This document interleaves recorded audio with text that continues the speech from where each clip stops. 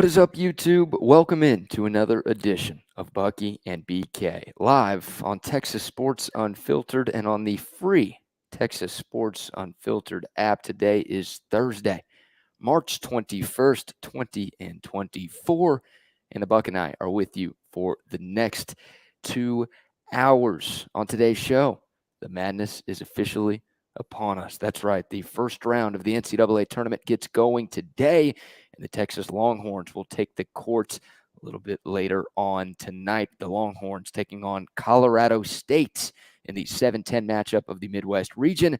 We will preview Texas's first round game, discuss how far the Longhorns can go into this NCAA tournament, and of course, we'll talk about our brackets and some of the biggest matchups coming up over the next 4 days of NCAA tournament action.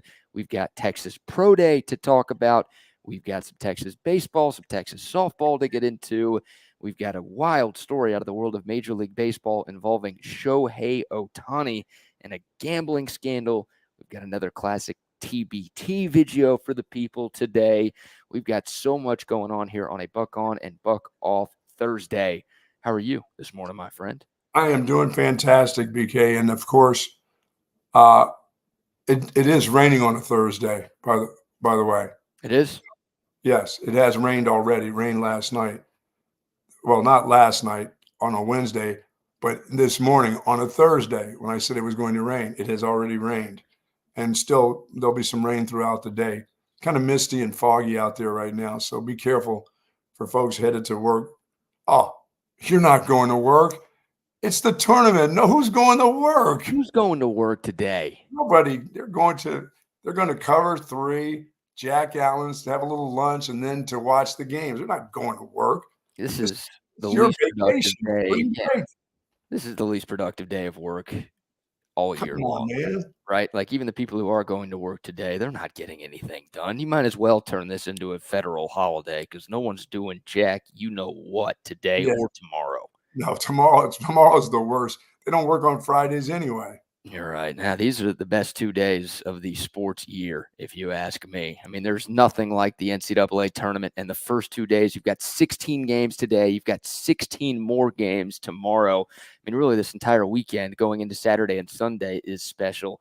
But these next 2 days, I mean, you're going to have 4 games going on at a time all throughout today. It doesn't get any better than that. And yeah, no one's getting anything done because people are going to be locked in to the big dance, and you and I are definitely a part of that. Awesome. Yeah. It's awesome. I love it. I can't wait. I don't know where I'm going. I'm sitting like I'm going to be at my house. I'm acting like, oh, you're just going to be around today. You have stuff to do. Why am I pretending like I'm going to do stuff today? I'm not doing anything today. No. It's misty outside. What am I going to do out there? This is your stuff. Yeah. You're going to work. You're doing the show. The good news about this show is that it ends before the first game tips. Yes. So literally, you can just stay at home. You've got the AV Consultations TV set up at your place. Yes. You can just kick it on your relax the back chair. Oh, I can just kick it today. Yes. Yeah. Yes, I can. I may do Grubhub or something today. Oh, get that food delivered? I've never done that before. You've never done like Uber Eats, Grubhub, DoorDash, any of that? No, I go get my food. Wow. When's the last time you've done any delivery? Like, what about a delivery pizza? Dude, I haven't done a delivery pizza. It's been years. It's got to have been 20 years since I've had a pizza delivered. I just always go to play. You know me, I like to get out and get in my car. Yeah. I'm like a professional driver. You really are. Yeah, I just go meet people and say hello. I just don't have stuff delivered to the house. I've got myself some nice tortilla soup from Verde's ready for me if I must on a kind of damp and nasty day. Yes, I'm good. I'm good to go. I'm saying all this, but as soon as the show's over with, I'm getting up and getting out of here. Yeah. Before the game and getting some stuff done. Yeah, you are not nearly as lazy as I am, and you are not nearly as lazy as most people are nowadays. So I commend you for not going down the delivery path. It is so easy nowadays. I should just make my own food in my sink like that dude yesterday in the airplane. I'm going to make some mashed potatoes and shrimp today. Yeah, thankfully I did not know about anything like that. There's no guarantee that didn't happen on my flight to sunny Las Vegas last night. How was Vegas? How's Vegas? Vegas is Vegas, huh? It's good, man. Yeah, no rain out here today, but a little chilly last night. Temperatures in the mid 50s, so it's not super hot, which is fine. I don't need 90, 100 Oh degree yeah, temperatures this weekend. But yeah, got in, didn't gamble too much, but did place a few bets. When I say a few, I mean more than a few bets on the first round of the NCAA tournament. I also made a call to the cousin. We've got money on very the nice. women minus 34.5 tomorrow against Wow. Drexel in the 1 versus 16 matchup. And the women's tournament starts tomorrow. Texas, of course, a 1 seed.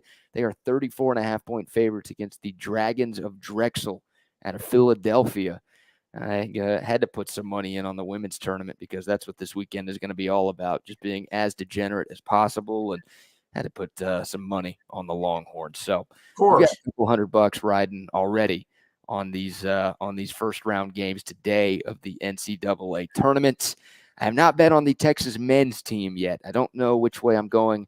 I might go with an emotional hedge, throw a couple of bones on Colorado State. There you But go. I don't like to bet on or against Texas in any sport. You and I talk about this all the time, right? Especially Never. football, Yeah. because they'll let you down. But even in basketball, I'm worried. I'm very superstitious when it comes to this type of stuff. I'm worried to ever put any faith in Texas, and I'm also fearful that what I do is going to impact what actually happens on the floor. So we'll see. Yeah, I don't like betting. I just don't. It just you don't want. You hate betting against them because you want them to win. So it's hard to do that.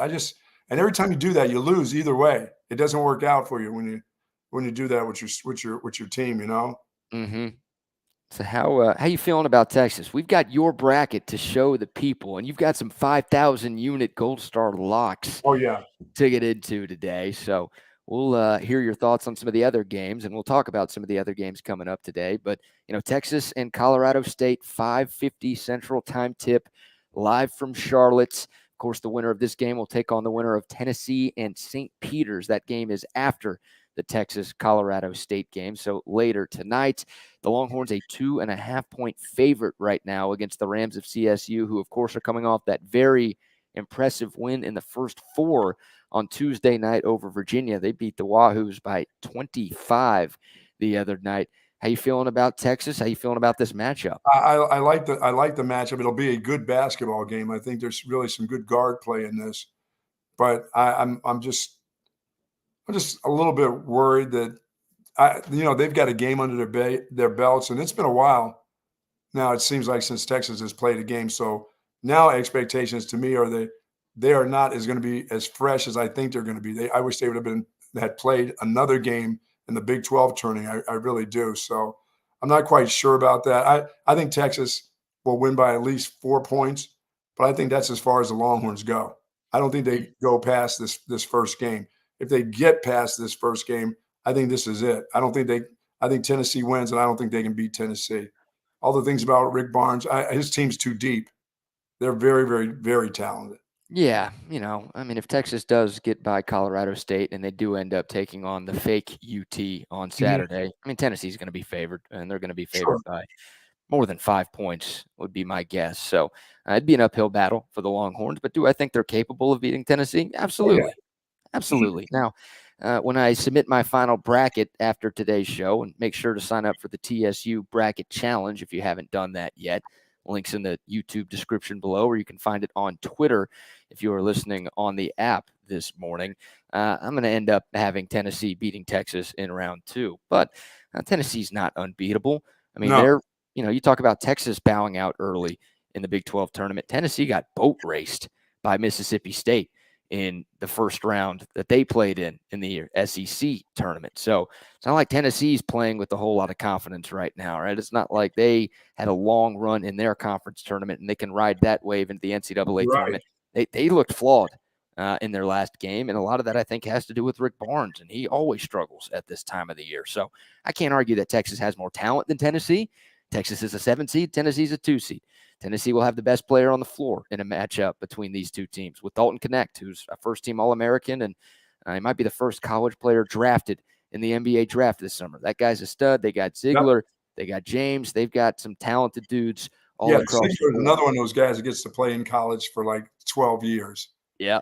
You know what I mean? That guy's been playing since I've been out of coaching. I mean, really. He's got a Just little weird. Mark That guy's Cunningham. been playing a long time. Yep, yep. No, it's a good team. It's a really, really good Tennessee team, and they won the SEC regular season title this year, and we know how good the SEC was. They got 8 teams into the dance, the same as the Big 12. So, look, it would be tough for Texas, but I don't think Tennessee's unbeatable. And when the Longhorns are right, I think they can hang with most teams in college basketball. Rodney Terry, are they as good as anybody in the country? Are you saying are they as good as anybody? I wouldn't say they're as good as anybody in the country, but I mean, you look at their matchup. They played they played 2 of the 1 seeds. They played UConn in the non-con way back in December. They didn't have Dylan DeSue in that matchup. Texas lost, but they didn't get blown out in that one, even without their best player. And then they played Houston twice. They lost both of those games. The game at Houston was obviously ugly, but the Longhorns nearly beat Houston in Austin. Yeah. When they're good, they can beat half of all these brackets. They can beat half the teams. I was going to say, like, they're good enough. They're capable of beating Tennessee. But once again, they're going to be underdogs. They're going to need to play incredibly well. But they're going to need to play incredibly well today. Like, we keep talking about Tennessee. Getting by Colorado State is no small task considering how good the Rams looked the other night. I mean, I say what you will about Virginia, and they were kind of the laughingstock of the college basketball world yesterday following that embarrassing performance on Tuesday. 25-point wins in the NCAA tournament. Wow. Those don't come around that often. So for CSU to do what they did, it looks like they were a bit underseeded. Buck, we argued that Texas may have been seeded a little bit too high as a 7. I think we were expecting the Longhorns to be an 8 or a 9. Yes. So to me, these are 2 very evenly matched teams today. So it's, if Texas plays like they did against K-State, which of course is the last time we saw the Longhorns take the floor, forget Tennessee. They're not going to get by CSU. They're going to be done tonight. Oh, yeah. Yeah, you're right. You're right. We're talking about the next game. This is a tough enough game as it is. 2.5 points, and I'm thinking they're only going to win by 4, which means they could get beat by 8. Yeah. So it's tough enough. But I've got a couple of my sleepers, NC State and New Mexico. I like those 2 teams a lot. As a matter of fact, I like those 2 teams for 5,000 units. Oh, you've got some Gold Star locks this morning. Yeah, I do. NC State is one of my Gold Star locks over the Your Marks. Yes. Your Mark you? Yeah, I think so. Okay. I think the line on that game is 4.5. So you're getting some points. Yeah, I like that. Thank you very much. Okay. So you've got NC State. Yes. And then who's your other pick? New Mexico. Okay. Let me double check these lines here. Make sure we're giving the people what they need to hear. New Mexico, they end up being a favorite now? So NC State is a 4.5-point dog against Texas Tech. So that is confirmed. So you're taking the Wolfpack plus 4.5. And then the other game is New Mexico. That game isn't until tomorrow. Okay. But we'll still take your 1,000-unit plays. Yeah, New Mexico is minus 2.5, even though they're the 11 seed going up against 6-seeded Clemson. Yes, I like that group. So those are your 2 5,000-unit plays. Yeah, I'll give you a couple of early plays. I won't get too carried away. By Monday, I'll be ready to rock and roll by then. Well, by Monday, we'll have just 16 teams left. Well, Monday, I'll have the real feeling. It's crazy how quickly this tournament goes. I mean, it literally happens over the span of 3 weekends, right? Everyone complains, there are too many teams. Literally, you go from 64 today to 16 on Monday. And, yeah, it happens pretty quick. But we'd love to be talking about Texas basketball still dancing when we're doing our shows next week. The Longhorns trying to make it to the second weekend in consecutive seasons for the first time since the early 2000s. Funny enough, Texas would probably have to beat Rick Barnes to do that. Rick Barnes, of course, was the coach the last time Texas went to weekend 2 in back-to-back years. But, all right, let me pull up your bracket for the people, Buck. I want you to explain some of your decisions here for why you went with the picks that you went with for your bracket. You, of course, are a part of the TSU Bracket Madness Challenge, so you'll be competing against the people with this one. You've got a Final Four of UConn, no surprise. You've got Purdue, no surprise, a couple of 1 seeds in there. A little Big 12 love with Baylor winning the West region as the 3 seed. And then your big shocker, you revealed this yesterday, but now the people can see that it is legit. It is in Sharpie. NC State. You not only have NC State beating your Mark U yes. in round 1 today, you've got the 11-seeded Wolfpack winning the South region. That is Houston's region, going all the way to the Final Four. And the reason is I think they're the hottest team right now. And the thing about Houston, this is going to be the big letdown for me. I know I want to pick A&M. I just can't pull the trigger on them. I want to pick that upset over Houston, but I just can't pull it. I just can't do it. Mm. I can't have the Aggies beating Houston. It's just not going to be right because they're going to call it a championship if they do. Of course. But You in get my some mind, bragging rights if you beat the 1 seed. it's just I think they can win that game. I mean, they've got the best guard play right now. Got maybe the best guard in the tournament playing. So Yeah. I just can't do it. I can't do it.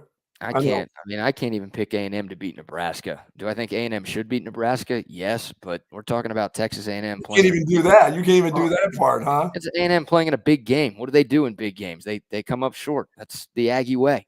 So Nebraska's a good team too. I feel like people are Good just coach. assuming that A&M's going to be able to get by the Cornhuskers. Yeah, I think Nebraska's got the coaching advantage with Fred Hoiberg.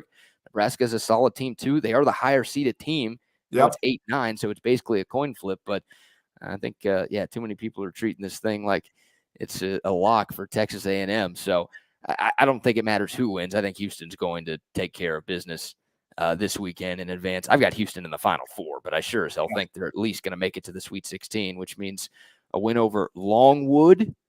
Yes. Yes, one of the best names And then you in got the NCAA tournament. do you have the Dukies? And then, I mean, the Dukies would be in the Sweet 16 potentially. That's your 1-4 matchup there. But yeah, you've got an all ACC Elite Eight in the South. You've got the 4 seed Duke against the 11 seed NC State, and you've got the Wolfpack cutting down the nets. That's in Dallas, by the way. That South Regional, the Sweet 16 and Elite Eight will be up in Big D.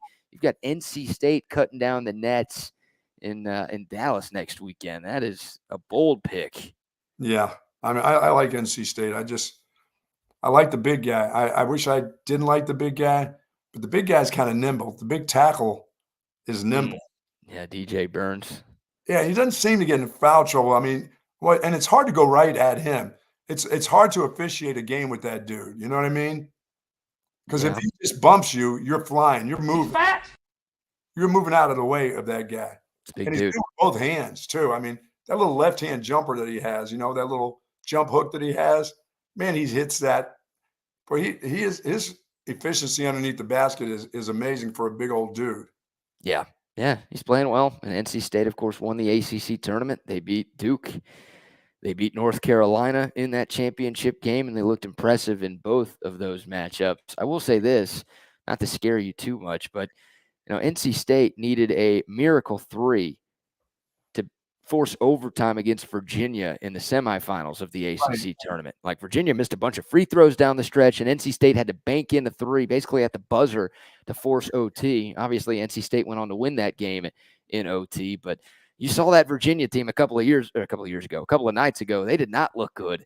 And No. NC State barely got by them and was lucky to get by them just last NC week. State's that's just a streaky kind of bunch, but they've kind of hitting their, they're getting some luck thrown in there with some pretty good play too. So, and they've played some rough teams during the course of the year. Of course, the ACC is always rough enough. So I just like the way they're playing right now.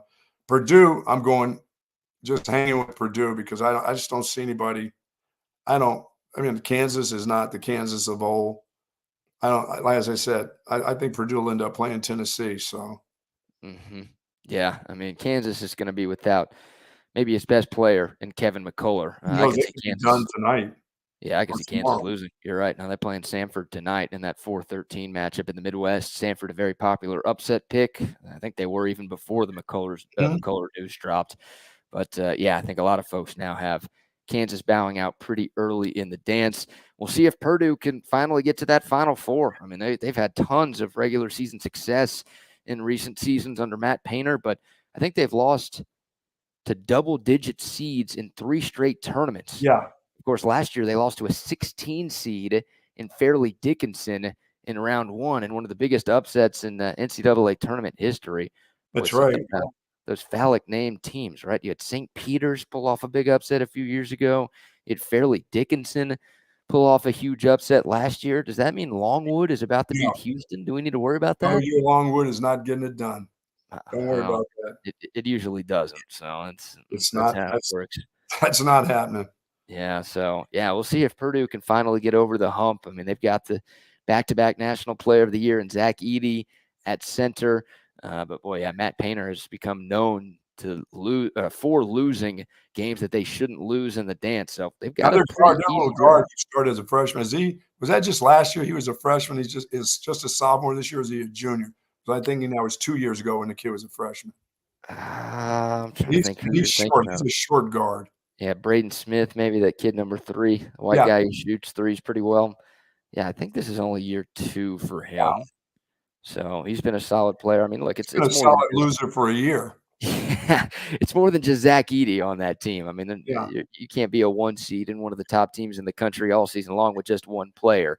So they've got some talent. You need good guard play to win at this time of the year. And I think Purdue's got decent guard play. I ended up putting them in the Final Four, and I feel horrible about it. Like, betting on Matt Painter is I know. a scary thought, but Rick Barnes is also in that region, so I couldn't feel good about putting Tennessee in the Final Four.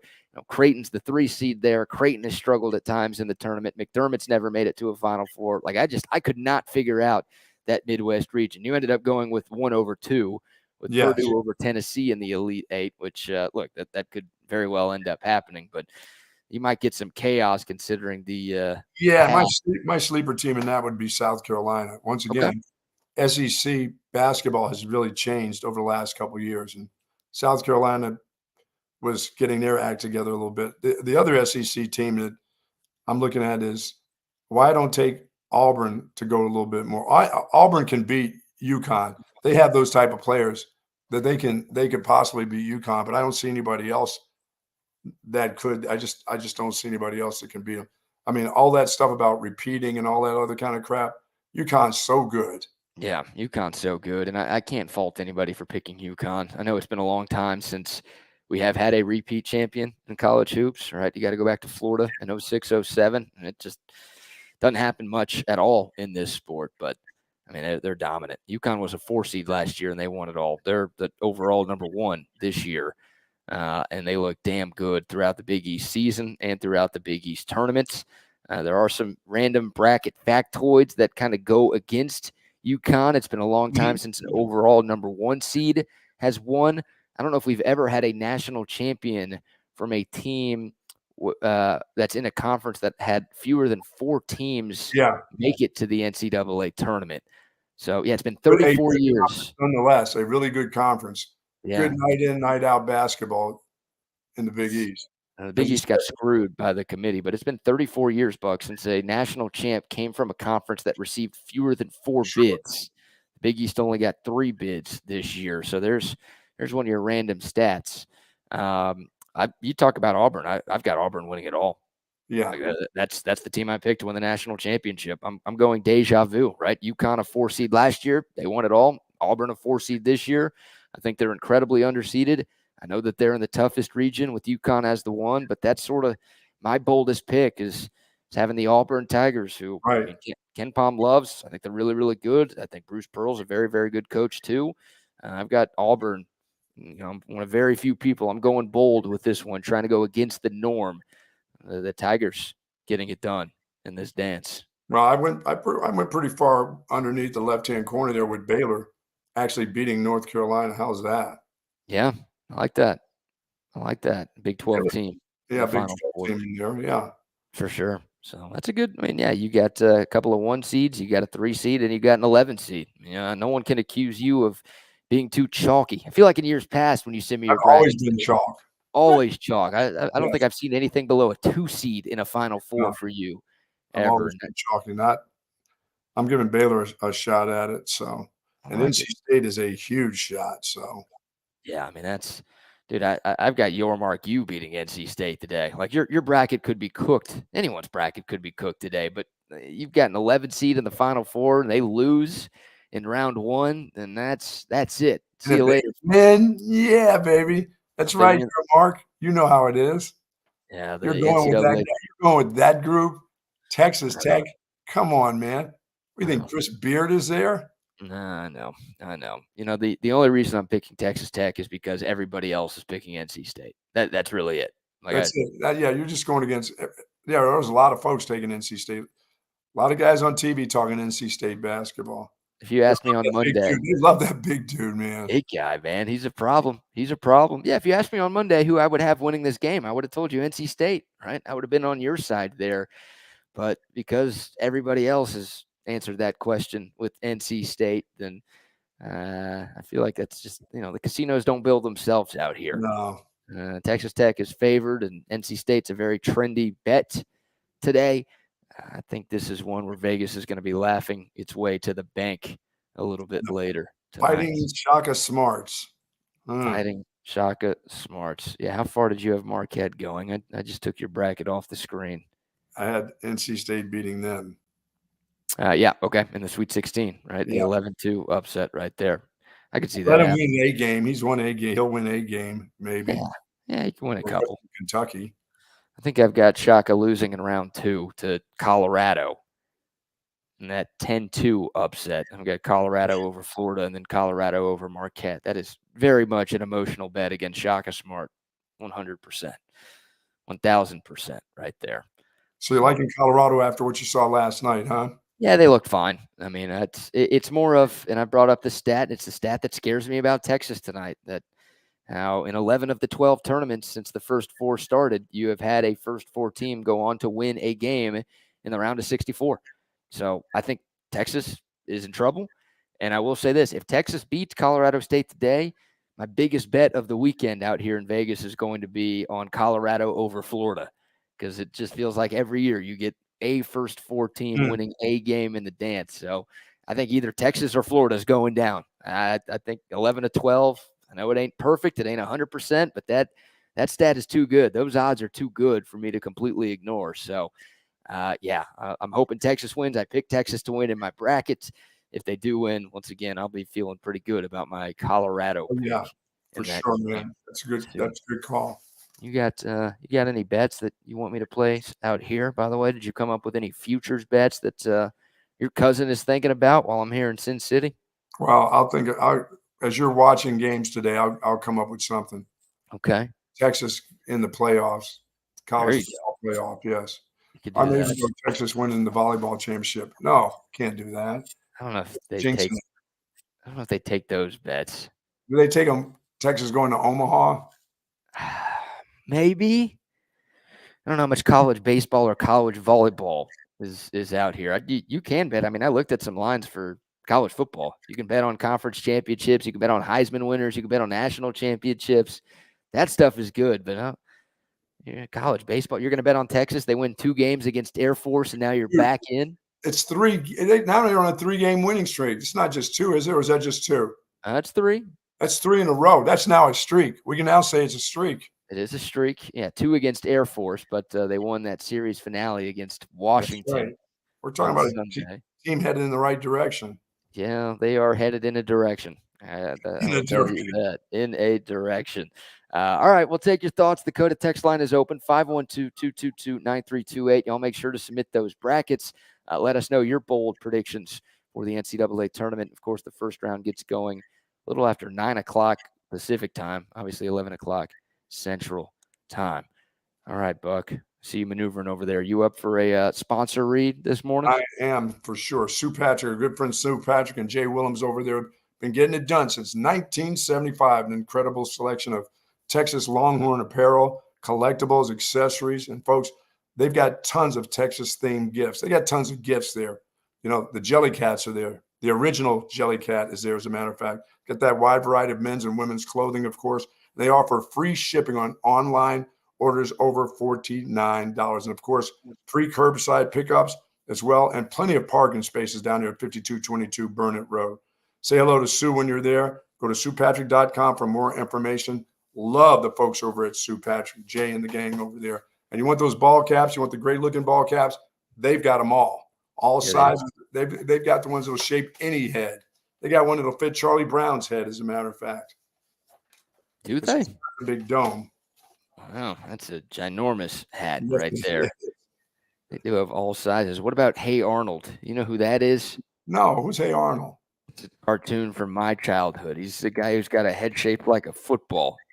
No. They literally call him Football Head in the show. Really? Let me see if I can pull up a picture. Let's see if Jay's got a hat that fits this dome right here.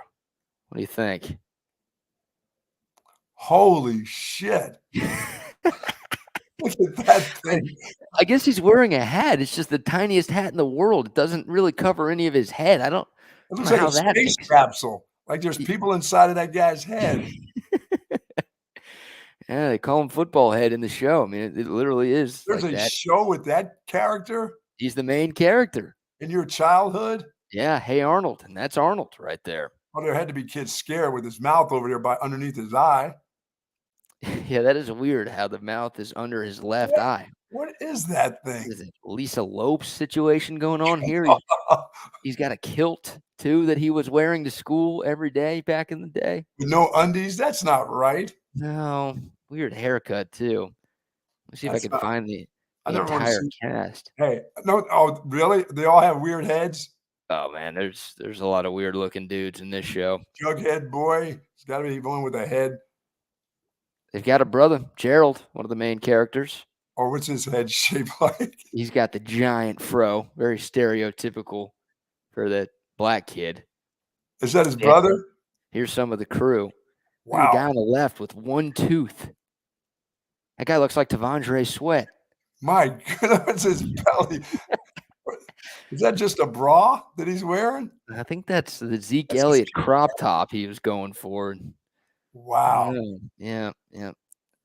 Look at the That's guy with the orange hair. He's got like an L. Literally, it looks like the shape of an L on his head. dude, That that's a right? tough-looking crew. I don't wanna run into that group. No, no. How about the nose on the guy standing up on the left? I was gonna say that thing's poking out. It's like Oh, a switchblade. little Pinocchio action out there for that guy. What in the hell is that crew? What is it that they do? Do they sing songs and stuff? I think Or there is it were just some songs that were sang in that it show. had to be. That gang looks like they are songwriters and singers. Yeah, it's just about a bunch of kids growing up in a big city. It's a late '90s cartoon show. Looks like a bunch of kids that went to prison to me. Fourth graders. Yep. Football, shaved head. Guy lived with his grandparents in the city of Hillwood. Who the hell is that guy living with the one down the bottom there, the oversized kid with the one tooth? Who's he live with? Does he have a real family? I don't know if any family wants to claim that guy. It's adopted kid for sure. Man, Man, the size of his knee. Look at his knees. Yeah, it's a problem Texas there. orthopedics with those knees. This show was on Nickelodeon from 96 to 2004. It lasted that long? Lasted that long. Yeah, man. It was a decent show. It wasn't one of my favorites or anything as a kid, but I definitely remember watching it as a child. Most of them were probably in prison. Did you say that about a group of kids? Yes, of in course. an Look at them. animated Oh, okay, television juvie. program? They were juvenile. They went to juvie. All these kids, even the nerd with the red glasses. Oh, for sure. What's that guy doing wrong? That guy was taking bets. He was the guy taking bets in the neighborhood. He's the bookie. What is that? Shohei Ohtani's interpreter? Oh my God, that guy. How about that guy? Oh my God. Yeah, we got to get into that story here in a second. After a couple million, you should probably say, I quit gambling. Yeah. And That's my friend has paid the price. I probably should stop. I like in my job because I'm making enough money doing nothing but interpreting and walking around with the guy.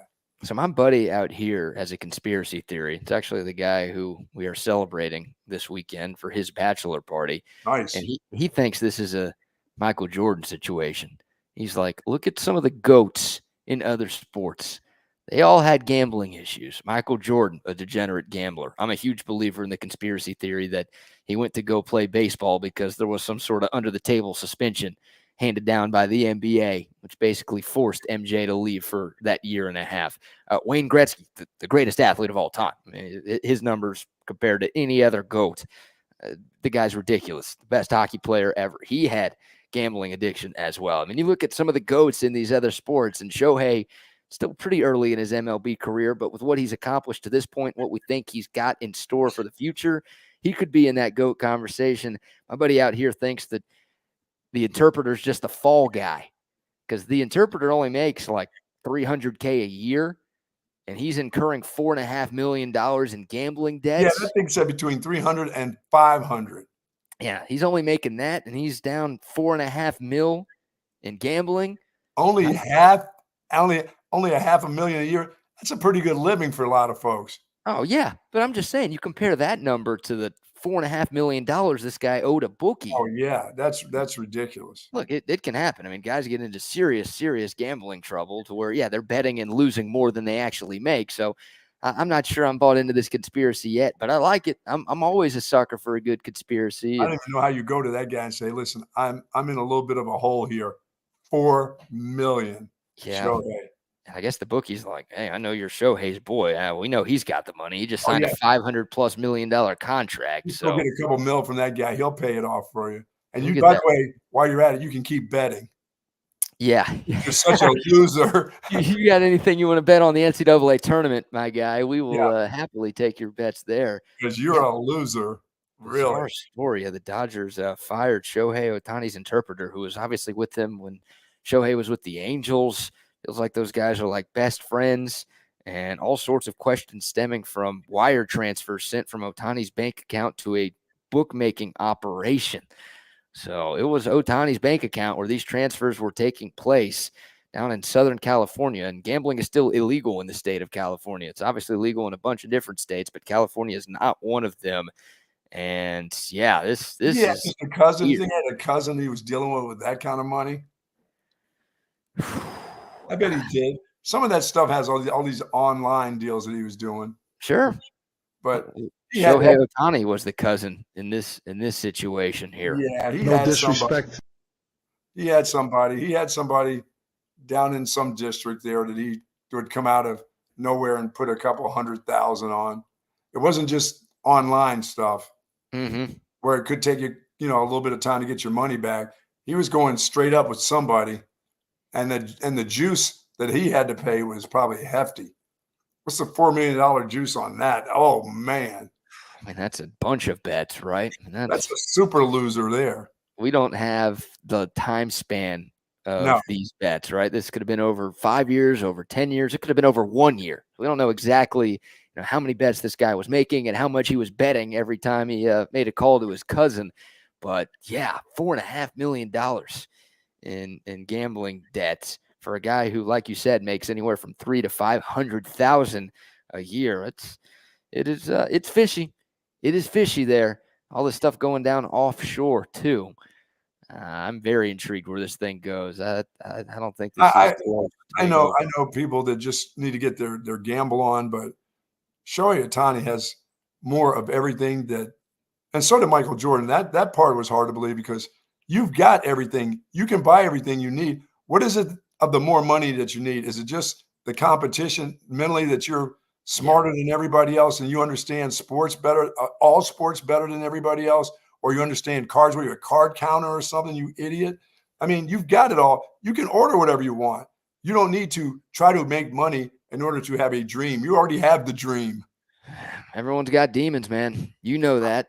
Yes, I And do. gambling, you can get addicted to gambling very, very easy in this Yes, you life. can. And yeah, I think you're right. I think your hunch about MJ, he was just one of the most competitive people on the planet. Still is probably one of the most competitive people on the planet. And Yeah, it's not like he stopped gambling. yeah, I think that's part of the competition is like, no, like I know I can win. I know I can win on the court, and I know I can win when I place these bets away from the court too. So yeah, you're right. I mean, he doesn't need the money. Certain people bet because they need to make more money or they feel like that's the best way for them to make some more money. Usually doesn't work out that way. Plus, now But you've lost a friendship with a guy who's you've been around for a long, long time. I mean, that guy was in the clubhouse. He was everywhere with Ohtani. yeah, He had to interpret everything. that's a So dream job right there, isn't it? yeah, Like, that's a great job. Hell yeah. especially for a guy like Shohei. I mean, just to be any interpreter on a big league baseball team is pretty cool because you get paid to travel with the team, hang out with all the guys, and literally just interview. And no one Yeah. knows if you're telling the truth or not, which is the best part. I'd be the worst interpreter ever. I'd just be making shit up left and right. Oh, this guy's a jerk. Yeah, he's Yeah. a jerk. Yeah, he's just calling people out. That's what I would do. But that's a great gig. And to give that up, to give up being Shohei's interpreter for that's $4 tough. million. Yeah, That is really trying to get your bet on. If you call indeed. Bet US, they'd be freaking out. You're doing what? How much are you Right. putting down on this game? I'll bet US would definitely take Shohei Ohtani's money. That's for Oh, yeah, sure. sure. Anybody's going to take that money because he's got that money. Yeah, And he nobody's does. that good. That's why they have Vegas, as you'll find out here over the next couple of days. Yep, I'm in an Airbnb right now in Vegas, kind of like whisper talking today because all the other guys are still asleep It's right not now. like the Louisiana or the ghosts of Vegas there, like the people that are buried out in the desert. I see this one creepy guy over your shoulder there. What do you think of that picture? You know who that is? Who is that wise man? That is the Salt Bay, The who? The Sultan of SWAT? not the Sultan of SWAT, not the Sultan of Swing either. Dire Straits, Salt Bay. This guy's a famous chef out here in Vegas. And he became viral a few years ago. I don't know, 2016, 2017. He became like a hugely popular meme. He's like some Is he chef round in shouldered? Vegas. Is he He's some round shouldered? Has he been lifting a lot? yeah, I don't know if that's a drawn to scale picture or if that's I don't know what exactly is going on there. I don't think he's that big. Is he eating That's his sort of own his meals? he drops the salt. He like cooks up these nice steaks and he drops the salt like that. That's sort of his shtick. He's And that's touching the food like sort of like the guy in the bathroom on the plane? yeah, he's touching the salt, I guess, that goes on top of your steak, which you don't need Ugh. that. Yeah, you can just give me the shaker, please. I'll take care of that. Yeah, I don't need you pinching the salt, dude. He just pours the Yeah, salt in his hand and then throws it on the meal. No thanks. bam. Good job there. I don't need No, I any. don't need that. I don't need any of that. But I want that guy on the plane doing my cooking. That's what I need. I need him to be chef for a day. you If want to you let watch? that guy loose in your house and he was into your sink and he was that's too much. Uh, No. I hate that we're watching this again, but you've brought it up a couple of times today, so I How feel do like you we do have to. that? How do you get that on the plane? I don't know. We got to show the people who weren't able to tune in yesterday morning to this jabroni who went into an airplane lavatory and cooked up shrimp and mashed potatoes in the sink. He had some sort of portable battery that he used to heat up the water in the Yeah, that's his airplane. hands, folks. That's his hands. He's just using his hands to cook up shrimp and mashed potatoes in a barf bag on board a Delta flight. Then he takes the barf bag full of the shrimp and taters out of the bathroom, takes it back to his seat, and then starts eating with his hands. That looks like my boy Ty from the old station there. Why is Oh, Ty there on the plane eating like that? that's unnecessary. Ty's a good Yeah, dude, man. it's You don't very need to be necessary. It's very necessary. Why is don't Ty pin eating mashed potatoes? don't pin that evil on him, Ricky Bobby. That is Oh, brutal. Gosh. Ty All right. Ty That's does some nasty. weird stuff. He forgets his pants every once in a while. So, Yeah, that's a weird story. He showed up to work one day without pants. How do yeah. you do that?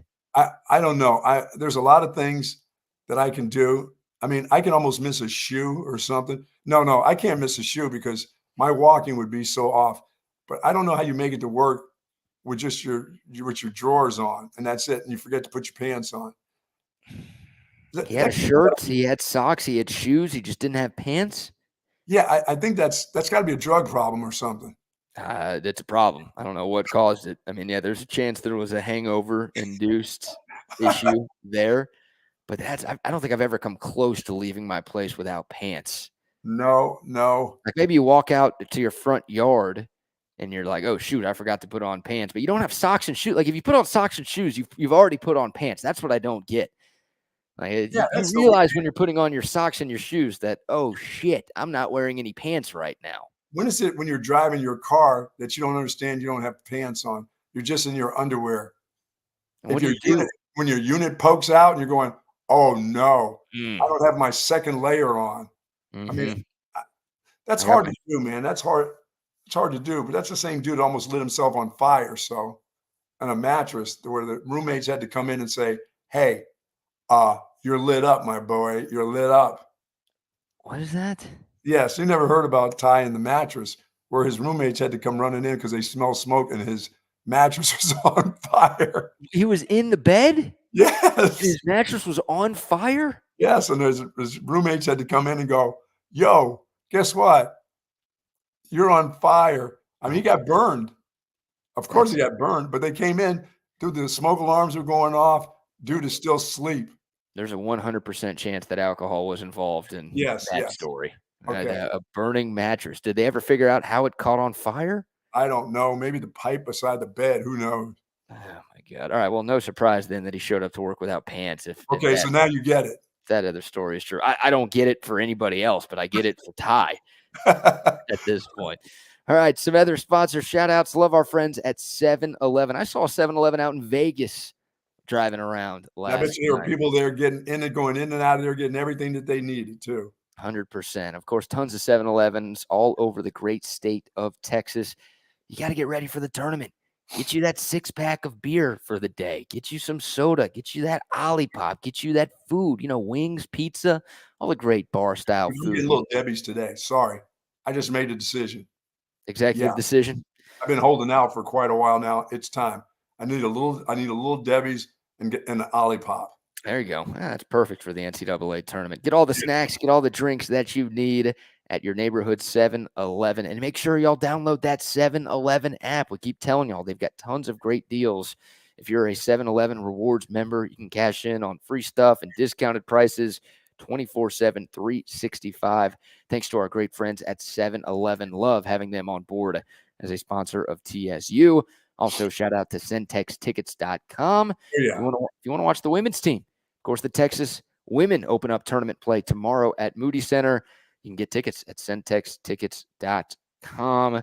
And of course, how about our friends at Woods Custom Comfort Systems? Yep. You know, these mornings have been cool. I'm not saying they're cold unless you go outside like I do, running out there to feed the dogs in the garage without a shirt on and no socks. That's a problem, but I do that most mornings. But Woods Comfort Systems, nobody does it better than those folks. Believe me, I've had this system in my home for the 4 years when we built this home, and they've been out. All they do is contract to come out there and make sure that everything's running smoothly. And they do a fantastic. Once a year, they'll come for the heater. Once a year, they'll come for the air conditioning. Then I don't see them again because I don't have to worry. But they do get here on time and they make things happen for you because soon you're going to want that air conditioning to come on and you want it to be clean. You want to make sure the filters are clean. They'll help you help yourself too. But once a year, they'll come straighten out anything that you want. And now they're doing plumbing. Now I hope I never have to have them come out for my plumbing. You know, this is not Wags' house. So my plumbing very seldom gets all jammed up. There's only 2 of us here. There's not like 37 people like Wags has living at his home. So 37. There's and they're like, 3. He's got a 1 wife and 1 kid. that's it. Yeah. Or maybe the kids' friends stay overnight a lot or something. Or maybe Wags is the one clogging up the system. You got to believe it's him then. That wouldn't surprise me. That guy I eats love like the I folks, do. love the folks at Woods Comfort Systems. Yes, 512-842-5066. That's the number. Or you can find them online at woodscomfortsystems.com. And make sure you tell them you heard about it right here Absolutely. on Texas Sports Unfiltered. Yeah, if something's wrong with that AC unit, get it fixed before the real summer is upon us. Okay, Buck, let's talk some Longhorn football right now, shall we? Yeah. How about this news that dropped yesterday? The 2025 SEC schedule came out yesterday. Now, we don't have exact dates and times for the matchups in 2025, but we do know the opponents and the locations of the Longhorns conference games in 2025. I'll do a little screen share for you right now, and you'll notice it looks very similar to the Longhorns 2024 schedule because it is very similar to the Longhorns 2024 schedule. The same 8 opponents that Texas will play in the fall of 2024, the Longhorns will see again in the fall of 2025. The only difference, the location. So all of the teams that Texas is playing at home in SEC play this year, they will play on the road next year.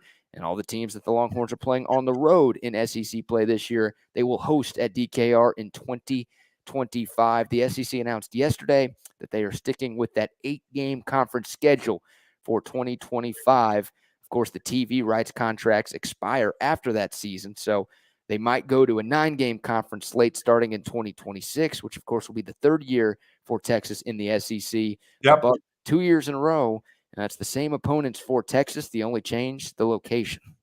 Yeah, I like it. I like this effort, especially for, now that A&M will be coming to Austin, Arkansas, which, yes, please play them here and don't play them there. So, and the road games are good, nice road games. I don't know about those cowbell ringing yahoos in Mississippi State. Other than that, Kentucky's a nice road trip. Obviously, going to Georgia and Florida, a lot of fun for folks leaving the Austin area to go to those games away. And Texas, as you know, will travel well to those places. So I like the Yeah. schedule. I don't see any roll tide. Roll tide won't come into play till maybe that third year. Mm-hmm. Yeah. I I mean, don't know.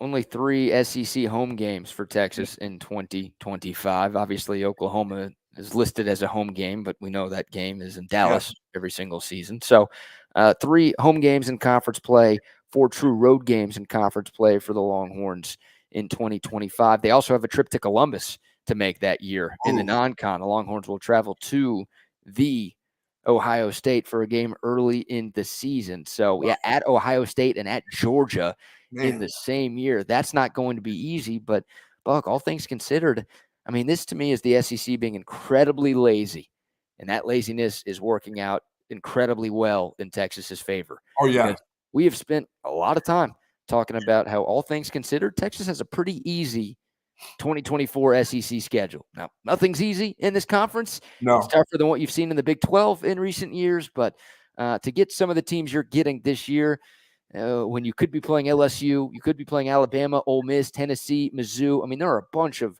really, really quality teams in the SEC, and Texas is avoiding most of them. Like they get a lot of the worst teams, at least the projected worst teams in the conference in They do. 2024. And because the SEC went incredibly lazy, they will get them in 2025. I mean, you get Vanderbilt 2 years in a row. Are you kidding me? But that's a gift. Like Florida Yes, might be breaking in a new coach in 2025. Arkansas might be breaking in a new you're coach right. in 2025. Florida, A&M, yeah, Florida, of course, same thing. I mean, they A&M, could bring a new coach this year. yeah, A&M, Mississippi State. I mean, these are some bottom feeders in the SEC, and you get to play them 2 years in a row. Yep. You better be ready to hit the ground running because like, if Texas somehow struggles in 2024 and 2025 in the SEC, then it's Wow. like, oh shit, what happens when we have to, play Georgia and Alabama in the same year or LSU and Alabama in the Yeah, same year? That's when it gets a little scary. But man, you've got an opportunity to really make some headway in these first couple of seasons in that absolutely. conference. Absolutely. I like that. I like the schedule. I love the schedule this year. Yeah. And I like the home schedule. I love when Florida and teams like Florida and Georgia are coming to your town, get a chance to play the number 1 team in the nation. You get to play a Florida team that they by that time that group could be reeling. I mean, they could have lost 3 or 4 games by the time they get here. But it's, that blue's going to travel well here. So, Yeah. They might have more than 4 losses by the time that game happens. I think that's like the 9th game of the year for both but you already teams. said they have a rough schedule, don't you? Yeah, they've got the hardest schedule in the country, and it's not even close. I've already gone on record and said I don't think Billy Napier is going to be coaching the 2024 game. Forget 2025 when Right. Texas goes to the Swamp. I don't think Billy Napier is going to be making the trip to Austin this year with Florida. I think he's going to get canned before that game even happens, and UF will have an interim coach. Wow. That's how tough their schedule is, and that's just kind of where that program seemingly is right now.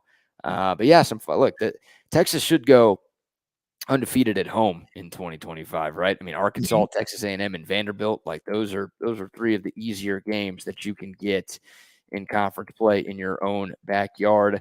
But yeah, road games. I mean, at Georgia, how about these for road trips for Texas fans, man? To get to go to Georgia, Oh, uh, yeah. to get to go to Florida. I don't know if Kentucky and Mississippi State are super high on anybody's list, but you've got those diehard Longhorn fans who will travel anywhere to watch Texas play.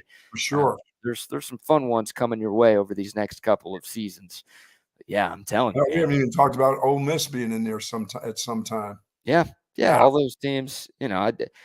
Odds are Texas. Look, I think Texas is going to play OU every year. I think Texas is going to play A&M every year. I think there's a Yep. good chance Texas plays Arkansas every year. So that's 3. The other 5 to 6 games, depending on if the SEC goes with 8 conference or 9 conference games, they'll probably all be different, right? Like you probably won't see Georgia, Florida, Kentucky, Mississippi State, or Vanderbilt in 2026. It'll be 5 different teams that are thrown in there since you've Yes. already played all the other teams 2 years in a row at that point. Wow. Yeah. So I like this, man. I Like do too. the expectations, they're already high for Texas this year. And we don't know what 2024 holds. And obviously you're going to lose a bunch of guys, including your quarterback following 2024. But assuming Texas keeps developing the way that they have developed, and if Arch Manning is, because these are games Arch Manning's going to start. if Arch Manning is the guy that he's touted to be, then Texas has a serious shot to be in the SEC championship game these first couple of seasons. I would agree. Yeah. So I would agree. Dip your toe in that water right now. Which And get which it of done. these road trips would intrigue you the most? Is it Georgia? Georgia or Florida, going to the swamp. Okay. And then what about if you throw Ohio State in there? You got to pick one. You go to Georgia, to Florida, or to Ohio State. Which one are you going with? I don't want to go to Columbus anyway. I don't want to be near that place, but I would say probably Georgia. Yeah, I think so too. I mean, that's probably your biggest game, and I wouldn't be surprised if Georgia wins another national championship this year. So you could be traveling on the road to the defending champs' house for the second year in a row. How about that? Of course, Texas is doing that with Michigan at the Big House this year. That could potentially happen again in 2025 if they're going to Athens. But yeah, I'm with you. And people just shit on Columbus all the time. Yeah, no, you don't want to go there. That's a piece of junk. I say Ohio State fans. I've never been there. I've never been in Columbus with a loss. When I was at Illinois, I won 4 years. I won every game in Columbus. As a matter of fact, I never lost to Ohio State when I was at Illinois. Well, we need you to go then. Well, I couldn't beat Michigan. Couldn't come close to beating Michigan. Well, don't go to Ann Arbor this year, but No. we do need you to go to Columbus next year. If you're the good luck charm, then we got to have you at the shoe. I never saw a group of football players look better than the kids when they came out in pregame warm-up than what they look like at Ohio State. Myself and the offensive line coach used to look at each other and just go, what do you think is going to happen? Are the stars aligned in the right way? I'm like, there's no way we can beat them. We just beat them at home last year in Champaign. I said, we're not going to beat that group. I said, look at those players. Look at those guys. They look like pros. They were there with their little cutoff T-shirts on. They were all jacked up. And we beat them every year. John Cooper, he couldn't coach. He sucked. First team all bus. Oh, he was awful. He was awful. Then we'd go hang out, and Bo Schembechler would smack John Magovic on the side of his cheek, slap him like he was a step kid before the game. No way. Like, oh, yeah. You walk up to him and go, he wouldn't give him like a little pat. He'd go, wham. I was like, damn, John. And John punch that old man in the head. He just let that happen? Yeah, that was like his dad smacking him across the face. How do you just allow that to happen? It was Bo Schembechler. So what? Yeah. Bo Schembechler, Bo Wallace, Bo Jackson, Bo Nix. It was like shit. And they just proceeded to whip our ass every year, no matter where that game was played. That's a bad tone right there. But we could not beat Michigan. And it was scary just going back to the locker room in that place. Ugh. That's on Makovic right there, dude. I mean, your players see that the other coach just smacks you upside the head before the game. Like and your coach doesn't do anything about it. And he would go, by the way, and then he would go in the tank after that game every year. He went in the tank. He was not the same guy. He was like he got concussed when he was at Texas, when he got hit on the sideline. He would be out of it for weeks. I mean, you'd walk by. I'd go out of my way to stop in his office and talk to him because he wouldn't talk to people. Like he'd walk past you in the hall and I didn't say a word, just walk right by. And I didn't let it happen. I'd stop in his office. John, what's up? How you doing? Oh, Bucky, how are you? I'm like, what are you so down about? It's just Michigan. They beat our ass every year. What's the difference? You know it's coming. You had another game the next week, coach. Yes. Although dude would be out of it for weeks after that. Put it behind you, man. No, he couldn't put that game behind him.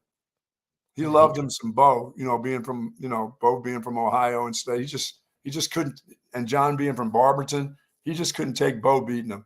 But he could kick John Cooper's ass every year.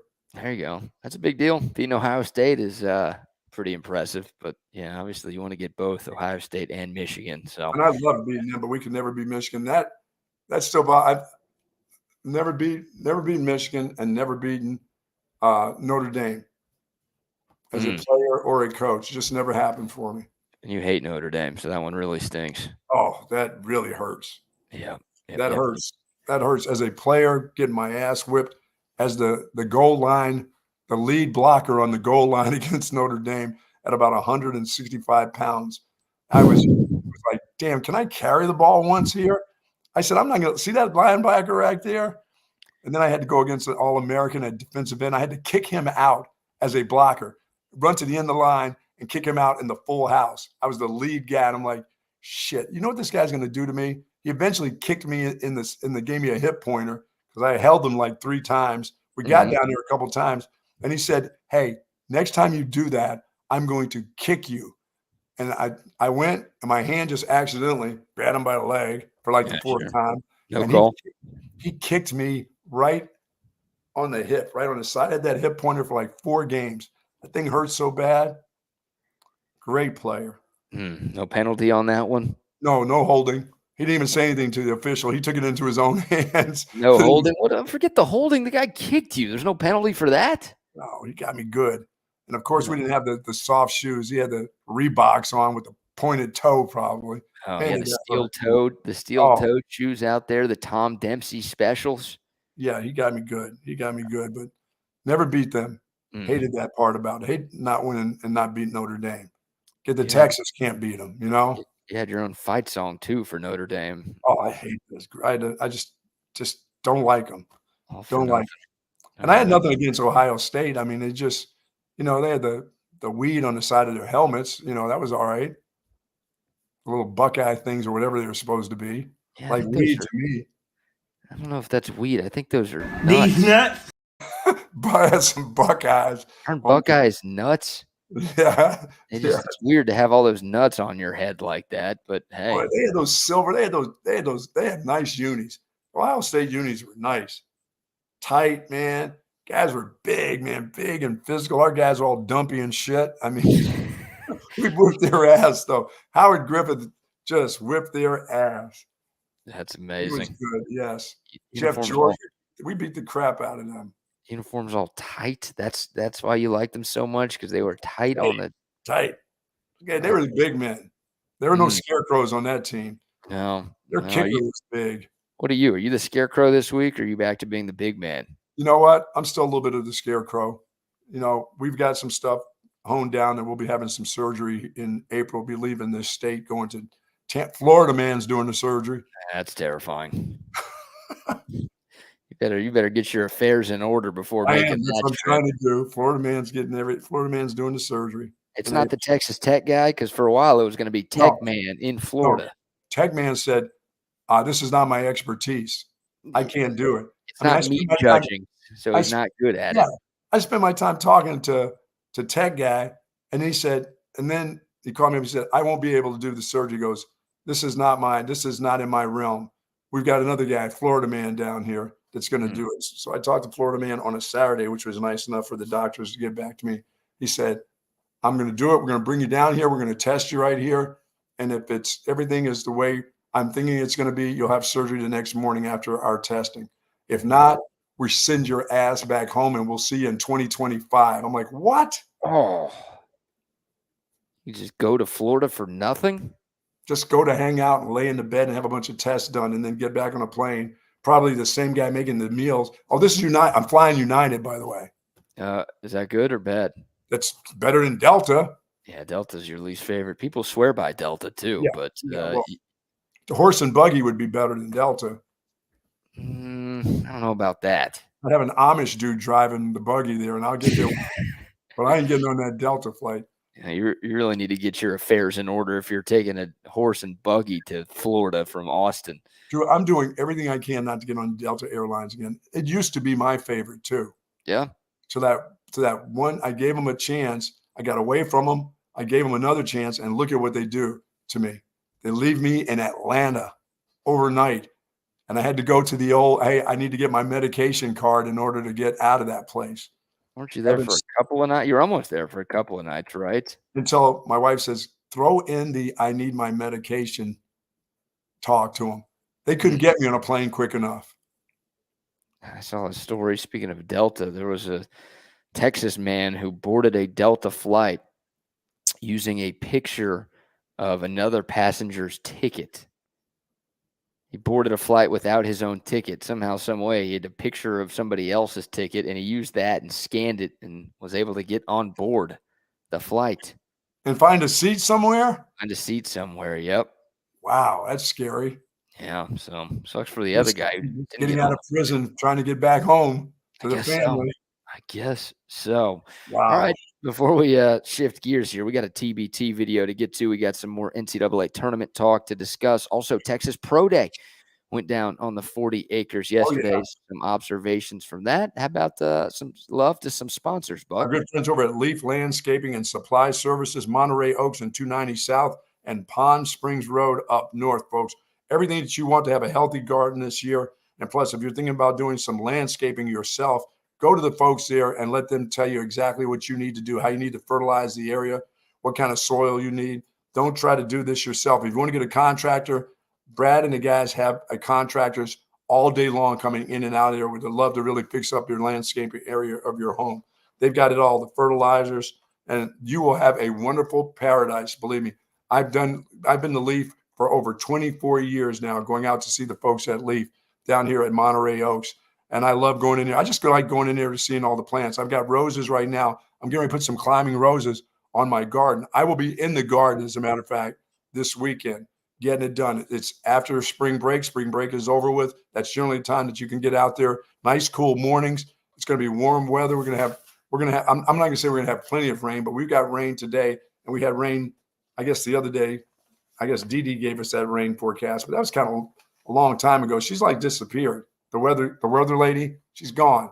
I'm now the captain. No, it's an unoccupied seat. It's a vacant seat right now. The title belt is unclaimed. Is this not rain out here today? Is it not moist outside? I'm not seeing any rain outside. We've had rain this morning, okay? I just want you to know you are not in back here. I don't know what the weather is. I can't forecast in Vegas. I'm looking outside right now. It looks pretty sunny. Sunny and clear in Vegas, not back here. Overcast and rain back here in the Austin area. But if you want to get your garden straight with trees, flowers, shrubs, they have it, and they have all that you need at Leaf Landscaping Supplies. And folks, believe me, you're going to be so satisfied when you meet with those folks and get your gardens all straight for the summer, because you're going to know what to do. You're going to have to understand that you can't just put anything in the ground in the state of Texas, especially through these summer months. So be careful what you throw out there. I know folks like to, as I said, they like to go to Lowe's and Home Depot and everything looks really pretty, BK, and you stick it in the ground and the heat hits it here and it is dead. It's gone. It doesn't jump back to life here. Once this heat gets it, it's over with. So find out what suits your area, which we are, I think it's numbered. I think we're zone 9 out of 12. We're zone 9. You wouldn't know about that, but we're zone 9. So you can't put stuff from zone 2, like you get back east, and think you're going to have the same type of garden. That's not going to work here. So you're speaking a foreign language right now, dude. I have no idea. Understand this. They understand. No, there aren't. There's nobody who understands what you're talking about. They don't understand zone 9. I guarantee you there are plenty of men and women that understand about gardening. So head on over to Leaf. You'll love those folks at Leaf Landscaping Supplies. The zone. Are you talking about zone defense for college basketball today? We're in zone 9. State of Texas is in zone 9. Arizona, I think we're in zone 9 too. You talk about being satisfied. You'll be satisfied every time you drink an ice cold Altstadt beer. Yeah, man. And you're going to need a great beer to accompany your college basketball watching all month long. And that beer should be Altstadt beer. It's the best beer in the universe, and we're just lucky enough to have it all across the state of Texas. They got it at H-E-B. They got it at Specs, Total Wine, 34 Wine and Spirits. Wherever you normally buy your six-packs, you can find Altstadt. But, hey, if you're hitting the town, playing hooky from work, you're going to Jack Allen's Kitchen, you're going to Cover 3, you're going to another bar in the city, make sure you're asking for Altstadt beer. Reward your taste buds. I'm telling you, your college basketball watching will be made even better if you've got a nice cold Altstadt beer or 10 by your side. Of course, remember to drink Altstadt responsibly this weekend, but your basketball watching will be even better with Altstadt beer. No impurities, no regrets. Doesn't matter what zone you're in for Altstadt. Doesn't matter what zone you're in for Altstadt. Nope. There you go. Absolutely not. And how about a quick word now from our buddy Tom McKay over at Audio Visual Consultations. Hi, this is Tom McKay with Audiovisual Consultations. Today's home electronics can be a bit daunting. My company has spent the last 36 years making sure they are not. For those of you who have not experienced our services yet, we'd like to invite you to give us a try for all your home electronics needs. We carry all the major brands of televisions and stereo equipment at prices you can't find in stores. And we come to you. There's no need to leave your home to find great pricing and incomparable service. No traffic, inexperienced sales geeks, or pushy showroom tactics. We believe in having some fun and dreaming big. Do you have a dream for your home entertainment? Let us know. We can make it come true. And we are always there to help after the job is done. We cultivate clients for a lifetime by treating everyone like their family. No, not those family members. I'm talking about the ones you actually like.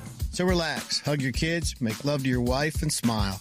Then, when you have a moment, give us a call at 255-8678. That's 512-255-8678. Or online at avconsultations.com. So is this a special, the next 2 days, a wings day? Is this what it is? This is where people get after the wings for the tournament? Is that the one of the main staples of the NCAA men's tournament or women's tournament is wings? Yeah, wings, pizza, burgers. Pizza sounds good.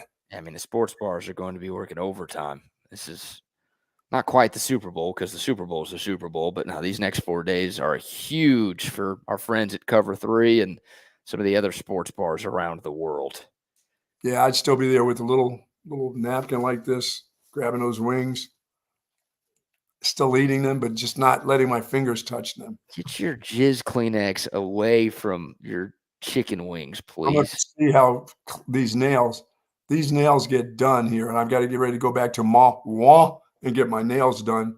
Oh, Ma Wah still around? Still around getting it done. By the way, I can't go for this surgery in Tampa without having my nails done. If you think I'm going to show up and I'm laid out on the table and my nails aren't done correctly, that's not going to happen. These nails will be polished, ready to go, looking good as they're carving through my neck like a turkey. Are you trying to impress your male doctor or something? I got to have clean nails. I got my nails done the right way. I'm not going to have surgery with filthy, wings juice underneath my nails. No. You can wash your hands to get the wing juice, as you call it, out of there. No. Nails will be done. You don't need a manicure. My cuticles, yeah. I want my cuticles all straightened out, dude. I got to look good for surgery. As a matter of fact, my wife says I need to get this off. If they're going to be near my neck, can't have any little hairy neck, so this is coming off. Yeah, that makes more sense than cutting your nails or going to get a manicure before neck surgery. I mean, I maybe even get a little waxing done. You know what I'm saying? A little bleaching and waxing too. Okay. Hey, might as well get it all done. You know what I'm saying? Are you gonna drop your trousers? I don't get ready for surgery. Okay, you just pull your pants down. Dude, I don't know what they do when you're out. Just think about it while you're out. What are those people doing? Are they having fun? Are they playing games with you when you don't know what's happening? Oh, yeah. You think that's what's happening? They're like, oh, he's out. He's out. Let's see if his a-hole is bleached right now. You think that's what they're doing out there? You're sitting there like the Thanksgiving turkey. You're not going anywhere. Let's make sure he's trimmed down there. Let's make sure he's gotten the manicure and the pedicure. Okay, let's make sure that's all taken care of while we're about to perform surgery on his neck. I mean, come on. Let me tell you something. When I went to have my vasectomy, and they told me, listen, give yourself a good shaving down there, the night before. And then I got there at the table, and they showed me the needle they were going to stick in there to unman me. And they said, hey, it's going to feel like you had a couple cocktails. I said, dude, if you stick that needle into me, you better give me a 6-pack of cocktails. And then I saw the little shaving kit over there. I'm like, well, what's that? Because I was asking questions before it was going on. I said, that needle goes where? He goes, into D's. I'm like, yo. I said, but what about the shaver? I said, I shaved already. They said, oh, that was yesterday. You've grown a little bit, haven't you? I'm like, well, who's doing this? Dude had an assistant, though. They shaved it for you? Oh, they went down and shaved the rest. They shaved the next day's stuff. No way. Female. Oh, cool. Yeah, it wasn't Doc. It was Doc's assistant. Of course. Well, you said assistant, so I assumed lady. Well, it wasn't, and it wasn't like a can't be like a lady doctor. It wasn't a manservant either. It was Nurse Betty. Dude, that is okay. I didn't realize that's how vasectomies work, but I probably should have thought that through. That makes sense. Yeah, they got how'd she do? She give you a little dude. No. This was when I had like I told you, any of that kind of stuff knocks me out. When I give you the Oh, you look, were already knocked out when this yeah, happened. and he said, "Listen, we'll do that just before." Because I remember waking back up and I said, "So we're ready to go." He goes, "You're done." I'm like, "What?" Wow. I mean, it's like you took like a 15-minute nap and you were done. I mean, when you go out, when they put that stuff through your body, I mean, you are out, BK. I mean, there's no, when you wake up, it's like you're just in Never Land. You were just spent like for you, it'd be like spending a weekend with Michael Jackson at Never Land or All something. right. Yeah, Yeah, my childhood. yeah, back in your Yeah. childhood, a little sore, but I You're mean, saying it felt like how I felt after Jerry's football camp as a kid? yes. Just going up to Happy Valley for youth football camp every summer, and it was that type of feeling? Oh yeah, it was just yeah, like band camp. It was really weird. I woke up and I was like, "So we ready to go?" He goes, "Dude, it's done." I'm like, "Really?" It's nice. Yeah, but yeah, they have the blade sitting right there, and it's not like your regular Gillette. It's almost like the straight razor, like at the barber shop, kind of. So somebody went to work, got it all cleaned up, just in case you weren't good at the shave treatment. Because Man, if you're shaving your own, it's kind of scary when you're trying to shave those by yeah, yourself. It's kind of 100%. like, It's even oh, scarier if someone else is doing it too with a straight razor. well, it's better when you're out. You don't know. You're Yeah. just, Oh, they're doctors, they're skilled or skilled assistants. is that what she went to school for? To learn how to shave dudes' nuts? That's her expertise. She went to 8 years of medical school so she could do that before the Just a part doctors of it. can. When you're an assistant, that's a part of it. Yes. Oh, man. Oh, man. Yeah, I Uh, don't needles don't freak me out, but oh, needles going in there. Like, I would just tell I don't even wanna look at it. Just knock me out, do what you gotta do, get this done. I don't wanna see what's going in. I don't wanna see anything. all my Just different episodes, needles have been a part of it. And I'm always having to give blood. I'm always having to be knocked out. I get needles. When I was 29 years old and I had a stroke as a football coach at Boston College, I had 11 spinal taps done. And that's the needle that they stick in between your vertebrae and by your spinal cord. And you sit at the edge of the bed and you just sit there, and the guy comes up from behind you and they stick that needle in, and you can hear it in your ears, the needle going near your spine. It was I had 11 of those done to make sure there was no blood, in my spinal column. It was awful. yeah, that sounds terrible. Yes. That doesn't freak me out as much as the vasectomy, but yeah, that sounds incredibly I mean, the painful. shaving would bother you worse than the needle?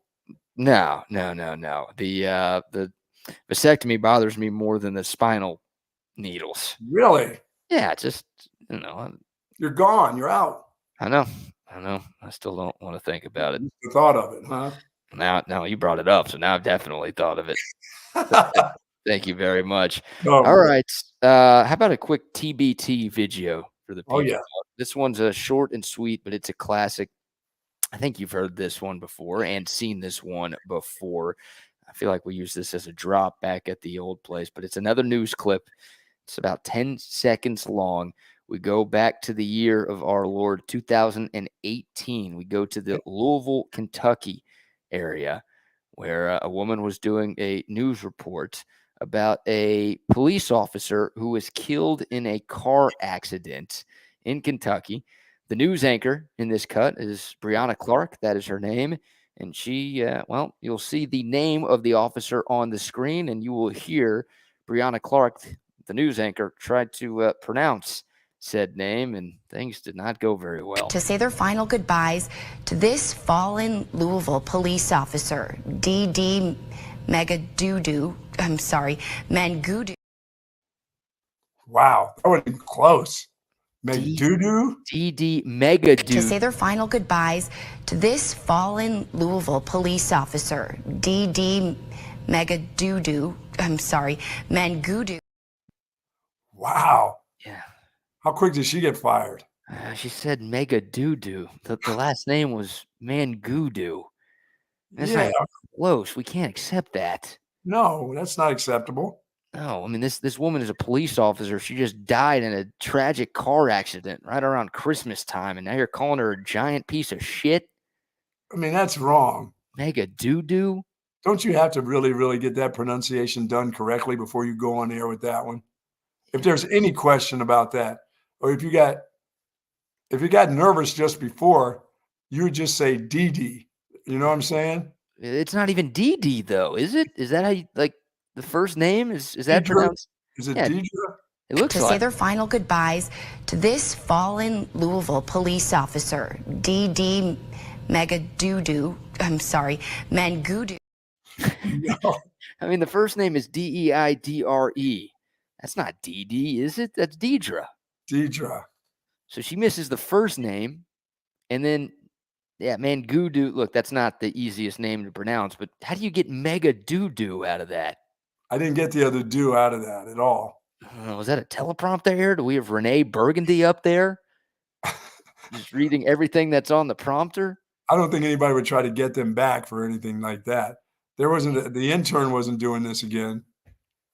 Yeah, she's Mega Doo for brains right there. And Wow. you can't help but think of the Mega Doo family following their tragic loss of a relative right there. Man, oh man.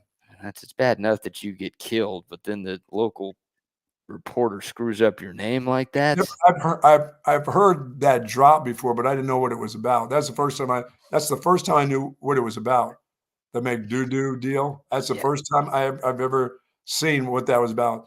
Talking about getting it all wrong. Come on now. Yeah, what's your favorite soda? It's the Mountain Dew. Actually, that's the soda I usually go with. Thank you very much. Yeah, so it's a shorty, but it's a quickie. And thank you very much, Brianna Clark, for DD Mega Doo. Yeah, that makes we too low, like champions. So what's worse, that one or this? Determine the cause of death and whether she was already dead when the truck hit her. We have new information now also on the plane crash. KTVU has just learned the names of the 4 pilots who were on board the flight. They are Captain Sum Ting Wong, Wee Tu Lo, Ho Li Fook, and Bang Ding Ao. The NTSB has confirmed these are the names of the pilots on board Flight 214 when it crashed. We are working to determine exactly what roles each of them played during the landing on Saturday. They were so serious. As soon as Holy Fook came up, that would have been it for me. That would have been like, this is not right. It's not real. It would have taken me that long. It would have taken me to number 3. But as soon as I saw that, I wouldn't say it, and I'd be like, excuse me, but you don't think you would have noticed Sum Ting Wong? Probably not. Talking about an Asian airline, and the first name is Sum Ting Wong. I would have probably said that one. I would have been like, something wrong, right? Yeah, something might be wrong with our intern who's working today. Our intern got us. We might have a false. But they blamed it on the intern. Oh yeah, you got to blame it on somebody. You got to have a fall guy, right?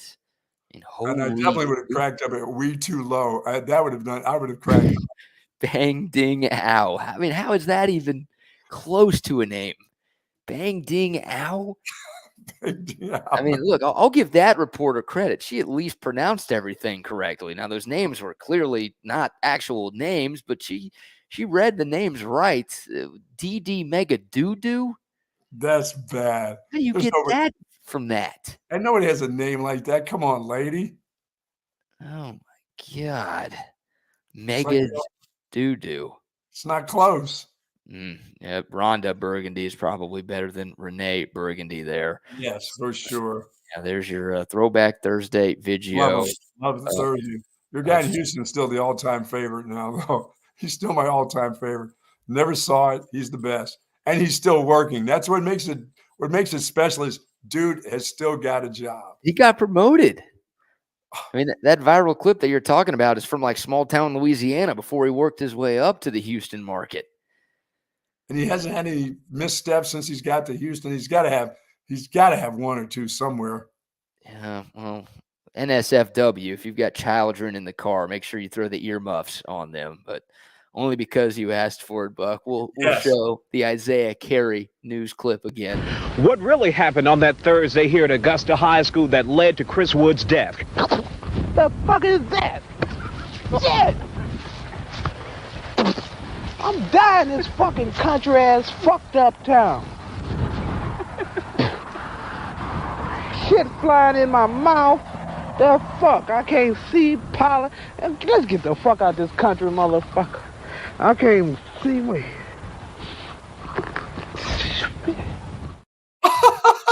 That's what one bug did to a guy and just sent him just, oh my goodness, that's great. He's incredibly professional. He's in the suit and tie. He's doing a Oh. news hit, and then boom, the bug flies into his mouth, and he just goes This nuclear. country, that is unbelievable. Total 180 there. Yeah, that's those will always be some of our favorite Throwback Thursdays that we've got.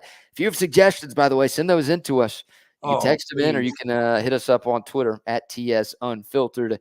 You can beat that one. Please try, because that one is, that guy, he's so serious too, trying to do that broadcast. He was so serious. That's your favorite one so far?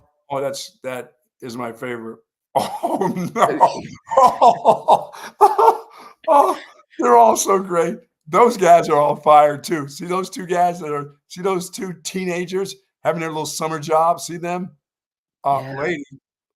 Why do they just? It's the lady's fault too. I'm not blaming on them. Don't grab her. First of all, don't grab her hand. Don't grab her hand if you're not going to help her get on the boat. But she also should have made a better effort. I need you folks to look at her left foot. The left foot has to be the stabilizer. It can't go in the hole, and then you step right into the hole with the right foot. Something's got to hold you up, lady. Your legs just, oh, shit. There's the idiot on the block. Now we're just showing all of them here this morning. Oh, that is the idiot on the block. He sees it coming from at least a half a football field, and he doesn't step to the right or the left. He stays right down the middle. Oh, I know you were a huge fan of this woman who ate it, trying to run on ice. That hurts me, though. That's the one that hurts me, because I got a bad back, but also my dome can't take that kind of hit. No one's dome can take that kind of hit. Hers, she just kept right on going. We're just showing all the classic videos my that classic. we have. Look at this guy. This is at the game. Just somebody just throws something at him like a cup. Yeah, like you're going to start peeing in that cup. Once you got that going in the cold, do you think you can stop that? Because he just did it. He just peed all over his leg. He was just hoping nobody would notice, I guess. And of course, in today's society, there's always someone noticing, because there's always someone filming. And that's what happened right there. I forgot the latest lady. The bad dream I always have going to fish camp is that I'll fall in between. There's the one. There's the. You got the Houston Jack in the Box scene. And she's packing. She reaches behind her folds there. Look. Her folds of fat. Yeah. And then boom, she goes right back to the drive-through window to find the customer, and boom, she starts firing. Dude, you can't just start shooting at people. You can't shoot at them. He started throwing fries, man. You can't start throwing fries back at the drive-through window. Fries. I mean, it hits the glass. I mean, oh no, she had that thing open. Oh, there's a milkshake involved in there. The lady, she threw it first, it looked like, and then he started throwing stuff from the car, and then she went and untucked some folds. And you see that dude get out of there? He hit that gas. Oh man, only in Houston. I think half of this stuff happens in Houston. Oh my God. Yep. And then of course there's the condom woman. She is the weirdest of all. Elbow her. I didn't see her on my flight. There was a crying baby throughout the entirety of my flight. You think the kids need to fly separately? They need to have separate planes for families and kids, right? I don't think the kids should be allowed on board a flight. Period. I like that idea. No, you can let the kids fly if they are on board another flight. If it's all families with small children. And they're all crying and screaming for 2 hours. That's fine. I mean, you got to pay the pilots and the flight attendants like triple to get that shift, but that's okay. But you can't have the crying baby aboard the normal flight. And what do you do? 9 p.m. going to Vegas from Austin? What are you doing bringing a baby on that flight? Baby should have been home sleep. That was a full flight right there. Was it full too? Yeah, full flight. Nobody was asking you to hold the baby though. I've had that on buses. Hey, can you hold this thing of chickens and this? Can you hold my bag of chicken and my baby? I got to go use the bathroom. Mm-hmm. Really? You're going to leave me with your child? You don't know me. Right. Yeah, that's a What if weird I thing. run and ask the bus driver to stop the bus? I got to get off here real quick with this woman's baby. I mean, really? Let me ask you this. So Yeah. I actually ran into a few people that I knew at the airport that happened to be on the same flight that I'm on, right? They're just doing the March Madness weekend one in Vegas trip for various reasons. I won't mention them by name. I really like these people, but you tell me, like, I don't know if I've ever flown with a significant other. Matter of fact, I'm like 90% sure I've never flown with a significant other. But we had a row. We met up at the airport. We just ran into each other. It was a Southwest flight, so we got to pick our own seats. And it's like, hey, it's a full flight. Let's all sit together. Great, all good. They were talking the entire time, like just having a conversation with each other on a late night flight. Loud, Is just that loud. not like? I mean, I had noise canceling headphones, and it was able to drown out most of the noise. But like, is that annoying to the people who don't have headphones? Yes. Like, is that a time where you should not be having a full-fledged conversation with? Talking about what happened yesterday, like, hey, today was no, and that's your normal and not your quiet voice, your regular voice. Yeah, that sucks. That's why when I get on flights, I don't even have music playing, BK, but I put headphones on and there's nothing going on. I just don't want to talk to the person next to me. Right. Yeah. I don't want to have a conversation with them. The minute I get on a plane, I fall asleep. Airplanes I go out. That's awesome. I mean, I just go to sleep and I can sleep through. I don't care what the sound is, the rumblings. I don't care if that thing is doing, somersaults, the plane. I sleep. It just planes put me to sleep. And I don't want to have conversations. There are people that want to talk to you, like to look over to you and then they start asking you where you're from. I don't like to do that. I'm not a communicator on a plane. I'm a sleeper. Yeah. You like to communicate at the urinals in the bathroom, but you don't like to communicate on the plane, right? Yeah. I mean, I'm with you. I'm not trying, especially on a night flight like that. Like, if you're wearing headphones, that means you don't want to talk. Like, that is the nonverbal cue of, hey, leave me alone. I'm just trying to enjoy my music or my movie or my show, and don't mess with me, please. Yeah, and then the people that want to talk, if they're sitting on the aisle and you're over there by the window, they want to talk around the person that's in the middle. They won't stop. They want to keep talking. I'm like, shut up. I don't want to talk to you anymore. Yeah, you've got to sit. If you're trying to communicate with somebody and you're flying like two people at a time, you got to sit next to them. I know you everybody wants a window or an aisle seat. Nobody wants to get stuck in the middle. But yeah, I'm the aisle guy. I'm the aisle guy. I can't. I'm not an aisle guy because I'm worried that I'll stick my leg out into the aisle and boom, the beverage cart comes in and just smacks my leg and I tear. That's why I had knee surgery. That thing has hit me numerous times. Oh, excuse me. Here's a piece of your knee that's on this card. Does this belong to you? Yeah, give me the window. Give me the window. And I'm lucky. I don't have to get up and use the bathroom ever on these flights. So it's like I go sit by the window. I lean my head against the plane. I'm got to be terrified that that's going to break the plane, considering how poorly constructed these Boeings are nowadays. But I do that, and I try to pass out, and that is it. But surely one of my favorites is, of course, Condom Lady. And the lady that sees things, I would elbow that woman. If she came by, especially one who's seeing things, that MFer ain't for real. If she went by me, my elbow would stick out. My pointy little scarecrow elbow would get her right in her ribs. Yeah, that's assault, brother. That's an accident, my friend. She's coming through the aisle. I'm just stretching out a little bit after hearing all the madness of her telling she's seeing things on planes and stuff. And definitely, now I would be laughing too hard when the Condom Lady starts telling them, "Hey, I'm Instagram famous." I would just die. And I'd need a comment from her, so I'd say something disgusting about her. Why are you wearing a condom on board today? This one, all right, we'll pick one of these. We'll do the Condom Lady today. Call me again.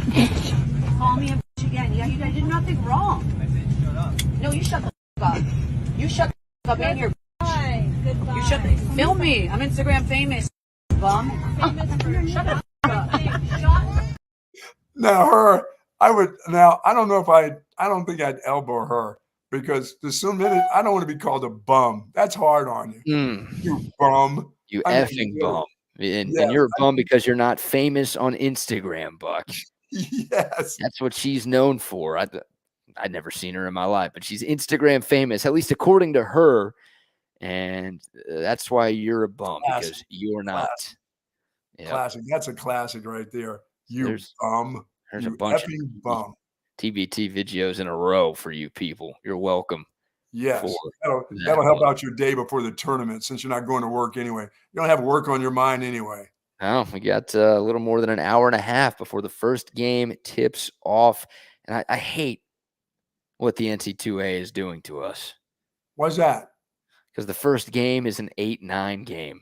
I wish they would just start off with the 1 versus a 16 so I can at least get one game right, or I could have a perfect bracket through. Well, here's where your bracket gets screwed up immediately. Yeah, I mean, it's Mississippi State against Michigan State. So it's an 8-9 game in the West. And, of course, 8-9 games are always coin flips. And half the country usually is on the 8. The other half is on the 9. So pretty much half of the brackets that have been submitted will be obviously not busted when you lose just one. But half of them will already be not perfect after just the first game today. Not mine. I got Mississippi State. I'm good. So you and I are different. I'm going with Sparty. You're going with Sparty. Come on. I'm just banking on Tom Izzo. I almost picked Michigan State over North Carolina in the second round. I copped out because Michigan State, like even when they have average years, and they've had a lot of average years. And they've got an average year again this year. Yeah, Izzo in the tournament, man, he usually finds ways. I think as a 7 seed last year, they made it to the Sweet 16. They beat Marquette and Shaka Smart. I don't know if that's a big accomplishment to beat that jabroni in the tournament, but still, they pulled off a 7-2 upset in the second round last year, and they took K-State to overtime. K-State won that game. That was an epic matchup. Hell, that might have been the Sweet 16. Yeah, that was the Sweet 16 last season. Yeah, I think Shaka Smart's going to get a couple games this year. Yeah, I'm with you. But, yeah, Michigan State. I got Michigan State. Then you've got Duquesne, BYU. Did you go with the 11-6 upset there? No, I went with BYU. Okay. Then Akron, Creighton. Got Long Beach State, Arizona. Wagner, North Carolina. Who do you have in the Oregon-South Carolina game today? South Carolina. Okay. That game's at 3 o'clock Central Time. That's a pretty good one right there. Boy, SEC's got some really good basketball. That programs are starting to pick up the pace a little bit. For a while it was just Alabama had that nice team with all those gun toters last year. Oh yeah. And Brandon Ingram. Yeah, but Auburn's playing pretty good basketball. South Carolina, Tennessee's always going to be there until it's time to really win. But I never thought of. It's been a long time since South Carolina basketball. For me, it was when I was growing up in the Carolinas when Davison basketball was one of the things with North Carolina, Davison, Wake Forest. Those teams were good. Sure. When I was a kid growing up in the Carolinas, South Carolina hadn't been good for a long, long time. No, you're right. This is the best year they've had in a while. And Clemson hadn't been very good in basketball. No, Clemson's been a little bit better recently, and they're a 6 seed as well, oddly enough, just like their biggest rival, South Carolina. But Lamont Paris, the South Carolina head coach, if I had to vote for coach of the year in college basketball, it would have gone to him. Huh. People can say Dan Hurley, UConn, #1 team in the country. You can say Kelvin Sampson. There are plenty of worthy coaches, but South Carolina was supposed to be awful this year, and they were very competitive in the SEC. They were ranked for most of the season. They're a 6 seed in the NCAA tournament. They went 26-7 this year. So, yeah, but funny enough, I have Oregon beating them today in an 11-6. And for Coach Hurley, that whole rabbit ears things he's got going on is kind of scary because he's in the area of the country where they're going to get on his ass. And now they know that's how but they've known that because he's been like that for a long time. What UConn fan is mad at Dan Hurley right now? Not the opposing fans, wherever he is, somebody's getting get right behind him and harass him. The good news is, and we had Lee Sterling on yesterday, make sure you check out the podcast if you want to get Lee's picks for the NCAA tournament. UConn is playing like in Boston and in Brooklyn. It's all homer. That's all home fans. So I think it's the opposite way. I think they're in Brooklyn this weekend, and if they make it to the second weekend, they'll be playing in Boston for the Sweet 16 and the Elite 8. So there will be opposing fans, but that's about as close to 2 home sites as you could possibly get for UConn. You're right. Danny Hurley does have rabbit ears. He pays attention to what everybody says about him, but it doesn't matter if he keeps winning the way that he's won. Then you can deal with some weird comments and some weird tweets from time to time from that dude. UAB San Diego. That's tomorrow. I'm on tomorrow's games. I beg your pardon. St. Peter's, Tennessee. Any chance St. Peter's can do it again? Remember last time they were in the tournament, they made it all the way to the Elite Eight as a 15 seed. Any chance they beat Tennessee today? Could we get Texas and St. Peter's on Saturday? No. Not going to happen. Rick Barnes is going to have it going on this year. He's going to win a couple games. Now, he's not going anywhere. He's just – they're going to win a few games, but that's a pretty talented veteran team. I expect them to win 2 games. I have Tennessee in the Sweet 16, and I have them losing to Creighton. I copped out. I went way chalkier than I wanted to in the actual bracket that I submitted. So I've got Creighton over Tennessee in the Sweet 16. They have lost to lower-seeded teams 5 years in a row. Yep. In the NCAA tournament, and Creighton obviously is a 3 and Tennessee is a 2. So that would make it 6 years in a row if my prediction comes true. Kansas and Samford tonight. And, of course, one of your 5,000-unit plays, you've got NC State over Texas Tech and your Mark U. That'll be a big one there. Yeah, I'm not buying the whole Tech thing. I'm buying that the big boy is going to spend a lot of time underneath the basket, sitting in the lane for seconds upon seconds in that lane because he can't get out of it quick enough. He's too fat to move.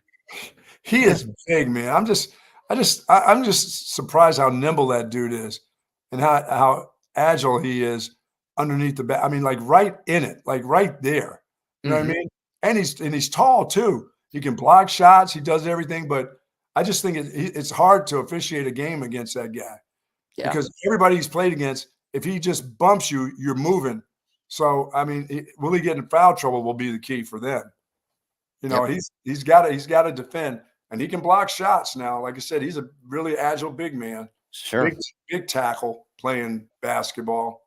And back to Texas against Colorado State. You're going with the Longhorns today. You and I both have Texas winning this game and then bowing out to Tennessee in round 2. Dogfight this game. Yeah, it is. It is. I mean, I mentioned this earlier. Ken Pom, these teams are very evenly matched according to some of the metrics. And Texas is Ken Pom's 27th ranked team in college basketball. Colorado State is Ken Pom's 30th ranked team in college basketball. And Ken Pom has Texas winning, but they've got a 73-72 final score. So this game, look, it's a 7-10. These are 2 very closely seeded teams. Those games are generally very, very close.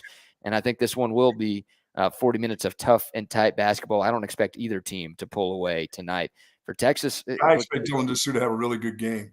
That's it. I mean, we've seen Texas's last 2 losses, right? K-State in the Big 12 tournament and that Baylor game. Those were games where Dylan Dessou got hurt or got in foul trouble and couldn't play a whole lot. Right. I think it's a coincidence that Texas came up short in both of those games. Like, they need Dylan Dessou to stay out of foul trouble because he is a matchup nightmare. You know, Colorado State, they've got some talent on the team, but they don't have anybody who can run with Dylan Dessou. He's going to be the best player on the floor in this game. You can't let the athleticism of Colorado State get you. So Shedrick might as well go ahead. If you're going to foul, but block some shots. You got to be really. I mean, I'm hoping he has a little bit of offense to bring. I mean, I've watched those kids from Colorado State. They're really athletic, so I don't expect him to score a lot, but I expect him to block some shots and be aggressive on the boards.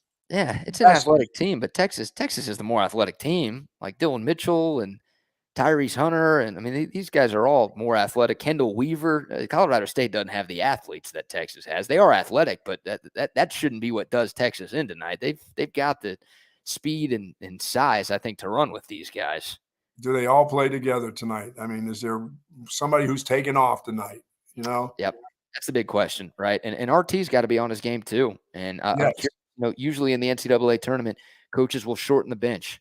I mean, Rodney Terry has liked to play 8 or 9 guys in most games this season, but he's got to make the right moves in this chess game. I mean, like Kendall Weaver played 10 minutes against Kansas State. That can't happen. That guy's too important to the success of your team to only play 10 minutes. You know, Brock Cunningham will be in the game tonight.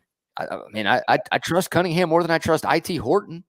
I think I trust Cunningham more than I trust Dylan Mitchell right now. Like, that's the thing. Like, okay, your starters are your starters, whatever. That's not going to cost Texas, but you've got to have a great feel for the game. If one guy's off, and we've seen Mitchell be off a lot, we've seen Horton be off a lot. We've seen, I mean, the only 2 guys who like have to play a lot of minutes for me, like even if they're off, they need to be on the floor, Dylan Dessou and Max Abmas. Like, if those guys are struggling early, I trust them to get out of a funk and do enough to get things back on track to help lead Texas tonight. Everybody, like Tyrese Hunter against he has K-State, a guard. he was Somebody has awesome. a guard. Somebody has a. I mean, If Tyrese Hunter is as bad as he was against K-State, he can't be playing 35 minutes tonight. Like, no, I'm too sorry. many There minutes, are but two guys. Everybody else needs to be feel. You've got to press the right buttons. Whoever has it out of those other players, those guys need to be playing a lot of minutes. Whoever doesn't, you can't be making friends. You can't be like, well, I want my players to like me, or I promised him playing time. No, you have to do what works when it comes to the NCAA tournament. RT did a great job of it last year, helping Texas get to the Elite Eight, but this year's team ain't as talented and ain't as deep, so it's a little bit tougher for him to do that. He's got to be Horton is going to shoot. Yeah, well, if He he's needs to be missing hitting those shots, jumpers. hey, he played pretty well against Kansas Yeah. State, but he also sucks defensively. He does. I don't think IT Horton brings a lot to the table. Like, even when he's making shots, he's giving up just as many shots to the guy on the other team that he's guarding. So I want Kendall Weaver playing more than IT Horton. We didn't see that the last time Texas played a basketball game. And I'll say this too. There's always that rest versus rust debate this time of year, especially when you're playing a team that was in the first four, right? Like Colorado State played 2 nights ago. So you always wonder, okay, are they going to carry that momentum from that game, or are they tired from that game? How many days has it been for Texas? Have we done 2 weeks? No, it was last Wednesday when they lost to Kansas State. Seems like a long time. Well, it's funny you say that, because remember, Texas had that sort of de facto bye week in the regular season, right? They beat West Virginia by like 35 in Austin, and then they had that week off, and then they played at Houston. But it's like, oh, you get a week to prepare for Houston, and you get your guys healthier, and maybe you've got a chance to make this one interesting. Texas got boat raced. Yeah. It's like the one time there's been sort of this random bye week. Now, Colorado State is not Houston, and they're not playing at the teat. Like, that's a tough place to play against a really, really good team. So, very different scenario here. But the one time Texas sort of had this week off during this season, they came out incredibly flat in the following game. You can't come out flat tonight. No. CSU is obviously good enough to win. No, you're going to have to defend these guys. You're going to have to be ready to go, and ready to go early. Yeah. And I think they will. Like I said, I got them winning by 4 points. So it's a big game for Dylan Mitchell, I'll say, because that kid Scott, Colorado State, who scored 23 against Virginia, he had 23 and 11. I mean, he was just kind of bulldozing dudes.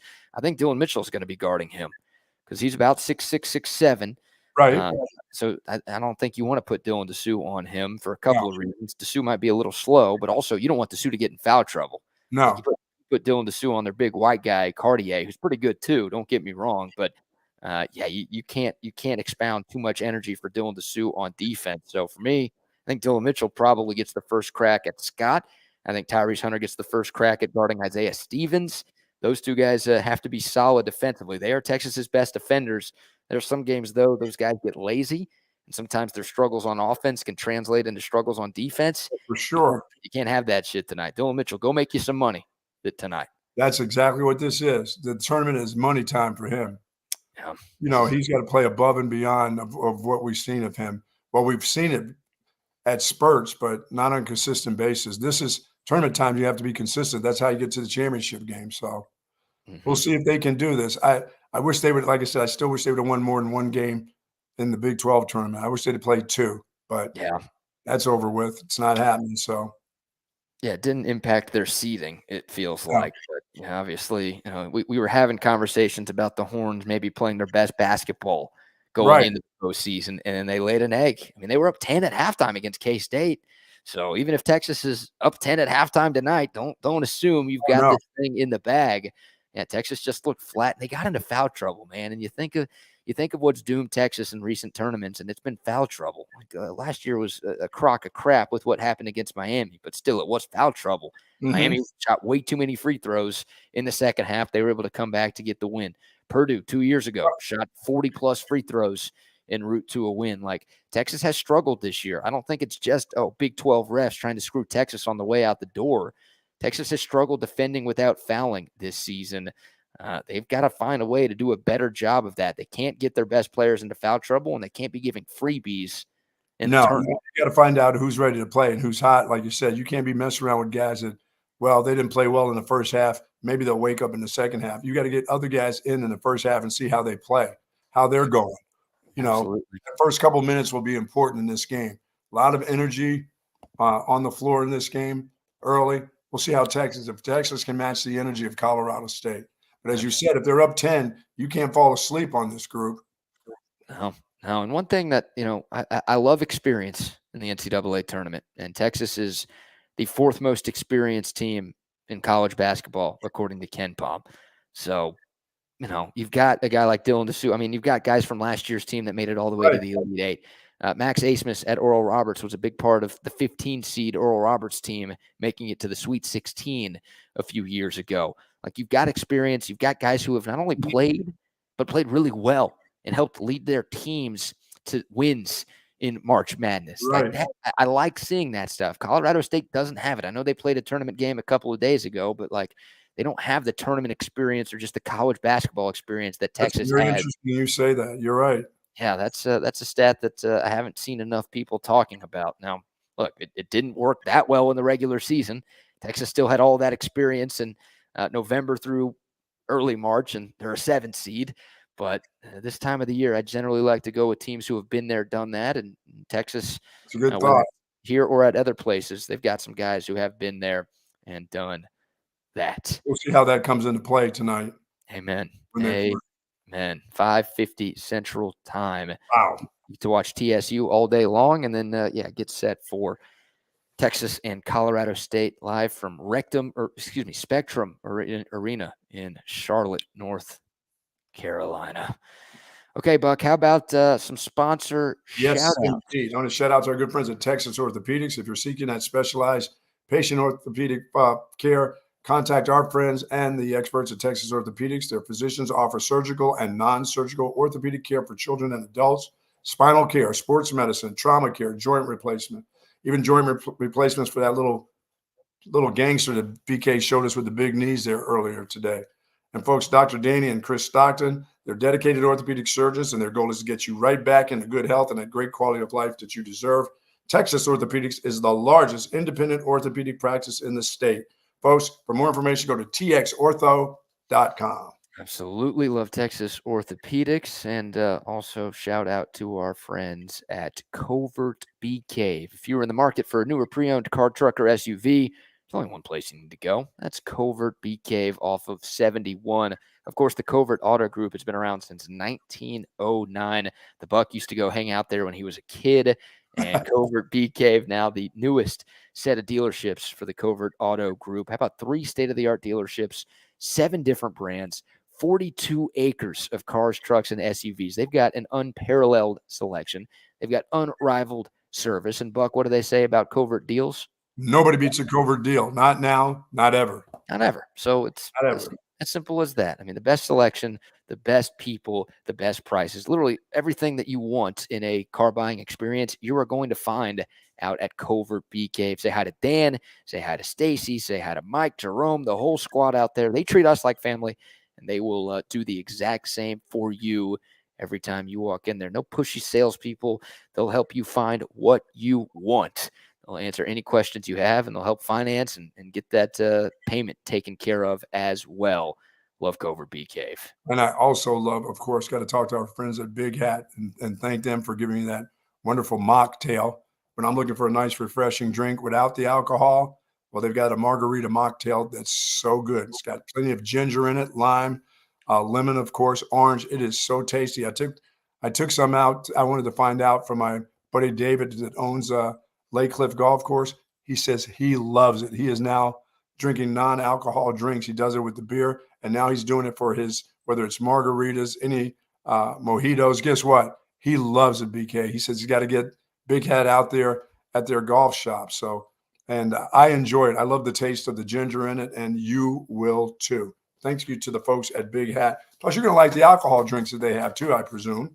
Yep, tons of great canned cocktails, right? The real ones and the mocktails. They've got tons of great flavors too. HEB. Yep, they're starting to pop up more and more throughout Central Texas, and with damn good reason. Maybe a conversation for a future show, Buck, but we've got a couple of texts and people asking about it. Rodney Terry, if Texas loses tonight, should anything happen to Rodney Terry? It won't. He'll get 1 year in the SEC. Did you hear what I said? He'll get 1 year in the SEC. I think there's a 0% chance Rodney Terry loses his job, regardless of what goes down tonight. I'm sure Texas fans will be calling for his head. They've been calling for his head all year. And if they bow out in the first round to a lower seeded team, those yells will be even louder. But no, RT's coming back, and he should be back for another season. Yes. Next year, maybe the seat will be a little warm. And if you're talking about a couple of years of no tournament wins, then maybe that's enough to give RT the boot. But I remember, Shaka Smart was here for 6 years with no tournament wins, and CDC did not hire Shaka Smart, but he did keep Shaka Smart for 4 years, despite those no tournament wins. So I don't think Rodney Terry's going to get 6 years, right? But it will be at least 2, if not 3. But look, CDC hears it. He sees the tweets. He talks to people. He knows that not everybody is thrilled with where this Texas basketball program is right now. And people know, and CDC knows, that Rodney Terry didn't have the best set of qualifications when he got this job. He wasn't the hot name out there like Chris Beard was when he was brought in from Lubbock a couple of seasons ago. So CDC hears it. He knows it. But regardless, once again, of how this game shakes out, Rodney Terry should be back, and he will be back for sure. Okay. I think you have to give him that opportunity. This is his first full year as the head dude. He did pretty well last year. If he doesn't do well this year, once again, you're playing in the toughest basketball conference in America. Now you move to the SEC. Yeah, some people would like to start anew, but I got to give a guy another opportunity, at least there, to pick up the pace. Are you going to be able to compete in a conference that's getting better by the year, as a matter of fact, in the SEC? There's not a lot of slouches in the SEC right now. Teams have gotten a lot better. Vandy's still going to be Vandy too, whether it's football, basketball, except for baseball, they're pretty damn good. But I think you got to give a guy another year in the SEC. But that seat will be hot from the beginning to the end next year. He's got one of the biggest recruits in the country coming in with Trey Johnson as well. Yes. And you don't want to lose that, right? You make a change at the top, and you probably lose Trey Johnson. No, he will make a decision pretty quickly on I'm out of here if he's out of here. I'm with you. The head man. I like that. That's a good nickname, I think. It is. Head receiver. That's what you want to be, right? Absolutely. You want to be known as the head man, because then that might mean you're doing. I don't know. Head man. Yeah, I'm good. I'm good. You're the head man. In my castle, no. Mm. No, I'm the manservant. You're doing flight attendant work now? Yeah. You're passing around peanuts at your house? That's it. Walking around with drinks? No, we have the captain here. Oh, my God. Yeah. I am not the captain. Buck, some thoughts on Pro Day yesterday. Texas Pro Day went down on the 40 acres, and it's crazy just how far Texas has come. So there were more than 90 NFL scouts, coaches, and executives in the bubble yesterday. 2 years ago, Texas had 2 players at the combine, and they had nobody drafted in the 7 rounds of the NFL draft. This year, they had 11 guys at the combine, and they're going to have, 7, 8, 9 players drafted next month. It's wild just how far this program has come in a relatively short amount of time. Quinn Ewers, even though he's not going pro, he threw yesterday. Apparently, he looked really, really impressive. Jalen Ford had a great day. He wasn't able to do a lot at the combine, but read some reports saying that Jalen Ford turned some heads with his performance at Pro Day. Jonathan Brooks couldn't work out, right? Still rehabbing from that ACL injury, but he confirmed that he had already had a top 30 visit with the Cowboys before the NFL draft. So potential second-round target for Dallas. The Cowboys still need a running back. Mm-hmm. They've been linked to Jay Brooks for a while now, and apparently they requested and already met with Jay Brooks, which is really cool. Jordan Whittington did some stuff. I don't know if he did everything, but he was able to do some on-field workouts, which is more like, damn, what could be wrong with that dude? We were talking about months ago that the season was over with, it seems. The Senior Bowl doing nothing, not much at the combine. What the hell has he got going on? Hamstring. Oh. And those things, those soft tissue injuries can linger. And I think that's what's going on. So he's clearly getting better. Once again, he was able to do some of the drills yesterday, whereas he basically did nothing at Senior Bowl practice and at the scouting combine. But yeah, for Jordan Whittington, look, I'd love for him to get drafted, but it's an uphill battle right now, just considering that he hasn't been able to showcase his skill set enough in this pre-draft process. How did Guy Sanders, did he run? I don't think Sanders ran. I think he only had 8 reps of 225 on the bench. What? Like Ryan Watts, the corner, had more reps than he did. I don't think JT Sanders had that great of a day yesterday. So, yeah, I don't know. I mean, he'll be a day 2 pick still, but doesn't feel like the pre-draft process has been super kind to him like it has been to some of the other Longhorns. And, oh, by the way, T'Vondre Sweat, I think he weighed in at 367 yesterday. Oh, he gained a pound. He was 366 at the combine. We were all talking about him maybe losing some weight between then and now. And now I think he was, a pound heavier if the reports are accurate. Wow. Mm-hmm. So there you go. There's your pro day insight. And Murph didn't have to do anything. No, he did. He participated. He did some drills and looked good doing it. But yeah, he's solidified himself as a first round lock at this point. Man. All right, 10 o'clock, Buck. I see Yes, the sir. fellas ready to roll. We got Double R. We got Wags. It's chaos theory. I doubled Sanders' incline on 225. I hit it 16 times. There you go, big boy. Shit. Europe, yeah. Catch me out there. And I'm deceptively fast. You know what? I probably could have made the NFL. I should have tried. If I would have gave a shit, I probably would have made it. It's never too late. It's never too late, dude. Now I'm going into WWE, baby. Well, no. Hit the UFL. Hit the UFL and then work your way up. I think that's never what Baby, too you late. see me up there on the sidelines being a coach? North Dallas 40, huh? North Dallas 40. Ed Gennaro and Coach Ed. Where the hell are you at? Who are you sprinkling a little bit of spice on? There it is. You knew. Salt Bay, BK Bay. Who the Salt hell are you Bay. got going on? You see that guy in the background? Yeah, That's who's that dude? Is that What a are wrestler? you doing? Where are you at? Is that I Jerry the never King know Lawler? with this guy. I'm in Vegas, baby. I'm at an Airbnb Oh, just Lord. off the strip. I got you. You're going there You're a for the homeless camp? circumcision? Yes, I am You're getting a homeless- circumcised for a You're a second homeless time. camp there in Vegas? Yeah, I'm getting circumcised again so the doctor can cut off the other half. Oh. A moy. What is it? What do they call him? A moya? Yeah, the moil. Mm-hmm. The moil. The moil. I don't think he dropped salt on it after he chopped off my foreskin back in the day. Jeez. I don't think Now I got to go have lunch. Oh yeah. You're Gonna have talking some- about gonna have vasectomies some- earlier. Some What a tasty skins. dish. What the hell? So what's going on in Vegas, man? I got a buddy's bachelor party. No, I know that, but what are you doing right now in Vegas? Like what? The show? Did you just get in? You just get in? I got in late last night, about 11 o'clock, and went gambled a little bit. I had the most ridiculous taxi experience of my entire life last night, and I don't ever want to ride a taxi ever again. What? Uh-oh. That's What all I happened? do in Louisiana. Taxi did not Ubered? They got This- Roy's taxi over there. We were like, we were on the strip, and we're like, okay, there were taxis at the, I don't know, MGM Grand or wherever we were at the time. And we were trying to go get a late night bite. And we're like, all right, there's taxis here. We don't need to wait 5 to 10 minutes for an Uber. Let's just call a cab, or let's just get a cab right there. And this woman did not know where she was going. Jesus Christ. All over the place. And then she Your was number one shit- job. She No, was- you know what? dude. No, she knew where she was going. She knew what she was doing. She was running up that meter. No, I don't know. She kept calling us idiots. She was shitting on us for going to the restaurant we were going to. Oh, great. And I'm like, have you ever Taco been there? She's like, Lay off no. Taco Bell. She's never even been there. She's yelling at us. She asked where we're from. And, I like we all said Dallas because that's where the 3 of us who were in the cab grew up. And she's like, trash. Dallas is trash. Did she tell you that she's Instagram famous too? No, she kept calling us idiots. She's like, basketball sucks. She said Vegas is trash. I mean, she was just shitting on us the entire time. Like, Was her name Kelly by any chance? I don't know. It was an Uber ride from hell, or a cab ride from hell. And yeah, she didn't know where to go. I think her name was Karen.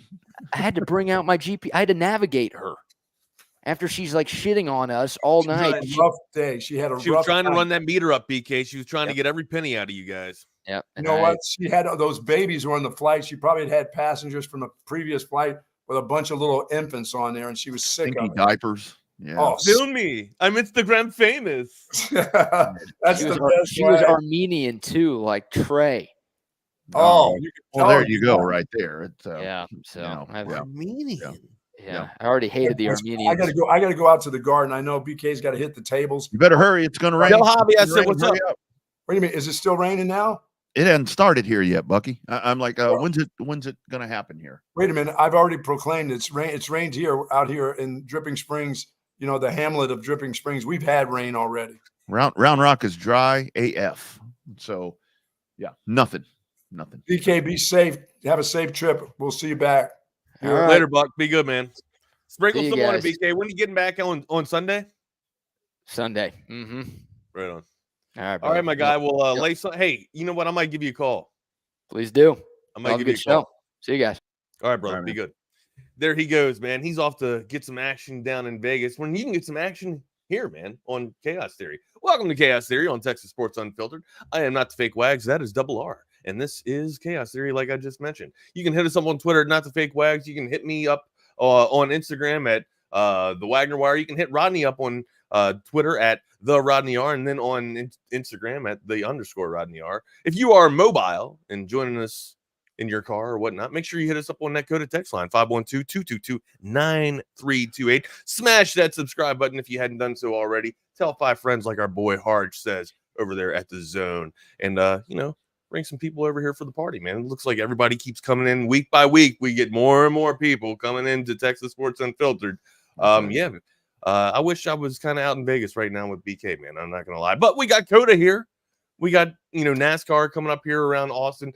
Everybody's circling. The week is getting busier and busier. We will be out there tomorrow for a morning show. Got you primed up and revved up for 3 hours, my guys. 3 hours. Yes, First sir. and foremost, Rodney, how are you doing today, bud? I'm doing good, man. You know, it's today is one of those days to where, like, when I had like a regular steady job, now I have like 10 jobs. But when I was actually employed by one employer, it was always this was always a day where I'd like go find Buffalo Wild Wings, Pluckers, I mean, whatever, because it's like, I mean, coming up here at 11:15, dude. This is your kickoff to March Madness right here at Chaos Theory, because we're getting you started, because as soon as we're done, hopefully everybody's got their brackets in already. You guys seen the contest that we threw out there on Twitter for y'all? That's right. If you haven't done it, you need to do it right now, because 11:15, Michigan State, Mississippi State, that they're tipping, and it's time to go. And it starts 1 of 16 today, and then 16 more tomorrow. And of course, yes, sir, man. We're focused in at 5:50 to see what our Longhorns do. You see both of these TVs right here. They'll have 4 games on both of these screens right there. They'll have games downstairs on the Dream Theater system, so when I'm downstairs, I don't miss anything. But I mean, I'm probably gonna have to put them on mute because I'll have some blueprinting and coding to do and stuff like that. So. Yeah. There's that other stuff. I'm gonna try to get to Coda. Stuff called another job that I gotta do. So. Yeah, I'm gonna try to get to Coda for the credential thing. But so I've got to. I heard you talk about that. I saw a text message about that. I feel maybe I did something wrong, or somebody did mine for me. No, you're fine. You're fine. The whole thing is what we're, because I feel like I've gotten my credentials already. I got an email. I know I can't read that well, but I read on the 7th grade level. But you have to actually go and get the hand, because you're going to wear a lanyard is what you have to wear. And the office opens after we go, or supposed to go on air tomorrow. And the whole parking thing is different from what we did on Tuesday. So that's why I'm like, I mean, I don't mean to be in panic mode. I don't mean to just keep blowing you guys up, but I've done this a lot of times. So I'm like, okay, this shit needs to work like this and this and this and this. No, I know BK's probably like, leave me the fuck alone. He's in Vegas. He's trying to go on a bachelor party. Yeah. So he'll get it figured out. But I got to tell you, Wags. So this morning I get up. The Padres and the Dodgers playing. So it's like, okay, let's check this stuff out. Boy, that brand new Dodger pitcher, he got rocked. Did you see that? 5 runs in the first inning. I didn't. I'm gonna have to go back and check that out. I actually, I found myself on the streak of nostalgia last night, and as soon as everything was shut down on my end, I actually turned on X-Men 97. Oh, nice. They kept the same original intro. I mean, of the music intro. Of course, they changed some things up with the animations and whatnot. CB, yeah, dude, you kind of gave me the preview yesterday, dude. Fantastic. God, Cyclops' intro to when he uses his X-ray to come down and stop his travel to Earth. I mean, I don't even know how to, and then he unites the X-Men. I don't even know how to tell you guys that without being a nerd. You just got to go see it if you haven't seen it yet. But anyway, and then I see Double D in here, Dogma 2, Dragon's Dogma 2. Yeah, man. Look, you want to get me down the nerd path, start talking video games and comics, I'll be distracted and acquiesce to you guys immediately. But anyways, yeah, dude. Baseball's on the clip. That's for sure, man. We got a lot of baseball to talk about there. Dodgers. What can you say? It's kind of in the cards for the Dodgers, right? You go ahead and load up on everybody, and seems like, towards the end of the year, people get your number for some reason. I don't get it. If you shouldn't be able to beat the National League All-Star team all the time, but I don't know. And of course, I'm speaking tongue in cheek. You know what I mean? The Dodgers are going to clean things up. They're probably going to be the best team in the National League. That's for sure. They got the best player in baseball right now, and they got some young talent. That's for sure. Funny you mentioned that guy. How about that? What is going on with Shohei? Have you been following all of that this morning? So he's firing his interpreter.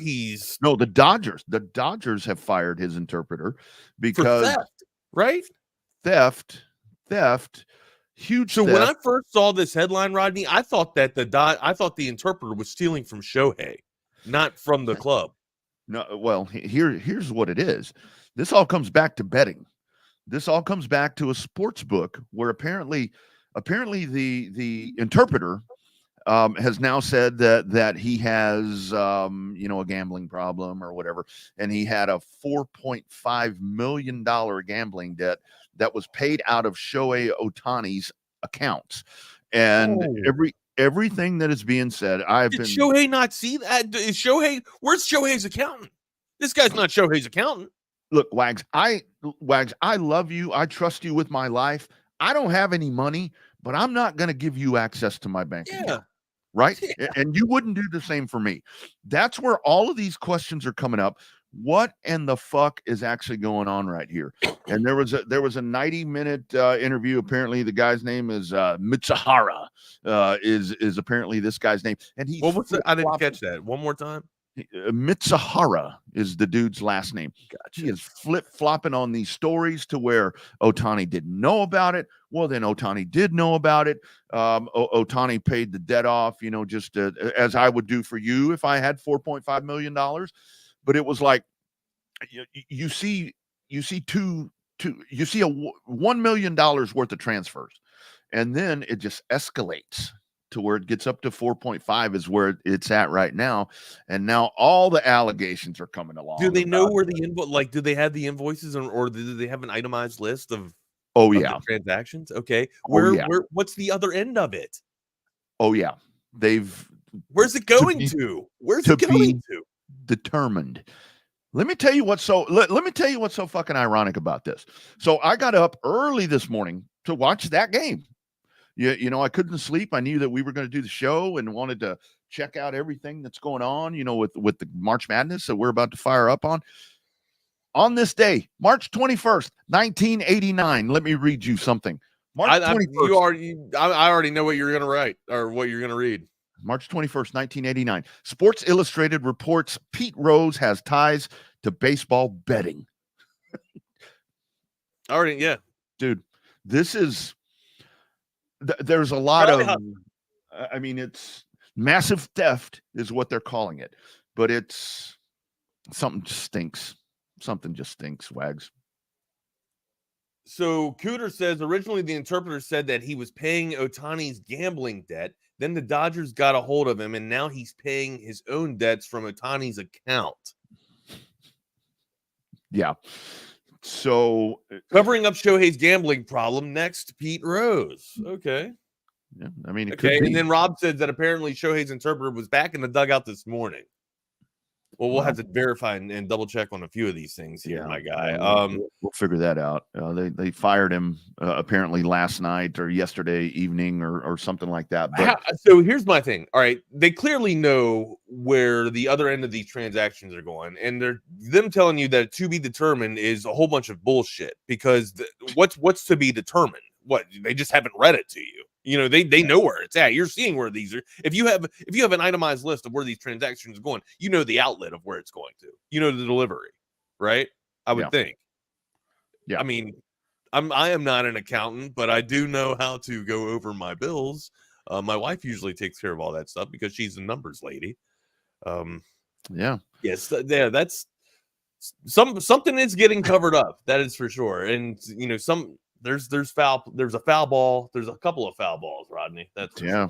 And this is where, I mean, apparently ESPN was working on something with sports books or something, trying to investigate something, and then this one pops up. And I mean, I'm reading this, you know, from ESPN.com. ESPN has reviewed bank information showing Ohtani's name on two $500,000 payments sent in September and October. Do you think Ohtani's interpreter was in the dugout because he made his money back betting on Yamamoto yesterday, getting rocked in the first? Maybe inside trading. I don't know. Maybe he had a windfall today. You know, hey, he's going to get about 5 runs in the first inning. Boom, go to the bank. I know it's going to happen. It's going to happen. I'm going to bet right on. I'm going to take this prop bet right now. Yamamoto down 5 runs in the first inning. Yeah. And this is where it's like, you know, we've been talking about how great the Dodgers are and everything but man, this is stealing. This is kind of stealing from some of the March Madness day one with what's going on here. I mean, because I don't know. Is spring baseball bigger than March Madness? Well, maybe if it is the biggest name in Major League Baseball. Well, and these these 2 games count. I mean, these are regular season games, which is stupid. You're still in spring training. These 2 games count. They count to the to the overall records. But I mean, I hate when they go play. Like, I hate when they do the early game in Japan. Yeah, excuse me, in Japan too. When you still got another 2 weeks of spring training baseball like that. They did that a couple of years ago. I think I can't. Yeah, or maybe I'm not remembering it correctly or not. But this is, I mean, this is the biggest star in Major League Baseball. Oh yeah. And he goes to LA, and from what I gather, I don't know state by state. I don't even think you're supposed he didn't leave California. He was in California last year. Yeah. This being in California, I don't think you can even be doing this shit there.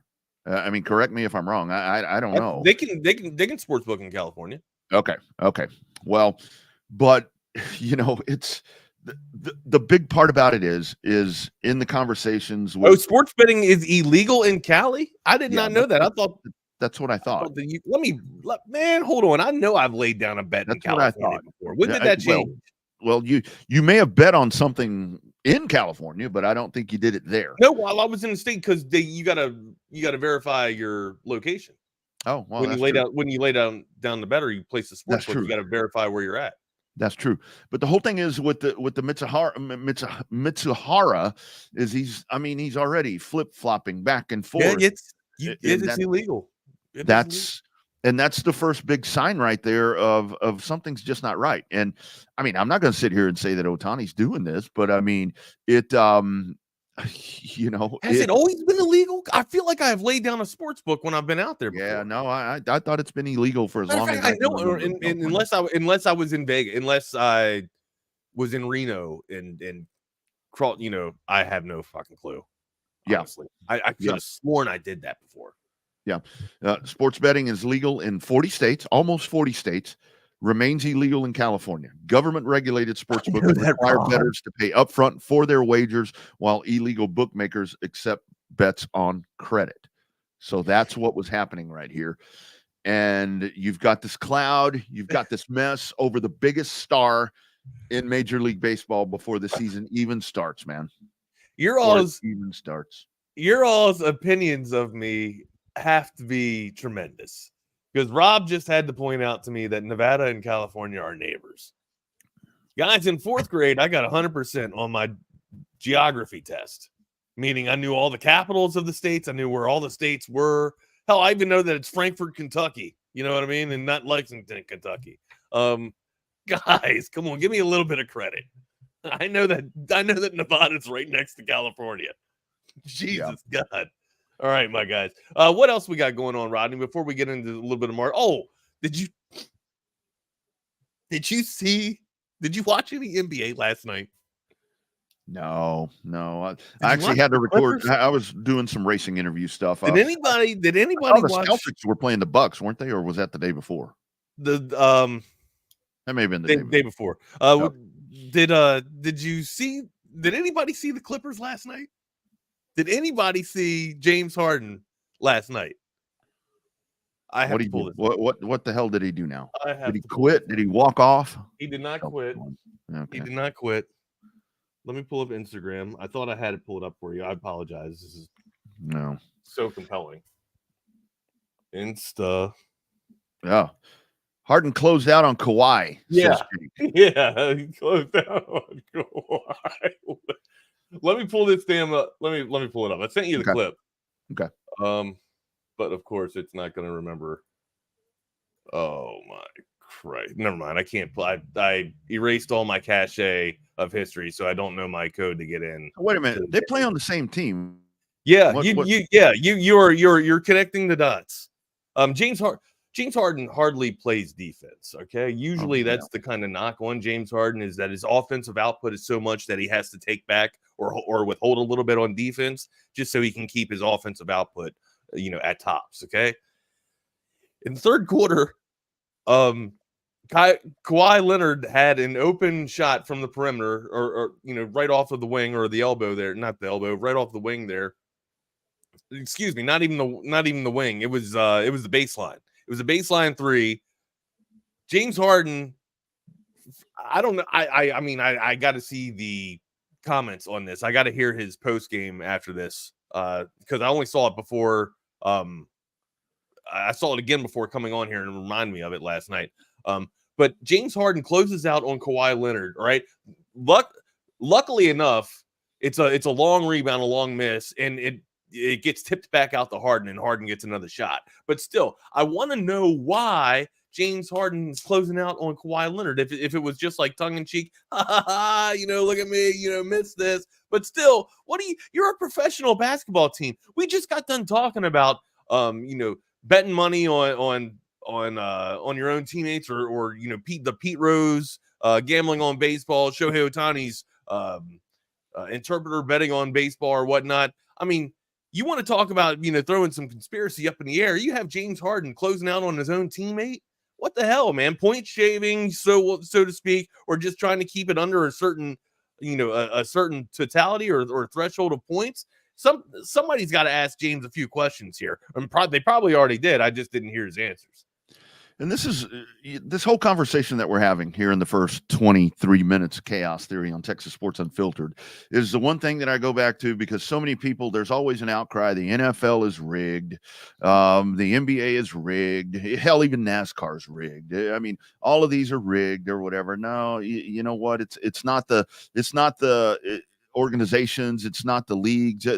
This is the real concern, that when you see shit like that, that's where you go back to the question right there. It's like, I mean, I see the comment right there. Maybe Harden's betting as well. I mean, that it's a legitimate conversation to be had, man. And then when you start having this stuff happen, I mean, like with the interpreter, I mean, he'd be the Colt Seavers of this deal. He's a fall guy, and he's going to be sworn to take the fall. It's like the politicians, it's like when, they're doing this, and you have the fall guy person or the fall lady or whatever it is, man. It's a shit show. But the whole thing is, man, when you're dealing with a lot of money like this, you never know what you're going to get. But that's pretty shitty to do that to your own teammate, my man. Again, I'm sure there was probably like they might have had a little inside bet, maybe so, or whatever. I don't know if there's crazy gambling like we're speculating on this show, but yeah, it's a little bit of an odd scene last night. Anyways, yeah, 11:15 coming up in just about 45 minutes or so, almost just under an hour. We will have our first tip-offs of March Madness. Make sure you guys do have your all's brackets already filled out and in. There is a link on our Twitter. Make sure you guys are hitting us up there. We've already put the tweet out a few times. We will retweet it again and make sure that you guys have another opportunity to get into the tournament. The play-in games have already been settled. But thankfully for you guys, they don't count towards your totality of score. So anyways, man, let's get them in. Let's talk about it, dude. Mississippi State and Michigan State is one of the first tip-offs here. I got Michigan State coming out of this. I know a lot of people thought that the Bulldogs were going to be able to take down Sparty, but look, man, it's Tom Izzo in the tournament. I actually think he is the all-time leading coach that's active right now with wins. I think or is that Huggy? No, it's got to be Izzo. It's got to be Izzo. Yeah, it's got to be Izzo. Not like I want to say for some reason Bob Huggins comes to, but Huggins isn't active. That's right. That could be a trick question. Yeah, Tom Izzo, man, it's hard to go against a guy with his pedigree, especially with all the experience that he has in March Madness. Bulldogs had somewhat of a decent season, man, but again, Sparty in the Big Ten, even though SEC is coming on a little bit better, a little bit stronger with basketball here, I can't go against Sparty. I like Sparty today, Rob. Yeah. So, same for me. I've got them going on to play North Carolina and then bowing out after that one. But it's like one of those things where, hey, the first game of the morning. That's the cool part about it. First game of the morning, 11:15. You get an 8-9 matchup. So that's a cool thing. It's not a 1 versus 16. You get these two that are going to lock up right here. And yeah, Michigan State. I think. I'm not going to say they firmly win. I think we're going to have a good first half, but yeah, they'll take care of business. I don't think it'll be dribbled out or anything. I think it'll come down to free throws or whatnot, but I got Sparty coming out of this. Trying to pull up my brackets. For some reason, do not clear out your cachet right before you come on. That's why a lot of times we can't get into the show, because when you start doing all that, it messes all that up. And then so you get to 11:40 and you got Duquesne and BYU. Duquesne hadn't been there in fucking forever. And with BYU, you look at that matchup. I got BYU going pretty far. I think so too. BYU is one of those teams that we talked about on Monday, Monday when the brackets came out, where they could sneak up on somebody, and they're a 6 seed. But hey, good for Duquesne, but it's going to be a short stay, I think. Right on. I'm trying to find the damn group that I got in here too, man. Oh well. Yeah. Hey, so 12:30. Then I actually have Creighton going to the Final Four. I've got Creighton going to the Final Four. They start off against Akron. That's at 12:30 right there. So I've got some pretty high hopes there for Creighton. 11.5 on Creighton here to cover this thing. Yeah. Yeah, I think that's a pretty solid number, man. If you guys are looking to place anything down, get some action cooking, early this morning here on this Thursday, I like Creighton to cover this. It's only 11.5. Creighton's pretty damn good coming out of there. Look, you'd like to think that Akron, of course, you're always going to have like either a 14 or a 12 that's going to surprise and shock the shit out of somebody, but I don't think it's Akron. I think the Zips go down, and I think the Zips go down in dramatic fashion here. 11.5 is good for this. I like Creighton. And this is a situation for Texas fans to watch, because Texas takes care of business today and then is able to take care of business against Tennessee. You could face Creighton, so this could be something to watch. I don't think that's going to happen, that particular scenario right there. But I've got Creighton. I've actually got Creighton beating Purdue. I got Arizona beating Long Beach State, but I don't have Arizona covering. I've got the same. And let me get over here to find Arizona. Same with North Carolina too over Wagner. Yeah. North Carolina 24.5. That's a lot of points, man. 25 points is a lot of points to cover, dude. How far do you have Arizona going? I wish I could pull up my. Oh, you don't have it pulled up. No, I can't pull it up. I do have them going pretty far. I know I have North Carolina versus UConn towards the end of the damn thing, and then I got Arizona bowing out right before that. I think maybe Elite 8 or maybe right after Sweet 16. Again, I'll try and pull this when we do our commercials. I'll try and get into these. I've actually got them for Arizona. I've got Arizona winning, beating Long Beach State. But then I've got them falling to Dayton. I've got them early exit this weekend. I've got them going out. I just don't. You got them losing to Dayton. Got them losing to Dayton, brother. How far do you have Dayton going? Is Dayton like one of your upset teams? Your dark horses? No, I've got Dayton beating Arizona, and then I've got Baylor taking care of Dayton. I got Kansas, man. I got Kansas, wrecking a lot of people up, man. Kansas being a 5 here, I think that's a tough 5, a fierce 5 that they can be, in this tournament. But again, towards the end of it, I think it's Kansas versus BYU that I have, linking up, and then them taking down BYU, and then after that, I don't think I have Kansas moving on. I've actually got Kansas. It's time. It's we'll talk about audiovisual consultations real quick. Tip off is upon us. We got it coming up in just 45 minutes. We know that. You can see Alexander Ovechkin continued to make his progress towards Wayne Gretzky's pot goal or goal record, not point record. You can see him get his goal record. You can also watch a little bit of NBA. James Harden closed out on Kawhi Leonard if you want to see that or not. It's all deadly with audiovisual consultations. 512-255-8678. That's avconsultations.com. They've been setting the standard in audiovisual automation for the past 35 years, since 1988, guys. You got to get them into your house right now. No job's too big, no job's too small. If you want 2 screens behind you, if you want 4 screens behind you, you got to get it done with audiovisual consultations. 512-255-8678. That's avconsultations.com. Absolutely. And especially this time of year, especially with March Madness about to fire off, if you want to get rewarded for listening to us with Texas Sports Unfiltered, our friends at Autograph, co-founded by Senator Tom Brady. Congressman. I think I just need to write that down. Congressman Tom Brady are redefining the fan experience by letting users earn points for the acts of fandom they take every day, like listening to us right here, 8 to 5, live and local. The Autograph app gives you access to your favorite Longhorn content all in one place and offers you really cool stuff, exclusive merchandise, even tickets, and more. You're already listening to us at TSU. Now you can earn points and get rewarded for it. Super cool concept right there. If you head over to your app store, whether you're on an Android or an Apple device, whatever it is, just search Autograph, like the song and the autograph that you get from a famous person. Download it for free using the referral code TSU. That's Texas Sports Unfiltered. TSU is your referral code. A link can also be found in the YouTube description as well. Download it today as we go into March Madness, getting fired off in less than 1 hour. What about Nevada over Dayton? I got the 10 over the 7 here coming out of the West. Let me get back over here. I've got that's now. I mean, that's on the 21st. That's today, but that's around 3:30 today. Now I've got Dayton. I've got Dayton winning that one. That's the one where I was talking about Dayton making a little bit of a run right there. A run. I got Arizona going to Baylor. I got Arizona beating Baylor. I got Arizona going pretty damn deep, as a matter of fact. Yeah, I don't know. I don't know why. I think that's I go chalk every year, Rodney, and I'm wrong. There's always there's always a double-digit team that sneaks in here and takes it. I just never know which one it is to pick. It's like every year, Wags, that I go in here and do this. When I start over analyzing shit, it's like I fail. I'm done by 3:00 today. When I start doing stuff like that.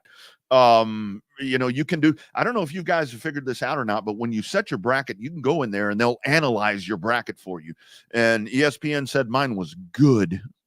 It said it good, was not great. Good, not great. It said that the underrated teams that I'm picking, and maybe underrated teams, maybe that I shouldn't have. Washington State, there's Dayton and BYU. But I wanted to pick TCU over Purdue. I do have Purdue getting out of the first round, but I was reluctant to give them a second round pass. I don't know. I think TCU is a team that can get after it. Their speed, their pace of play is going to give Purdue a tough time. But look, Edey's a stalwart. We know how dominant that Edey is here. Can TCU out rebound Purdue? I don't think they can. They're going to have to continue to keep it into a full court game all the time in high tempo, high pace. I think Purdue does squeak past that, but then they got to play a Kansas team, and then I think Kansas takes down Purdue. Yeah. I might want to walk that back though. McCullough isn't going to be playing McCullers isn't going to be playing in the tournament there. So I saw Bill Self come out and say that yesterday. That gives me a little bit of caution and pause, going forward with picking Kansas is so strong. But I think Dickinson can have one hell of a tournament. I'd like to see what Furphy can get going too. So, when it's all said and done with, I think Kansas is going to prevail and take down Purdue. I've got them going out. I've got Kansas going out somewhat. To Purdue? Okay. I'll look in a second. You got them losing to the Zags. Yes, I got them losing to Gonzaga. Yeah. Okay. Yeah. Hey, overrated teams that I picked: Florida, Texas, and NC State. Yeah, there you go. I did not pick Texas to get out of the first round. I did pick them to get out of the first round. I got Colorado State beating Texas and then Colorado State losing to Tennessee. I would like to see Tennessee and Texas match up again. I'd like to see Rick Barnes versus Rodney Terry. That'd be kind of funny, honestly. I think we'd get torched by Tennessee, honestly. Yeah, I think that was when I was looking at that matchup right there. I was like, okay, if Texas wants to salvage something, I mean, and not that the season is a loss. And the other part, by the way, Colorado State has only lost 10 games. Texas has lost 12. Consider the conference. I may change that pick. Consider the conference. Yeah. Oh, I know that. Yeah, that's a lot of that. But I mean, if you want to have any solace out of this, is Texas gets to round 2 and does beat Rick Barnes. Maybe that would be something to where those expectations could finally be met for what was hoped for this season. But I don't see that happening. But you're right, Wags. I may change that pick. Colorado State, hell, they just played the other day. Texas has been off for a week or however long it's been. And we've seen when Texas has been off, remember when they had that whole like spring break or whatever it was, and they came back and played and they got fucking destroyed. So, Gary? Yeah, I'm sorry. I'd love to sit here and drink the burnt orange Kool-Aid all day with you guys, but I got Texas exiting stage right very early. Very early. Yeah, might be making some changes. I got Iowa State going pretty far in representation of the Big 12. Yeah.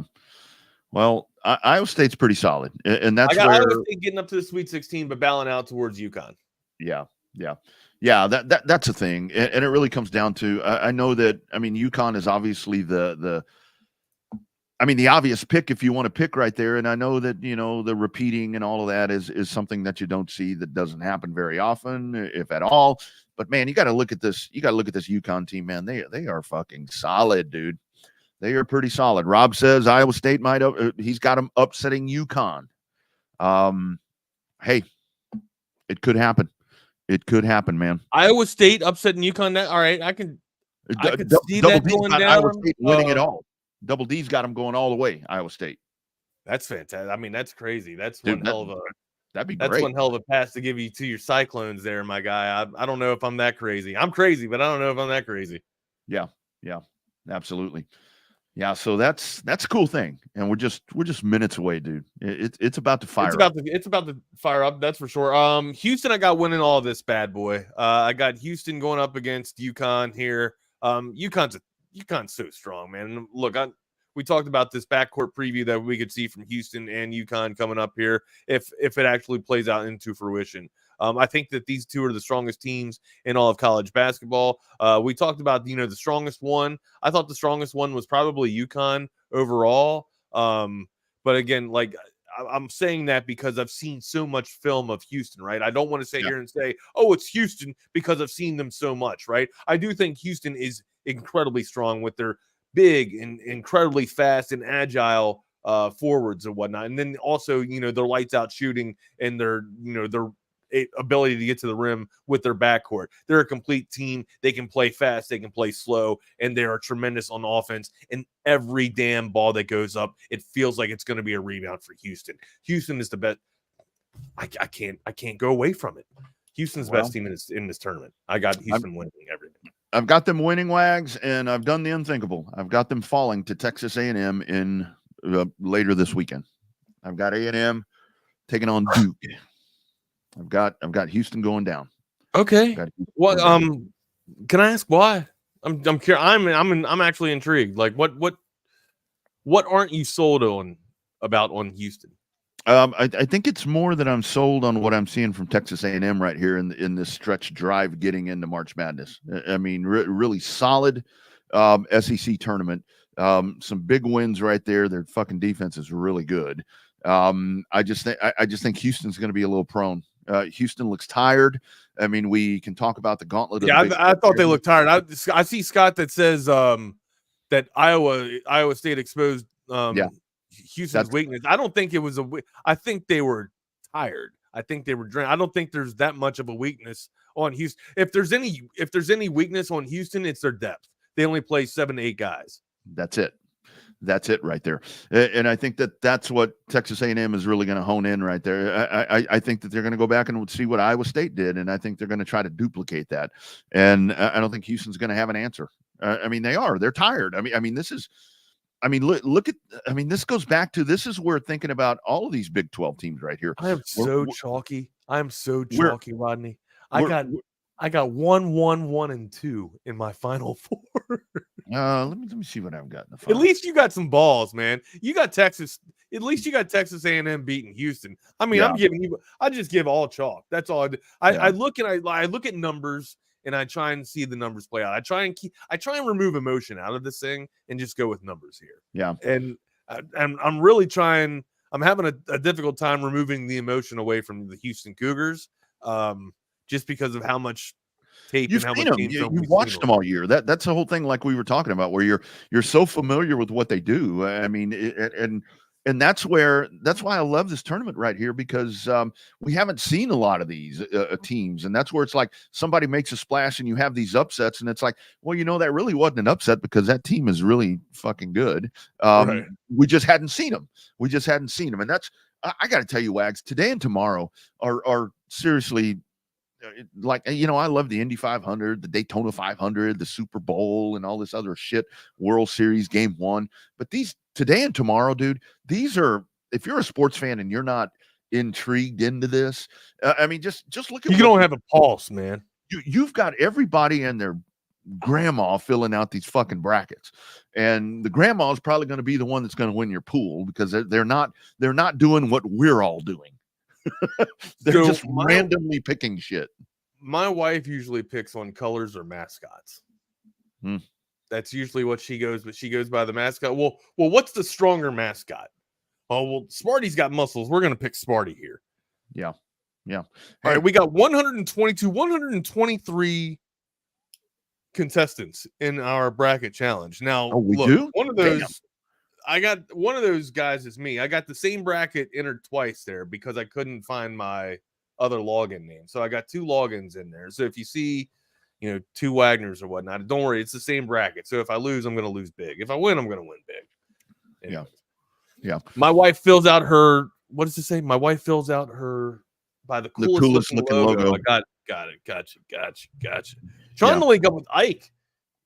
Trying to link up with my guy Ike to get a bread bowl and get a little bit of some screen time, some FaceTime for our guy Ike Cronus here.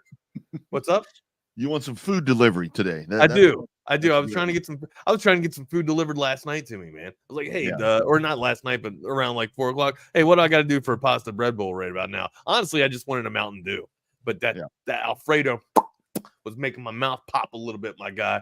There it is. That's what I'm talking about. Wags, I do want to ask you specifically about NC State, because there's a lot of folks that are real high on NC State, including me.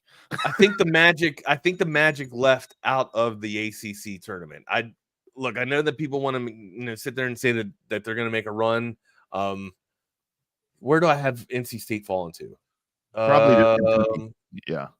I got them losing to Kentucky. Yeah, they try. I mean, look, it was looking good for a while for them, and they are. No, I'm sorry, I got them losing to Texas Tech.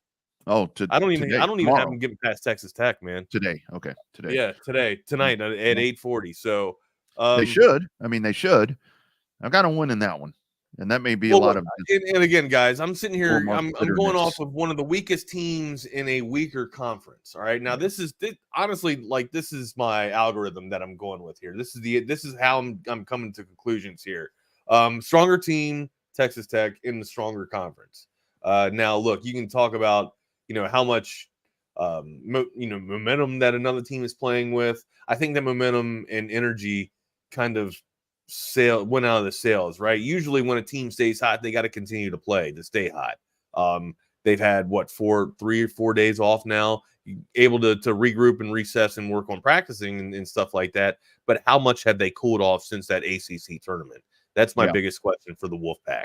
And when you're a team that's kind of on the bubble or looking in, or you had that motivator to get in, it's kind of natural to let the sails kind of leave the boat, or the wind leave the sails, so to speak, when you don't have anything. I mean, hell, I guess you could sit there and say that you're playing for a national championship, right? But I kind of feel like it's almost like that athlete that gets his big paycheck, or the athlete that gets her big paycheck or whatnot.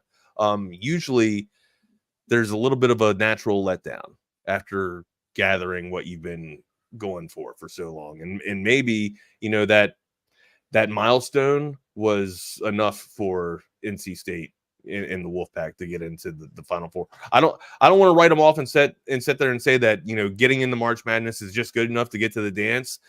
But usually when a team is that hot, Rodney, they got to stay hot, and the only way that they do that is by playing them. They've been off for a couple of days. Yeah. Hey, Sean, we'll get to this more a little bit tomorrow, but I want to tell you I'm feeling really good about Trackhouse this weekend with the win. Chastain has won there. Daniel still big on Elliott? Because he's due. I've got him as my third. I think they're all going to be chasing Trackhouse. Daniel Suarez may come in and just steal this, not steal it, but come in here, and Daniel Suarez. When you say Trackhouse, are you talking about Ricky Stackhouse? No. Trackhouse is the name of a team. That's Trackhouse. Oh, gotcha. Yeah, that's the team that Pitbull is a part of, that he owns as well.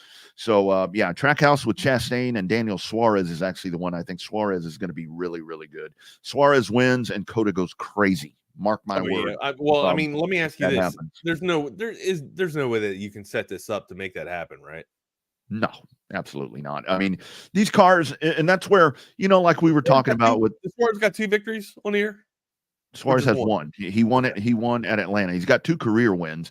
Obviously a Xfinity championship, but this is a dude that comes in here a couple of years ago. He dominated the first stage, and then he had mechanical troubles, and then had problems in the pits. I mean, the dude's a road racer. The dude will get out here and just drive the piss out of that car. And I'm telling you, if he comes in here, especially with they keep talking about Daniel's Amigos and the special promotions and all that stuff that's going on, Suarez is so motivated. How far away does he live? He's from Monterey? He's from Monterey. Yeah, he's from Monterey. Of course, now he's based in North Carolina. Sure. But I mean, he's gonna have a contingent here. Suarez is one of those guys to where he's kind of like the folks that Formula One that fall in love with Checo Perez. That's kind of what I see with Suarez. It's like people just because he's a fucking good dude. He's a good guy. If you're walking down the paddock and he's coming right at you, he's going to stop and talk to you. I was walking down pit road last year, and he came walking by, and he had all these people around him, and I stopped him, and I said some things to him in Spanish. He fucking sat there and talked to me for 5 minutes. and I mean, I had credentials hidden. I mean, I was just being a fan. But so that'll be a dude to watch. Back to March Madness. One that wagged. Sometimes emotions get to be a part of this as well.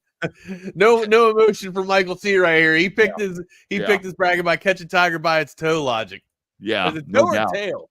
But I thought it was catch a tiger by its tail. Yeah, Tiger by the Tail was a Buck Owens song back in the day. I've got a tiger by the tail. It's plain to see. Good song. One more time. Lounge singer, you are not, my guy. There it is, my but man. We love you anyways. Hey, sometimes the emotion gets into this. When I saw Bruce Pearl after the SEC tournament, so emotional that he had lost his dad in August. And, with the run there that Auburn has, they come in as a 4 seed. That factors into my shit. I've got them making a run. Unfortunately, they're going to fall to UConn. But I'm wanting Auburn to make a run here. If Auburn upset UConn and busted my bracket, I don't think I'd be pissed off. Yeah, Auburn. I don't have Auburn making it past the Elite 8 there. They're going to the Sweet 16, that's for sure. Who they're going to play? San Diego State. San Diego State will give them a little bit of Mhm. What if they That'd be a 4-5. what if they fail to Yale here, Rodney, and they can't even get out of the first round from Yale, my guy? Yeah, yeah. If they fall to Yale, Okay, first round blunders. Who's a stalwart that you think could actually not be advancing to the second round? Everybody's big on Purdue, but a lot of people have said that Marquette is the school that they think could get upset the most here, and a lot of people think it's because of Shaka's record in the postseason. Guys, we know that pretty damn well as Longhorn faithful here. Yeah, I've got Clemson losing to New Mexico.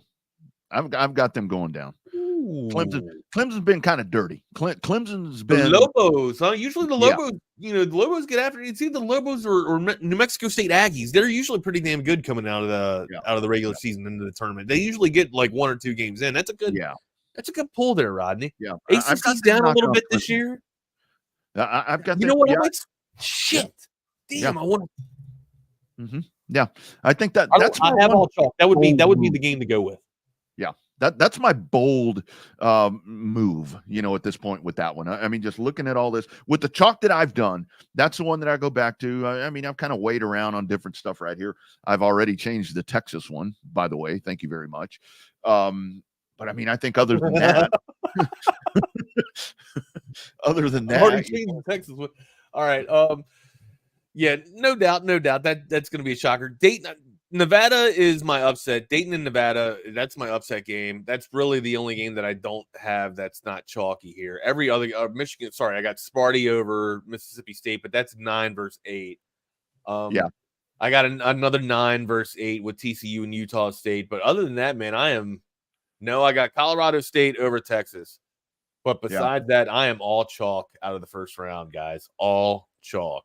I kind of messed around with the idea of Oregon beating South Carolina, but then the more that I looked at it, I'm like, not quite ready to hang my left nut out on that one yet. No, I got my 9s over my 8s, except for Florida Atlantic. I got Florida Atlantic over Northwestern. That's the only 8 over the 9. Yeah. So I don't know. Oregon scores more points than South Carolina. That's what I kept going back to, but at the same time, usually they give up more. That's a good factor. Yeah, usually that's a good factor, but team defense does, come into this thing here, Rodney. Yeah. So anyway, all right, what are all your all's biggest predictions out of the bracket? Do you guys got any stalwarts that you think are going to be exiting early stage right? We'd love to hear your all's thoughts or read your all's thoughts on that. We also got some Texas football to talk about. Pro Day was yesterday, Rodney. Yeah, looked like it was a good day out there for the guys that we expected to have good days. And I think the one thing that I was really glad to hear, I know Jay Brooks is not able to do some of the workouts or any of the workouts, but I was really excited to hear because I'm a big proponent of him going to the Cowboys. And and it feels like that. It just feels like the stars are starting to line up like that, right? And I've heard that they've already met. They've already had a meeting with that. So, taking a look there with maybe Brooks going to Dallas in the second round, I think that could which would make sense to why the Cowboys have been a little bit quiet on the free agent front, and so taking a back seat to letting all the teams sign Derrick Henry and Josh Jacobs and all the other highly touted ball carriers to go to other teams without getting active on it. Yeah. Hey man, I like what Jake says right here. This is this would have been perfect right here. We almost had Oregon State versus North Carolina, Cox versus Beavers. Great minds think alike, Jake. Great minds think alike. Give me the Beavers. That's for sure. Yeah, St. Mary's is for real. Got them losing to North Carolina. Good call. That West Coast Conference, guys. That West Coast. And look, that's another reason why I don't have the Zags going so far this year, right? I talked a little bit about that a couple of days ago. Usually the Zags dominate the West Coast Conference. I mean, they might come out of there with 2 losses, if that. St. Mary's might give them a little bit of a run over the past couple of years, but really the Zags just didn't make any thunderous noise coming out of the West. So to me, I just think that's just too little noise. If you're the Zags coming out of the West, you got to be roaring. You got to be just a force to be reckoned with here. And I don't have that for them this year, man. As a matter of fact, they haven't even moved my pulse one bit. So to sit here and have them going up against Where do I have the Zags going down? Going up against Kansas. I got them escaping the first round against McNeese. But then after that, Kansas is going to make short work with them, or at least that's what I see. Yeah. Wags, we haven't even really touched on it. I think we did yesterday, but we've got about 5 minutes left in this bad boy right here. But Texas, Colorado State. Obviously, Tyrese Hunter, I think, is going to be the key. I mean, I think you've convinced me that Texas is not going to win. I'm kind of giving you my breakdown this entire week. So do you think, I mean, it's going to be, do you forecast in this thing that Colorado State is going to get in here? They're going to put pressure on on Dylan Dessou, get him in foul trouble. Get him in foul trouble. That's the rest. That's the MO on the Longhorns, simple, right? Slow them down, make them play half court basketball, out rebound the shit out of them every sequence. Yeah. Brock Cunningham comes in, fouls out. IT Hunter throwing up shit. Now that's my guy, Timmy Horton. It's IT Horton. Lay off of Timmy Horton. No, honestly, Dylan guys, Mitchell, look, I told you it's going to go one or two ways, right? Clearly, it doesn't take a genius to figure this out. If Texas is aggressive with their point guards, with their facilitators, if Weaver and Hunter get to the cup, able to create some team assists, and get some easy bunnies at the basket, yes, I think we will win. When we have to shoot long range shots and rely on our perimeter shooting and get out rebounded, we will lose. Yeah. We saw it all too well throughout the regular season. Now, look, Colorado State, I don't think that they can perform the way that they performed against Virginia last night. Virginia, here's the thing. Colorado State you can force them into a lot of turnovers. Virginia plays solid defense. If Texas can play solid defense like Virginia played the other night, then you can turn this team over a little bit and create some easy scores. And that's what Texas does, right? High pressure defense turns into some easy points. And that's what RT has these guys doing. If that happens, then Texas should have a pretty decent night against Colorado State. But look, if Colorado comes out shooting the lights out like they did against Virginia, and then we struggle to put the ball into the rim and our two shooters aren't scoring, that's big trouble for us, man, because we struggle mightily finding the third guy night in and night out, and hopefully they show up in this tournament. Man, I just flipped it over to CBS to get ready for the first game, and the Price is Right is on. When did they start allowing the contestants to go like hug the models and all that shit? I feel like Bob. Oh no, okay. You could hug the host. Hugging models. Yeah, you could hug the host, but like this lady just won and went over there and hugged Rachel Reynolds, and I'm like, that's one of the models. How do you know Rodney? Rodney. I don't think there's anybody that watches this show that knows who the models of Price is Right are. No, you guys tell me. Y'all know who Rachel Reynolds is, right? I mean, you got to know who that is. But yeah, this lady just won, and her husband came running out, and that dude's over there hugging on Rachel. I'm like, man, what the hell? Of course, I don't watch this show very. Man, Drew Carey is skinny. You watch the show quite enough if you know that Rachel Reynolds is one of the damn models. Well, she's been there a long time. She's been there. She's a veteran. I've been here. I'm a veteran. I've been here for 43 years, and I don't know who the hell Rachel Reynolds is. Oh my god! And I would say that I have my hand on a pulse on a lot of females. Yeah, I'm in the in crowd of knowing who to know. I would think. Code text line 512 number 4027. Two things. Y'all are making it hard to work today, and it's got a laughing emoji, and making me feel better about my bracket. Well, look, I told you right now, I pick all chalk. Okay, so your bracket's probably a lot better than mine. No shit.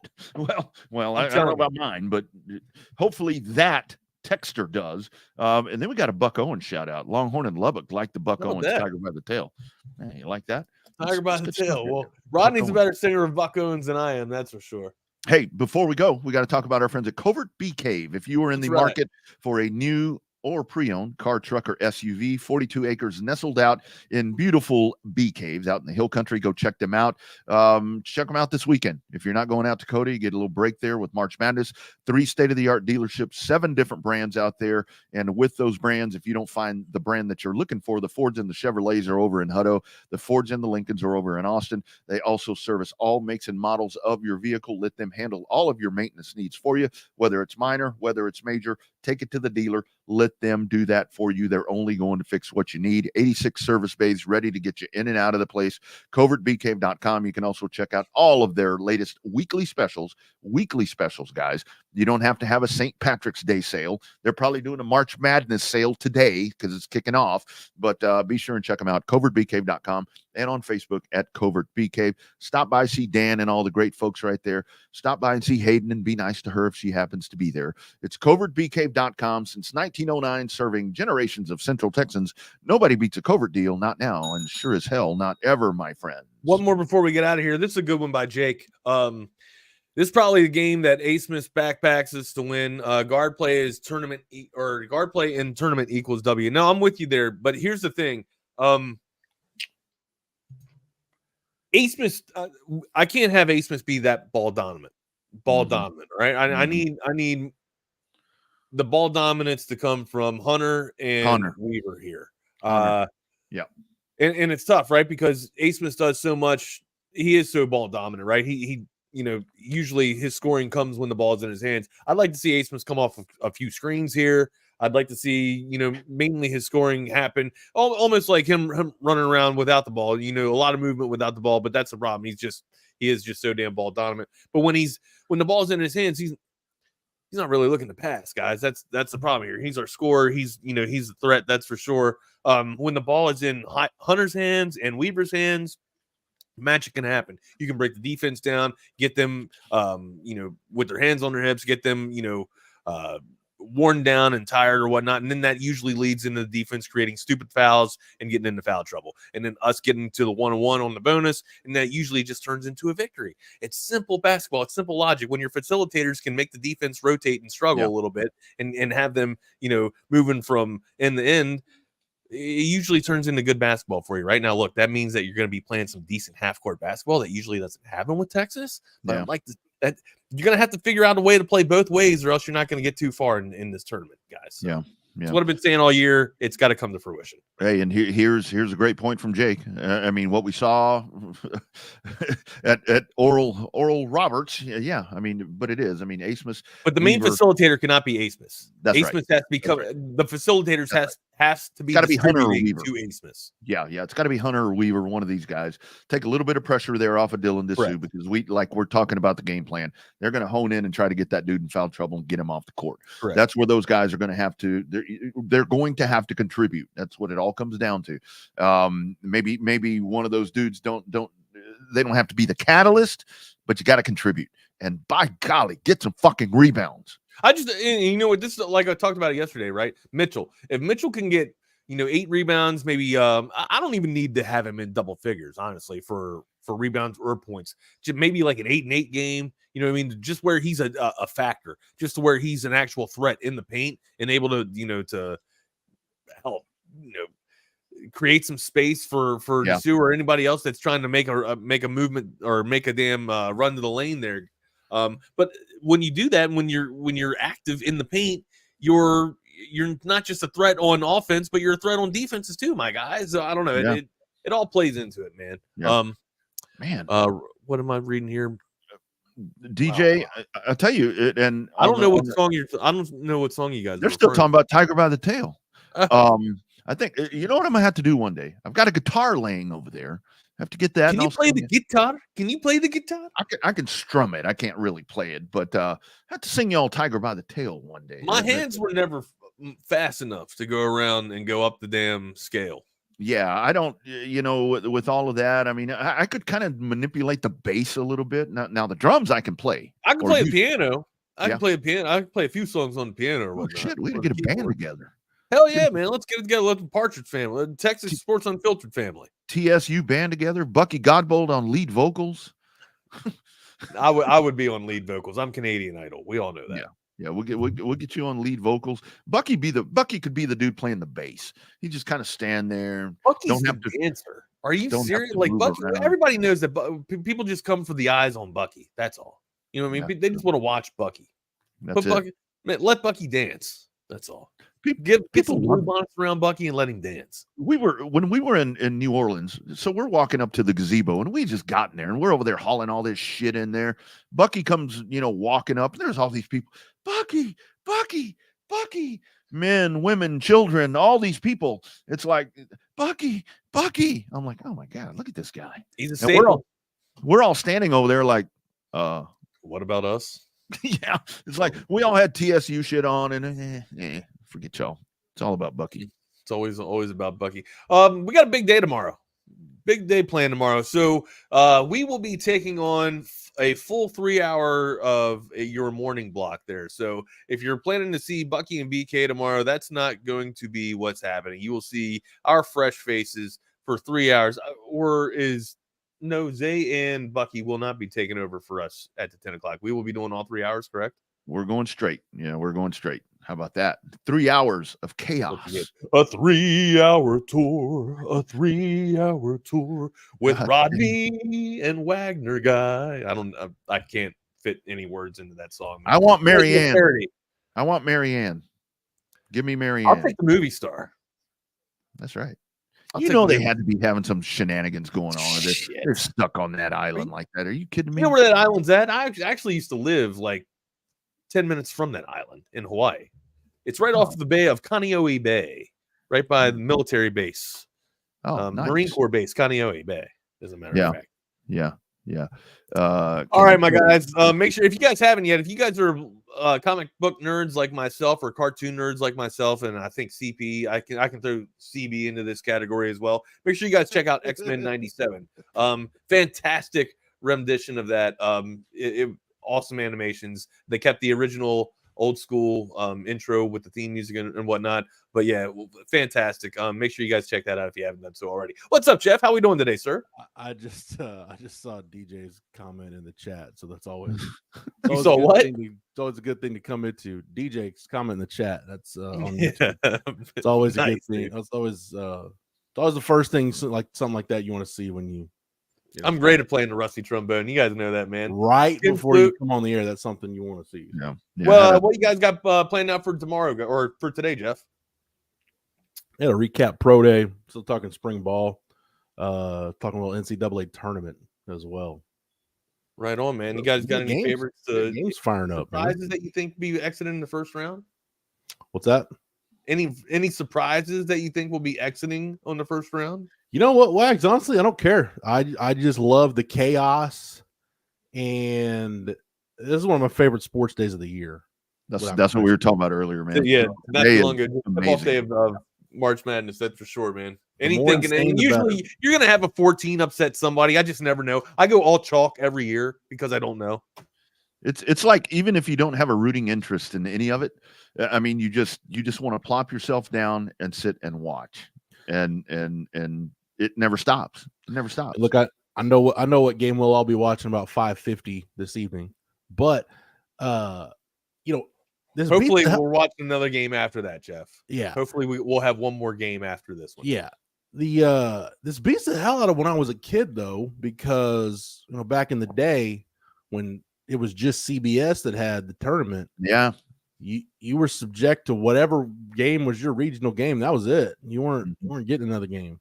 So I had a really cool science teacher when I was in middle school, when all this, the Texas, or not Texas, when March Madness would go off, he would actually stop science class. As a matter of fact, two science teachers, they both play basketball, Tom Mills and Troy Kemp. Shout out to them. Great dudes. Anyways, they would literally stop class and they'd roll in the TVs and we would have two televisions, one on CBS, and then you would have, I think it was ABC that picked up the other regional broadcast or whatnot. But you would have two games of college basketball going on while we're in school, 7th grade. Supposed to they had money on it. Learning about the planetarium and shit. We're learning about basketball. Hell, man, my high school government teacher and U.S. history teacher was my basketball coach, and it was my junior year, and I said, "Hey, coach," I just jokingly, I was like, "Coach, we need to watch some tournament." He's like, "Well, who's playing right now?" I'm like, "Virginia Gonzaga is the first game." I was like, "That's a 5-12. That could go down." He's like, "Let me get a TV." Yeah. Went We ain't learning TV, about rolled the government. TV I'll in. tell you right now, government's going to fail. Yeah. The tournament will not fail you. That was always a cool thing. Like if you had a government class or a health class or economics, whatever that happened Nobody to be. was paying attention to that bullshit. Yeah. You had a coach that was your teacher. It was like, all right, we ain't doing shit today. We're watching the tournament. I believe more in the 5-12 upset in March than I do the government helping us out. So. Same here. What's up, Jordan? How we doing this morning? Man, not too bad. Always not too bad. You guys are looking good, man. I'm gonna get out of here and let you guys do your thing, man. Happy Thursday. We'll talk to everybody tomorrow. Remember, guys, we are live from Coda tomorrow. Get out there and get early. We'll see y'all tomorrow. Check it out. See you guys. Have a great day. Jordan, I don't know, man. You feeling like me? Just a little kind of run down today? Yes. Starting to catch up with you a little bit. Oh yeah. I'll just say on a personal note, my wife has had this travel nightmare trying to get back from Spain and finally got back to Austin about 5:00 yesterday evening. So I went from pro day straight to the airport to pick her up, and she's been gone since last Monday. So yeah, that's been an adventure, her trying to get back. So it's made for some long nights for me, having to juggle, making sure my 6-year-old gets everywhere she needs to be and taking care of the house and work and all that fun stuff. But so now the body's no longer in fight or flight response, Jordan. It's kind of relaxing, and I'm feeling it today. But I digress. Man, give me your one big takeaway from Pro Day yesterday. So let's start there. Texas had a practice this morning. As a matter of fact, they're probably getting pretty close to finishing up right now if they're not already done. We were supposed to have a media viewing window, but because of the weather, they moved everything inside the bubble. So we weren't able to view practice this morning, and no availability because between the coaching clinic, the women's NCAA tournament, it's going to be a 4-alarm cluster, down around campus this weekend. But we had the pro day yesterday, and Jordan CB asked what's going on with Jatavian Sanders. What was your biggest takeaway from pro day yesterday? It actually had nothing to do with the guys actually going through pro day. It's all the guys hanging around for pro day. You know what I mean? Because all those guys are going to be in those shoes one day. And I mean, how many guys did they have working out? Like 8 or 9, right? Yeah. No, I think there was like 10. It was double digits because Jonathan Brooks was the only guy who didn't work out among the guys that were, the draft prospects. Yeah, but I mean, like that number is going to jump. And you had said, I think it was you that said when we were there, like that wasn't normal, that amount of people. You never seen that many people there. Like that's going to be a normal thing going forward. I'm assuming all 32 teams are going to be represented at every single Texas Pro Day. Yeah. In the near future, just because they have that type of talent. And I thought it was cool seeing it was like a young freshman group, or wow, they're all now sophomores. Like Malik Muhammad, Jonte, some of the freshmen there too, Kobe Black, just seeing them kind of react to other people. Yeah. I thought that was cool just because it's like, y'all don't even know y'all are going to be here soon. But yeah. You want to answer CB's question real quick? No, I don't even notice his hoodie was Louis V, but I couldn't get over his pants. Like that shit looks even dumber in person. Yeah, man. I started going to pro day. The first one I went to was the 2012 pro day when that was Maniacho, Keenan Robinson, those guys, that group was coming out. And man, if there was an NFL head coach at that one, I don't remember, but I can't remember a single NFL head coach being at any pro day I've covered since then up until yesterday. And there were 3 there yesterday. There was at least one GM, Nick Caserio from the Texans. Man, the Texans rolled like 10, 11 guys deep yesterday.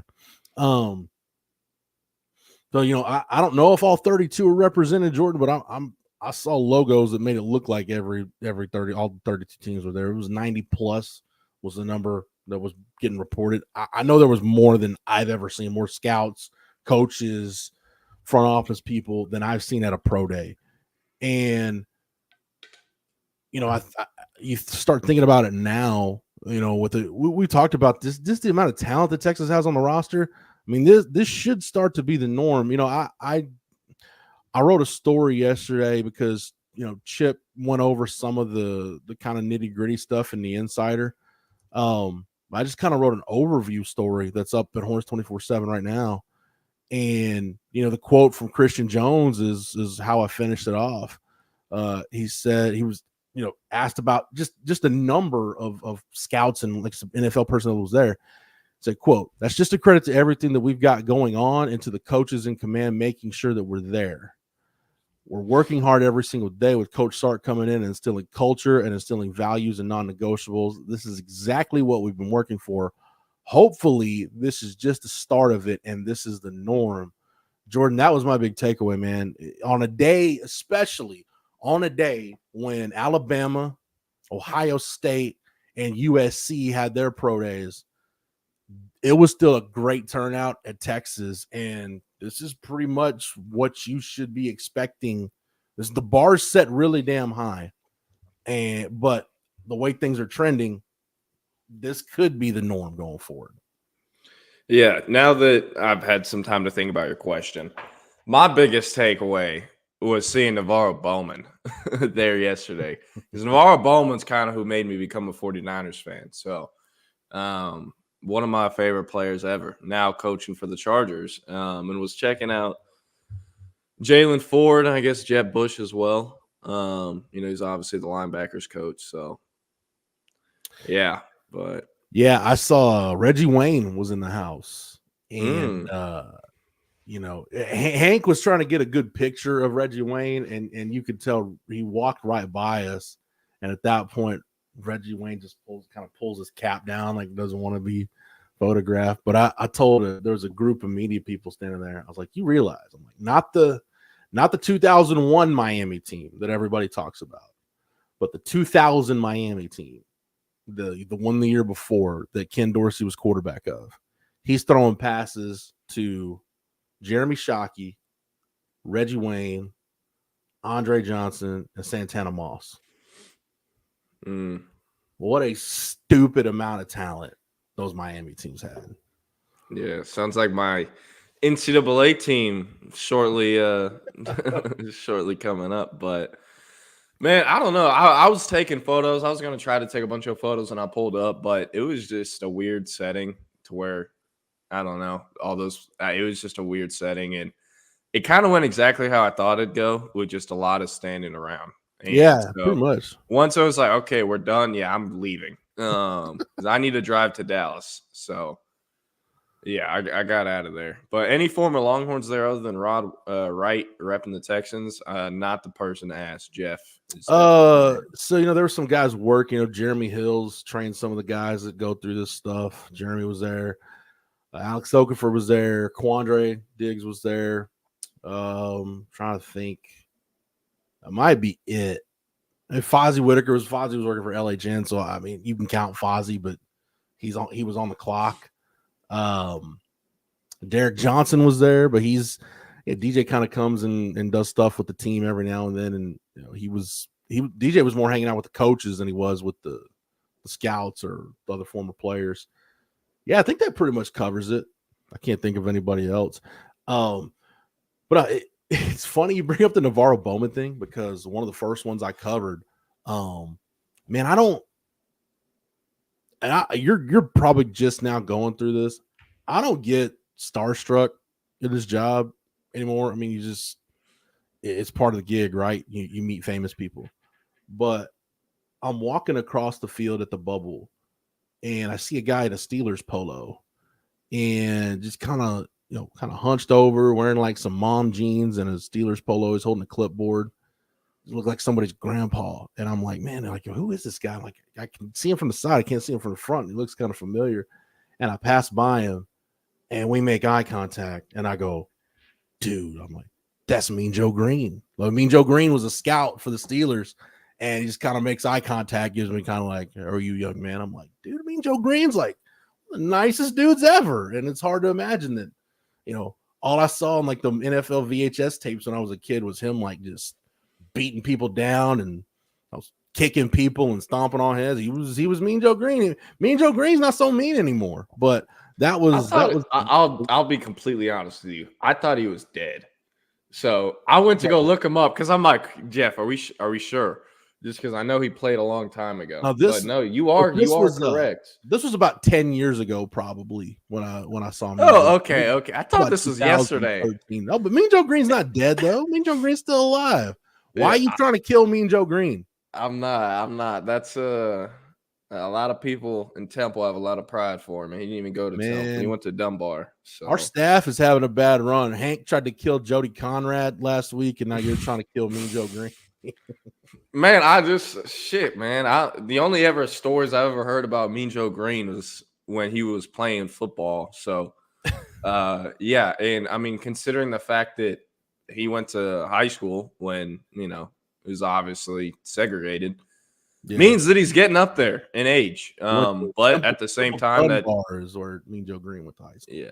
At the same time, like it shows how recently effed our society was. But yes, but yeah, no, he's right. Jordan, you're on the hook. If something happens to Mean Joe Green, it's your fault now. Man, come on now. Well, I'm gonna go ahead and throw him under the bus publicly because we've all done it privately. When the Texas women were winning the Big 12 tournament, whenever that was last week, I guess it was like last Tuesday, maybe last Wednesday. Jody Conrad was at the game, and the camera, I guess got a shot of her, and Hank South texted the group, and Hank's like, "I honestly thought Jody Conrad was no longer with us." I'm like, no, I mean, if that's the case, then we've got a hell of a story on our hands because she's very much alive. So, yeah. So something happens to Jody Conrad, it's Hank's fault. If something happens to Mean Joe Green, it's Jordan's fault. So all you Steelers fans out there, follow Jordan on Twitter so that way if something happens to Mean Joe Green, you've got somebody to blame. Yeah, another reason why I just decided I'm not going to tweet anything yesterday was two of my first two tweets were I said junior day instead of pro day. And I was just like, Jesus Christ, like, y'all know what I meant. So, but I mean, I don't know. I deserve to get in the Twitter comments. But hey, was D'Amico Ryans there yesterday? Okay, I didn't see him, but I heard other people talking about seeing him. But I called Nick Caserio, the Texans head coach, and then I was like, God damn it, your brain, you just gotta get your brain working. Jordan, you were in photographer mode yesterday. You weren't in writer mode yesterday. Yeah. So as far as the actual pro day, look, I mean, at this point, Xavier Worthy and Adonai Mitchell are pretty much locks. I think as first rounders. Mm-hmm. Maybe X goes early second round, but AD Mitchell pretty much feels like a lock in the first round. Byron Murphy feels like a lock in the first round. Devondre Sweat's probably going to go in the top 50, maybe even the top 40. Those four guys, Jordan, they didn't do anything yesterday that would have hurt their draft stock based on what they didn't do. I'm trying to think. I think Byron Murphy did the 3-cone drill. And I think that might have been the only test any of those guys did. Unless it's something, one of them do the broad jump, maybe. I don't think so because I'm pretty sure they got all that in Indy. I thought the only thing I can remember being like during Worthy and AD Mitchell's thing was AD Mitchell had like I watched 2 drops. One of them just bounced off his hands. The other one he tried to catch with like his chest, and I'm like, that's not how you're supposed to catch during a pro day. No, but good effort, man. But no, him and X, man, they look smooth as hell. Just running. And I don't want to overanalyze. Routes on air. Yeah. Oh no. Like the 2 drops aren't going to hurt him at all. And one of the videos I tweeted out, it was Quinn throwing to AD Mitchell, and somebody responded. And again, I'm kind of with you on Twitter. It's whatever. Somebody responded, AD needs to flatten that route out. I mean, I'm like, I don't give a fat rat's ass what kind of route he's running in the bubble against air. Like, whatever. I'm not going to overanalyze it. Like I said, what I was impressed with, and what everybody was impressed with, though, that go ball that Quinn threw him at the end, where he found another gear, threw it in another gear, and went out and caught it on the fingertips. I mean, that's the kind of stuff you're looking for. It's like, oh, okay, and there aren't that many receivers that have that extra gear that they can go get. We'll get to Quinn in a second because I want to save that. But as far as all the other guys, I'll tell you this, man. Not just talking to our guy Nick Harris, who does a fantastic job covering the Cowboys, but you kind of watch Brian Schottenheimer, how he interacted with Jonathan Brooks, and you hear everything. You hear Jonathan Brooks, the only visit that got mentioned yesterday is his upcoming top 30 visit with the Cowboys. Man, it sounds like Jonathan Brooks to the Cowboys. If it doesn't happen, Jordan, it sounds like it's a hell of a smokescreen at this point. I mean, they need a running back. And I mean, I think it's fun that we can report this right now, but per a source in the Cowboys organization, they were actually close to letting their running backs coach walk when the new league year came about at the beginning of this month. If that was to happen, Tashard Choice would have 1,000% gotten an interview. And, if Tashard Choice gets an interview, he's probably going to get the job. So the Cowboys obviously decided to keep whatever the running backs coach's name is. It's Schottenheimer, maybe, that you said, or I don't know, whatever his name is. Schottenheimer's OC. Okay. I'm not a Cowboys fan. So, but anyways, they decided to keep the running backs coach. So obviously, none of that could happen. But that was very much something I was worried about and was tracking, because Tashard Choice is on the short list of names for that Cowboys running backs job if it opens. He obviously played for them. And I mean, most people watching this, are Cowboys fans. If not, they know about the Cowboys pretty well. So I thought that was interesting when that first came up on my desk back in February. But again, we made it through the storm. He's obviously not leaving for Dallas. But yeah, and bless you, Jeff. I know you didn't want to talk about Quinn for a second. I haven't taken my allergy medicine yet this morning. So. You're good. But man, CB, he was great yesterday. And for me, it's so like going to so many of these events at such a short period of time really messes things up for me. Like Under Armour Dallas and then Under Armour Houston and then like the Texas Pro Day, because it's the same level of athlete. Just one has had college for 4 years or 3 years and are moving way faster and smoother than the high school guys. So now I come back to this high school setting and I'm like, yo, this guy sucks. And it's like, he doesn't suck. He's just a sophomore in high school. And I just watched 2 future first-round receivers run routes. So my standards are higher. But yeah, no, I thought Quinn was amazing, especially because the quarterbacks I've seen the last 2 weekends have been horrible at both Under Armour camps. No one's really stood out. Keelan Russell is by far the best. But man, Quinn is one of the – I need to be careful how I word this.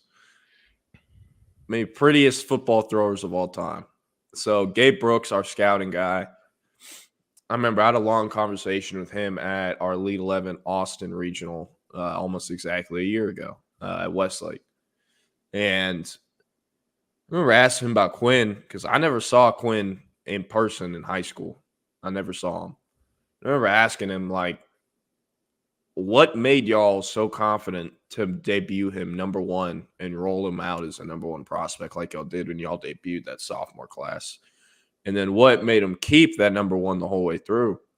You know what I mean? Because at that time, it was going into last season where everyone knew the talent Quinn had, but he hadn't really maximized that or started acting on his potential, I guess, or at least in the degree that Texas fans were expecting with him being the number one prospect. And I mean, Gabe was like, dude, there literally was no flaws about his game. And the main thing Gabe said, like retroactively looking back, I think what caught everyone and had us almost looking at him thinking he's better than he was he's like, just watch the way he throws the football. I'm like, what do you mean? He's like, I have never seen a ball pop out of a quarterback's hand like it does out of Quinn Ewers. Like, Yeah. And it is a great point, because the amount of times I've seen Quinn Ewers literally just like throw his arm like this and it's going 30 yards is ridiculous. Like, he's one of the most effortless, that's how you say it, the most effortless football thrower of all time, I should say. And just being able to sit, I mean, I was right behind Mike McDaniels when they were doing the quarterback and receiver, when they were going 50 yards downfield. Yeah. I was right next. I was literally, I have a video on my phone. Like, McDaniels is 2 feet in front of me. So Quinn is like 7 in front of me, just dropping back, letting it rip. And it's just like, man, that Texas, again, I said 1,000 times on the show, for the first time since I can remember, has an argument to be made that they have the best college football, or the best quarterback in college football going into next year. The first time they can make that argument in 10 plus years, or an honest argument, I think. I think Sam Ehlinger was good, but never once in my life was I like, this guy's one of the most talented in college football. Quinn Ewers has an argument to be made for that. There was always, whether it was Trevor Lawrence or Justin Fields or whoever, exactly, there was always going to be somebody kind of above Sam. I mean, when you're in the same conference with, as a true freshman, you're in the same conference with Baker Mayfield, it's gonna be hard to separate yourself. But Quinn, yeah, you're right. I mean, Mike McDaniel watched his throwing session. I mean, had eyes on Quinn the whole time. I mean, you not reporting anything that anybody couldn't see. I mean, there were coaches that were going up to Quinn after the throwing session and telling them, "Hey, good job. We'll keep tabs on you. Keep at it. Whatever." Yeah, it was. I'll say it was a good first impression for, what I heard from one coach who was there.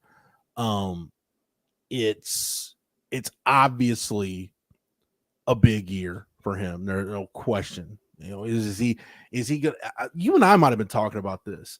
I don't know. I talked to so many people yesterday. I forget the conversations I had, but it's like, his stock, is he still a guy that you view as, okay, could he be like QB1 going in the draft next year, or is he more of like a second, third round, like day 2 type guy, developmental guy for somebody? I don't know, but I feel like the vibe I got, I don't know if you got this yesterday, Jordan. I think there's still hope from NFL people that, like, okay, this guy still can be the guy that we thought he could be.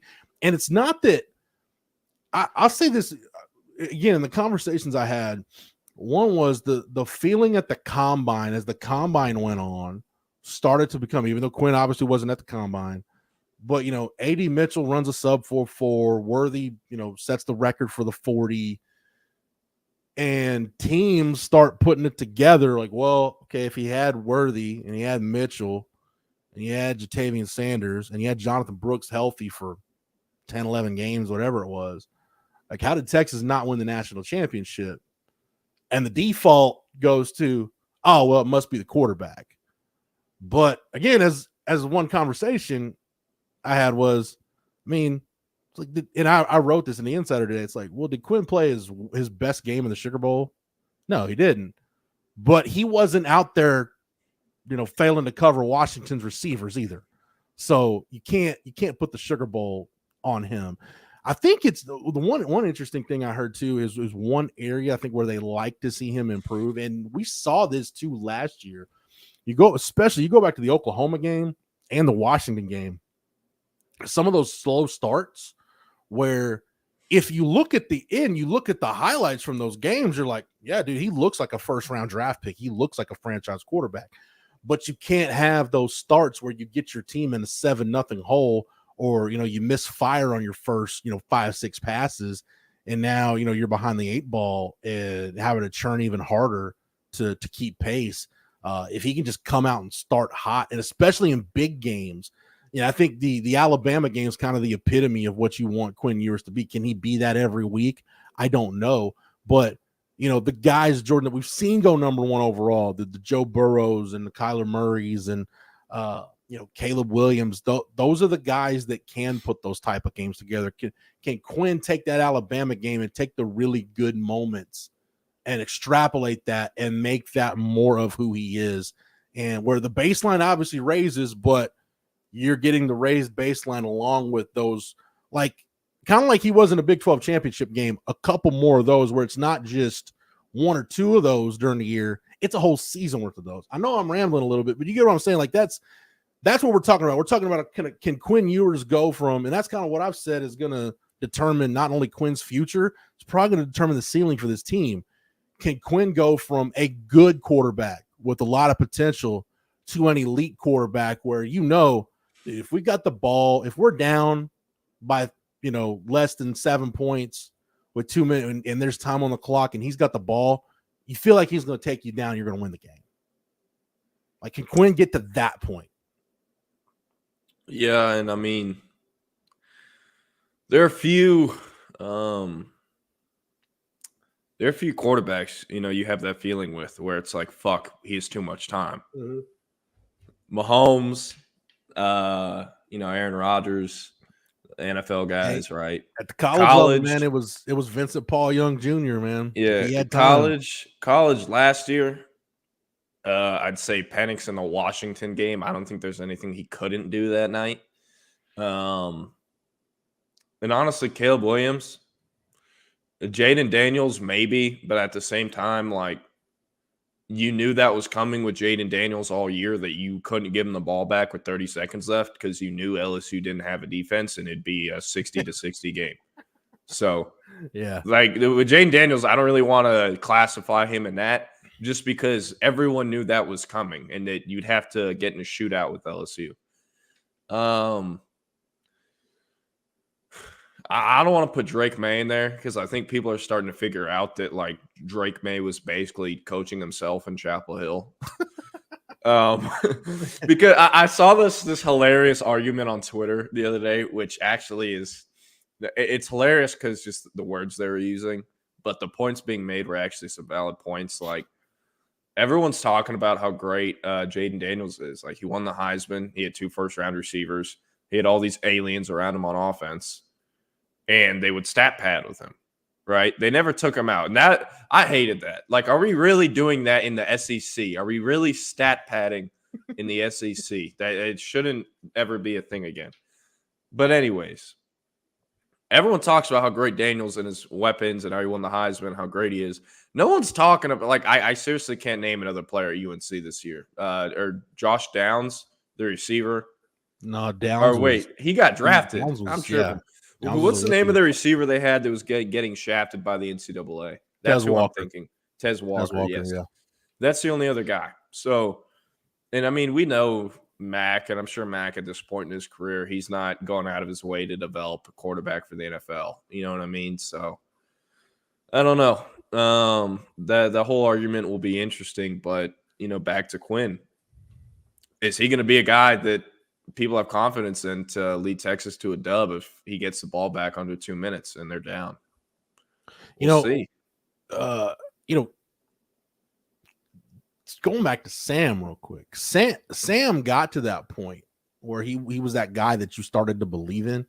The difference is you're talking about a guy with physical limitations in Sam to a guy in Quinn where the physical ceiling is as high as we've ever seen. Yes, and CB, the point you make about Sam in that LSU game, it is a great point, but the argument I'm trying to make right now is, like, I think in that scenario, you could say Sam Ehlinger might be the best quarterback in college football at the time. I'm trying to say the argument that Quinn Ewers is the most talented. Quinn Ewers can make throws as a freshman that Sam Ehlinger would never, ever be able to make in his life just because he can't. Yeah. And during those times when Sam was in college, the most talented were Lawrence and Fields. I'm saying this is the first time since Colt, Texas actually has a valid argument to make that it's going to be the most talented guy because, who's contending for that title? You want to? Well, I think what you're trying to say, and Jordan, you can correct me if I'm wrong, if I'm putting words in your mouth, but what you're talking about is how, again, to use some of the guys, how we viewed, Baker Mayfield going into his senior year, how we viewed Trevor Lawrence, how we viewed Justin Fields or any of these other guys that have been, top of the first round type picks. That's what we're talking about. Like, can you going into the year, are you viewed as not can you, but this guy should be in New York as a Heisman finalist. This guy should be in consideration for a first round draft pick and be in consideration to be the number 1 overall pick in the draft. He should be that. I don't know that we were ever saying, and I love Sam Ehlinger. You're going to find a bigger Sam Ehlinger fan than me, but we were never saying that about Sam. Sam should be that. We're saying Quinn should be that guy. That's what the talent ceiling is for Quinn. Yeah, and just so we can run down the ESPN's top 10 quarterbacks for next year: Carson Beck, Dylan Gabriel, Quinn Ewers, Jalen Milroe, Noah Fifita, I don't know, from Arizona, Jackson Dart, Ole Miss, Jalen Daniels, Kansas, Shador, Cam Rising, who's still somehow in college, and Cam Ward from Miami.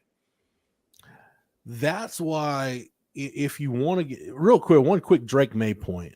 I think one thing about Drake May, Jordan, is like he was in an offense this year with UNC with Chip Lindsey as the OC that had a lot more structure than he had with Phil Longo. I mean, if Phil Longo's offenses have produced like insane numbers, but the guys like I remember AJ Brown came out after playing a Phil Longo offense, and it was like, yeah, we don't really have routes, we don't really have plays, we just kind of run around. Like, all right, well, it's like basically like a pickup game. You're drawing it up in the sand as you go. Like, yeah, it's not overly sophisticated, but I digress. So that's one thing I think with Drake May. Okay, now you're playing in some structure. How can you do? And I'll say this too, man. With this quarterback class that we're talking about with Daniels and Caleb Williams and all these other guys, like with Caleb Williams, I keep seeing a lot of people say, and I know his personality turns a lot of people off, or the perceived personality. Let me say that. The perception of him turns a lot of people off. But I see, like, all I see with Caleb Williams is, well, man, that running around stuff he does in college, that's not going to work in the NFL. That won't work in the NFL. All right. What if he has a half-ass decent offensive line in front of him? Anybody ever thought about that? Yeah. Or also the fact that the best player in the league literally just runs around for fun, basically. Like Caleb Williams did in college, and Mahomes didn't even do that in college. I think we forget, man, And also, I know everyone loves to hate on Caleb Williams. Look, it's very easy to a very punchable face. He does a lot of things that a child does, and he acts like he's 14. I wouldn't have gone there, but okay. Like, I'm not saying those things don't exist, because they do. It's all very clear and obvious, even to people like Stevie Wonder, right? We all know about it. Painting F Utah on his fingernails. Yeah, we all know about it. But you can't sit here and tell me Caleb Williams wouldn't have gone number 1 overall in any draft the last 5 years outside of Joe Burrow. I probably think who went number 1 at quarterback? Joe Burrow. He wouldn't have gone. He wouldn't have gone before Trevor Lawrence. He would. Okay, yeah, Trevor Lawrence. I think Kyler, I don't know. Kyler and him are very similar in my opinion. They both have like absolutely shit show families. Kyler was circles around them, helping them. I'm trying to think. I gotta think about it in terms of sports cards. So that's how I'm thinking. So Baker was 18, Kyler was 19, Burrow was 20, Trevor Lawrence was 2021. And the 22 draft, you didn't have a great quarterback class. That's Desmond Ridder, that's Kenny Pickett, Malik Willis. I don't think any of those guys. That's something I don't want to look at. So he's easily going one over. He's going 1 over Trayvon Walker. And then 23 was Bryce Young. So or CJ Who would you? Okay, put those 3 guys in the same draft. Who you taking? You taking Bryce Young, not knowing what we know now, like all things equal. Like Bryce. Pretend Bryce Young doesn't go to an absolute dumpster fire in Carolina. It's just, hey, I want the best quarterback to start my team with. You taking Caleb Williams, you taking CJ Stroud, or you taking Bryce Young? CJ Stroud is the most safe bet of those 3. But Caleb Williams would give you the highest ceiling, I think. So going back to last year, even before the Panthers drafted him, I viewed CJ Stroud as better, and also he'd be much better short term and long term just because of the frame. But like, I don't know, the amount of people that talked down on CJ Stroud playing in the Big Ten and all that, and like the amount of people that are forgetting the throws he was making versus Georgia that Ohio State would have won if they didn't shank that field goal. Yeah. Like that gets forgotten about, man. I talk about Keelan Russell throwing piss missiles. Those are some real piss missiles that night, right? That's like Michael Penix's New Year's Day type shit. That's what it was. That's frankly what it was, right? And after that, I'm like, there's no way CJ Stroud isn't going to have a longer and more successful career than Bryce Young, who's 5'10". There's just no way. Like Michael, and I think obviously you switch CJ and Bryce, put Bryce on the Texans. I think he has a much better year. But if he puts CJ on the Panthers, I think he's having a worse year than he did with the Texans, obviously. But I think he would have done more than Bryce Young would have, for sure. He's probably rookie of the year because I think he would have still produced, and you'd have been like, man, he produced, and just look at the garbage that was around him. Yeah, I mean, you could. It didn't make sense to me because Frank Reich historically, if he has choice of quarterbacks, that he would have drafted CJ Stroud was his guy, like the 6'3", strong arm, big dude that can sit back there and take a hit. Like that's the kind of guy Frank Reich wanted. It's just now we find out that, David Tepper, the owner in Carolina, is a little bit too hands-on and was like, no, we're drafting Bryce Young. I don't really give a rat's ass what anybody else wants. I want Bryce Young. So, yeah. Okay. Well, take and this quarterback with the body composition of a 12-year-old. Yeah. Dude, you guys think Jordan Washington will be tight end 3 going into the season? Yes, but I think he could be higher than that by the end. Obviously not 1. He's not passing up Black. But man, look, man. Eric Henry, I love Eric. Eric does a really good job covering football and men's basketball. He's in Charlotte today, by the way, doing the Lord's work. Eric is a Gunnar Helm stan. I know that, and I don't take away anything from Gunnar Helm. That's why I would say, is Jordan Washington? Do I think he'll be the number 3 tight end? I mean, honestly, Jordan, like, what are we talking? Who are we talking about him passing? Can he pass Will Randall, Spencer Shannon, and Juan Davis? Yeah. Like, that's not. Yeah. I don't think we're going out on a limb there. I think the bigger question is, can he get to a point? Is he advanced enough to get to a point where you're taking snaps away from Gunnar Helm, and hell, maybe even snaps away from Amari Nyblack to give to Jordan Washington? That's the bigger question. I know we're putting a lot on a guy that hasn't even had a full pads practice yet, but dude, I mean, that's going to end up being looking like a really good evaluation by Jeff Banks. Oh yeah. Can I, while you're thinking about it, can I make a couple more quarterback points while you're thinking about Jordan Washington? Yeah, I was going to talk about Nyblack. Like the 20 minutes we got of him, I think he's going to get drafted higher than JT Sanders will, and I feel pretty confident about that. Yeah, physically, probably just a better athlete than JT is overall. Yeah, and he's smoother and taller and has longer arms. And I haven't gone through Amari Nyblack's blocking tape, but just looking at him, I think he's going to be a much better blocker than JT Sanders. And also, like, 90% of blocking is just effort, right? Look, man, I'm not saying that, I'm not saying that Amari Nyblack is Kyle Pitts. Kyle Pitts got drafted in the top 10, and I didn't give a rat's ass if he blocked anybody while he was in Florida. I just knew what he did with the ball in his hands. That's all I cared about with Kyle Pitts. Sark just uses tight ends to block sometimes. So, but the dynamic that creates, though, man, look, we know Sark loves 12 personnel. He loves using 2 tight ends.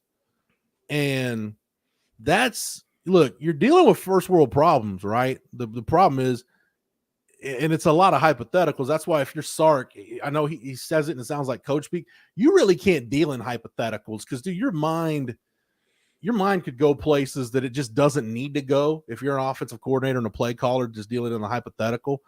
But one hypothetical, yeah, Rex, not many south ends of rats are not being thought of very highly today on this show. The thing, if you're Sark, what you hope you run into is a problem where, all right, these 3 tight ends are so good. Now I've got to ask myself, is it more worthwhile to have 3 wide receivers on the field or 2 tight ends a larger percentage of the time? Because if that's the case, then somebody, either one of those tight ends or one of those receivers, whether it's DeAndre Moore or Jonte Cook or Matthew Golden, like you're going to have a damn good playmaker that's not going to be on the field on a critical down because your gut's telling you, or your call sheet's telling you, or the time of the game is dictating to you, this is the personnel group you need to go with. Yeah. And I mean, shit, that's kind of what I was thinking whenever I'm like, yo, where the fuck is Silas Bolden? And then Hank was like, oh, remember, he's not. Like, yeah, that I was at practice, and I'm like, there are like, I feel like 50 NFL guys I'm looking at right now, and one of them isn't even here. And they're going to have to deal with having one of the receivers off the field and figuring out who that is, taking turns, because receivers are all divas. So, and you know what, man, I like the running back group too. That's a deep, talented running back group. I'm sure if you're Sark, you can't completely throw away your 21 personnel packages, your 2-back packages, because hell, if you're talking about, it goes beyond best 11. I mean, you'd like CJ Baxter to touch the ball X number of times during a game. You'd like Jaden Blue to touch the ball X number of times during a game. And you'd like to get touches for whether it's Trey Wisner or Christian Clark or Jarrett Gibson, whoever it is, you'd like to get touches for some of those other guys. But you're getting the point now where when we've seen Texas be really good, and when I say really good, I mean you go into every year thinking, not can they, all right, they should compete for a conference championship. And now you're talking about, all right, they should be competing for a playoff spot. That's where the roster has been in previous years. And I'm talking back during the heyday under Mac, where it's like, dude, you've got Roy Williams and Cedric Benson and Bo Scaife. Like, you've only got one football to go around. How the hell are all Selvin Young and BJ Johnson? How the hell are all these guys going to touch it that need to touch it? David Thomas. Like, there's a lot of dudes that played in the NFL for a long time on some of those Texas offenses, and you only had one ball. You had to figure out how to make it work. I think Sark, if anybody can do it, it's Sark, but it's a really good problem to have. Like I said, Jordan Washington being the number 3 tight end, I'm not overly concerned about that. I think that's more than likely to happen at this point. Just if the rate of development Jordan is anywhere upward, he's going to pass those other 3 guys.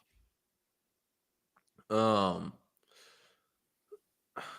mean, look, it shows you how important Iblack was in the portal. And I kept trying to say it, but like, not only was he the most talented tight end that could have or would have gone in the portal, there also wasn't like a better fit for Sark's offense than what Texas does in Amari Iblack.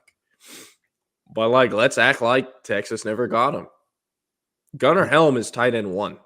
And we didn't get to see him do a whole lot of moving around, but Jordan Washington has put on significant weight.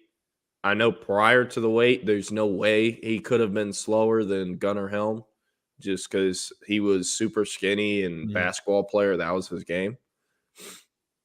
But let's say they don't get an Iblack. Like, there's a chance by the end of this year that Jordan Washington would be the tight end 1.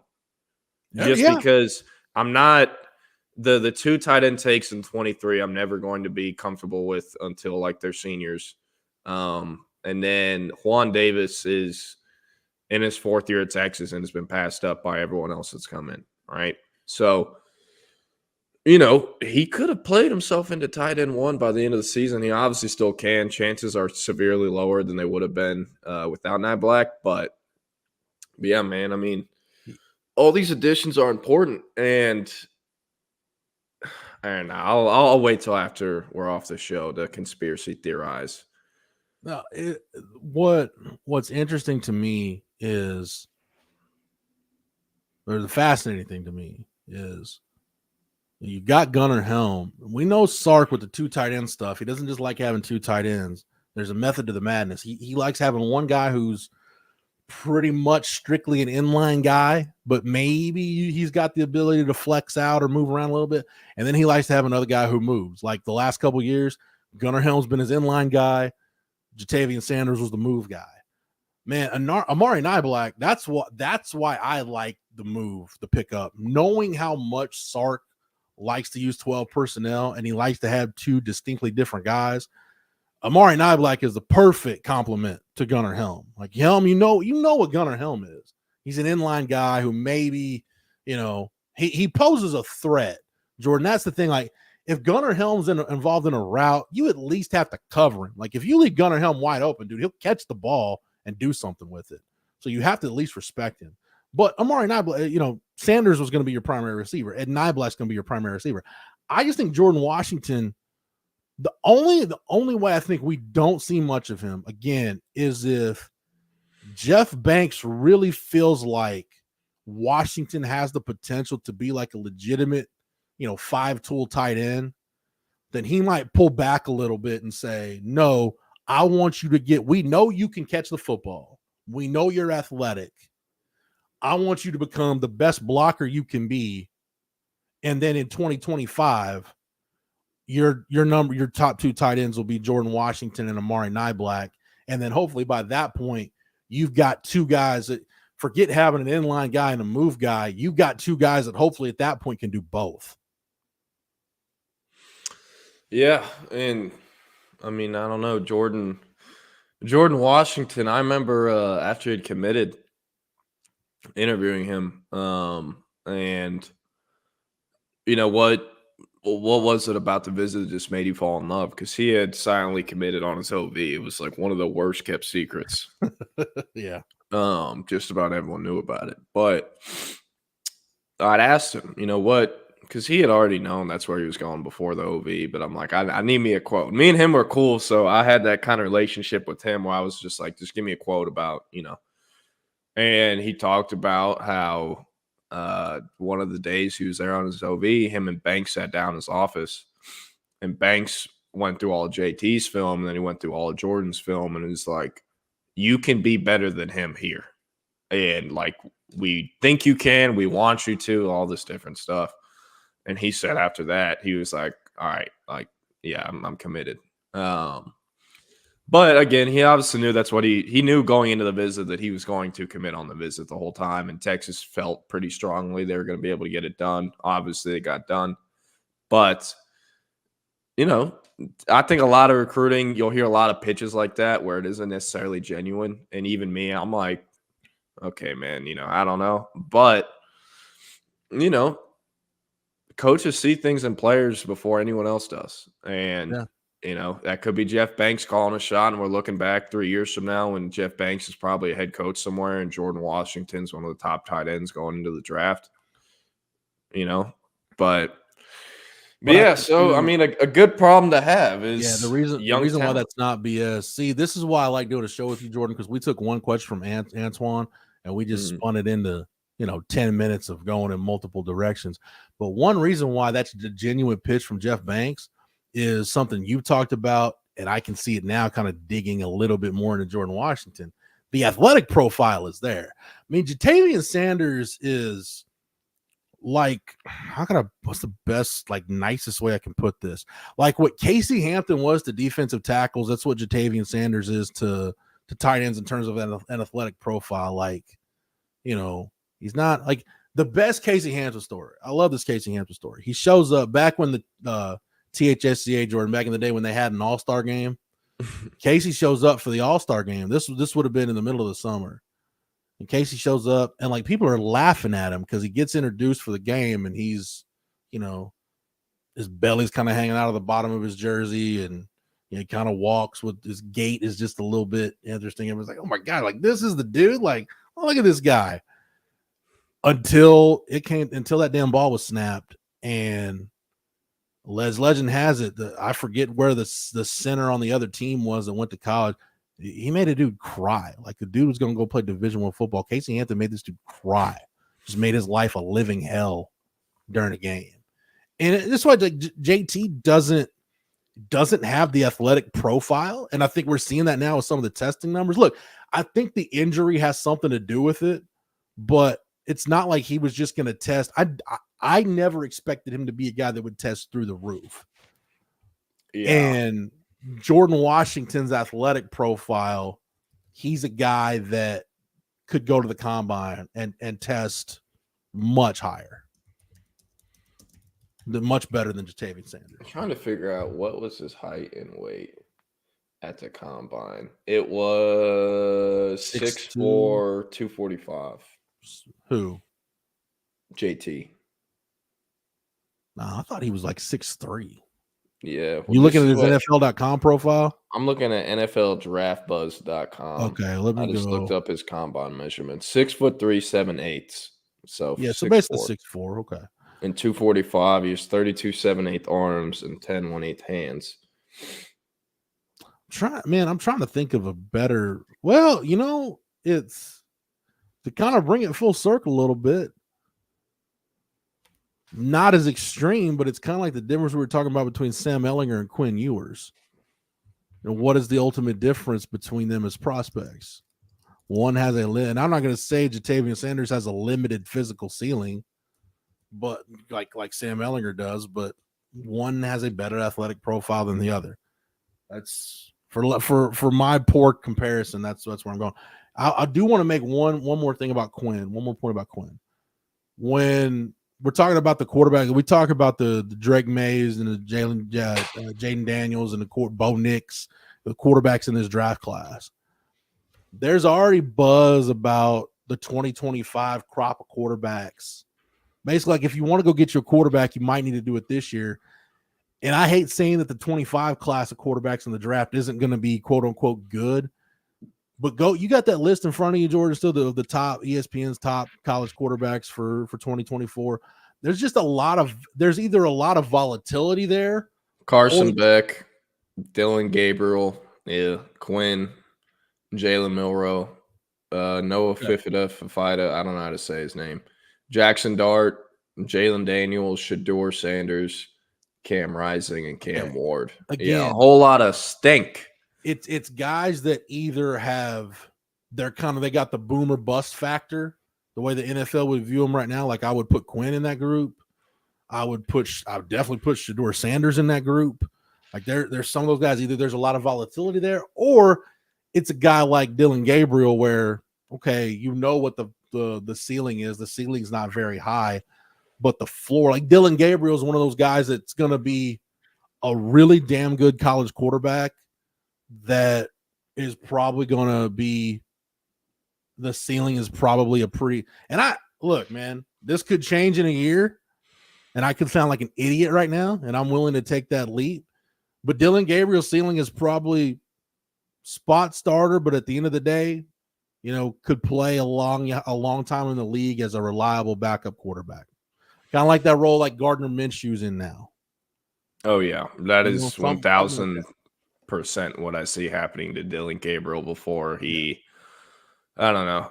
If I had to bet money, I'd say the highest chances he's either going to go coach some high school in Hawaii or OU, Oregon, UCF. Someone will give him some GA job. And there's no way he doesn't get into coaching because he's like draw 25 cards or do another year of college. Another year, you know what I mean? Like he's going to go back to a college campus in some form or fashion. That's another thing we can get into tomorrow. And we got plenty of time between now and the start of the season to get into it. You've got the new helmet communication, but you're talking about drawing cards. You're still going to have signals. And Sark even said that on Tuesday. That's still got to be the basis of what you do because as we bring in Trey, we'll wait for Wait for BK, but Trey isn't with us right now. No BK today, guys. No BK today. Solo. Okay. I'm playing a bunch of different interviews. Oh, you're solo today. All right, nice. But there was a 49ers Giants playoff game back in the day. I was thinking about quarterbacks. I got to think about Bill Walsh because, dude, if Bill Walsh can get quarterback wrong on occasion, like the rest of us don't have a freaking prayer. And I was thinking about Parcells was telling a story one time that the 49ers and the Giants are playing each other in the playoffs, and they're playing in the Meadowlands, and Bill Walsh says, hey, our headsets aren't working. He says that on the first series of the game, coach's headsets aren't working. Well, if one team's headsets aren't working, the other team has to go without headsets too. Gave the 49ers an advantage. And Parcells said they played each other the next year in the playoffs.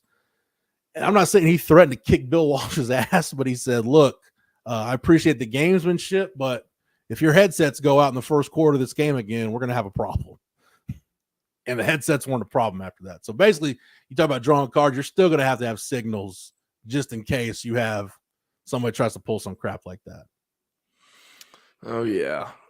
Yeah. Texas does go to Ann Arbor the second week of the season. You don't think Sharon Moore and that staff are going to be like, hey, our headsets aren't working. We can't use Speaking of Sharon Moore and that staff, have y'all seen what's happened this morning? Yeah.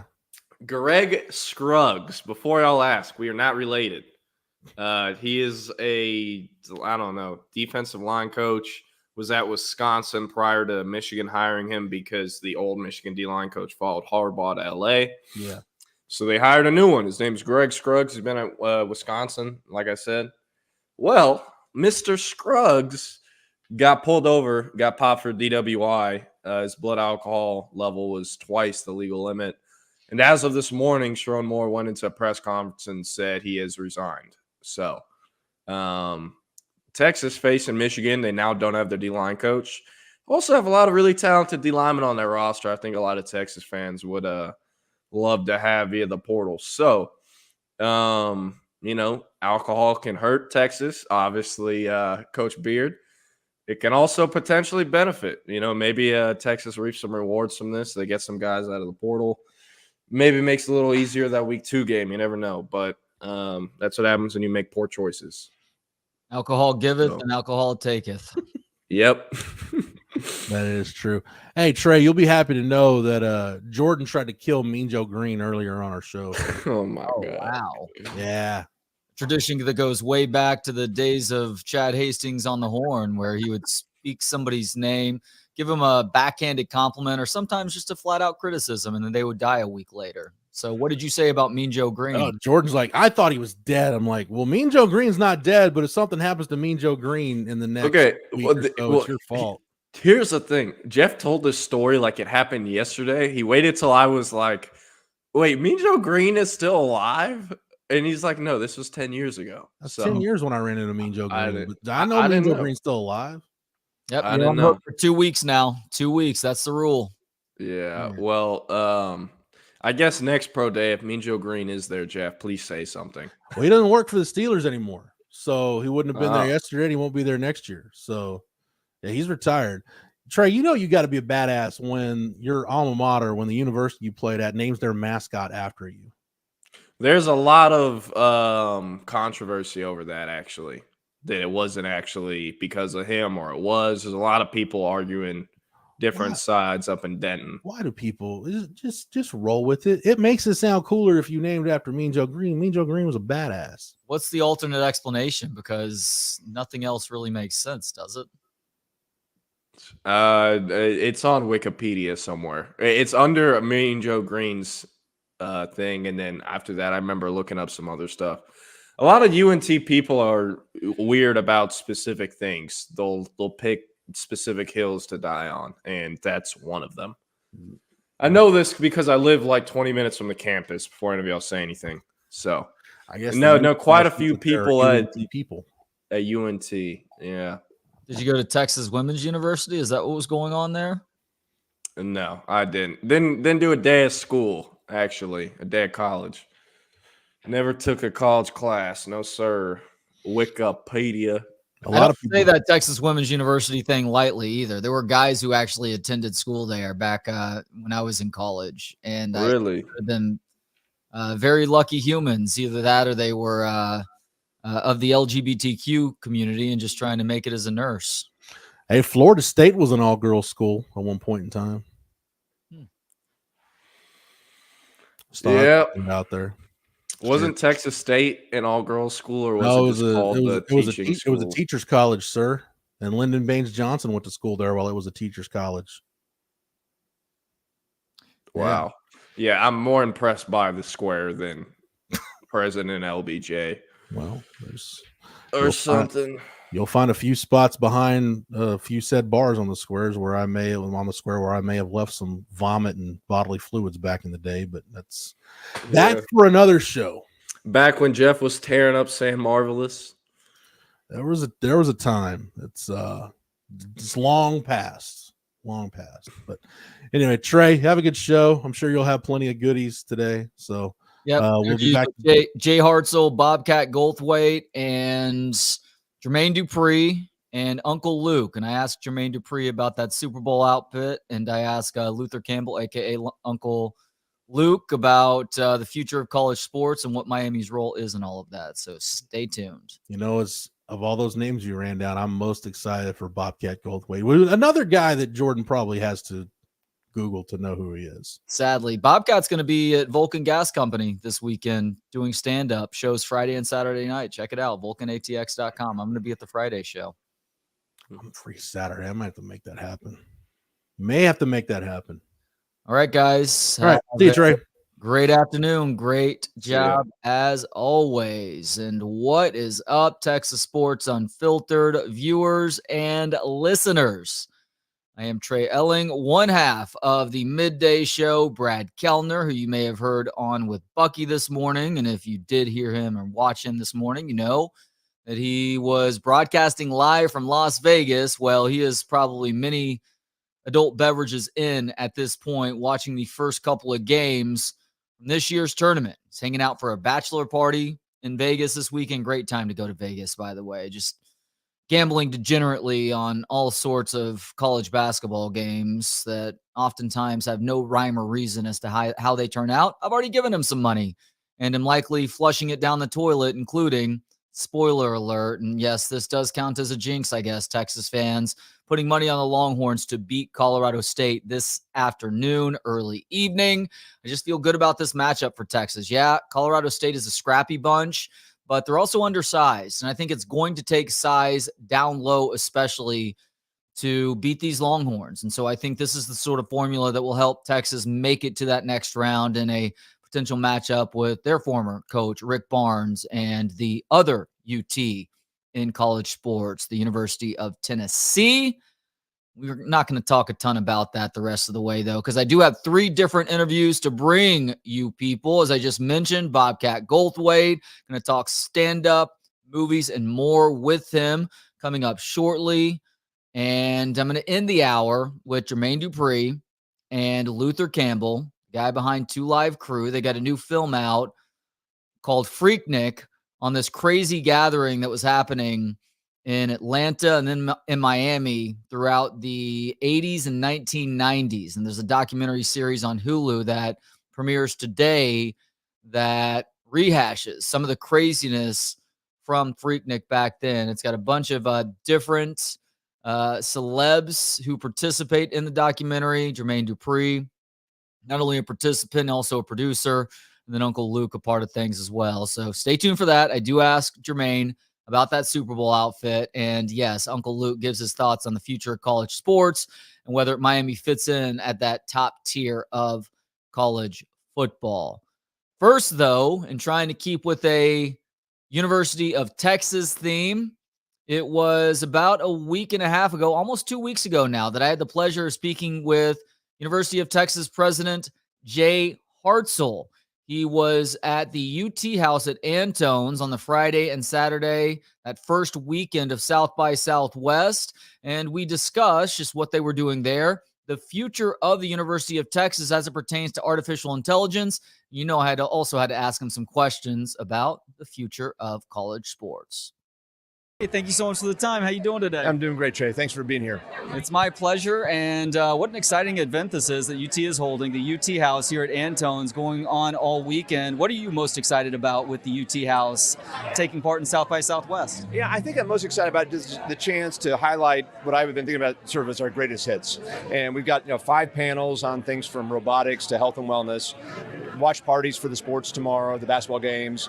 We've got live music coming in, and just the space itself turned out fantastic. So I think it's a great way for us to really kind of lean into South by and help hopefully expose people to what's going on campus. As a big health and wellness nerd, I am personally most excited about the Jeremy Hills panel. Is there one of those panels that you're most excited about? Well, I think I probably have to say the one I'm moderating. So this afternoon I'm doing one on life sciences. I think Austin has a chance to be that next big destination for the intersection of life science, health and wellness, and technology. And with our medical school and the hospitals we're building. So that'll be our conversation this afternoon. AI is obviously a big part of the conversation this year, as it was last year, and it's only going to continue intensifying. Have you given consideration to how AI might be integrated into the UT system to help things just function better, while also not completely eliminating the human element? Because without humans, we don't have a college. No, 100%. And so we've actually said 2024 is going to be the year of AI on campus, and it's trying to collect what's happening, find new things to do. And one of the things is what you mentioned, which is there are probably things of how we run the university that we can do better. And how do we take advantage of the technology? And then we also have to think about how do we teach students, prepare them for the world with AI. Some of them will be hardcore coders, but then some of them are just going to need to know how to use it out as a tool, what its limitations. We've got to focus on the ethics of it all. And then one of the things you'll see here today, we've got robots roaming the space, and we're doing research on how humans and robots interact. So it's it's going to be a really fascinating several years as this all gets going. Yeah, we got to get that part right, the human and robot interaction, because if we cede too much power, eventually the robots are going to realize they don't need us anymore, and then we're at war with them, right? That's right. Yeah, one of the usual questions at every panel I've been to is, how close are we going to get to like the Terminator? And so, but I think it's, the potential is going to be huge for everybody, but we really have to prepare not only the researchers who are leading that charge, but the students to be ready for that. Just how proud of you with what's going on across athletics right now. I mean, the football team obviously reached new heights this past season. Volleyball wins another national championship.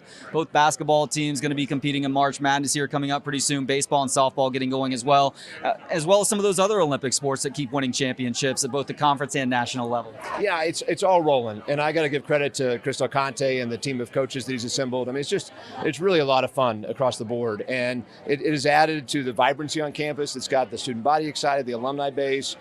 It's part of what makes the university so special. It's hard to find a combination of this kind of city, our academics, and our athletics programs. We were blessed. My first couple of years as president, we run the Directors Cup twice, and it feels like we're just got the ball rolling in the right direction. And I love participating as a fan, but then you meet these student athletes, and they're just so exceptional. How they juggle competing at the highest level with their studies and everything else that pulls on them, especially in the modern day of athletics, which you know well. It feels like they're getting pulled in every direction, but they do it with such grace and excellence. Not to Sophie's choice you here, but what's your favorite sport to root for in person? Yeah, well, the one I still play as a hobby and not at that level is tennis. So I love going to the tennis matches. Both men's and women's are phenomenal. I think they have a shot to go really deep and maybe even win it this year. So I love those. My wife likes basketball, both women's and men's basketball, because we get courtside seats, which is a great perk of the job. I am a huge football fan, but with being this job, football is kind of a work day. And so we do a lot of hosting and that. I got to really enjoy Alabama because it was a road game and I could really focus on it.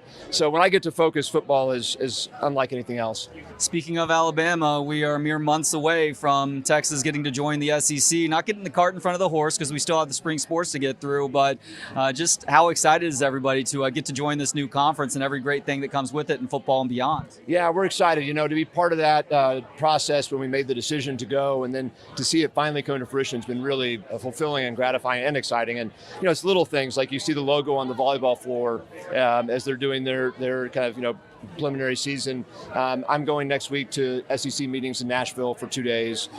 So we're getting our, kind of leaning, getting in moving in that direction, getting ready for it.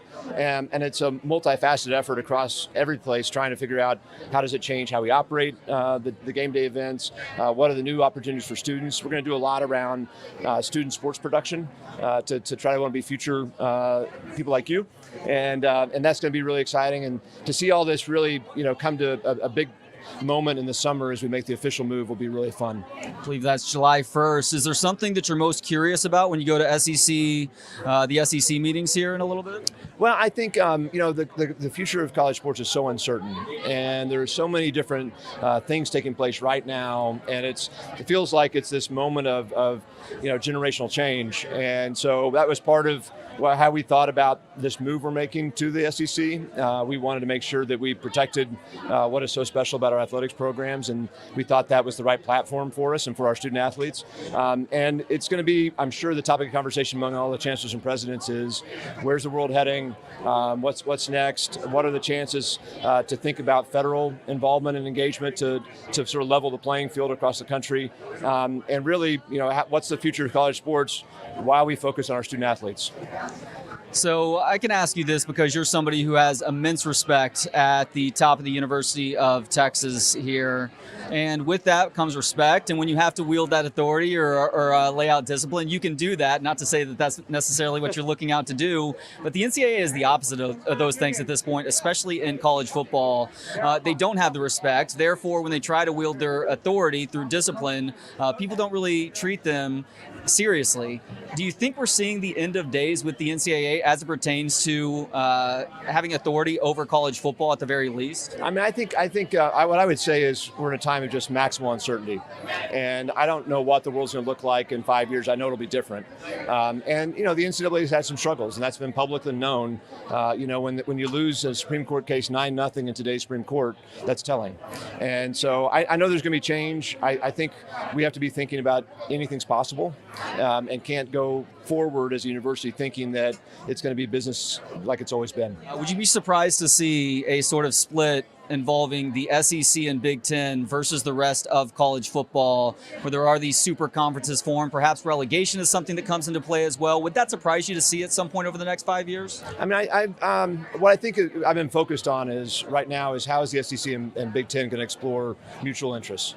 And these two giant platforms in college sports, certainly centered around football, but across the board. And I think there's going to be opportunities for us to collaborate in ways that can open up new opportunities. I think we'll start there. But again, I think we're going to have to be mindful of the fact that things are going to change, and I don't know what it's going to look like after that.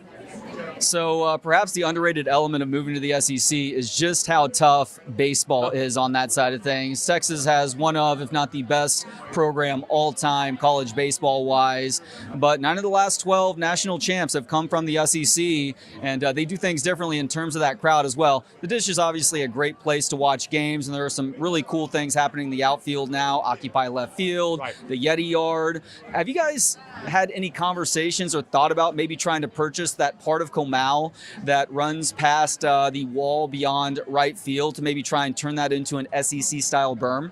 We've talked about ways to make that whole area, more vibrant. I've jokingly internally called it Dishville because I know what happens around Wrigley.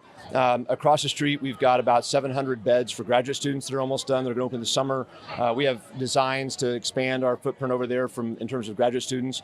That is likely to be the home of beach volleyball. So you've got beach, tennis, baseball, softball, which is killing it right now, by the way. And so it's going to be, I think, more and more of a hub of activity. And I think we can do more to make game day special and have that kind of, pedestrian-friendly environment there that really amplifies what happens on the field.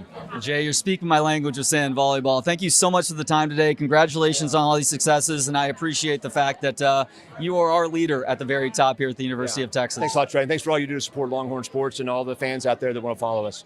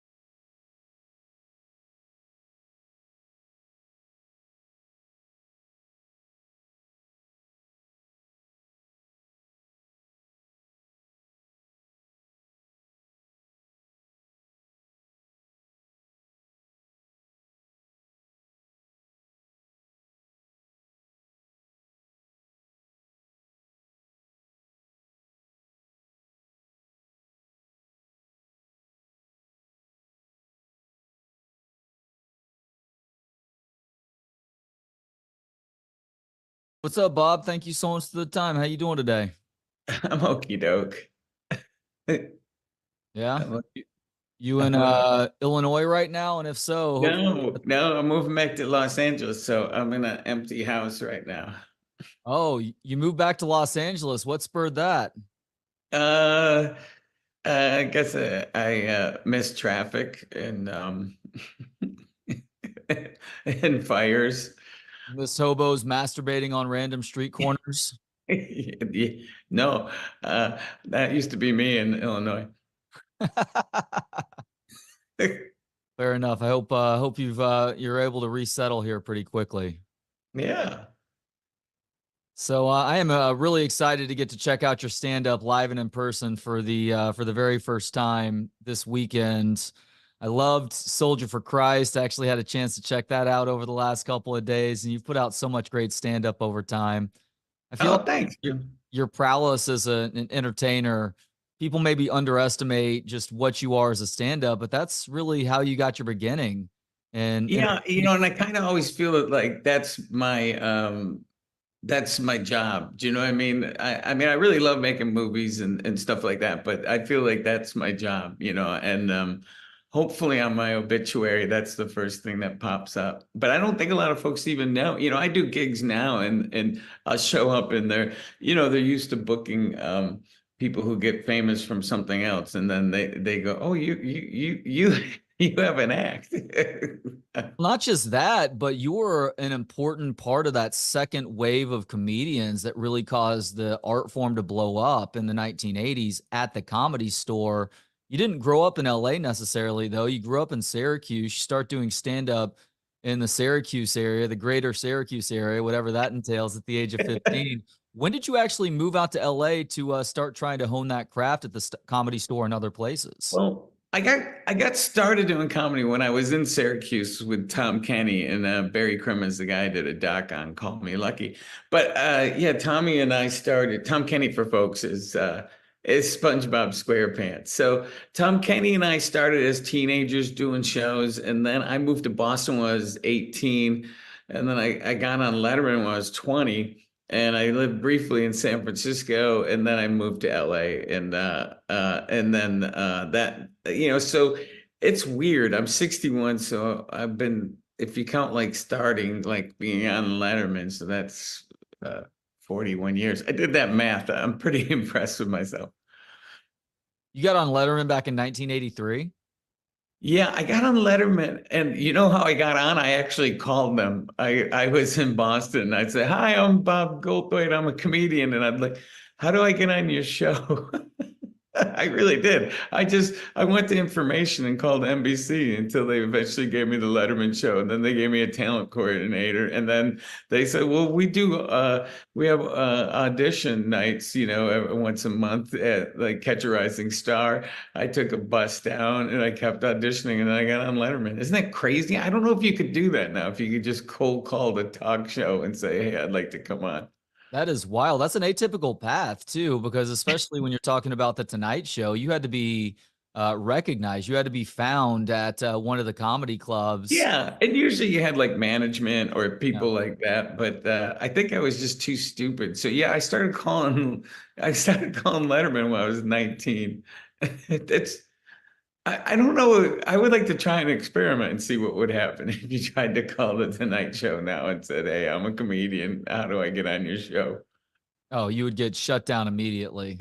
There's no way that happens now. But what you might be able to do is, I don't know. I don't know what the best route forward is if you're that hungry. You just have to find open mics and grind, and hopefully, yeah. I think, but I still do the equivalent of open mics. Like I'm in LA, I'm going to go up on a friend's show tonight.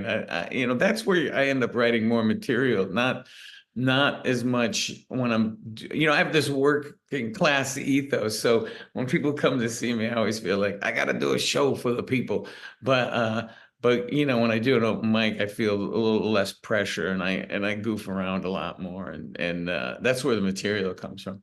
Yeah, there's an interesting balance to be struck there, because you do want to give people a show. You don't want to do all new material, but at some point you do have to try that material out for a Yeah. completely foreign crowd that doesn't live where you live. So a place Yeah. like Austin, which all of a sudden finds itself as a stand-up mecca with Yeah. Vulcan, where you're going to be this weekend with the Comedy Mothership with Rogan, obviously. Cap City Comedy Club has been around for years, and the Helium people did a great job of bringing that one back, and some other clubs like that too. I think people are more accommodating to you testing it out, especially if you preface it. Say, hey, I'm going to try some new material out here. I need Yeah. honest feedback on this. Well, you know, when I would see Carlin, there was always a chunk of his time during the set where he actually brought out notes. Every time I saw him live growing up, and he would say, I'm going to see, and he would be he'd go, nope, that's not going to be in it. That's not in the act and stuff.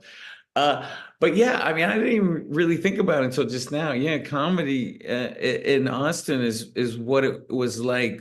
Probably like in the 80s, San Francisco was the place, it had a million clubs. But now that's not the case at all. San Francisco's gone, they get these comedy clubs that are booked by, Live Nation, and then that's it. So it's no anybody trying something new, anyone taking risks or whatever is not going to get booked into those venues. It's really strange, but yeah, I guess it looks like Austin took the mantle from everywhere.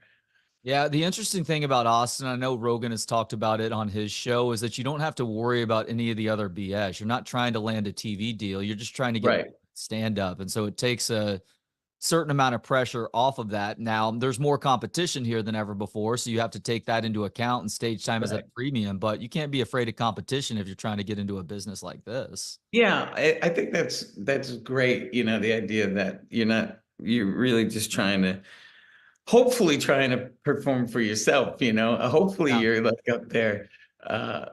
I guess it probably seems like you in Austin, you might be trying to make the people in the back of the room laugh too. But yeah, the idea that no, do you know who's here tonight? That doesn't exist. But again, I think I'm at the phase in my career is like if somebody said, "Do you know who's here tonight?" It's like I don't care. That's a good place to get to too, though, because you all those inhibitions are completely gone by then. Yeah, and it used to be, I used to act like I didn't care. It was just like, F you, but that's just someone who's in a ton of fear, who clearly cares what people think. I was thinking about, like, I toured with Nirvana a little bit, and I really do feel that, like, Kurt, who's a really sweet guy, I felt like he probably did care what people thought, to the point where it painted him in a corner.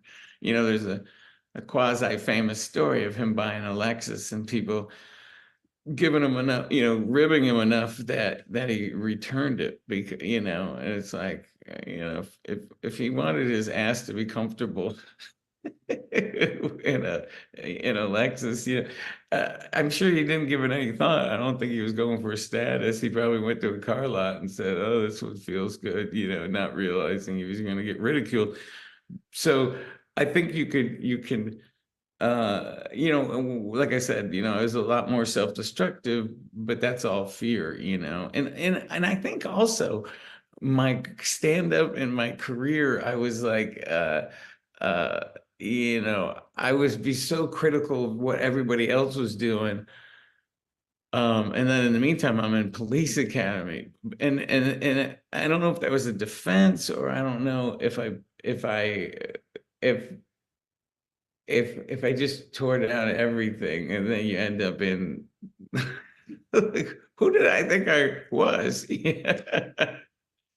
So you took that character on stage prior to Police Academy, but I still remember I'm 15 years younger than you. So Police Academy was right in my wheelhouse back in the 1980s. In retrospect, we don't always have the greatest perspective on things, and I know you've talked about that and you joked about that over time as well.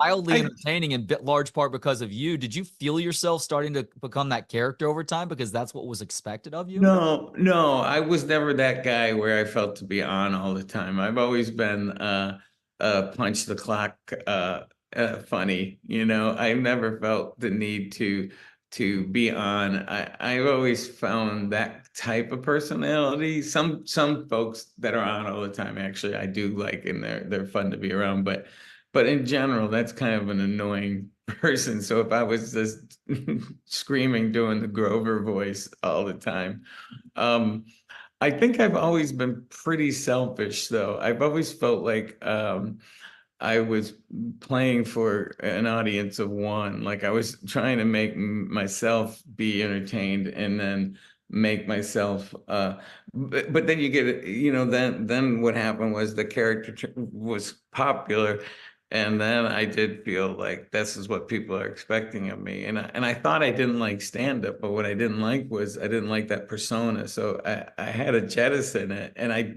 remember the night I was in Nashville, and I thought, I thought I didn't like traveling. I thought I didn't like hecklers or the club owners. And then I realized, you hate this persona. So I made a decision to go out on stage at the Zanies in Nashville on like a Friday night and just be me, and or an exaggerated version of me. And then I remember, people were mad. They were like, do the voice, and it's funny, when I used to direct the Kimmel show, like during any kind of time I had to talk to Jimmy over the speaker, I would like during a commercial, I'd say, "Hey Jim, we're doing the blah blah blah," and he would just go, "Do the voice," He would always want me to do that voice while I was directing the show.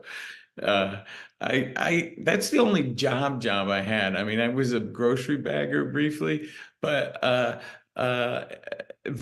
Kimmel was, that was 3 years of showing up in the same place and getting to know people. And it was, I enjoyed it, but eventually I realized that I was, it had become a job, and I wasn't doing anyone a service by phoning it in. So I left and started making my small movies. Was it just too much of a structure? You just didn't like how you were having to answer to other people? No, it wasn't that it was too much of a structure. I just, I made a small movie called Sleeping Dogs Lie. Thanks, man. And I realized that was kind of where I was going. But I do know that at one point I got to the point during the music, directing the music, where I was just randomly calling out numbers for the cameras to move around. Like I was like, that's not fair to Jimmy or anybody else. Yeah, I'm not going to have you retell the Nickelback story, but that is one of the funny bits on. Thanks. Christ. People need to. It was I would always wear a dumb hat to work at Kimmel. Like it was to keep myself tethered. Like, so if you're yelling at people and you're wearing a fez or a sombrero, you're a douchebag. So I would always have a stupid hat on, and it would keep my ego, and it would keep my rage in check. And then one day I was mad about something, and I threw down my hat and I stormed into and Cleto, the band leader, goes, he doesn't have a hat, So the hat was a code. And I think by wearing dumb hats, I kind of do this kind of a little bit even now when I'm directing a movie or something. I'll wear something stupid just to keep me to keep my brain in check.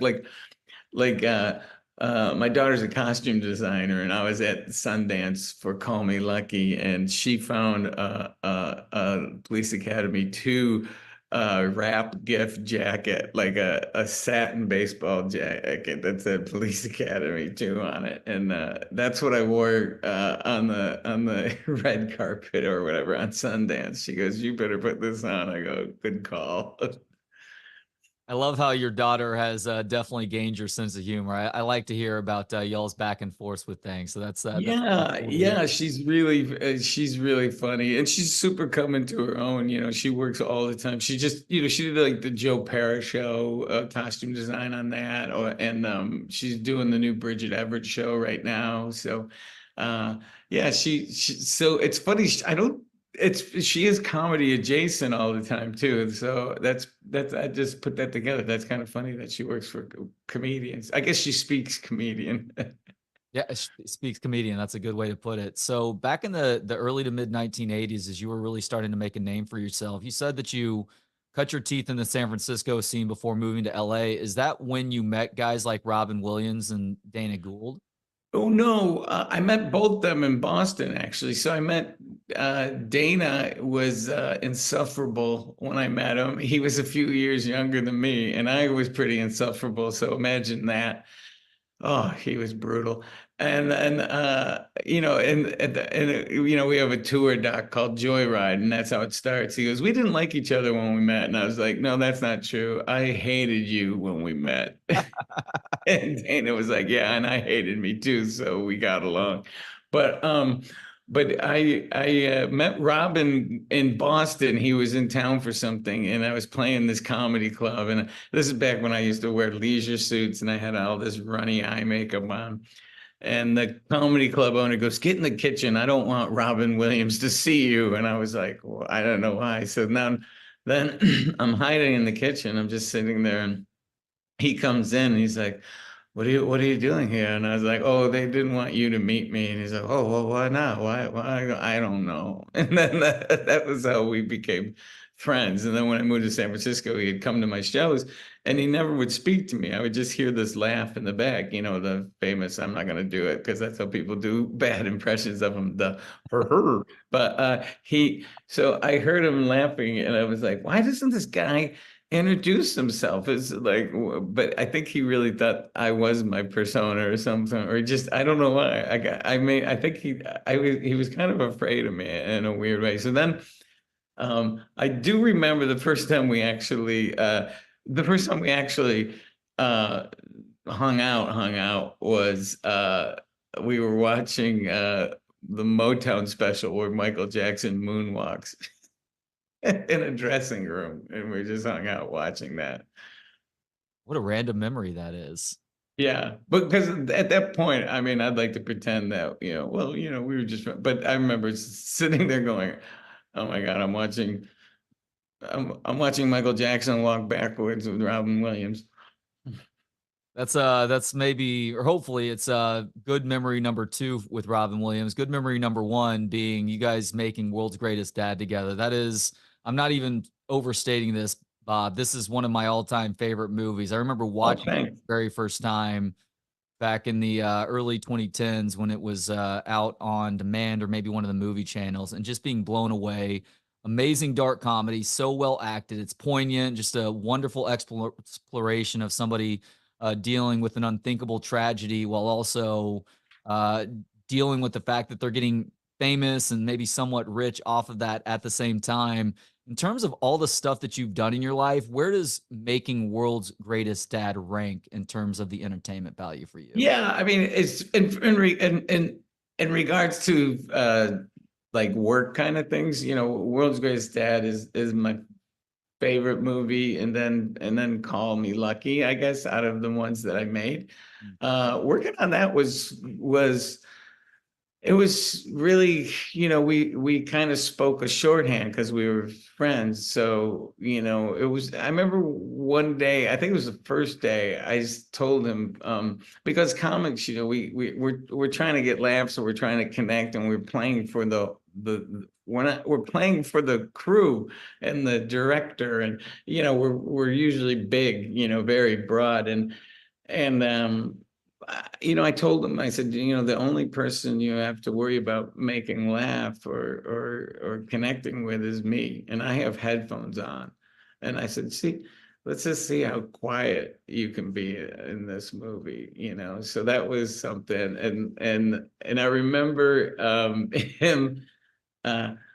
You know, the first day I was like, well, I mean, I know we're friends and everything, but is he, you know, am I going to say, I think we should do it this way? And he's like, I have an Oscar and you were in Police Academy 2, 3, and 4. I don't really think we're going to do it that way. But it was the direct opposite. And one of the things I have learned, you know, I used to be afraid of especially people who were established, you know, telling them what to do. But most actors that are worth their salt do want input. They want it's they want to know you care. They want to know. I haven't had anybody that said no to an idea, but I try to make an environment where people feel safe so they can pitch their own ideas and try their own things. And because at the end of the day, I have the say. I'm the one in the editing room, but I've never had an actor say, "Hey, you didn't use that take," because they don't remember. But what they do remember was that they got to be part of the process. Am I remembering correctly that you attribute losing that inhibition about telling famous people what to do as a result of working on the Kimmel Show? Yeah, 100%. Just like, when you're telling, it was weird, like when you're telling musicians where to stand, and I was like, I'd be like, why? I can't, when you the first time I told Mike Tyson what to do was kind of pretty funny to me. And he kept calling me Bobcat Goldberg. What did you have to tell Mike Tyson, dude? I know you've told this story before, but this is incredible considering that it's Mike Tyson. Oh, what he fell? Yeah, we were filming, and he's on the back of a sled that's at a steep angle, and they're doing Winter Wonderland. Jimmy Kimmel's singing like, "In the meadow we can build a snowman," and then Mike Tyson pops up behind him and goes, "And we could pretend that he is Buster Brown or whatever." And so he goes to do it, and I think he was stoned, and he just fell off the back of the sled. Like, it was about 3 feet high, and there was like an explosion, like blam, really loud. And I go, I'd like to think I'm a better man than this, but I go, "Mike, are you okay? Were we rolling?" Like there was no pause. Like I knew Jimmy would want and hope that we had that on camera. "Mike, are you okay? Did we get that?" There was no, were we filming?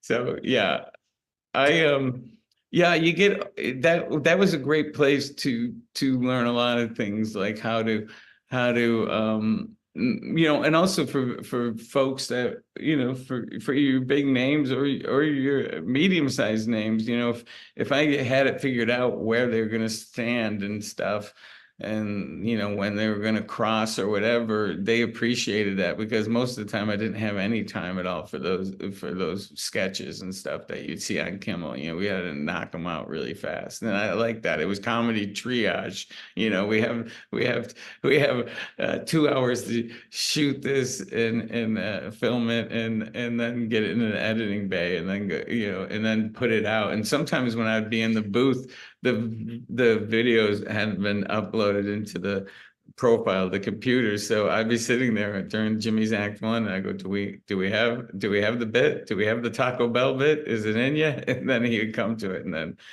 so that was exciting. I liked the broadcast news side of it when I was there, and then when it wasn't live anymore, it did kind of just start feeling like a job.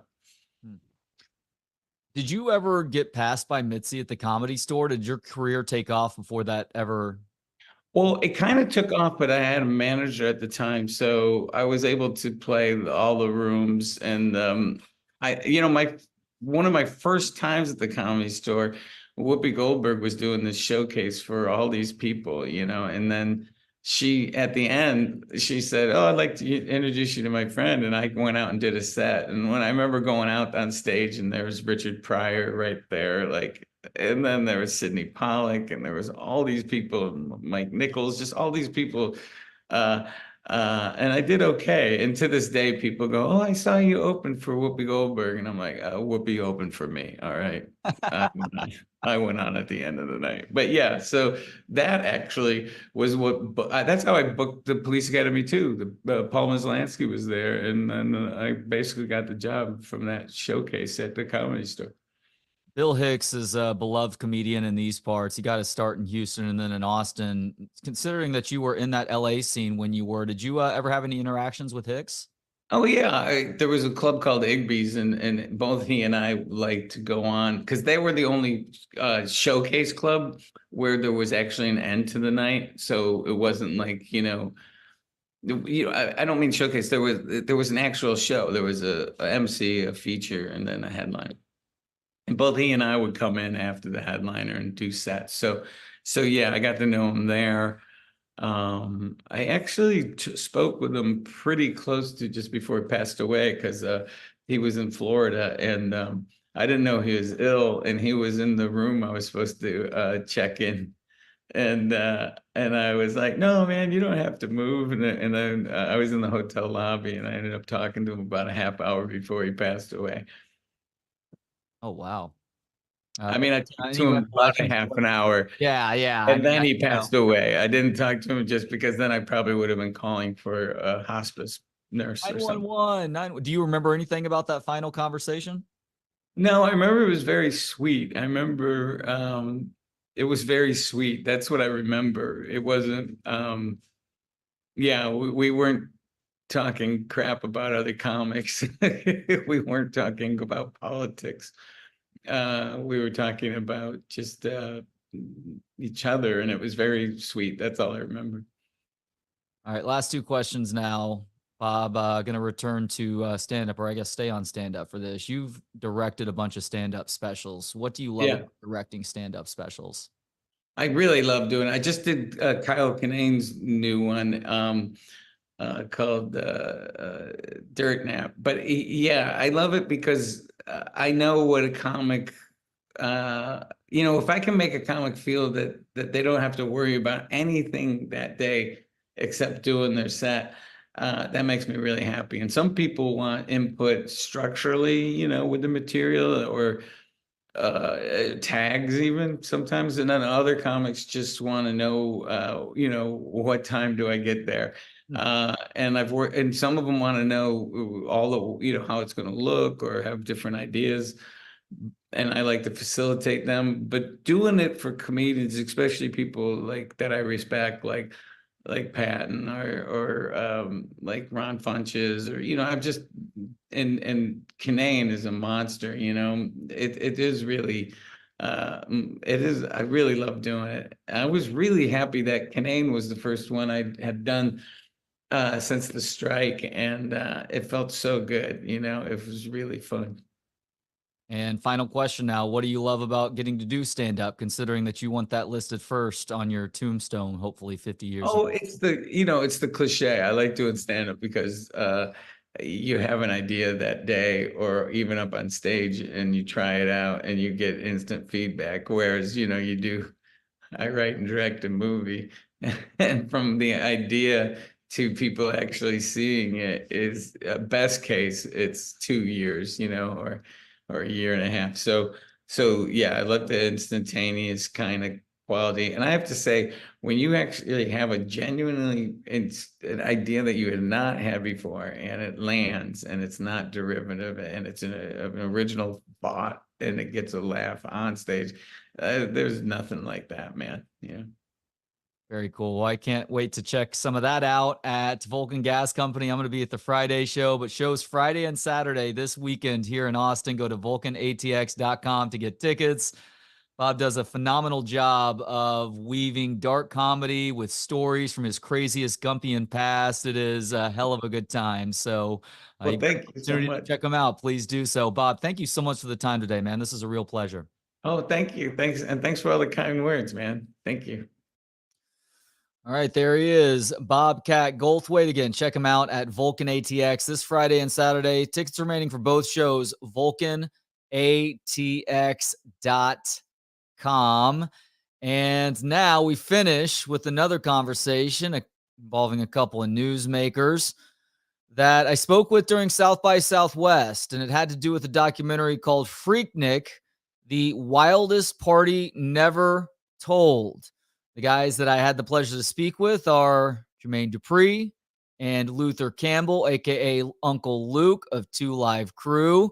Find out all about why this party needs to be discussed in documentary series form, and it actually premieres today on Hulu.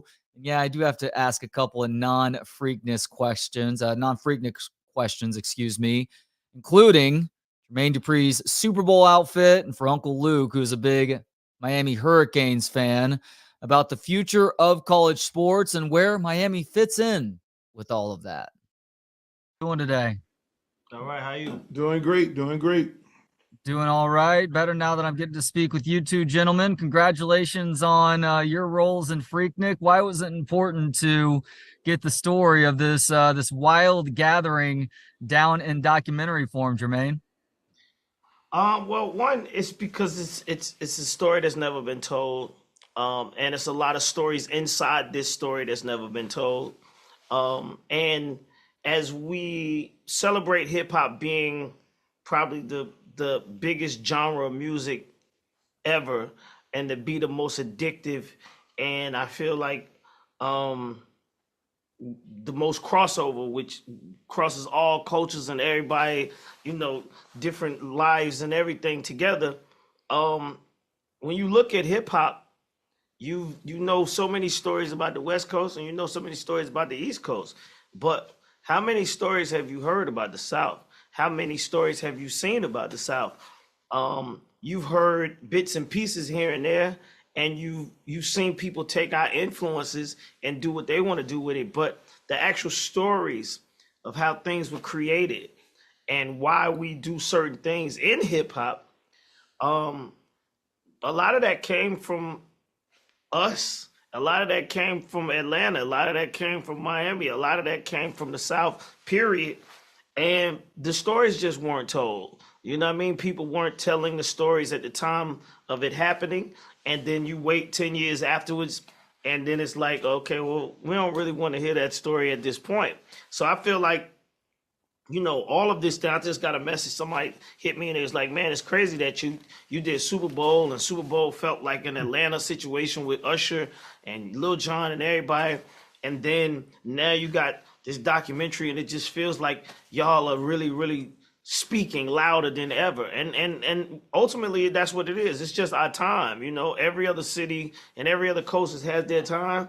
It's time for us to let everybody know that don't really know the truth in this story. And it's being told by two of the most authentic people from each one of these places. Yeah, and NOLA and Houston obviously belong in that category as well when you're talking about the history of the South. Yes. Uncle Luke, for you, what did you love about Freaknik back in the day? Well, I mean, what I loved about it, it was our version of Woodstock. It was no different. It was our the burning party. That folks go. I mean, it was no different. I mean, the unique part about this documentary is, people have this misconception of what Freaknik was because they'll go to Google or whatever and sit there and look at, wild parties, wild people dancing on top of cars, because that is what attracts folks nowadays. They'll get to see the history of how Freaknik started, what it became, how politics played a part of it, how, major gridlock in cities that was created by the police officers.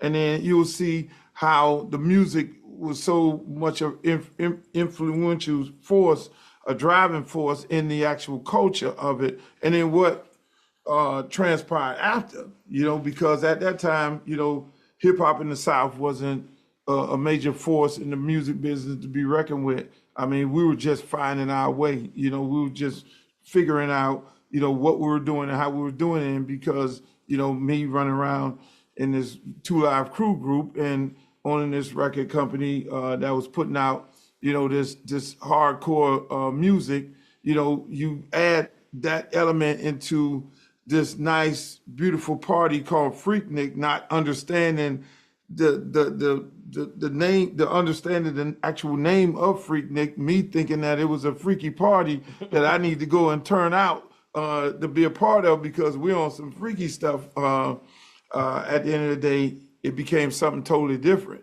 but once we got into it and kind of understood what the scene was all about, and all the other stars started aligning, JD and Lil Jon and the other artists from Atlanta and the music scene, and people coming there, and leaving out with music, because again, you got no internet.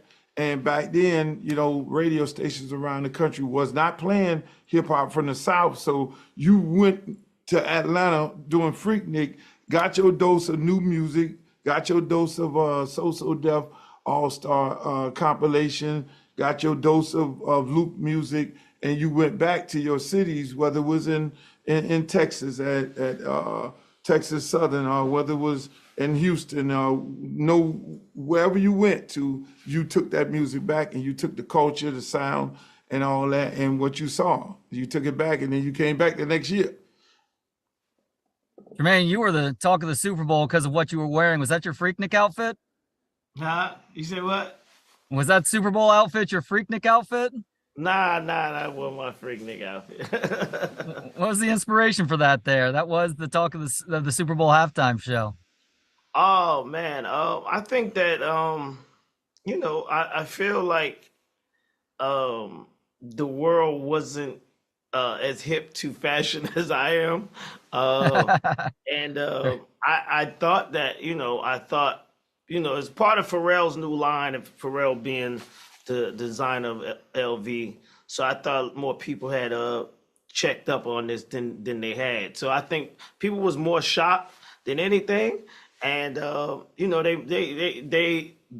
took it how they took it. We was in Vegas. It was basically me having a tuxedo suit on, and it was hot, right? So I didn't want to wear the whole tuxedo. I just wanted to wear the shorts. You know what I mean? But I had the top looking like whatever it was, and then the socks. The socks definitely was is part of the whole LV line. So it was interesting to see how many people were like talking about it. But it was also like interesting to me to let me know that, as much as I thought fashion was incorporated into the culture, people ain't really been paying that much attention to it. Interesting. Now, Uncle Luke, I got to tell you, you're one of my favorite people over time, not just because of the music, because I consider you a sort of godfather of college sports NIL. You, Sonny Vaccaro, there's a couple of other people on that list. College athletes are finally getting their due in terms of the money that they're worth in this multi-billion-dollar game. It does seem like college football is headed towards two super conferences at the top, with everybody else playing second fiddle in some sort of secondary division. Do you think that's the where college football ultimately ends up, with the Big Ten and the SEC at the top? Is it a good thing? And does Miami belong in that top group if and when it happens? Yeah, Miami definitely belong in that top group. During this weekend, I'm going over there and see Sark, good friend of mine at Texas. But I do think it's going to end up eventually being two conference. Who gets into it? We don't know. I mean, they're talking about right now having 14 teams in, because obviously Notre Dame is not a part of a conference, so it would be no way that they can get into the actual playoff series. So it's going to end up being a two super conference. I mean, when you look at what happened with the Pac and them get rid of the Pac at the height of the Pac because of Deion Sanders and everything, and that getting thrown in the garbage. It's just going to be that. It's going to be two conference like the AFC and the NFC, and you'll probably have them two battling each other, no different than what you have right now in the NFL. That's why I see it going to, because that ultimately money controls it all, and you just follow the money, and the networks control the money, and that's just the nature of the beast. A lot of teams who are not going to be able to pay the NIL money are going to be affected. Obviously, your school, Texas, is not going to be affected. Some other schools are not going to be affected. I think eventually Miami will probably run out of money with some of its billionaires and millionaires, and they'll probably end up doing something different. But those rich schools, that are connected, the University of Georgia is never going to run out of money, and those type of situations is going to end up arising, and the two powerhouses will be Texas and Georgia at the end of the day. I just hope my Miami is still in the conversation. I mean, that's why it's important to try and get some sort of rev sharing model in place and set up guardrails too. Unfortunately, we're out of time. We could have a longer conversation about this. I wanted to ask you guys about Kirk Cousins to the Falcons. I may have to do that on the red carpet tonight. Uncle Luke, Jermaine, real pleasure, guys. Congratulations on this film, and best of luck, and enjoy the rest of your time here in the ATX. Thank you.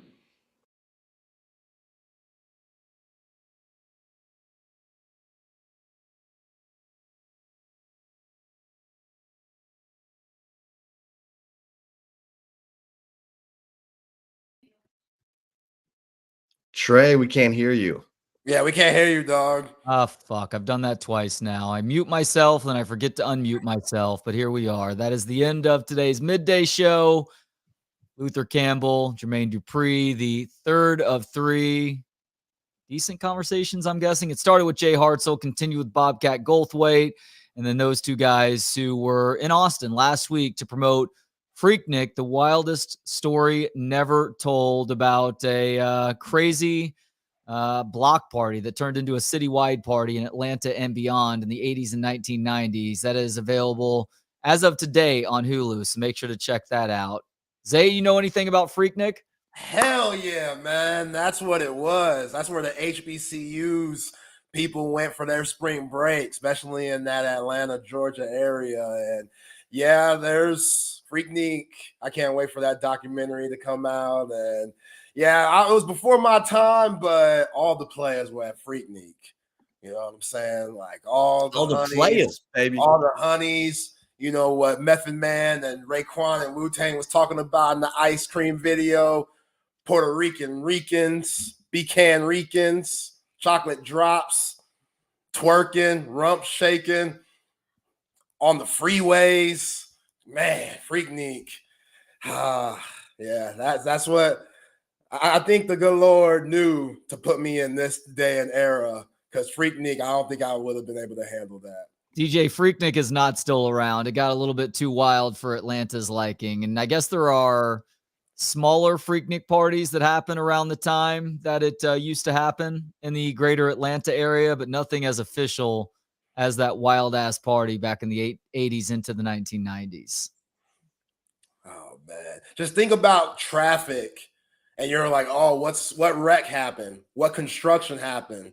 You're sitting in your car for about an hour or so, and then you get out and you see a 250-pound stallion woman twerking that thing on top of a BMW. You know what I'm saying? That was Freaknik. That was Freaknik. It was nuts. And you're right, Trey. It got too much for Atlanta, which, hey, what you gonna do? That was back in the day. But great interview with Luke and Jermaine Dupree, by the way. Like, those guys are legends. It's amazing that you got them on. And I see you didn't ask JD about the socks. Oh, I asked him about his Super Bowl outfit. You asked him about it? Yeah. Oh, I missed that part. I gotta go back and check it out, because that he said Pharrell has a fashion line, and he thought that people were more fashion forward than they were. You could tell that he was still a little bit embarrassed at how much grief he took from what he was wearing when performing at that Super Bowl halftime show. Hey, it was a look. It was a look. And JD's still a legend to me, man. Like that. So Daft. I was a huge Bow Wow guy because we're around the same age. When he came out in around 2000, the fact that he put him on, Criss Cross, Escape, Usher, like JD has been behind so many records. And when he went his own solo rap career route, it was solid. Like Money Ain't a Thing with Jay-Z, that's a great song. Welcome to Atlanta is a great song. Putting on groups like Jacket Edge, man, Jermaine Dupree, yeah, and Uncle Luke, 2 Live Crew. I mean, come on. Jermaine's really getting into the filmmaking side of things too, because not only was he a participant, but also a producer with Freaknik, but he was one of the main guys behind the Magic City documentary that premiered at this year's South by too.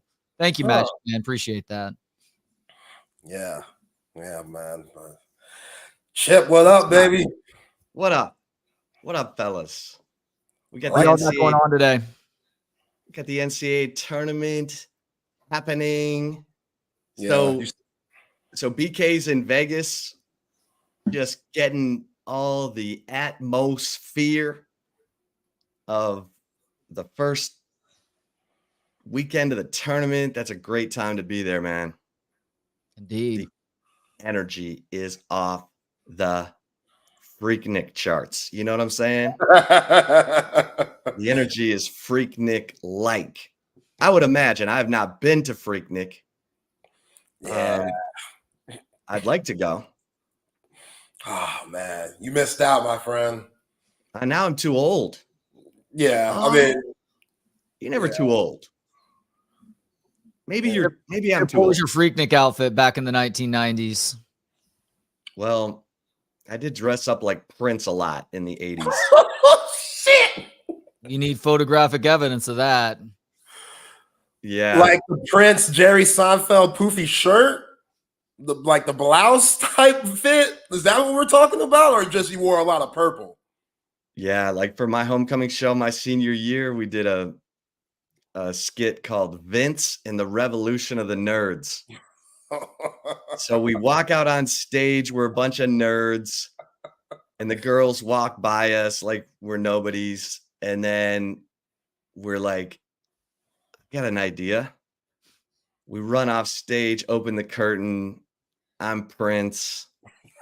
Like we got our bass players all oiled up, and the girls are going wild. And we're lip syncing Let's Go Crazy. So your Prince, it wasn't like a blackface situation, was it? Just to make sure. No, I just had a really good Prince wig. I mean, he's light skinned anyway, so it's Yeah, not it was that super far off. super curly wig, purple jacket, the blouse. Oh man. Wow. Yeah, That's terrific. Yeah, I gotta see pictures of that if we got any. I do. I'll have to dig them out. Oh, yes, please. Yeah. Please. In fact, hold on. Well, Shit. I don't want to bring the show to a screeching halt, but We're already at a stoplight. You're good. Yeah, I everybody's will. messed up, but- Let me see if it's in this album that I can find. Yo, man, Creighton's scaring the shit out of me. This is a Final Four team for me. Obviously, if y'all see me watching on YouTube, I am in a different spot. I am on my couch because I'll be multitasking on today's Chip and say, oh, shit. Oh, yo, hold on, man. This is low-key blackface, man. You look too good. That ain't you. That can't be you. Chip is holding it up on his phone right now for those listening to us on the app. Come on, bro. That looks too good. I don't know. Is that not a little? I think there's a little bit of blackface going on there. It's like Tanner. Well, are we calling it mocha face? Is that what we're calling it? It's just good tan. Oh, stop it. You're in Michigan. Ain't no way. You did something. Wow. Thank you, Chip. Thank you. That just made me day. Whew. Yeah, man. That's hilarious. I told you, man, I was crazy about Prince. I was at the You're opening you were show like a of step the below Purple Jimmy Rain Kimmel. tour. It's Karl Malone there. Yeah. I was at the opening show of the Purple Rain tour Damn. in Detroit, November 1984. Watching Prince just hump the air repeatedly while laying down. Oh, Sheila E. Oh, yeah. Oh, yeah, Sheila E. They did Erotic City. Underrated. It was Bruce Springsteen was in the audience. Oh, yeah. Yeah. It Can was. you do that little moan thing that Prince used to do? Oh, yeah. I mean, I can't do it. Go ahead, try it. What That you dude is mean? 5'3" and got all the women. All the women. Yeah. All of them. Kim Basinger. I mean, my God. Sheila E. Vanity. All the girls he wrote songs for, of course. Sheena Easton, the girl from the Bangles. Yeah, man. Apollonia. 5'3". Sadly, his height probably led to his demise because he always wore those very uncomfortable heels to look a little bit taller, which led to the hip issues that led to him seeking out opioids and ultimately dying of a fentanyl overdose, if I'm not mistaken. Yikes. Yeah, not good. I didn't know all that. I went to the first anniversary. So they started doing what they called an appreciation weekend at Paisley Park. And I went to the first one where all of his, like all the people around him, Sheila E., Morris Day and the Time, Parliament, all came and performed at Paisley Park. And they opened up the house. You could go through it. There were like panels with the band talking about all the tour stories. I mean, it was incredible. It was incredible. And you could ask questions, like you're sitting there talking to, you know, Bobby Z and Doc and Wendy and Lisa. And it was powerful, because I'm not going to lie. That Purple Rain, that 84, that was hysteria. Prince was everywhere. Yeah. And it was so funny because all the band members talked about how they opened for the Rolling Stones in Dodger Stadium. And it was Prince, like George Thorogood, and the Rolling Stones. And it was right when the Controversy album came out, which is a great album. Has one of my absolute favorite Prince songs called Private Joy on that album. But like, the crowd didn't get it, and they were throwing food. Like, the bass player, Andre Roberts, said he got hit by a grapefruit. Damn. And finally, Prince shut it down, and he disappeared. Like, he left. They didn't go home together, and they all wondered, are we done?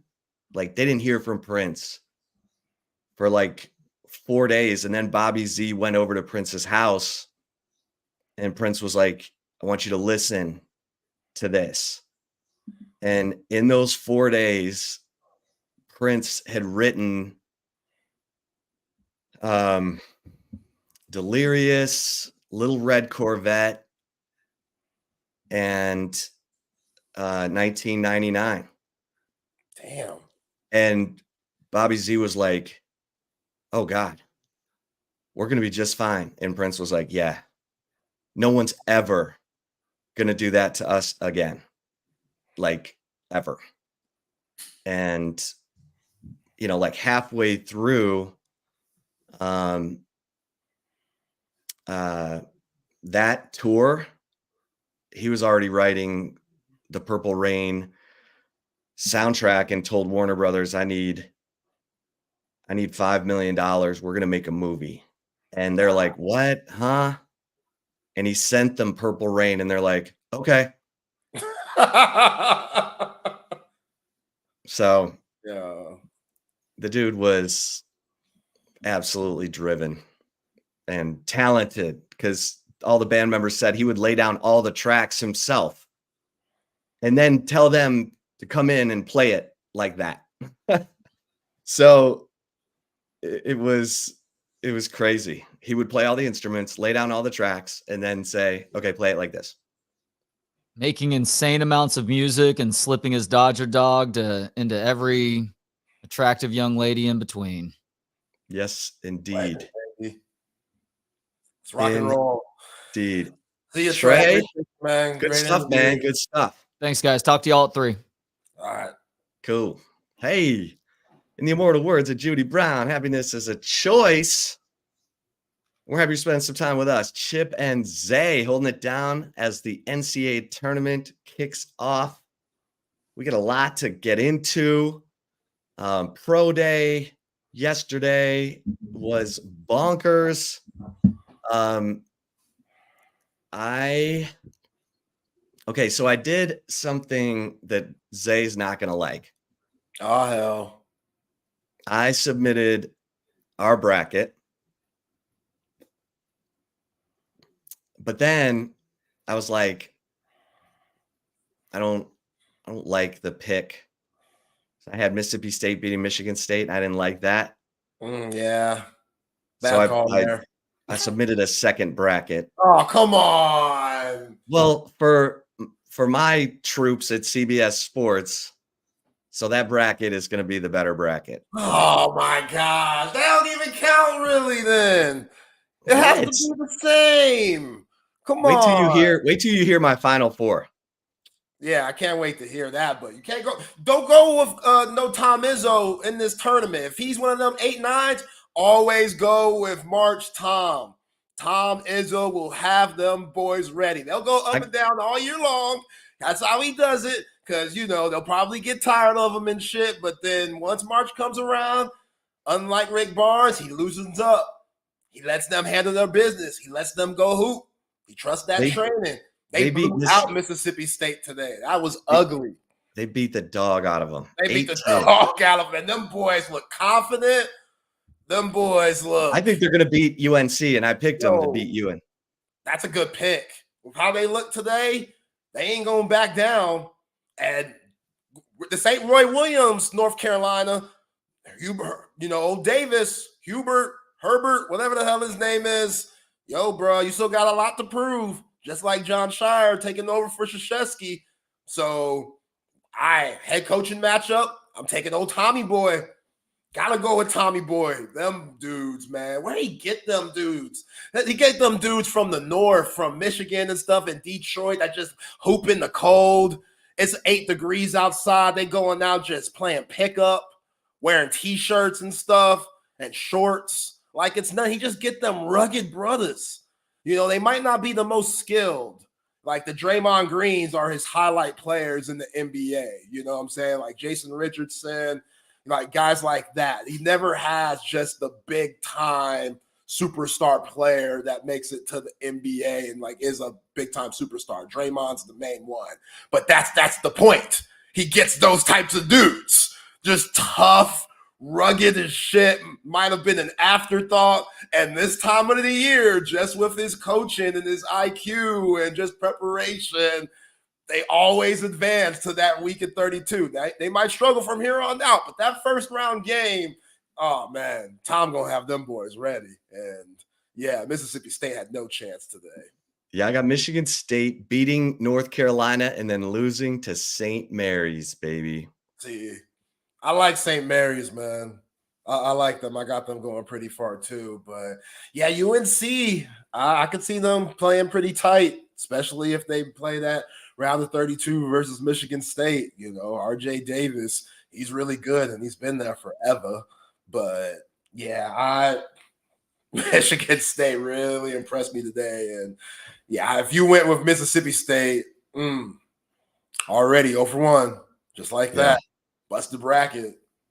Well, my bracket will be busted if Creighton does not win. Me too. So I can tell you that. All right, let's get into Pro Day yesterday because Zay, that was insane. 90 representatives from the NFL on hand, including head coaches Mike McDaniel, who is as goofy as they allege. What you mean goofy? He was looking fly in that Louis V. Oh, yeah. And he was like pulling out sandwiches and eating out of his backpack like school lunchtime. He's eating his sandwich while he's watching Quinn Ewers do some warm-up throwing. And then he had a front row seat for the Quinn Ewers throwing to Xavier Worthy and Adonai Mitchell, and even clapped. I don't know how many people have seen the deep ball post that Quinn threw to AD Mitchell that AD tracked down, and it was a fingertip catch. It was kind of amazing. I'm going to find it here, and then I'm going to play it. Yeah, man, I thought Mike McDaniel's fly, man. He, again, just like we talk about every time you see one of these specials or documentaries, which we know our guy Amon-Ra St. Brown's going to be on that next one, receiver that's coming out in honor of the quarterback one, but Chip is showing. What are we watching here? This is the AD Mitchell diving catch. Yeah. Yeah. And you said Mike McDaniel clapped? Yeah, he clapped. He clapped after this catch. And it was impressive. I mean, there is no doubt about it. Shane Steichen, head coach of the Colts, was there. Zach Taylor, head coach of the Bengals, was there. Of course, they saw Byron Murphy and Tavondre Sweat do some positional drills. They saw AD Mitchell and Xavier Worthy and Jordan Whittington, who did not run or do any of the other sort of measurable combine drills, but he did do some route running and pass catching on that hamstring, and so he showed him a little something. Now he is going to do his own workout on April 12th. So we'll see how many teams show up for that. It's going to be in the bubble. But yeah, I thought all the guys really helped themselves.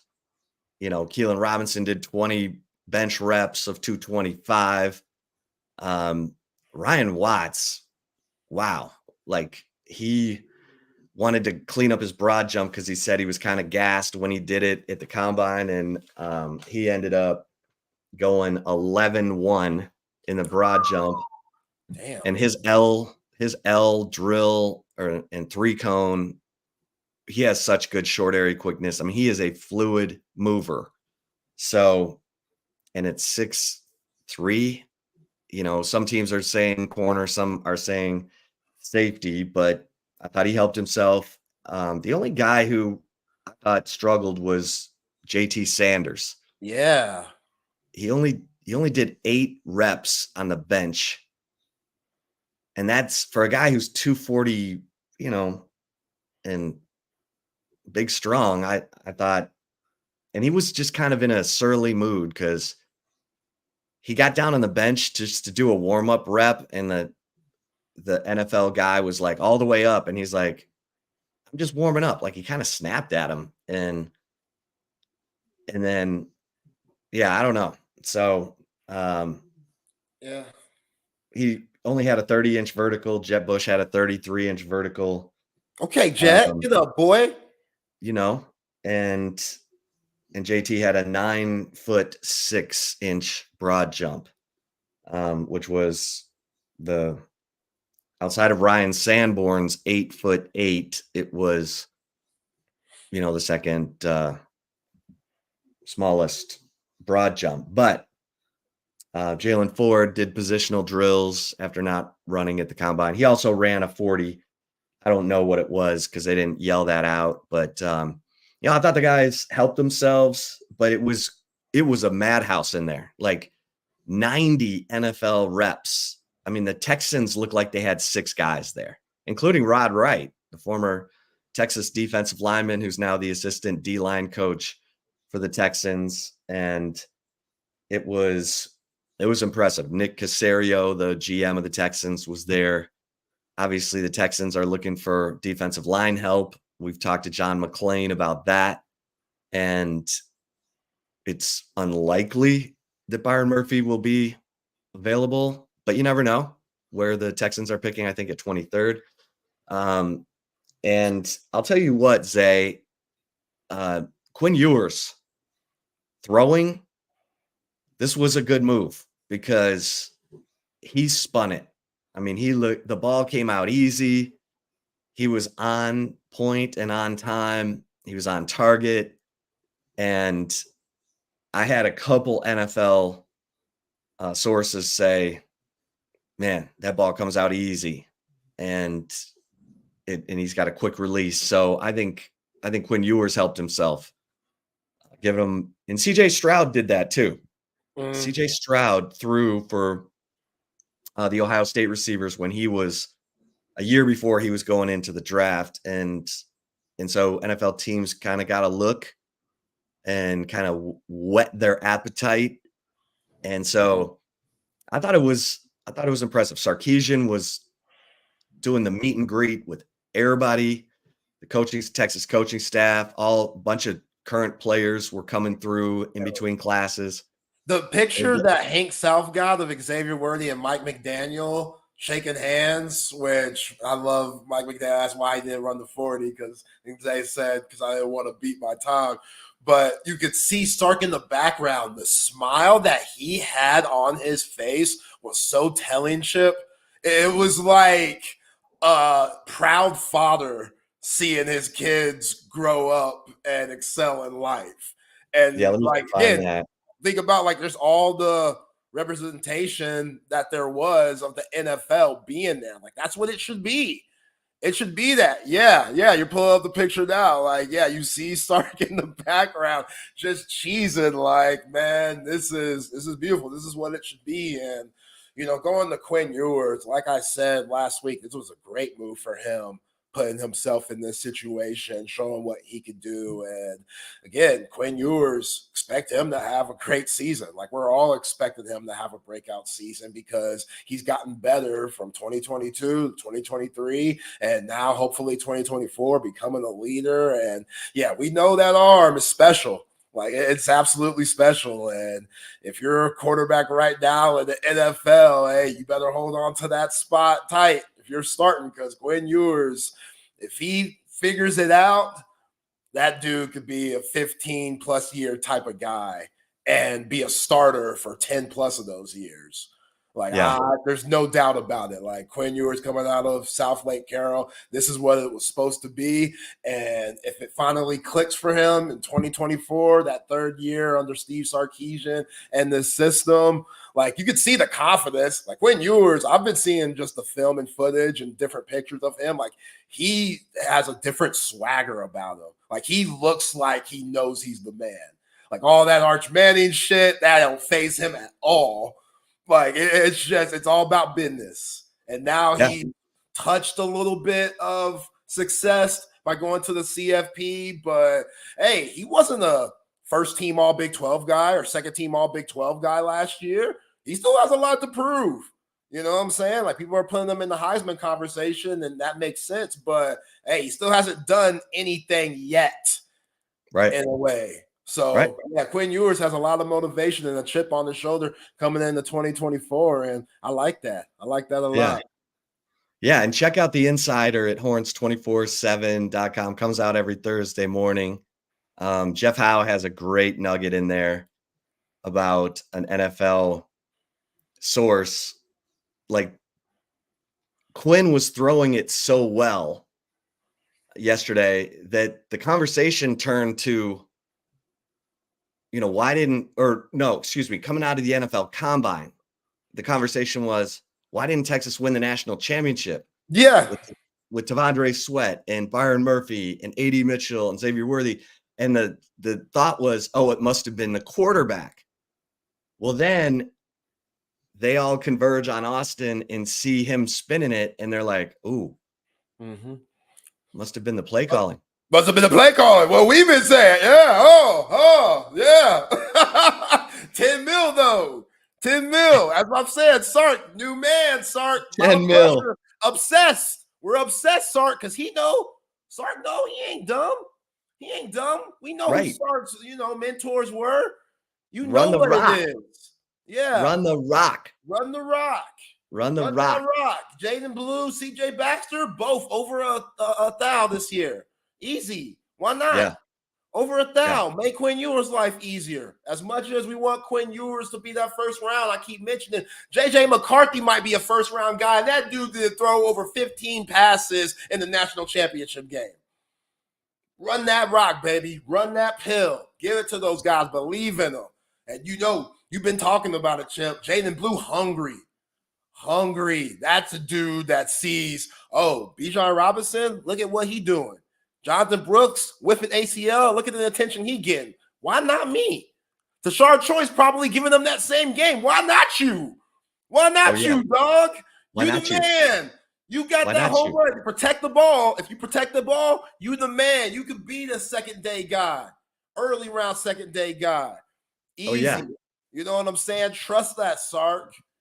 Trust that. Trust that. Tashard Choice, one of the best running back coaches in the nation. You don't get those guys ready. They're going to be prepared. You know what I'm saying? I know we love Quinn. I know you were a quarterback back in the day, Sark. I get it. You want to see that ball fly. I do too. It's cool, but only when the time's right. The time ain't always right. Run that pill, baby. So, yeah, man, that's what I said. You remember that's what I came in saying after the combine. Everybody's like, why didn't Texas win the national championship? Look how well they did and stuff. First thing I said, do not put that on Quinn Ewers. All y'all outside people that don't have just the inside look that we do covering the team every day, Quinn Ewers don't deserve that. He don't deserve that. Was he dumb and lowering his shoulder against Houston? Yes. And I hope we've learned, Quinn. You put that weight on. That don't mean you could run crazy like you were doing just because you put that Chick-fil-A weight back on. But yeah, man, Steve Sarkisian did some things last year that were very questionable. Things that didn't make much sense to the feel of the game. You know, that's all that has to get corrected, especially with the money that you're getting now, Sark. You know, which I hope every time you go out with Nick Saban, Saban ain't paying for that meal because that's a big part of the reason you got that contract. Right. You're saying that was a $5 million mistake. Don't make a $10 million mistake. Yeah, 10 million. It's different. 10 million. That looks different. You know, when you're making those mistakes, way different. So way different. I'm just saying. That's right. And from here on out, it's either a 12-team tournament or a 14-team tournament. So yeah, you're gonna have to do it over and over again. And you got a very easy schedule. You saw 2025 come out yesterday. Same schedule, just flipped. Same schedule. You get to play Vanderbilt again. Billy Napier probably gonna be gone in 2025. Florida, you know what I'm saying? You get to go to Gainesville with a new coach probably being brought in. Oh yeah, you're going to Athens. That's fine. That's fine. You're gonna have one in there. Yeah, you're gonna have one, but Michigan has to come to you.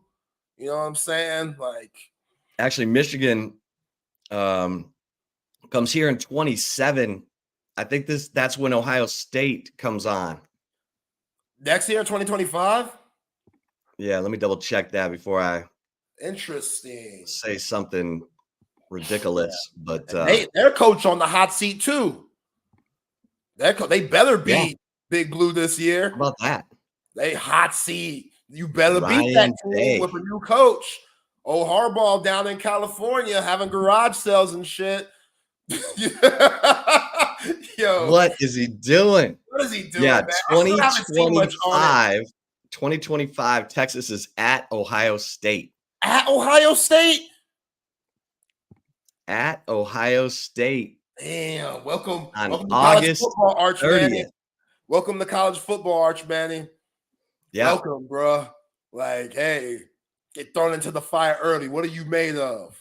In the horseshoe. Yeah. Probably then 2026, Ohio State is in Austin. In 2027, Michigan is in Austin. So, yeah, playa. Yo, man, the madness is already going crazy. BYU fought their way back. Old Jackson Robinson killing these dudes with step backs. 55, 54, Duquesne. About under 5 minutes to go. And then Arizona losing by 3 to Long Beach State. Yeah, that's in the first half. Oh, my God. I don't trust Arizona. I do not trust Arizona. I don't trust them either. I know a lot of people have them in the Final Four just because they don't want to put complete chalk in the Final Four with all number 1 seeds and stuff. So they're like, oh, we got to go Arizona. That's not me. I think they're in the same side as Baylor, right? I have Baylor going to the Final Four, which I don't like. I'm nervous about that because they're out of that region. I got St. Mary's? I got St. Mary's. Yeah. That'll wait, Chip. I got St. Mary's, baby. Well, I mean, you made 2 brackets. I have to ask, in which bracket? Yeah, it's in my CBS bracket. That's the one we're following. Okay. My Texas Sports Unfiltered bracket. My Final Four is what the hell? I mean, they're making it hard to look at this thing. Yeah. Okay, my Final Four is Creighton. Yeah, I'm there too. Iowa State. Ooh, beating UConn? Wow. Yeah. Okay. I respect it. And yeah, Creighton over Houston, Iowa State over St. Mary's, and Iowa State beating Creighton for the national championship. Okay. Not bad at all. Not bad at all. Going back to pro day, JT Sanders, it's interesting that you said that he was a little surly and, he struggled yesterday. I'm finding that pretty surprising because, again, you would think just with his size, he would be able to throw up more weight in the bench press. But, I mean, again, might not be the best example, but Kevin Durant, yeah, it's basketball. He didn't put up anything in the bench press. And that's what everybody was hating on. Like, you remember what Colin Cowherd said about him, all that shit. Oh, I wouldn't take him. He's not ready. He doesn't have an NBA body, this, that, and the third. Let's take Greg Oden instead. And, yeah, who turned out to be the better player. So, at the end of the day, it's all about the strength on the field. And we talk about with the 40 and stuff, some guys might be more football speed, quicker, faster with the pads on than they are running the 40. You know what I'm saying? It just, in the game, it might translate differently. And I think JT Sanders is one of those guys, At the end of the day, he still has to be the second tight end taken off the board. Whichever team needs a tight end. But that's the thing. Our team's going to look at that tight end spot and be like, maybe we could wait because this guy, JT Sanders, he might not be that guy. We know he's not the best blocker. Is that going to be an issue depending on the type of personnel he fits into with the team that drafts him? So I still think he's going to be a solid player. I just think he's shown too much positive tape not to be. But who knows? He could be dealing with some type of injury that we don't know about, or you just never know what these guys are going through mentally. At the end of the day, everybody thinks, oh, they're going to the NFL, life's going to be good and stuff. This could be very anxiety type situations for guys that are feeling the pressure, that are hearing a lot of people in there. I always talk about Uncle Rico and Uncle Jameis asking for money and shit and start knocking on your door when you haven't seen that uncle since you were 7 years old. You know what I'm saying? Now you got all these people asking for stuff, thinking that they should get a handout because they know you're about to make some buku money. And hey, again, I'm assuming, but I'm just saying, let's not look at everything when it comes to this JT Sanders situation. Yes, he struggled. Yes, he might have been a little upset yesterday, but you never know what's going on off the field. Yeah, he ran a 4.69 in the 40 at the NFL Combine, which that's a little high. I thought he'd be closer to like 4.5. For maybe low, high 4.5s, low 4.6. But the dude can catch the football. So, he looked uptight. There's no two ways about it. He got on that bench to do a practice rep, and the guy's like, all the way up, JT, all the way up. And he's like, what you talking about? I'm just doing a practice rep. And he's like, oh, okay. I'm sorry. What you talking about? Let my man live, man. Let my man get focused and stuff. Let me warm up. You ain't a real coach right now. This is the combine. This pro day. Come on, man. Let him ease into it. Let him warm up. Come on. Let him warm up. Yeah, he'll be fine. Y'all saw them one-handed catches and just the hands and speed that he has. Go back and watch that Alabama game again. Yeah, watch the Alabama team. We always see with the Alabama game, we always see the Xavier Worthy touchdown, which it was a beaut, one of Quinn Ewers' best passes of his Texas career, the Adonai Mitchell ones. We always see those. Somebody needs to put up a compilation of JT Sanders going crazy in that game, because go look at the yards, go look at the stats. He had the most yards that game. 5 catches, over 100 yards. Over 100 yards. The dude was absolutely eating. At a 50-yard catch and run. Yeah, man. So let's not take that for granted, please. And the Baylor game. We were one-hand snag, block for Quintavious Ewers on Quinn's touchdown run. He was that main block that got Quinn in the end zone about 30 yards or so. Yeah, man. I ain't worried about that. I ain't worried. I hope it doesn't hurt his stock, but at the end of the day, we've known that he's going to be the second tight end taken off the board after Brock Bowers and You know, that's just, I think he's more of a game guy. Some guys are just more of a game guys. You know, I saw this little behind the scenes footage of the Rams this past season on when they were going to take Puka Nacua in the 5th round. And they were going through all his combine stuff, which wasn't the best, but there were very specific things that Sean McVay and that front office were looking for, which the gauntlet drill. The gauntlet drill. Yeah. The gauntlet drill. That's- They were like, yo, Puka's gauntlet drill is the best that we've for all receivers.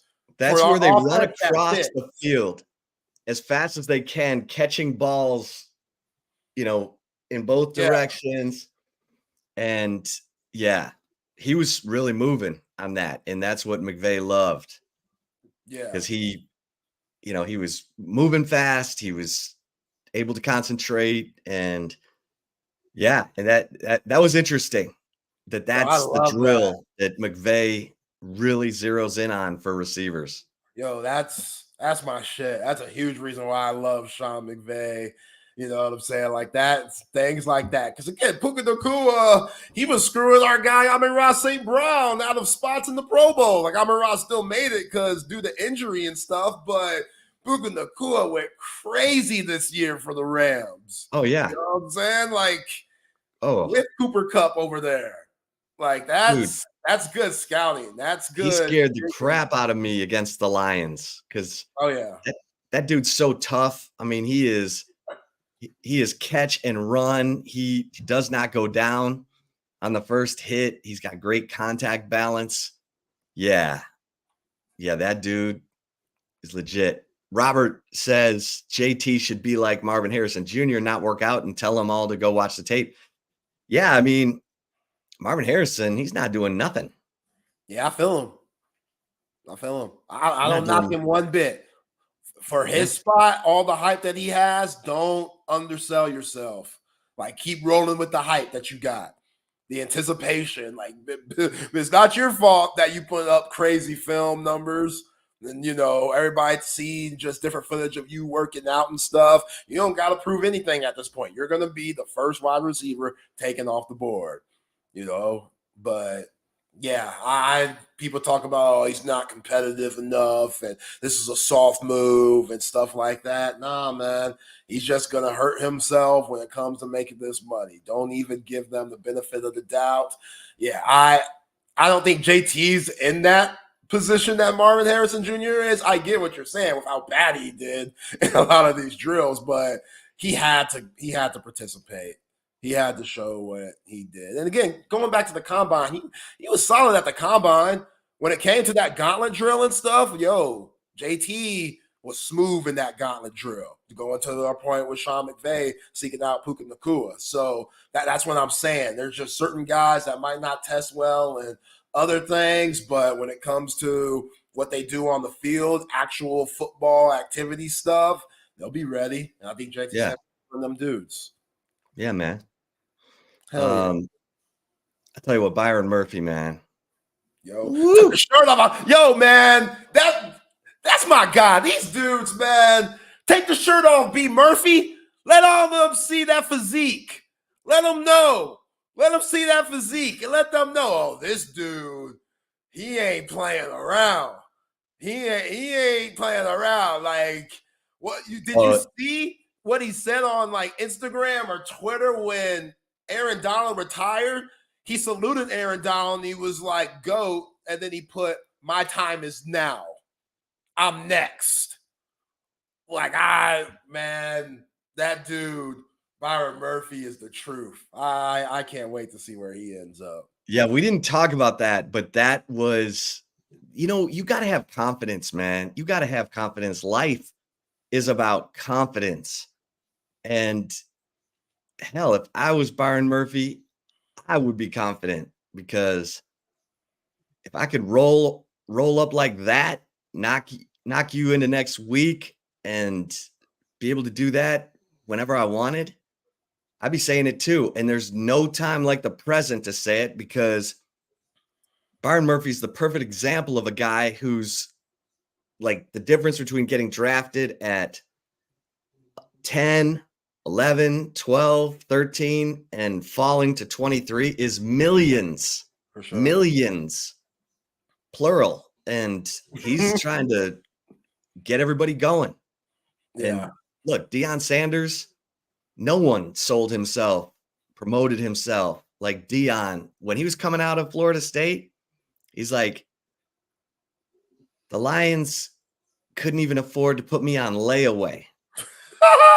I mean, he was telling teams what they should and shouldn't do.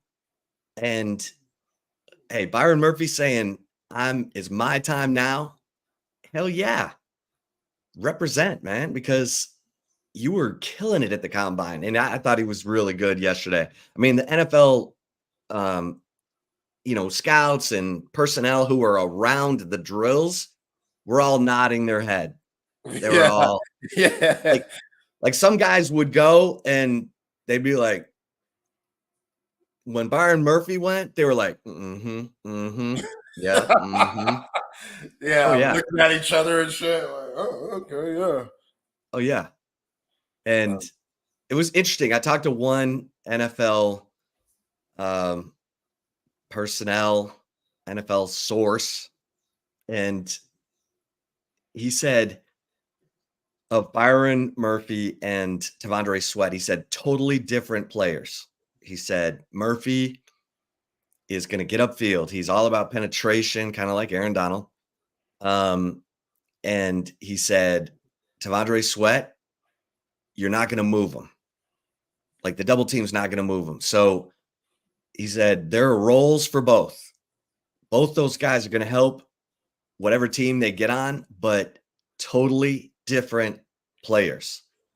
And I do think that T'Vondre Sweat's weight scares teams because I heard it again. 367, what happened? Oh, I think he dropped 4 pounds. They listed him at 362. Oh, yeah, okay, progress. So, he's moving it in the right direction, but he's a big dude. I mean, he's a big dude. And nah, Robert, I believe Chip. Chip said 362. We go at 362 because I heard he gained a pound. Like CB said that yesterday. I didn't really see anything because I didn't want to believe it. Well, I was like, come on, man, that can't be true. My guy. Yeah, it's kind of hard to see. It's a little. Chip is showing us the weights of all the guys. T'Vondre Sweat 362. That's what it says, 362. Now, I don't know if that's just off the roster, what they had him listed at last year. You would think for the NFL people, they would have just done a new, fresh weigh-in. Oh, yeah. But maybe it was 367. I didn't hear that. Nah, man, I saw 362. We go at 362. Come on. But I'm just showing you what it says on this is what they handed us. Okay. This was the pro day, Ooh! Duquesne. These Duquesne boys, man. 65-60, 20 seconds left. Duquesne up. BYU. The threes, man. You can't rely on just threes in the tournament. We talk about it. You got to have guys that could knock down mid-range shots. Analytics. Trey and I talked about it yesterday when you were out. It's mucked up the game a lot for a lot of teams. And yeah, but BYU's one of the best 2-point shooting teams. And they're I'm looking at this. Waterman, Khalifa, 0 for 6, 0 for 4. I mean, but they don't want to shoot them. They might do it when they have to, but they don't shoot that many. So if you're always taking threes, come on, man. That's tough. That's tough to rely on in college basketball. Yeah, they're 7 of 23 from 3. And they're down 3 with 18 seconds left. Got a foul.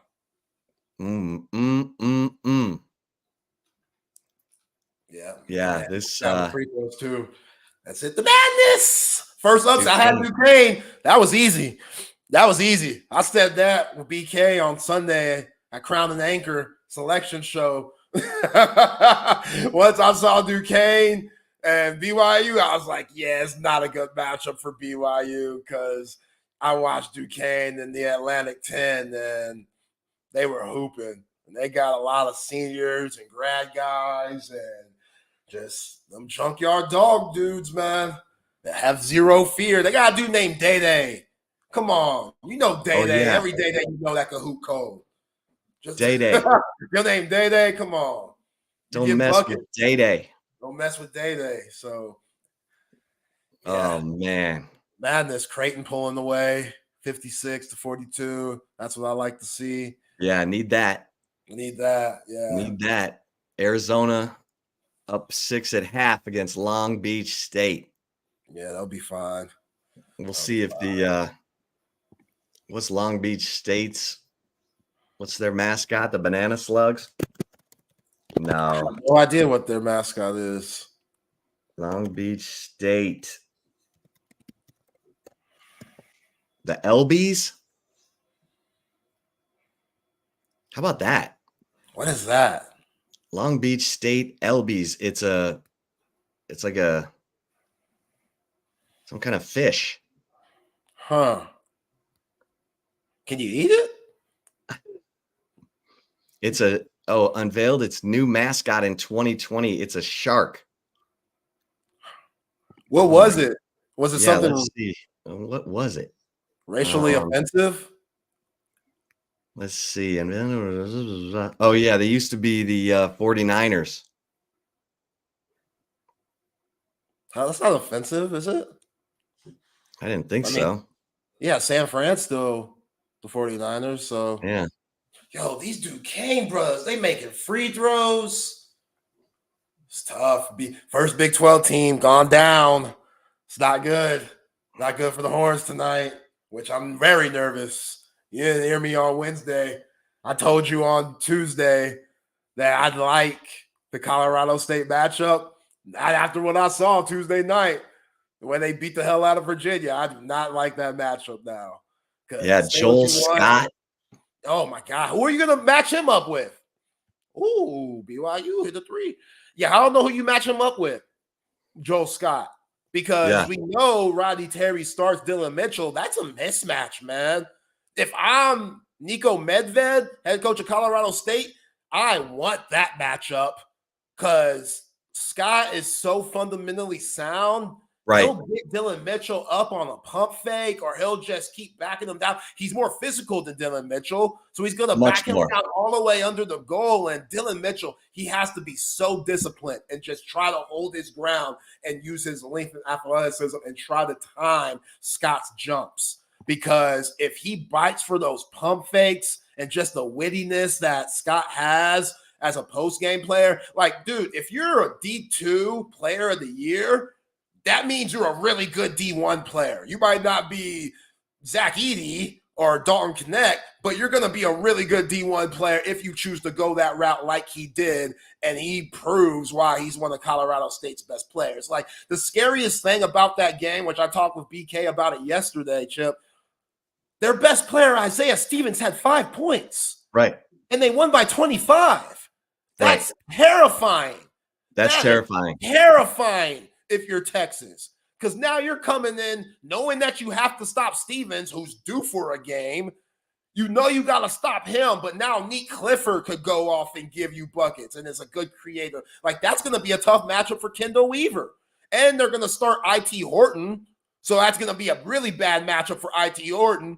You know, if I'm Nick Clifford, I'm going at him because you're going to If RT starts IT Horton, then Texas gets what they deserve. I think he's going to start him. That's idiotic. Idiotic. That's idiotic. I've been trying to figure it out still to this day. This could be the last game of the year, and I hope this isn't my last big hat spirit Zay Collier prediction. But you're right. Like, IT Horton with Kendall Weaver on the bench and how good he can be. Like you said it best, it starts with defense at the end of the day. And if you could stop guys, like your best defenders at those positions are Brock Cunningham and Kendall Weaver. So why aren't you starting them? And Right. I've been saying you could argue that Brock Cunningham is a better offensive player than Dylan Mitchell at this point. With the way he spaces the floor and can knock down that three, he might not have all the tools that Dylan Mitchell has based on the measurements and athleticism, but come on, man. Like, it's a tough matchup. Like, Neek Clifford, if you put IT Horton on him, I don't like that matchup at all. I don't like Dylan Mitchell on Scott. And people are probably wondering, well, Zane, why wouldn't you put Dylan Dessou on Scott? You don't want Dylan Dessou to get in the foul trouble where he can't give you nothing. You know, you don't want that. And if he does get in the foul trouble, hopefully RT can trust him and keep him in there and like not put him in situations where he could get that third foul if it were the first half. But you don't put Dylan Dessou on Scott. And that's why I think it's very important. You might see a Dylan Dessou, Caden Shedrick lineup a lot of the time tonight because Cartier, he's a big physical guy at 6'8". He hit a couple of jump hooks on Virginia and made life difficult for him. Like, again, Virginia's a really good defensive team. They were third in the ACC this year. Like, people are going for Tony Bennett's head, and a part of me gets that, but also Colorado State deserves credit. And now, which is even scarier, Chip, Colorado State, Nico Medved, if I'm him, motivation tactic, I'm telling these dudes, hey, y'all still being disrespected. You got guys like Stephen A. Smith coming out here saying how bad Tony Bennett and Virginia was, talking about he needs to be fired. No, they should be saying our team was that good. Nobody's saying that. Y'all are still the underdog. Y'all still ain't getting y'all's credit. That's an easy motivational tactic, which we all know first four, the stats show, I want to say 10 out of the 11 times the first four team advances to the round of 32. So that's not good, which thank goodness Colorado won yesterday. I picked Colorado over Florida. So I hope that's the 10-7 matchup from the play-in game. That's, you know, the stats show favor whatever the 10 seed is. But Texas with IT Horton and Dylan Mitchell and the matchup that they're going to have with possibly Clifford and Scott, I do not like that one bit. And the Horns, if they're not all locked in, you could see a first round exit easy tonight. I mean, oy vey. Yeah, man. I'm looking at this thing, and if he starts IT Horton, oh, Lord have mercy. Lord have mercy. Yeah. He goes start him. He's been starting them.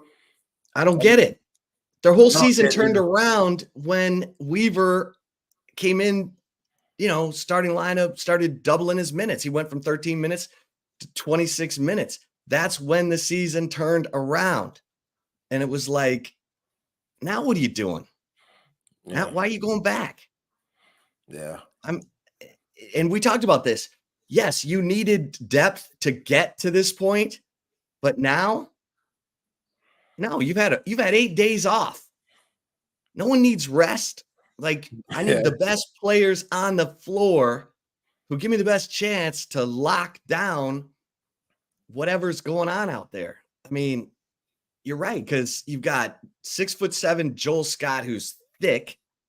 You got 6'8" Nike Clifford, who's skilled and long, and you know, or 6'6", sorry, 6'6".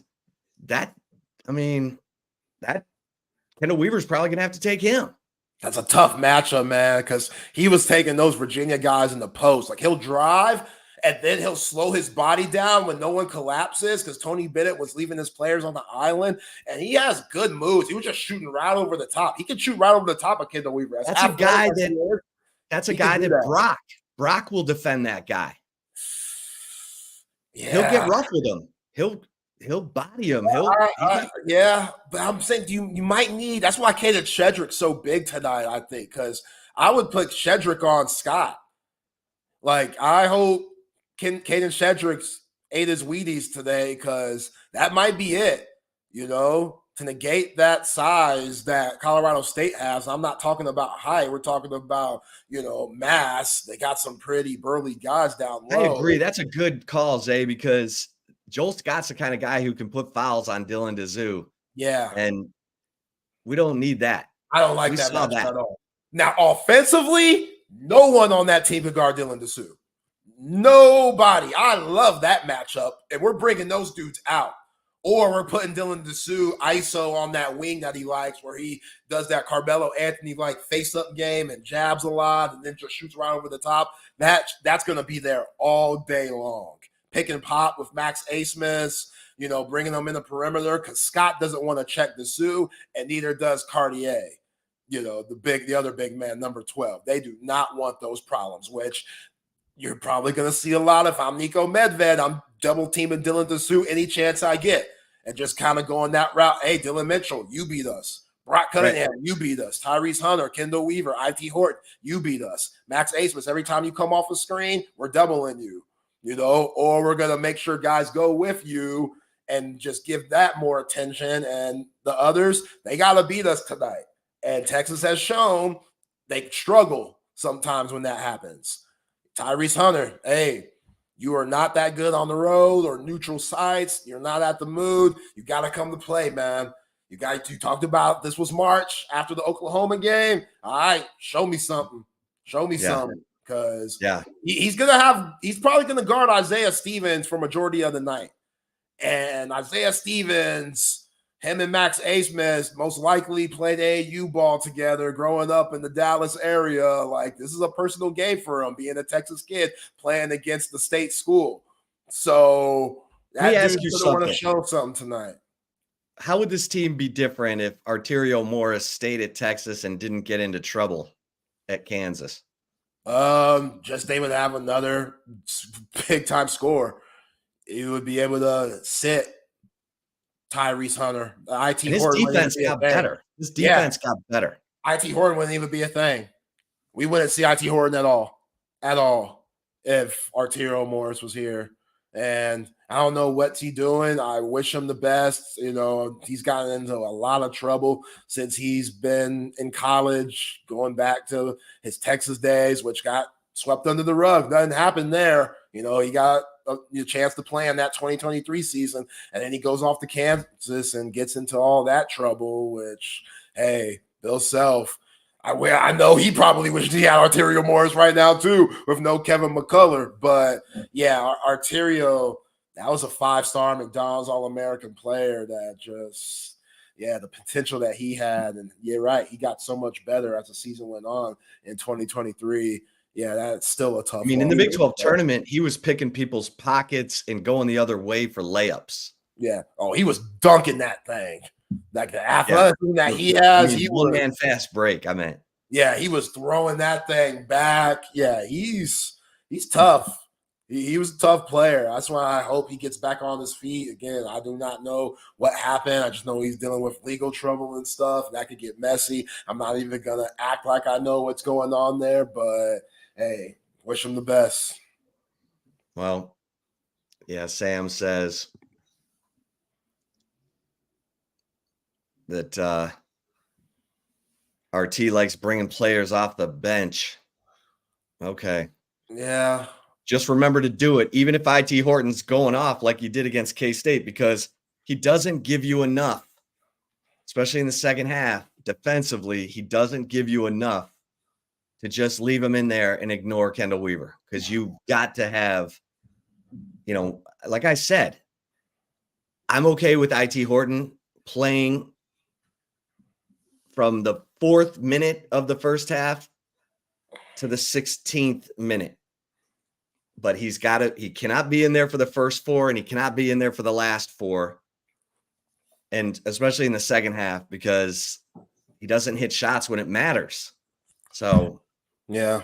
And Coach Terry's been trying, he's talked about getting offense going early and stuff. And that's really just to get IT Horton's confidence up. Like, you can't say that if you're IT Horton that your coach doesn't have confidence in you, because he keeps playing you. Yeah. It doesn't make any sense. Like, he keeps, which is contradictory to what RT has said about, we're at our best when we're all locked in defensively. Maybe he's just the best practice player in the world.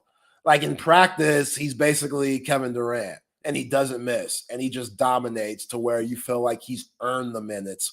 But then when the bright lights come on, why do I not believe that? Probably because IT Horton's body language half the time is, oh yeah, that's my guy. Oh, come on. Come on. He's not the Defensively? quickest. He's tried so hard. That's what I'm saying. He's going to have to take Clifford. If he starts tonight, he's going to have to take Clifford. That's going to be a tough matchup because Clifford will knock down that three and he'll take him down low and use his size, which our IT Horton's given up about 3 inches or so. So be prepared for that. And yeah, Clifford is 6'6" and he's long, so he plays 6'8". Yeah. So if I'm RT, Kendall Weaver, Who the hell's Brock Cunningham, Dylan Mitchell guarding? Scott. He's going to be checking Scott. That scares me to death.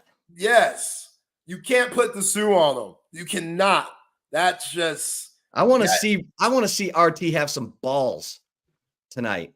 If he's not getting what he wants, Dylan Mitchell needs to come out of the game and get an attitude adjustment, and Caden Shedrick needs to go in there. And I don't care. Yeah. I mean, the first half of that game, Colorado State and Virginia was like 27-14. It was ugly. That first 10 minutes was brutal. Look, it was brutal. If you're not getting what you want, then it's time to sit guys down and put in guys who are giving you what you need. I mean, don't keep, definition of insanity. Don't leave a guy in there thinking he's going to start doing something he's not doing. Come on. Yeah. Come on. Yeah. The Caden Shedrick, Dylan DeSue lineup, I think that could thrive tonight. Yeah. I think Caden Shedrick, if he could give you 20 minutes, I think that would be huge because he has a mismatch down low, against Scott and Cartier. Yeah. Hooks and stuff. And that would allow Dylan DeSue, whichever matchup that he had on the outside, to go to work and, get a lot of space and have a 2-man game with Max Asmus, like Max Asmus. I think he's going to be solid tonight, but again, just with the attention that he gets, you can't always bank on him going crazy. Now, he loves the tournament, so we're hoping we get another display of what he showcased at Oral Roberts, making it to the Sweet 16. But, yeah, man, Max Asmus, the ball in his hands, sometimes you might have to give it to Tyrese Hunter and allow him to come off screens to get going. I think when he went into that slump, he was too ball dominant, too much of a point guard that was trying to score other than the scorer that happened to play point guard at times. RT putting the ball in Tyrese Hunter's hands and allowing Max Asmus to come off different action like floppy down low where the shooter comes off screens down low and comes more to the wing or depending on where his man goes. If his man curls, he'll come to the middle. If his man goes over to the middle, then he'll fade. Like Max Asmus does a really good job reading screens, but getting him to play off the ball, that might be successful, especially if you have somebody like an Isaiah Stevens guarding him to get him tired on the offensive end. Yeah. Woo! I know North Carolina and Wagner, 5-point game. They're going to pull away, but still. Okay. Hubert Davis. Come on, baby. Madness. The madness. I love it. It's unbeatable. Yeah. All right, so yeah, Texas, Colorado State, 550 on TNT. Creighton is up 16 on Akron with a little under 8 minutes to go.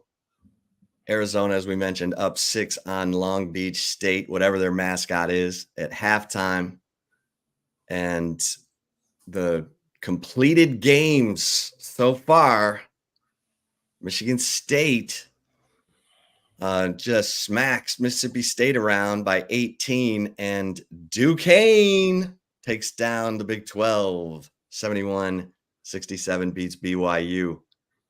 And BYU, man. The Mormons, they look so unathletic today. Yeah. I'm like, They come look on. rough. They looked like Duquesne had the better athletes. Besides Jackson on BYU, one of the lone brothers. But Traore, their big man, that looks like what's my man that used to play for the Spurs? Duane Blair. He has that type of build. Oh, he's big. Yeah, He's thick. he's big, but he's not tall at all. Yeah. Yeah, he was really good in the Big 12 this year. He hurt Texas a little bit, and he couldn't do nothing with those Duquesne bigs. He's got that big baby, Glenn Big Baby Yeah, he Davis has that build. he has that type of build. And Duquesne, they got a little bit slender, but real athletic brothers. They made life hell for him. And Khalifa, that dude, he's slow-footed too. They weren't giving those passing lanes. He's the best passing big man in the league. They weren't giving him those passing lanes like he was used to in the Big 12. Like, coaching goes a long way this time of the year. You got a guy that can prepare really well, get the most out of his team, let him play loose. Duquesne had nothing to lose. BYU had everything to lose. You're in the Big 12. You know what I'm saying? BK told us yesterday they were supposed to be a 5 seed, but since they're Mormon and can't play on Sundays, they had to make them a 6 seed. That's wild. Yo, God will understand. You know what I'm saying? Well, God can understand. We can play on Sundays. Now they probably wondering, like, damn, maybe we could have just prayed on it. Pray a little longer. You know, pray a little longer and say, God, please, this doesn't mess up anything that I'm doing. The faith is still there, but we need to play a team that matches up better with us. So let's get that 5th seed. We'll play on Sundays, and you'll be with us. It's worth it. I think it's worth it at this point. Notre Dame can play on Sundays. What makes the Mormon stuff so special? That's what I'm saying, man. That's a bad move. God will understand. Like, Notre Dame is overseen by the Pope. Like, the Vatican are you doing the right thing? Are you a good person? Okay, God will understand. You can play on Sundays if it means we get a better seed and a better matchup. Yeah. Please believe me. Yes, absolutely. They got themselves. Man. No love lost. No love lost. I picked Duquesne. Thank you, BYU. Cheers. Cheers to Duquesne. Cheers to Duquesne. I'm 2-0. Looking good right now. Now I need Creighton to get as fine. hot as they can possibly get. Yeah. For the next. I like Greg McDermott's team, man. They got some guys. Shireman, the lefty. Oh, man, he has a sweet jumper. Alexander, good off the dribble player, around 6'5". Probably has some NBA aspirations. And then Culprenner, they're big. He's solid too, which that's the biggest thing. They're in that same region with Purdue. You need somebody that could slow down Zach Edey a little bit to where you don't have to double him every single time.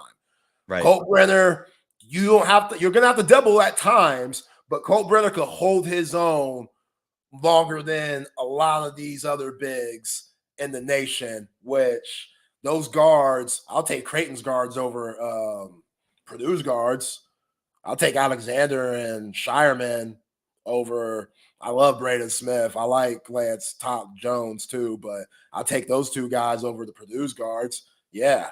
So it's just about slowing down Zach Edey and playing him one-on-one. Not too many teams get to do that, but if he gets 28 on twos, but the rest of the guys get 22, I like your chances. All around. Like, I like your chances. I know that's not making many points there, but hey, if you could, that's what Purdue gets screwed most of the time with the Zach Edey squads when they lose the first 2 rounds. Like, he'll go crazy, and then all of a sudden, the rest of the guys. Everyone else is just standing around. They're just standing around watching. Nobody's getting in the rhythm. Like, they had Jaden Ivey when the Horns beat them, or lost to them, excuse me. They had Jaden Ivey, and they couldn't make it past the Sweet 16. Jaden Ivey was incredible during his Purdue days. How's he doing in the league? He's all right. He's on the Pistons, so everybody on the Pistons is struggling. Yeah, they're one of the worst teams, but I think he'll be a guy that will last a long time. But also, I wouldn't be surprised if after this contract, if it wasn't what he wanted it to be, he'll go take his talents to Europe or something. Yeah, CB says, I missed the beginning of the show, but what was going on with JT Sanders? He just didn't look engaged at pro day. He only threw up 8 bench reps. His broad jump was 9 feet 6. I mean, Xavier Worthy was a 10-foot broad jump, and AD Mitchell was an 11-foot broad jump, just like Ryan Watts. Well, wasn't Xavier Worthy's vertical in the 40s too? Yeah. Like Xavier Worthy's a freak athlete. He's an absolute freak athlete. But JT was good in the positional drills, catching passes from Quinn Ewers, that kind of thing. So yeah, he just needs to tell people, just go watch the Alabama game, go watch the Baylor game, because I did hurt my ankle against OU and I played through it the rest of the year. But I'm a dog, and that's all you need to know. Yeah. So I will get it done. Don't you worry. Yeah, man. Tell coach, hey, coach, I got this. I got this bench press. Leave me alone. I'm locked in. Leave me alone. Spurs could use everybody. Yeah. Spurs could use everybody. They could use everybody. They could use IT Horton. Oh, come on, man. They need to move up Jabari Rice. That's what they need to do. Quit playing. Yeah, play him. Play him. Play him. What y'all waiting on? My God, hooping in the G League. Yeah, man. They worried about his athleticism and his size. He's one of those tweener guys. He's 6'4", but that wingspan is like 6'9".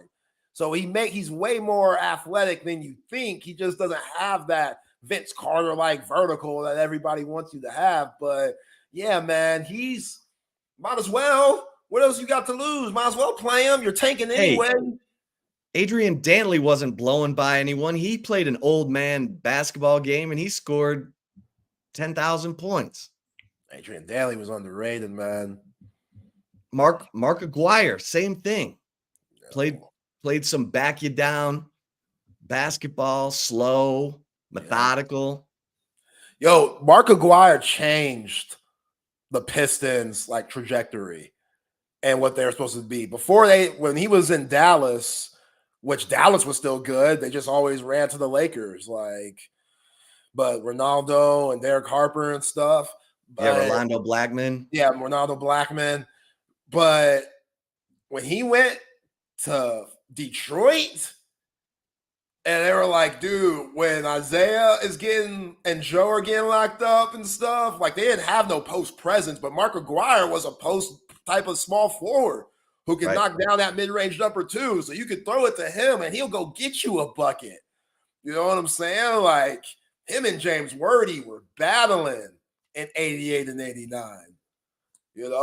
That's the new narrative. I don't know if you've seen it on social media or not, but Gen Z, these new generation, which I'm millennial, I'm not completely proud of my generation either. We definitely got work to do. But Gen Z, they really disrespectful. Their thing is going back to the 90s and the 80s, and they're just putting out clips on how bad it was and just how unskilled these players were, which obviously you could find the bad film. I could go out and watch games to this day and find bad film and put it out there and be like, yo, James Harden looks trash tonight. Kawhi Leonard looks trash tonight. Jalen Brunson looks trash tonight. You could do that with Jordan and Ewan and Dumars and, Thomas and all those guys, whatever. But go watch that good film. Go watch the defense and just, you're not seeing threes, but you're seeing guys take advantage of post work. Kareem, his footwork. You know what I'm saying? Bill Laimbeer and what he did before guys even caught the ball. How physical he was and just how setting up. Yeah. Setting up. Different things, little things that people don't look at because everybody just watches the ball. You know what I'm saying? Let me ask you this though, Zay. Backing up. How many you're plugged in to the NBA? How many fans are feeling like Joe K here? Because Pop, it's Pop amazing. He replaces my man Bob Hill, which at the time was not popular, but he won 5 championships. So you're like, okay, dynasty legend. And then it got weird with Kawhi Leonard. And it's like he's determined to make sure that the franchise is back before he walks off? Is he chasing something? What's your read on Pop? Yeah, I thought he should have turned in the whistle a long time ago. I thought he kind of should have went out once Timmy, Manu, and Tony were gone. I thought he could have just taken it easy, but obviously he took on the new challenge of wanting to rebuild, and I think he likes the teaching aspect of it. Like, he was done teaching by 2005. By after that championship, that team was so just leader driven and player oriented. Like, you always see that film of like Ginobili drawing up plays in the huddle and Pop just talking to the assistants outside. Like, they had so many moments of that. So now when all those legends were gone, and you're right, the Kawhi situation, that was different. That set them back a little bit. But he likes this process of teaching and trying to figure it out. The Jeremy Sohan thing is weird because you started him at point a lot this season, which I said you got to start Jones at point. Like, he's your best bet. That dude's at least smart enough to get the ball to Victor Wembanyama. Like, he's always open. He's that tall. If he's down low and you're driving, the natural reaction of a big is to play low. You got to be low when you play defense. Victor Wembanyama is just standing there. Throw the ball up. There's been so much film on games with the Spurs, if you go and watch them play, on guys just missing Victor Wembanyama because they don't have that type of just radar and IQ to just throw it up and let him just catch it and keep it high and then put the ball in. So it's weird that Pop, they still struggle with that. And I think that's just some of the guys he had. Like Jeremy Sohan, he makes good plays. He has a Boris Diaw type of game, former Scott Drew Baylor player. But again, starting him at point a lot is weird. And Vassell, he's looking for his shot. You think about Johnson, he's always looking for his shot. Well, the plan was, my understanding was, if Bill Self was going to get in trouble at Kansas for the federal investigation, when, the feds were sniffing around and everything was leading back to Self, that he was going to leave and go coach the Spurs, because you got R.C. Buford, Kansas guy, Pop, would hand the mantle to Self, and away you go. But then when that investigation fizzled and they stopped throwing coaches in jail for what is now totally legal, thank you for that waste of our tax dollars. Then it just seemed like, okay, what's plan B? Oh, let's just let Pop keep going. I don't know. But yeah, I think he just doesn't have talent at the end of the day. Other than Victor Wembanyama, like, if you have to play Jeremy Sohan at point guard, to what I've been saying, you don't have talent. Right. You don't have talent. Like, you just don't have guys that are good enough all around. There's a reason why you had the number one pick and got Victor Wembanyama in the first place, just because he's a sensational player and just alien, as everybody's calling him, doesn't mean you're going to completely turn around the franchise the year that he gets there. Like, West, the Spurs had the early reputation of, and not early, but they had a good reputation for finding foreign players who could translate to the league. Tony Parker, Manu Ginobili, some others, the big guy from Brazil they brought in. But then it's like, where are you looking for players? And you're not developing any. You got to find those diamonds in the rough, man. You got to be the Patriots. Of course, it helps to have Tom Brady, and Tim Duncan was Popovich's Tom Brady, because Duncan ran that locker room. I mean, if you started to stray, Tim Duncan was gonna bring you back in line, and that's the ideal. When the players are policing the players are coaching the players, that's when the magic happens. The coach is out along for the ride, and it's wee. Mac Brown told me easiest year he's ever had in coaching was 2005. Because he had unbelievable player leadership, and he had an unbelievable player force in Vince Young, who made it unfuck-upable. I mean, it was literally, Greg Davis could have called, you and me. He could have called anything, and it was going to work because Vince Young. So, I'm looking at their roster right now. They ain't got no talent compared to everybody else in the NBA. You got to have guards. As good as Victor Wembanyama is, you still need a big-time guard if you want to be a championship caliber team, yet alone get to the playoffs.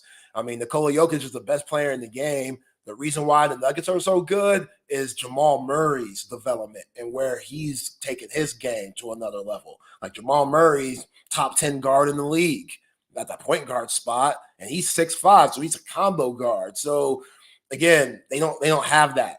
Like Trae Young, that would be a huge get for him. A huge get. They got to go after him 100%. Go after Trae Young because that's the type of guy. Look at the stats, the numbers that he puts up at his size. Yeah, he's a Norman dude. I give him shit about his hair. It's toe up. Trae, you got to do something about that. But again, you're from Norman, so you don't know no better.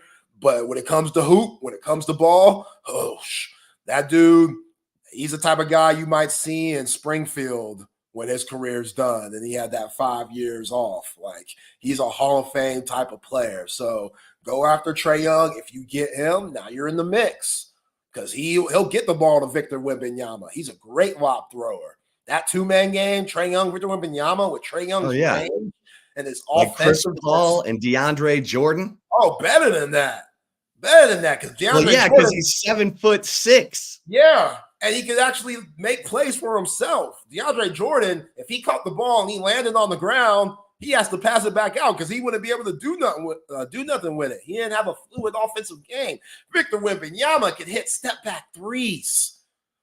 Victor Wembanyama takes one dribble from the three-point line and is at the rim for layups and dunks. Like, he is ridiculous, man. And his defense is crazy. Like, Trae Young's not the best defender, but when he gets beat, you see Wemby down there contesting everything, blocking everything without jumping. Like, when you don't jump, when you don't have to jump, you're not biting for those Dylan Mitchell pump fakes and stuff. When you don't have to jump, because you're going to Don't do it, Dylan. Do not do it. Don't do it. Don't jump tonight. Don't jump tonight. He's going to jump. It's going to be early, too. Just that's the thing. Hold your ground. If I'm McClain, if I'm Frank Haith, if I'm Chappelle, because Rodney Terry, he has a lot to worry about. He can't, he's going to let him know. But those other assistants, Ogden, if he can say anything, don't bite. Joel Scott will get you. Joel Scott's going to be humping and puffing and breathing and stuff. He going to do everything he can to get him up. Stay grounded. Keep those hands up. If he makes one, so be it. Good shot. Salute to him. If he makes a few of those, then we'll adjust by getting you out the game, hopefully, and putting in somebody else that can guard him.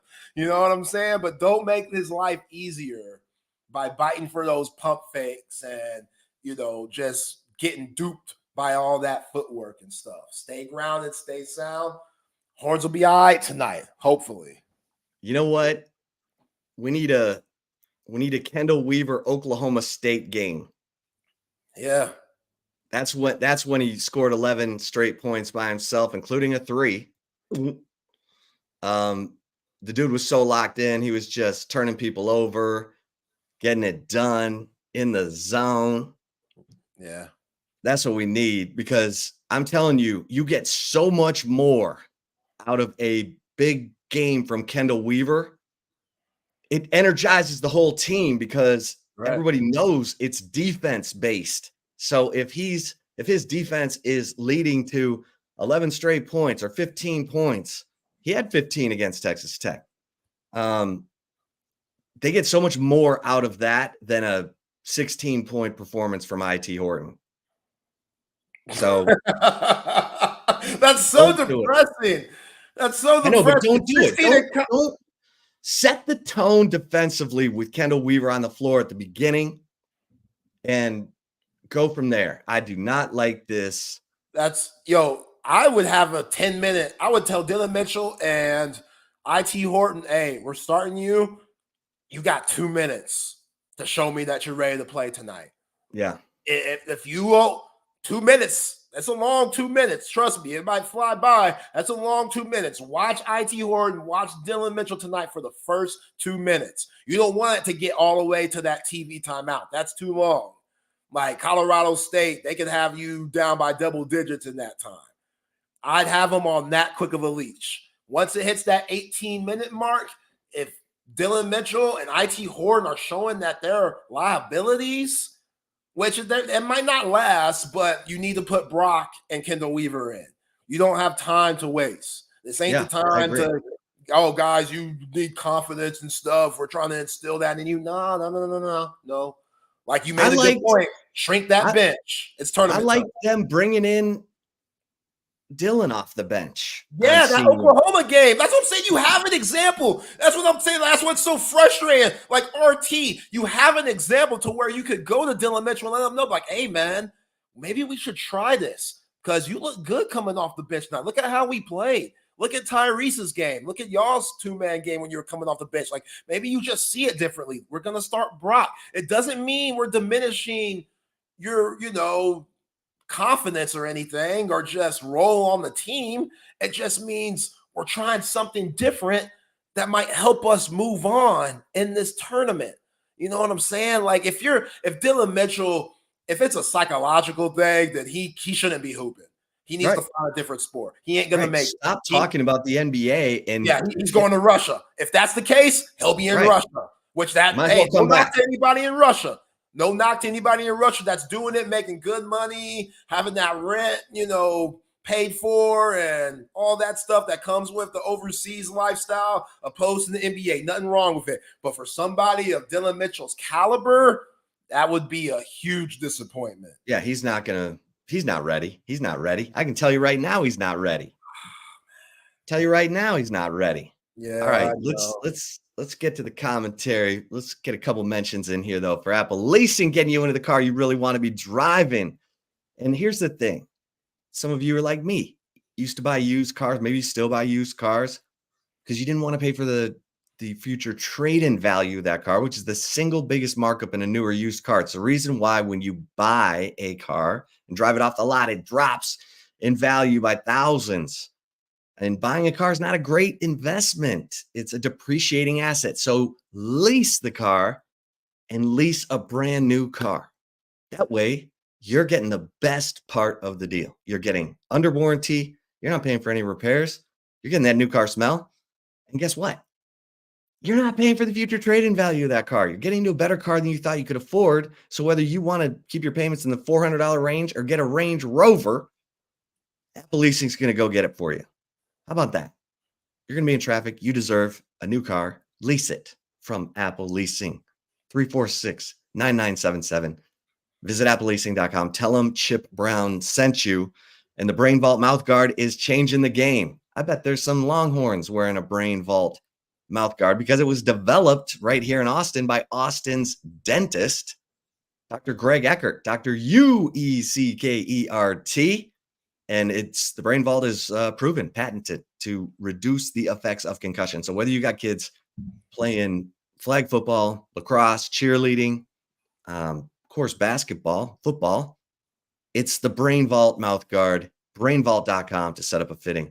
And of course, some of you are regretting not calling audiovisual consultations so that you could be watching this NCAA March Madness on the big screen of your dreams. But when you're ready, AV Consultations, my man, Tom McKay, he's put, new big screen, surround sound in 3 different homes for me.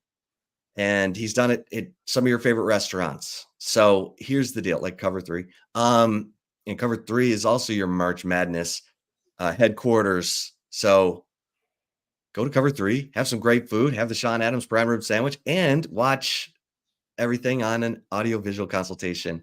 Big screen. There you go. And don't forget to make some plans to get the best seafood in Austin. Like Monday, all-night happy hour, best oysters, $1 raw oysters during happy hour at Salt Traders Coastal Cooking.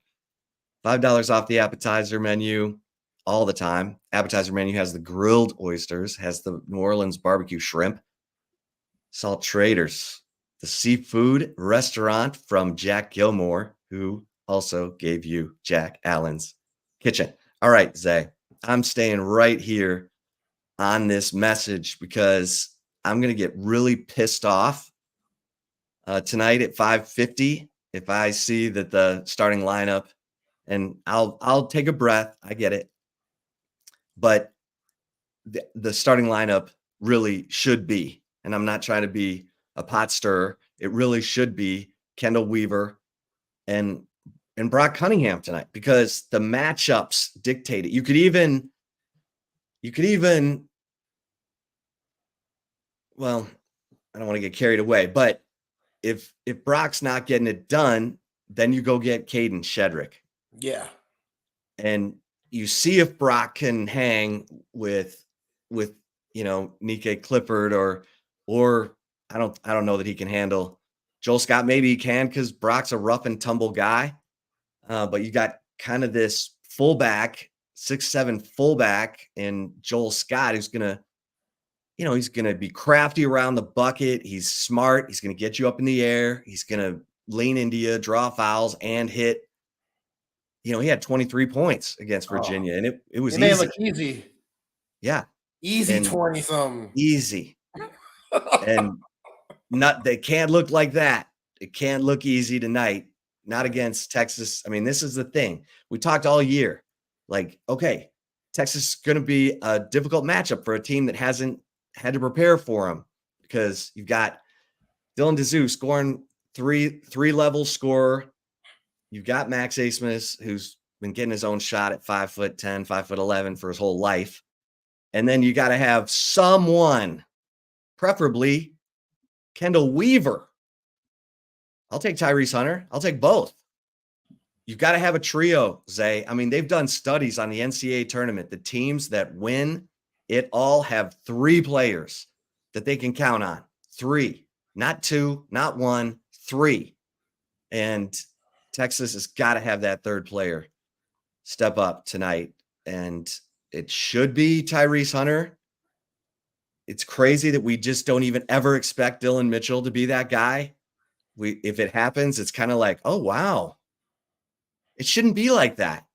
He should be getting coached into being a better, more fundamental player with a go-to move and a counter move.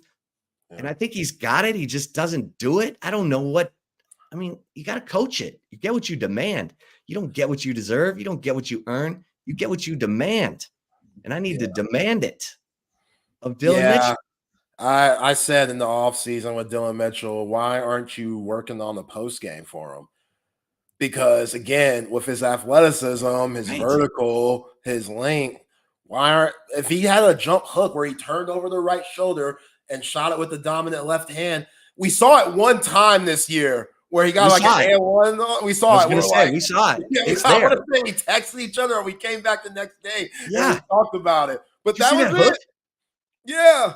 That was it. And it's like, it was like that turnaround baseline jumper that I saw from him in the orange-white game. I was like, oh, Dylan Mitchell. He's been working. Yeah.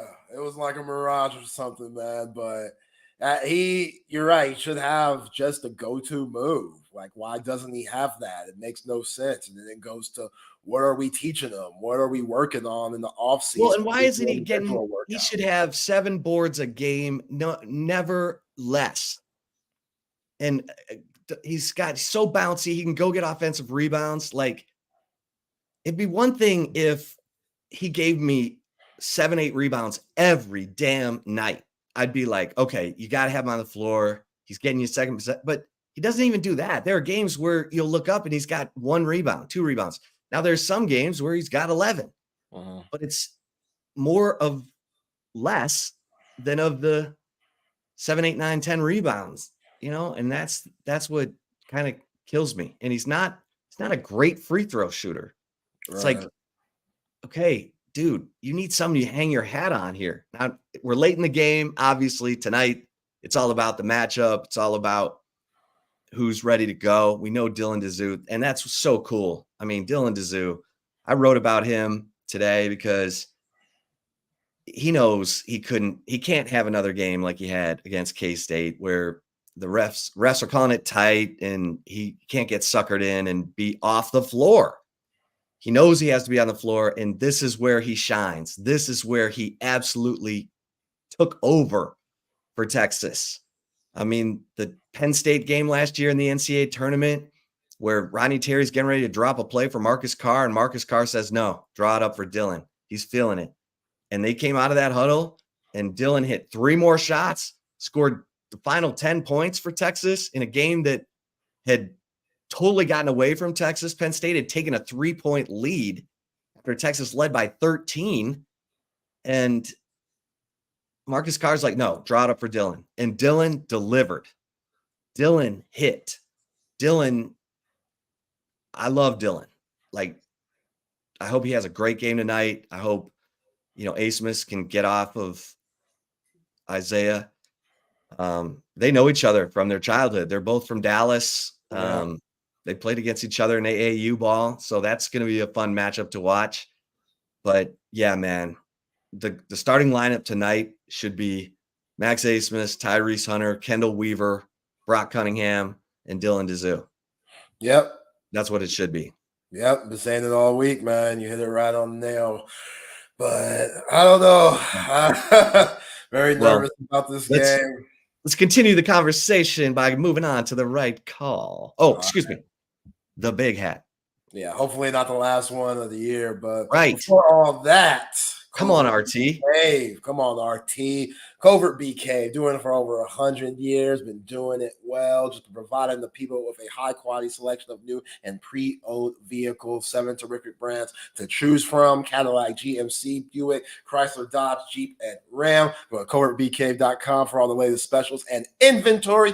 Nobody beats a Covert deal. Not now, not ever. Before the Big Hat Spirits player of the game prediction, I want to talk about what Robert said here. Come on, Zay. What you always say about the Sooners. The Spurs don't need Trae Young. Go get Darius Garland. Look, I do be saying stuff about the Sooners. They got great athletes, though. There's always going to be something off the court that's a little questionable and a little weird, i.e. Baker Mayfield, i.e. Adrian Peterson with the kids. The list goes on. Trae Young, you don't really got that. It's just the hair's toe up.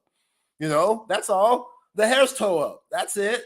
That's it. Blake Griffin, he's kind of a weird guy. Thinks he's funny, but not really funny. They all just got something that's just odd. CeeDee Lamb. Thank God Blake Griffin's not a comedian. Yeah, you know what I'm saying? CeeDee Lamb, the shit that he be pulling, his mama, his girl trying to take his phone, him talking with Dak and Mike McCarthy. Like, they all got something that's just a little off. So you got to figure it out. Hopefully it's not that bad. Trae Young, only thing I seen toe up is his hair. So that you good. You good. Are we calling Caleb Williams a Sooner or a Trojan? He's a little bit of both. Yeah. Kyler Murray. A little toxic. Say no more. Kyler Murray. Then let's go. Jalen Hurts has his moments where you're like, Caleb Williams, we count him too. The fingernails, that's all Sooner stuff. That's stuff that he learned down there in Norman. You can't help yourself. So the list goes on. Joe Mixon. The list goes on. Come on. You know what I'm saying? That's just Ryan Bosworth. I can keep going, but I'm too petty. But yes, Robert, you make a great point there. Trae Young, he might have the least amount of toxicness out of any of those guys that name. So bank your hat on that. But all right. Time for the Big Hat Spirit Zay's player of the game prediction. Again, hopefully this isn't the last one. Hopefully I could do one tomorrow for the round of 32, but you got to see what's in front of you. This Colorado State matchup is tough.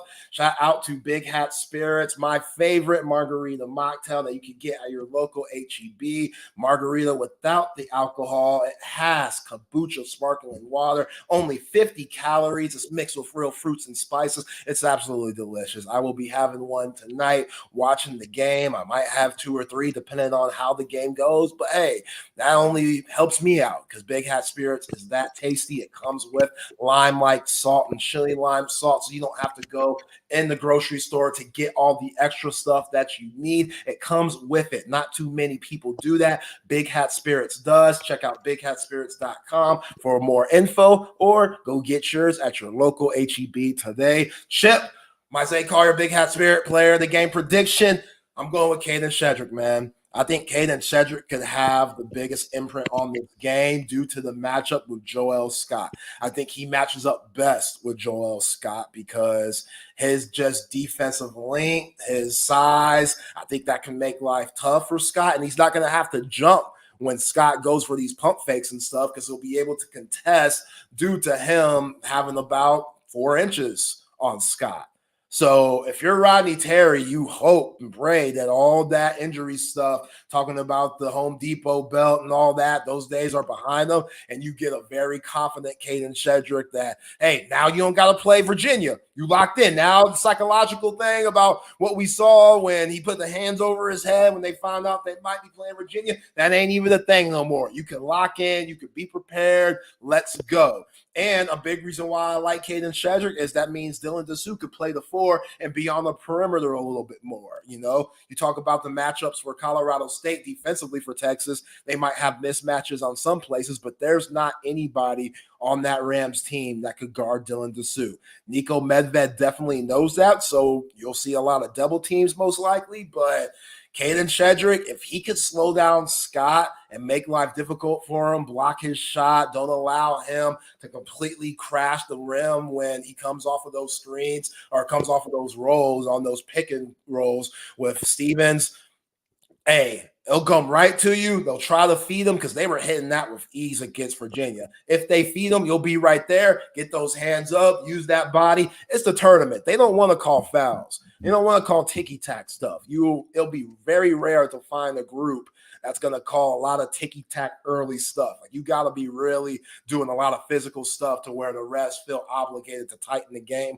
I don't think that's going to happen. Hopefully that doesn't happen, especially with Brock Cunningham's reputation foul narrative. But I think Caden Shedrick can really – which is real. It is real. Yeah, we saw it last year against Miami on that box out. We've seen it, even though Brock deserved it. Minute left, the game was tied. Such a bad play. That was such a bad play. I remember on the radio spot breaking that whole play down of why it wasn't an over-the-back call or shouldn't have been called, because Brock was already making contact with the dude when the shot went up. The shot went up, it bounced, Chip. If you remember, it bounced and then went high in the air and went right to Brock, who was already boxing out, which, again, the dude, like, jumped over him, so I still don't understand that, but whatever. I digress a little bit. That still pisses me off to this day. Hopefully that's not a factor. The Horns, they can't get into foul trouble. You talk about Dylan Dessou, he can't get into foul trouble. Like, dude, I know you want to hustle and dive on the floor for loose balls because you're the leader. And for sometimes when you see your leader do that, that gives a team a lot of energy. But if a guy's right there, that's a big point of emphasis for these refs nowadays, for guys trying to hustle and knocking a guy over in the midst of doing that. They will call that foul every time. Don't do anything like that. You're just going to have to say, hey, I'm not hustling this play. That's fake hustle to me. You got to be smart. You're not diving on the floor for those things. You better know it's yours and nobody's in the area to where the refs could even think about calling the foul. Or that Brock is there to take the guy out so that you're the only one getting the ball. Well, then they'll probably call a foul on Brock. But yeah, to your point, yeah, something like that. Anybody but Dylan Dessou. Anybody but Dylan. And Cartier's going to go at him too. Number 12 for the Rams. Right. He's going to go at him. Nico Medved's going to be like, yo, go at Dessou. See what he can do. Like, go at him. He tried a little jump hook with the right. Then he went to the other way and turned the left shoulder and shot it with the left. And then he hit a 3 on a pick and pop. Cartier is sleepy good. You know what I'm saying? He's not the most, athletic guy, but he's 23-year-old graduate player for them. He's I don't remember anything from their guards. I don't remember anything from CSU's guards in the Virginia game. And that's terrifying because Stevens is their leading scorer and leading assist man. He's their guy. He's first team all Mountain West and a conference that has 6 teams in the tournament. So that's what terrifies you. Like I mentioned earlier, the fact that he only had 5 points and they beat the Cavaliers by 25 points. What concerned you about the Virginia matchup with Texas? Just that Beekman and Ryan. Ryan's a really good defender. I think he matched up with Dylan Dessou even more than Scott. Like Scott is just so physical down low. Dylan Dessou doesn't have that. He'll be able to shoot over the top and stuff, but he's not gonna kill you down low the way that he did. And Beekman, I was scared of him because just like he did with Stevens, he could take Max Asmus out the game. I didn't know Clifford would kill him the way he did. Like Clifford was going at McNeely and all those other white boys for Tony Bennett. He was going at those dudes. So that really surprised me. Like Clifford's play, he's a tough matchup, man. He is solid. The Colorado Buffalo transfer going to state. And yeah, that really surprised me there. But again, to all the heat that Tony Bennett's taking, that offense was absolutely atrocious. Like their shot selection was bad. They just didn't look invested at all on the offensive end and in the game, really. But again, that gives Colorado an advantage for Nico Medved as a motivation tactic to say, hey, we're still not getting any respect. Everybody's talking about how bad Virginia was instead of praising how good we were. So let's go prove against Texas how good we are and demand that respect. And again, the stats for the first 4 teams, last 10 out of 11, first 4 team has advanced to the round of 32 at that 10-7 spot. That scares you a little bit. So Texas has got to hit them with a massive defensive electricity. Like they got to be flying around. They got to be speeding up that team. They got to be, Kendall Weaver flying in for offensive rebounds, Dylan Mitchell flying in for offensive rebounds. Like that's the kind of energy we should see, like you said, in the first 2 minutes. Yeah. It should be frenetic. Yeah. And if it's not, hang on to your butts because this thing could drag out into just a rock fight, and Texas is going to have some guys totally, and Dylan will step up, and Texas has come back from deficits and played well in the second half against Houston. They've done it like with the season on the line. I mean, Eric Henry's and Charlotte, he wrote about how they all know this is it. And we got to, be ready for the moment. Okay. Let's go. Yo, Tyrese Hunter, man, Isaiah Stevens, that's most likely his matchup. Yeah. Got to lock him down. Yeah. Especially offensively on the offensive side, like Stevens is going to guard him. Go at him. You got to go at him. You Who's going to guard Ace performance? I would say Strong. Strong for them. And, I would think it would be the 2 hometown kids because it's personal. I don't think Nico Medved wants his best player chasing Max Asmus around. Yeah, that's a lot of work. Rodney Terry, same thing. Rodney Terry doesn't want Max Asmus chasing Isaiah Stevens around. They're just too ball dominant, and they want to save their legs for the offensive end. Both of those guys are going to be hidden. They try to hide both of those guys. So Kendall Weaver on Stevens. Yeah, but then do you put Hunter on Clifford? Do you put IT Horton on Clifford? If that's the case, I'm hoping IT Horton tripped and rolled his ankle on the way. Oh my God! Oh. On his way to the locker room at the Spectrum Center. What's the matter with you, man? We're preying on injuries for guys just to keep them out the game. I mean, come on, RT, just make the right decision. Holy shit. Don't do this. Don't do this. Okay, I take it back. I'm sorry. But I don't trust RT. I do not trust RT to play the right lineup. And I didn't get it at all when he started putting Horton back in the starting line. What are you doing, man? Your whole season turned around because you put Kendall Weaver in there and his defense at Oklahoma and Jesus. It's wild. It is wild. And I've seen, Steve Sarkisian spoke with the team. I saw legendary coach, one of my favorite coaches of all time, Larry Brown, your boy, former Detroit Pistons coach in that 04 squad and stuff. And SMU. And SMU, yeah, exactly. But yeah, they need anything they could get, any extra motivation they could get. But yeah, the starting lineup says a lot, and coaches will give you that cliche saying, "Oh, it's not about the start of the game; it's about who finishes the game," which is true. Like, you better have Kendall Weaver finishing. If they're not starting, okay, fine. Kendall Weaver and Brock Cunningham, depending on the foul trouble situation, they should be finishing the last 4 minutes. Like, that's winning time. You got to have winners in the game. Or, as my Big Hat Spirits player of the game, Caden Shedrick prediction. Caden Shedrick. I wouldn't mind him ending the game, depending on those bigs for Colorado State and what they're doing. You know, you just got to have a good feel, figure it out. You know, as the game goes along, there's going to be a lot of adjustments made. That's where RT scares me, because you think about their last 2 losses to Baylor and to Kansas State, they're up by double digits at halftime. Both games. You're up by 10 against Kansas State, and then all of a sudden, Arthur Kaluma just starts going at Dylan Mitchell. You know, Jerome Tang said, yo, go at 23. That dude can't really guard. Straight up. He looks like he could guard. He pretends that he could guard. Sometimes he could guard. But overall, for a 40-minute game, he ain't trying to guard, especially somebody with your bag. They went at him. The game completely changed after that. Horn started getting the foul trouble, and they just got away with him. Roddy Terry has to be able to be prepared if they are up, that the coach is going to come out and do something different to negate what you're doing well. That's what coaching is. Be ready for that. Be ready to counter that.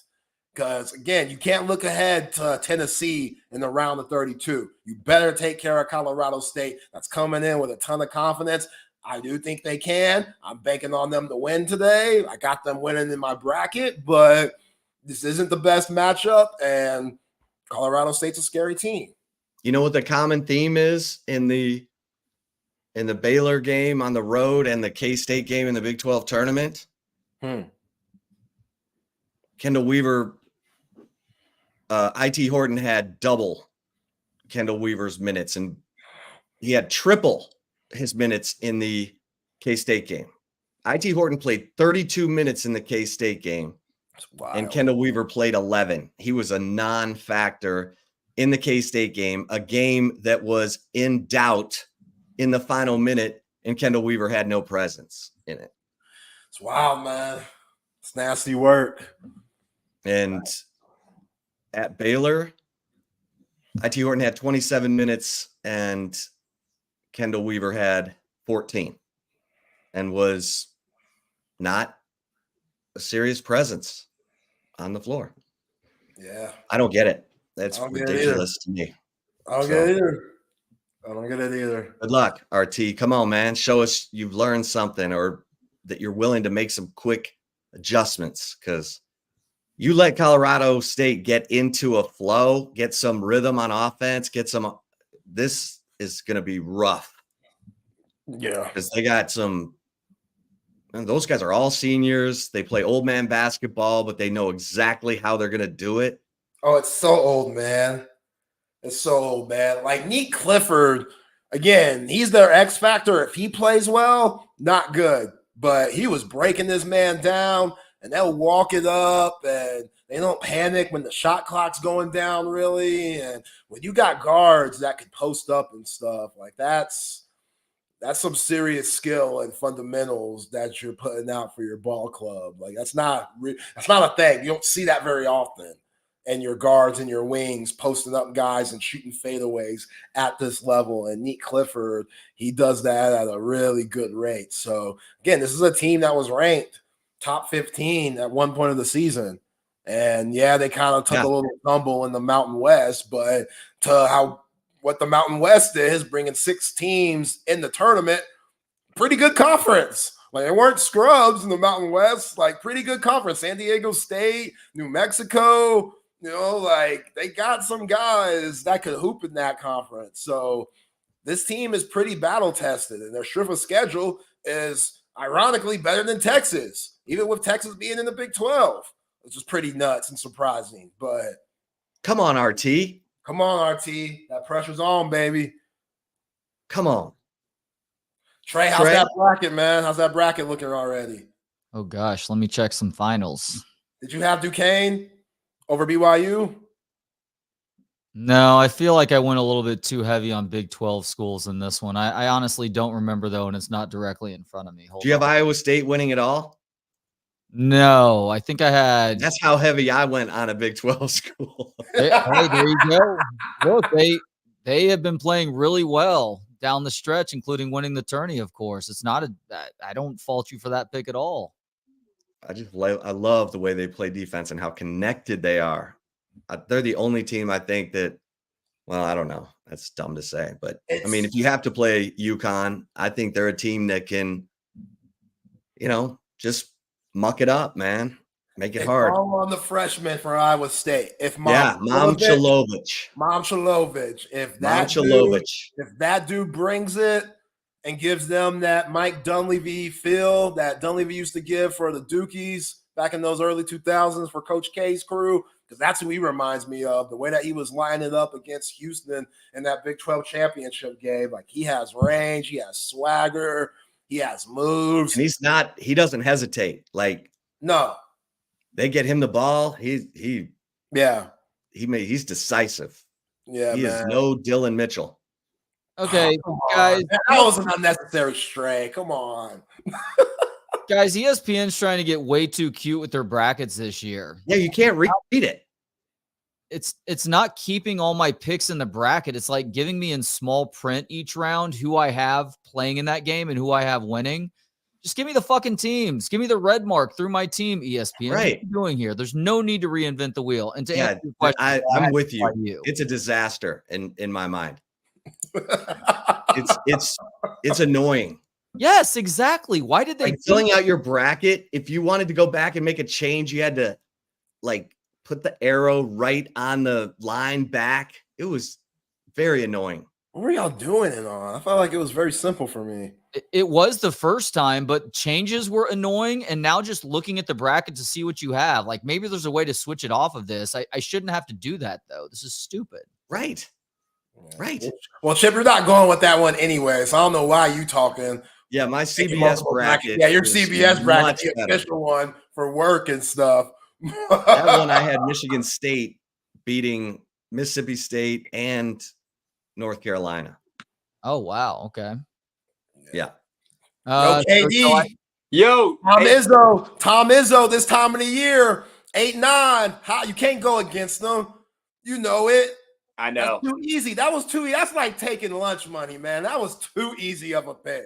That was too easy, but I'm with you, Zay. I thought it was like really easy to fill out. I mean, I don't know enough of it anymore, so it was hard on that end. But like, I thought getting through it, maybe the changes were hard. The changes, and if you go look at your bracket right now, it's stupid. They're basically waiting to fill each line in until a team wins a game, and they have what you picked at the very top in small print. It's just an unnecessary reinvention of the wheel here. There's a very simple way to do this we're all accustomed to. ESPN's getting really fucking cute, and it's annoying. I totally agree.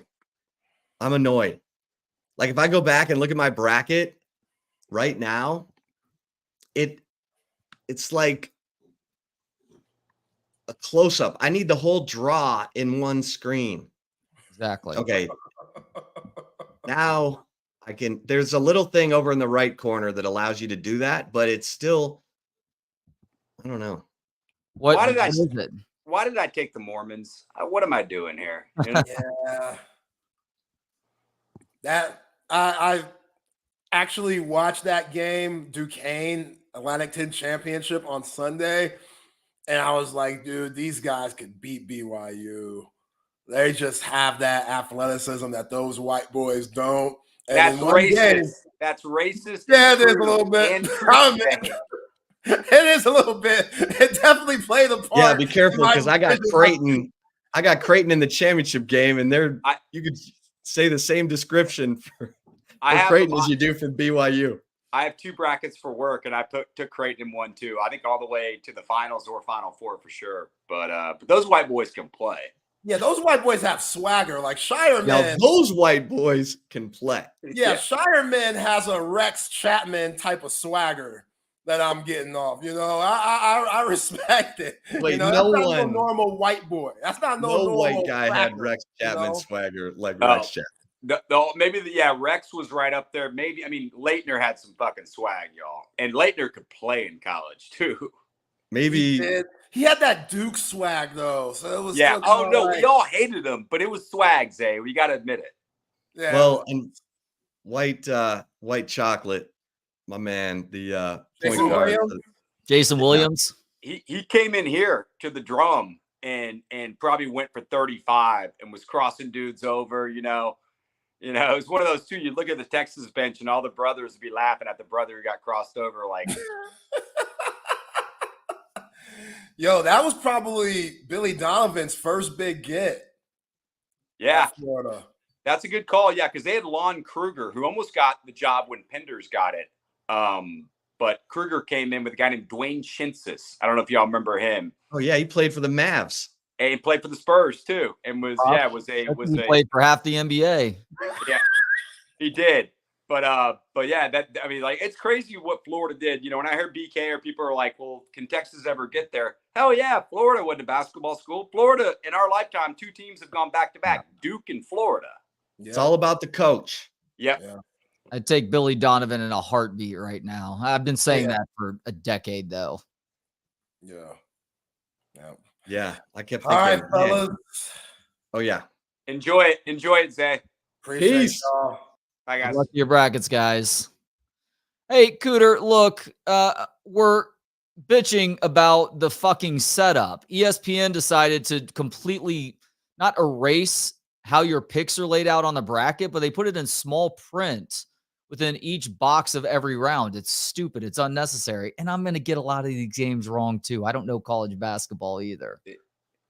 It's crazy. I used to watch so much college basketball that I think I told you I'd go to gyms near the Y, and I would just have all these, you know, back when you only had so many stats, but all these things with matchups and all these notes I'd written, and I would sit there and get steak and eggs, and usually get a couple coffees, and just sit there and go through it, and spent so much time. Not that it did too much. Although there was a run there, I was laughing. My sister called me last night, Amanda, and she said she works at TCU, and she said, I don't want to be a dumbass with this. Can we go through the brackets? So the man, this is not calling me for college football or college baseball or pro baseball or NFL or even the draft stuff where I'm pretty locked in. Not that I get everything right, but it's like I don't know a lot of this. I just don't know a lot of these teams. Now, some of the Big 12 teams I know, but for instance, I saw BYU kick our ass, and I've probably seen them one other time. So I don't have the good and the bad, and I know BYU slipped a little bit too, Yeah, that BYU win over Texas definitely tainted my opinion on what was going to happen today. And if and when you hear me talk angrily about how college basketball has changed for the worse, a lot of it does have to do with the fact that it used to be my favorite sport. And like you, I love this time of year. I love doing the bracket thing. It was like one of my favorite 2 or 3 days leading up to the tournament of the entire sports calendar. And now I just haphazardly pick, not really knowing what the hell is going on and not caring to put any more effort into knowing what's going on this time of year. Yeah, I still get into it. It's just not the same feeling though that it was. And I know there are some people that are really into it. So, good for you. I mean, it's Trey and I wish we were there. You shouldn't hate on us. We're not hating on you. But the top 20 best looking and coolest chicks aren't at the club's not going to be as good. If you're a guy looking for chicks or a chick looking for chicks, or whatever looking for chicks. It's just, it's pretty obvious, why it's not the same. And some of that is one thing I'll say, cause I've tried to watch some NBA, and the NBA, I mean, it's the highest skill level it's ever been. So it's kind of weird. They just don't play any defense. And some of it's the rule changes and everything. But I will say this with college basketball. I do feel like a lot of these teams still try and play good defense. Or they at least give effort. Now, the offense can look like your parents fucking, to where it's just, And it gets back to a college baseball player trying to lift the ball like Shohei Ohtani does. Well, I understand the analytics and what the theory is behind it, but every level you go down from the very top level, you may need to adjust your game a little bit. And that's what I feel like with all the threes I see that are just coming off the backboard, The NBA talked about expanding the three-point line even more and completely eliminating the corner three. I think that would be good for the game. Yeah, you would see some more guys taking those Steph/Dame level three-pointers, but it would force teams to work more at that mid-range game. And maybe I sound old man and insist this be the case, but like the fact that you're not even coming close to using the entirety of the court to efficiently score baskets is stupid. Yeah. It's just ignorant. It is. I'm sorry.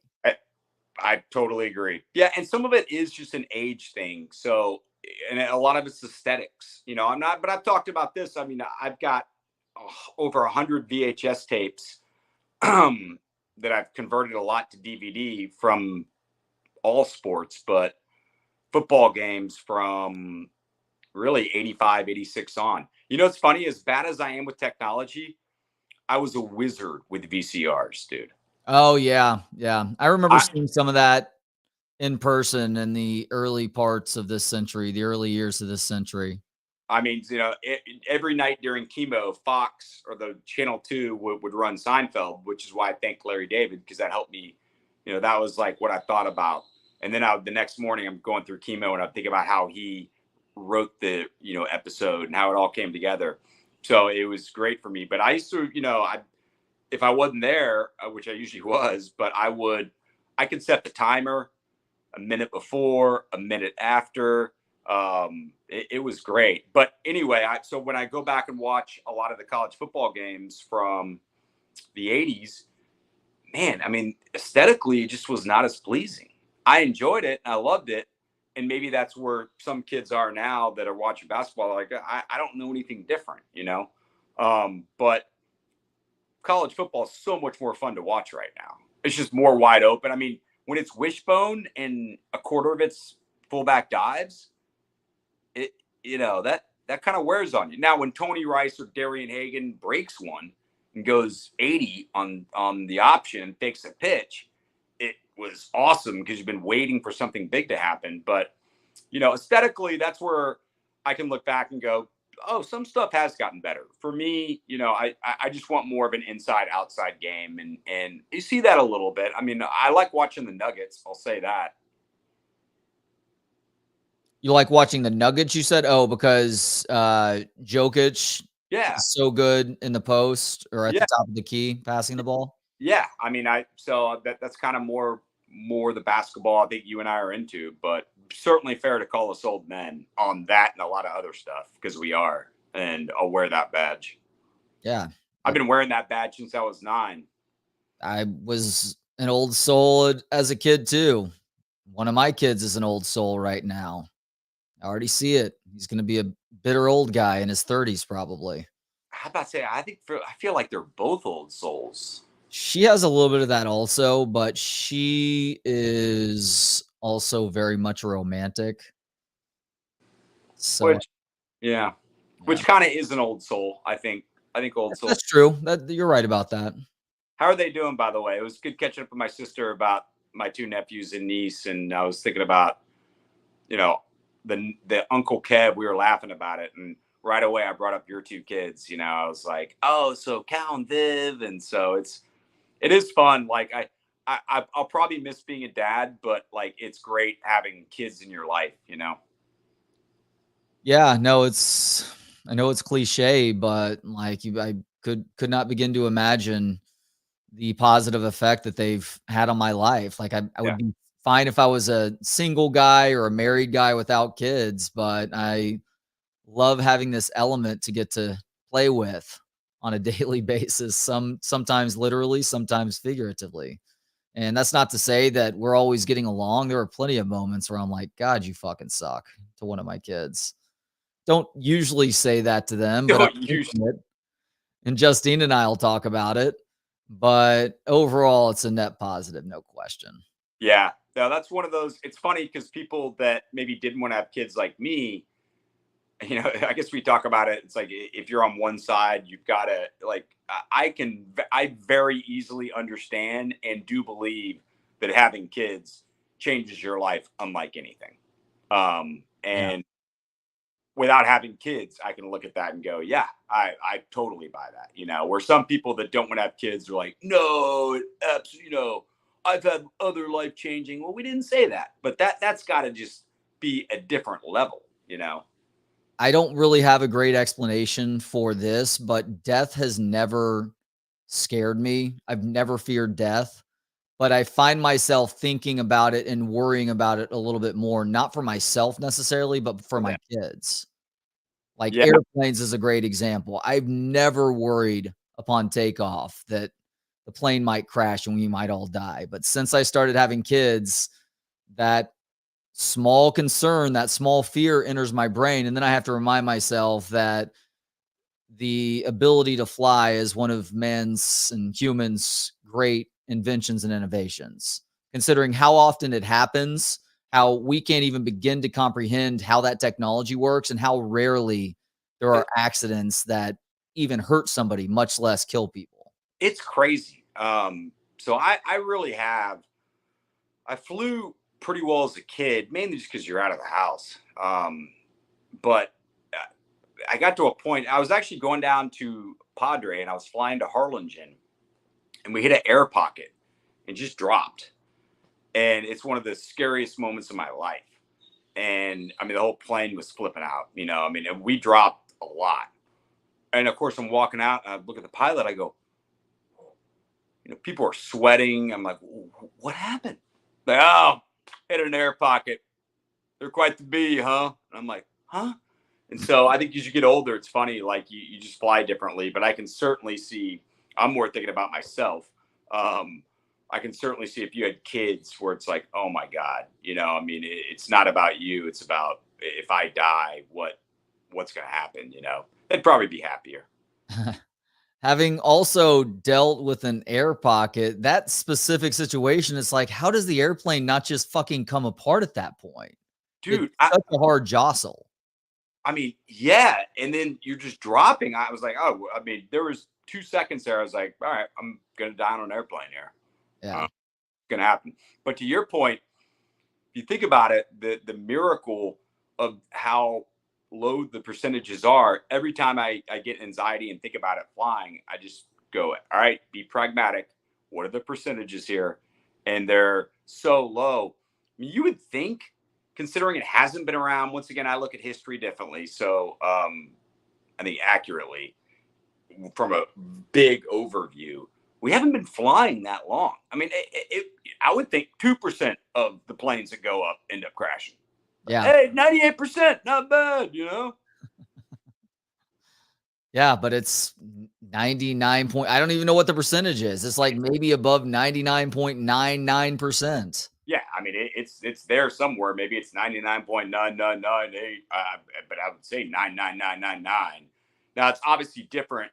It's also why I won't fly on small planes or private planes. Like I'll get on, if I'm getting on a private plane, I want it to look like Trump's. I have no small plane, no helicopter, and no hot air balloon rule.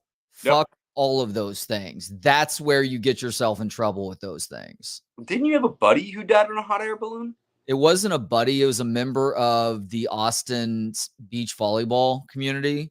He and his, I forget if they were fiancés or husband, wife, but they went in a hot air balloon ride out near Bastrop, I believe, or somewhere out east from here. And the hot air balloon ran into power lines and all the people on that hot air balloon died. Jeez. Yeah. Look, that's like, not going to say they're all carnies, but it feels like there's a pretty high carny element in terms of who's going to be controlling that hot air balloon. Here's the other thing. You don't have a ton of control with the hot air balloon. No. You have a tiny bit of control over directional and up and down, but it's not like up and down is happening quickly. You find yourself in a pickle with not a whole lot of time to spare, you're fucked. Yeah.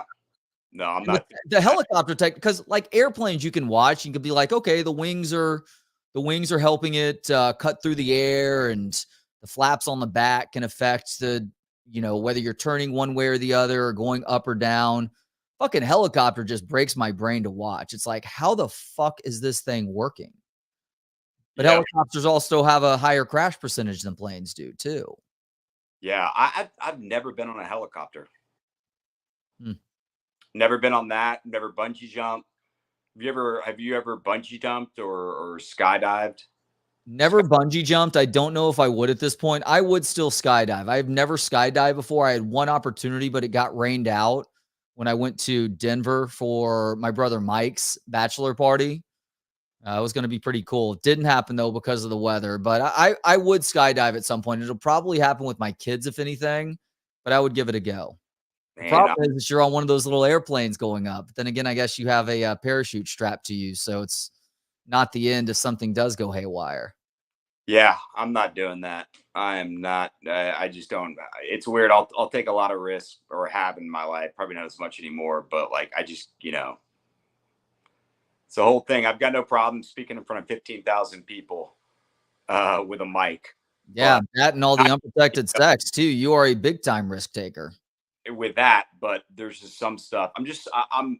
I'd say I'm afraid of heights. I think I'm rational about heights. No, that's rational. I have a healthy fear of unsecured heights, is what I like to call it. Yeah, but like it feels like there's a chance that you're gonna fall. Like I'm staying the fuck away from that edge. People that be 6 stories up and sitting on a rail. Ugh. Doing. Oh, that classic picture from New York when New York City is being built and all the skyscrapers are up and the dudes are just sitting on that beam. Even seeing that picture makes my stomach turn. Absolutely. I can look at that picture for 3 or 4 seconds without just getting nauseous. Yeah. Yeah. Well, we're pussies, but yeah, you're going to go skydiving. That's pretty cool. Well, there's not in the schedule, but I would go at some point. Look, everybody has their fears, even if those fears are irrational. I think the heights thing is a rational fear. Some people are afraid of clowns. My wife fears clowns. Like if there is a book with a clown on the cover in this house, it will get removed from the house. She doesn't throw things away. She may throw that thing straight in the fucking trash. Wow. I mean, coming from Chicago too, Bozo the clown. Well, not just Bozo, but John Wayne Gacy. Maybe we're getting to the root of this problem now. Yeah, I'm about to say there's something there. I mean, clowns are creepy, but I don't have a fear of them. Speaking of Seinfeld, what was the great Seinfeld line? He did it in stand-up back in the day. And he may have redone it to some degree because he kind of redid some stuff when you and I saw him at Bass. But that was a great show, by the way. But even if we were in the nosebleeds. Yeah, still good seat or still good time. My bad on the tickets. I won't let that happen again. No, you're usually great with that. The next show I went to you with, we're sitting in our own luxury box, middle, right there. So that was at Rogan's place.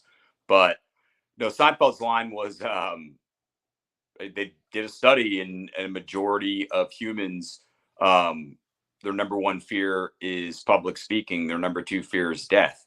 So he had the great line, great bit. So that means that most people, if they're at a funeral, would rather be in the casket than giving the eulogy. Which is crazy because like you and I don't have. I mean, there are people I know that really have fears. We all have different fears, But yeah, mine are with heights and stuff like that. I just don't want to deal with it. Do you know the one person that Jerry Seinfeld apparently openly begrudges? Openly begrudges? That's interesting. Larry David? No, that'd be funny. Bobcat Goldthwait. Really? I interviewed Bobcat a little bit earlier today. I played it on the midday show. I'm going to play it on the radio show. It'll be available booksonpod.com in the morning. Really enjoyed the conversation because we got into the stand-up side of things because everybody knows him as an actor and a filmmaker, and the stand-up comes third, even though that's how he started out as an entertainer and how he was discovered in LA to do a sitcom pilot with George Carlin, to get cast in the Police Academy movies and everything that happened thereafter. But at some point, I guess in the early 90s, after Jerry had started dating was it a 17-year-old, 18-year-old, something like that? She was a high schooler, whatever the age was. Jerry did date young, by the way. What's that? Jerry did date young. Oh, yeah. No, he did. Bobcat made a joke about that on Arsenio Hall, and he was on the Comedians in Cars Getting Coffee, Jerry show a couple of years ago, and Jerry apparently lit into him about that and was like just giving him a ton of shit. And so Bobcat was kind of pushing back, but it's just, Jerry is not a guy who begrudges anybody, obviously, and he keeps things pretty observational and not doing a whole lot of shit talking with his stand up. So did Bobcat shit talk in a sense? Yeah, he was making a joke, and hopefully Jerry deep down could laugh at that because he was dating a fucking high schooler at the time. But yeah, all these years later, he's still holding on to that one. Well, Shoshana, who's his wife, has been his wife for a long time, and I think she was legal, so there's nothing, That may have been who it was too, because wasn't she in high school at the time? She was really young, really. Yeah. And my biggest thing with that is I just don't know what we would talk about, With Seinfeld? No, I know what I'd talk about with Seinfeld. If I with a high school, yeah. If I did a 21-year-old right now, what the hell?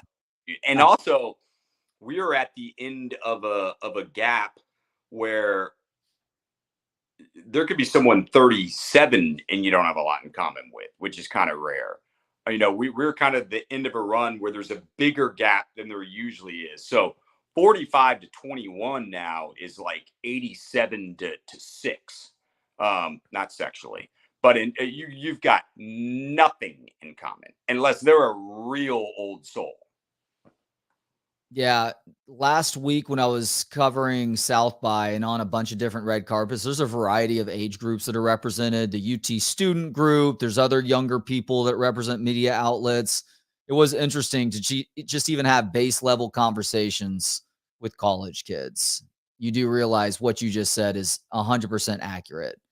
Yeah. And there's still that affectation in play where hopefully a lot of them end up shaking it. The Valley kid thing or the Californians accent, along with the naivete where you hear what they liked about a movie or what they think is cool or who they're looking forward to asking questions, is on a completely different planet from where I was. Those are two great observations right there. And I think you're right about those. I think those two, though, you could say for at least our generation at that age, were certainly affectations and we're certainly naive about some things. It's just being young and not experiencing stuff. The thing that I think separates, at least from what I remember being that age to what I see now, is we didn't get offended about everything, dude. They're offended by fucking everything. Yeah. Oh, I have to deal with it with my kids right now. And granted, they're elementary school kids, so they're very sensitive to these things regardless. But I am trying to get through to them now about not allowing yourself to be so offended by trivial shit. Yeah. Because the millennial and Gen Z, both of those generations, had the whole embracing your emotions thing hammered into their heads to the degree that they've lost a sort of resilience as a result. And that's not to say that acknowledging your emotions and your feelings isn't important, but what I think is very beneficial for someone who is going to be successful in this world, and I think the younger generations are going to start to get it, is combining those two things. Being completely emotionally aloof, like a lot of people in the 70s and 80s and even 90s to a degree were, versus embracing those emotions and making your persona and your existence all about your emotions, to being a person who is defined not by your emotions, but by your ability to properly recognize what's going on and make the adjustment to where you do make your life better as a result. You learn a lesson if a lesson needs to be learned, and you avoid putting yourself in a situation if it's going to lead to that sort of negative outcome over and over again versus just toiling in it. That's really, really well put. Yeah, no, I think that's one thing that's gotten a lot better is that people, especially guys, it's okay to show emotion and also dig into your emotions a little bit, which I think is healthy. But then there's that fine balance of not making everything an emotional reaction, or just because there are no safe spaces in the real world. They may tell you that, but you get out there and it's still cutthroat. you know, there are going to be some people that have a rude awakening waiting for him. Yeah, you can't just go into a closet at work and breathe. You can find a quiet place to do so. You don't get that complete darkness and isolation from everybody else a lot of the time. No, I can't imagine going into a closet and just sitting there. Well, you clearly don't know what it's like to be a Gen Z or millennial. Is that what they do? That's safe spaces. My safe space as a little boy was the hamper. I used to like to go hang out in the hamper. Are you talking about the ones that were built into the cabinetry? Oh yeah. Yeah. We had one of those in our house too. Heck, your cats used to love that in your current apartment. Dude, they absolutely loved it. And yeah, they would hang out there. And it's actually when Stewie was dying, you know, he went there. That's where he wanted to be. And TJ went, and, you know, I knew Stewie was dying for a lot of reasons, but TJ, you know, was, you know, right next to him, like holding him and licking him. And I was like, wow, you boys chose the hamper, you know? DJ cries when he masturbates. Hey, at least you're acknowledging the emotion and the feeling there, DJ. Man, what are you thinking about, DJ? CB asks, did you watch the new Roadhouse at South by Southwest? It's on Prime, and I'm debating whether to watch it or not. I have not seen it yet. I hear it's very much over the top, and a little bit of a programming note, I guess, for folks tomorrow. I talked to some of the people on the Roadhouse red carpet. We're going to present that conversation to you during the 3 to 5 show tomorrow to give me and Jeff a little bit of the break in the middle of the show. So Jake Gyllenhaal, Conor McGregor, a couple of other people who you may or may not know. I asked them, amongst other things, how many of you would it take to beat Conor McGregor in a fight? And I asked Conor McGregor, how many of me would it take to beat you in a fight? And he gives his assessment on things. Oh, I can't wait to hear that. That'll be good. Yeah, why remake that movie? That movie was over the top and became a cult classic. I always got a kick out of it, and it was overacting, and there was a lot of stuff that kind of ended up making it endearing in a different way. But why remake? Why are they remaking all these movies? It's partially an out of ideas thing, I would guess, partially an attempt to update something that was a classic back then. And you think enough time has passed between then and now to where you can properly pay tribute to the past while making the present project its own thing. I'm not totally sure, because classics, in my opinion, much like what you're saying, they don't need to be touched again. They don't need to be redone. They can be appreciated as classics, and you can maybe take shitty premises from other past movies that had potential but weren't executed properly in one way or another. Make tweaks to the storylines there and try and do that. Yeah. But there's apparently the talk of the red carpet is how much fighting there was in this movie. And, you know, it's Roadhouse. There's a lot of fighting in the previous Roadhouse, but it almost felt like they were trying too hard to sell the crazy amount of fighting, which I guess if you have Conor McGregor, and it's either have Conor McGregor continue to deliver lines or act like he's fighting people, you're probably going to be better off choosing the latter. Yeah. What was I going to tell you? Oh, we need to at some point get into the Shohei deal. That is some crazy shit, dude. I ain't buying the story, and I don't really. Let's get into it now. Then, what are you not buying about this? Everything. Okay. First off, they had him a night ago, right, like hours before this came out. Shohei's laughing with him in the dugout. So when did Shohei find out about this? I mean, I don't know what happened. It's probably like the JFK thing. I'm just not completely buying this story. That first off, how is he stealing money? He's not his money guy. That's a good question. I'm trying to look for the details of the story right now. I mean, it just seems like, and the guy may be a degenerate gambler. I don't know, but I don't know. There's something that stinks about this. That is a good question. How did he have access to that much money? Yeah. Does he just have a credit card? And if he has a credit card, how is nobody looking at the charges being racked up? Well, he also changed his story. And usually you hear that, you're like, all right, you're a liar. It almost felt like he changed it to where it's like, no, I got to really protect Shohei in this. So the interpreter was fired after questions surrounding at least $4.5 million in wire transfers were sent from Ohtani's bank to a bookmaking operation and set off a series of events. This dude is a longtime friend. To wire money, I used to wire money for people. I'm not buying this, man. I'm not buying the exact story they gave.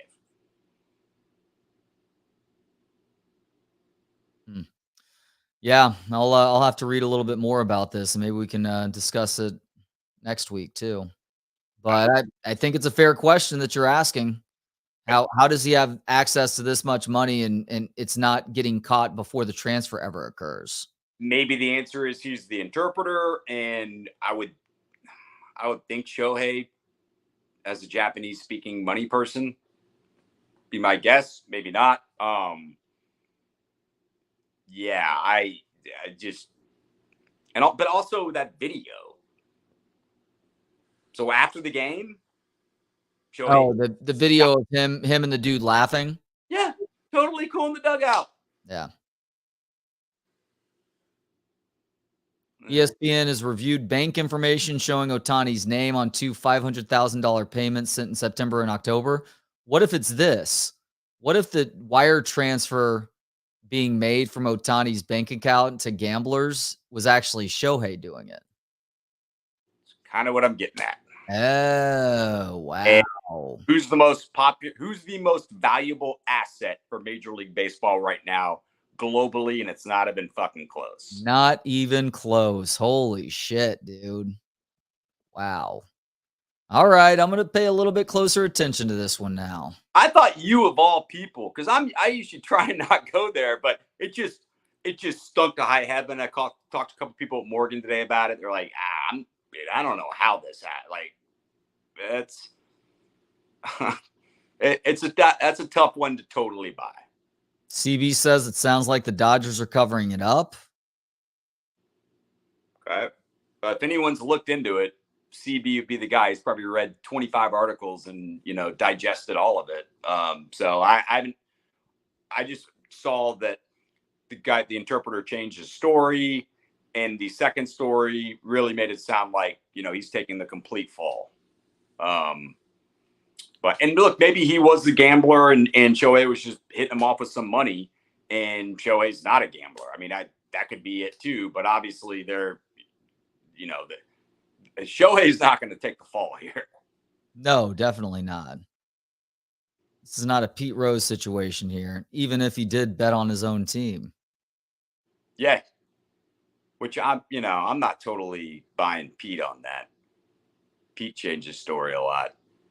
Oh, yeah. Pete is really fucking guilty. Pete's problem is he's never willing to completely admit it. Right. He does that. He may at least get into the Hall of Fame posthumously after he's dead.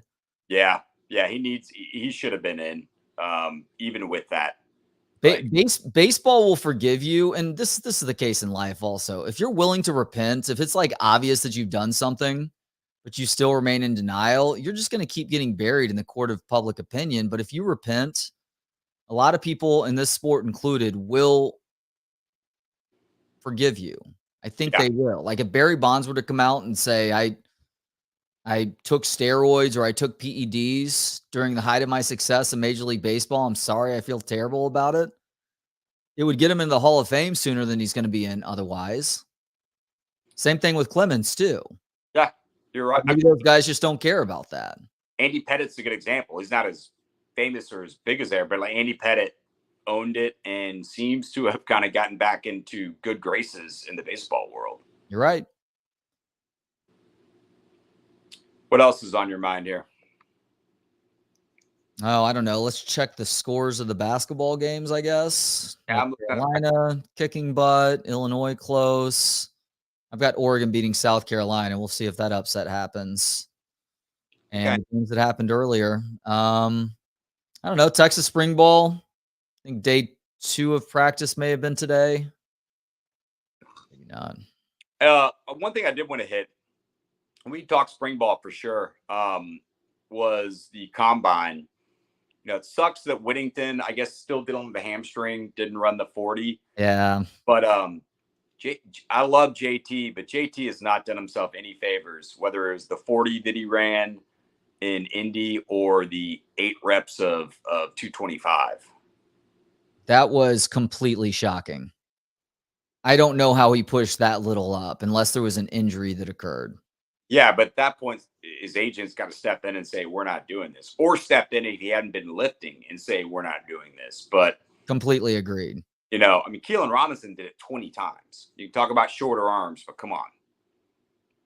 No, there's no, unless there's an injury, there's no reason for JT Sanders to show people that he can only push 225 8 times. Yes. And he's gone from a surefire second or third rounder to where he may find himself in day 3 of the draft now. Is that possible?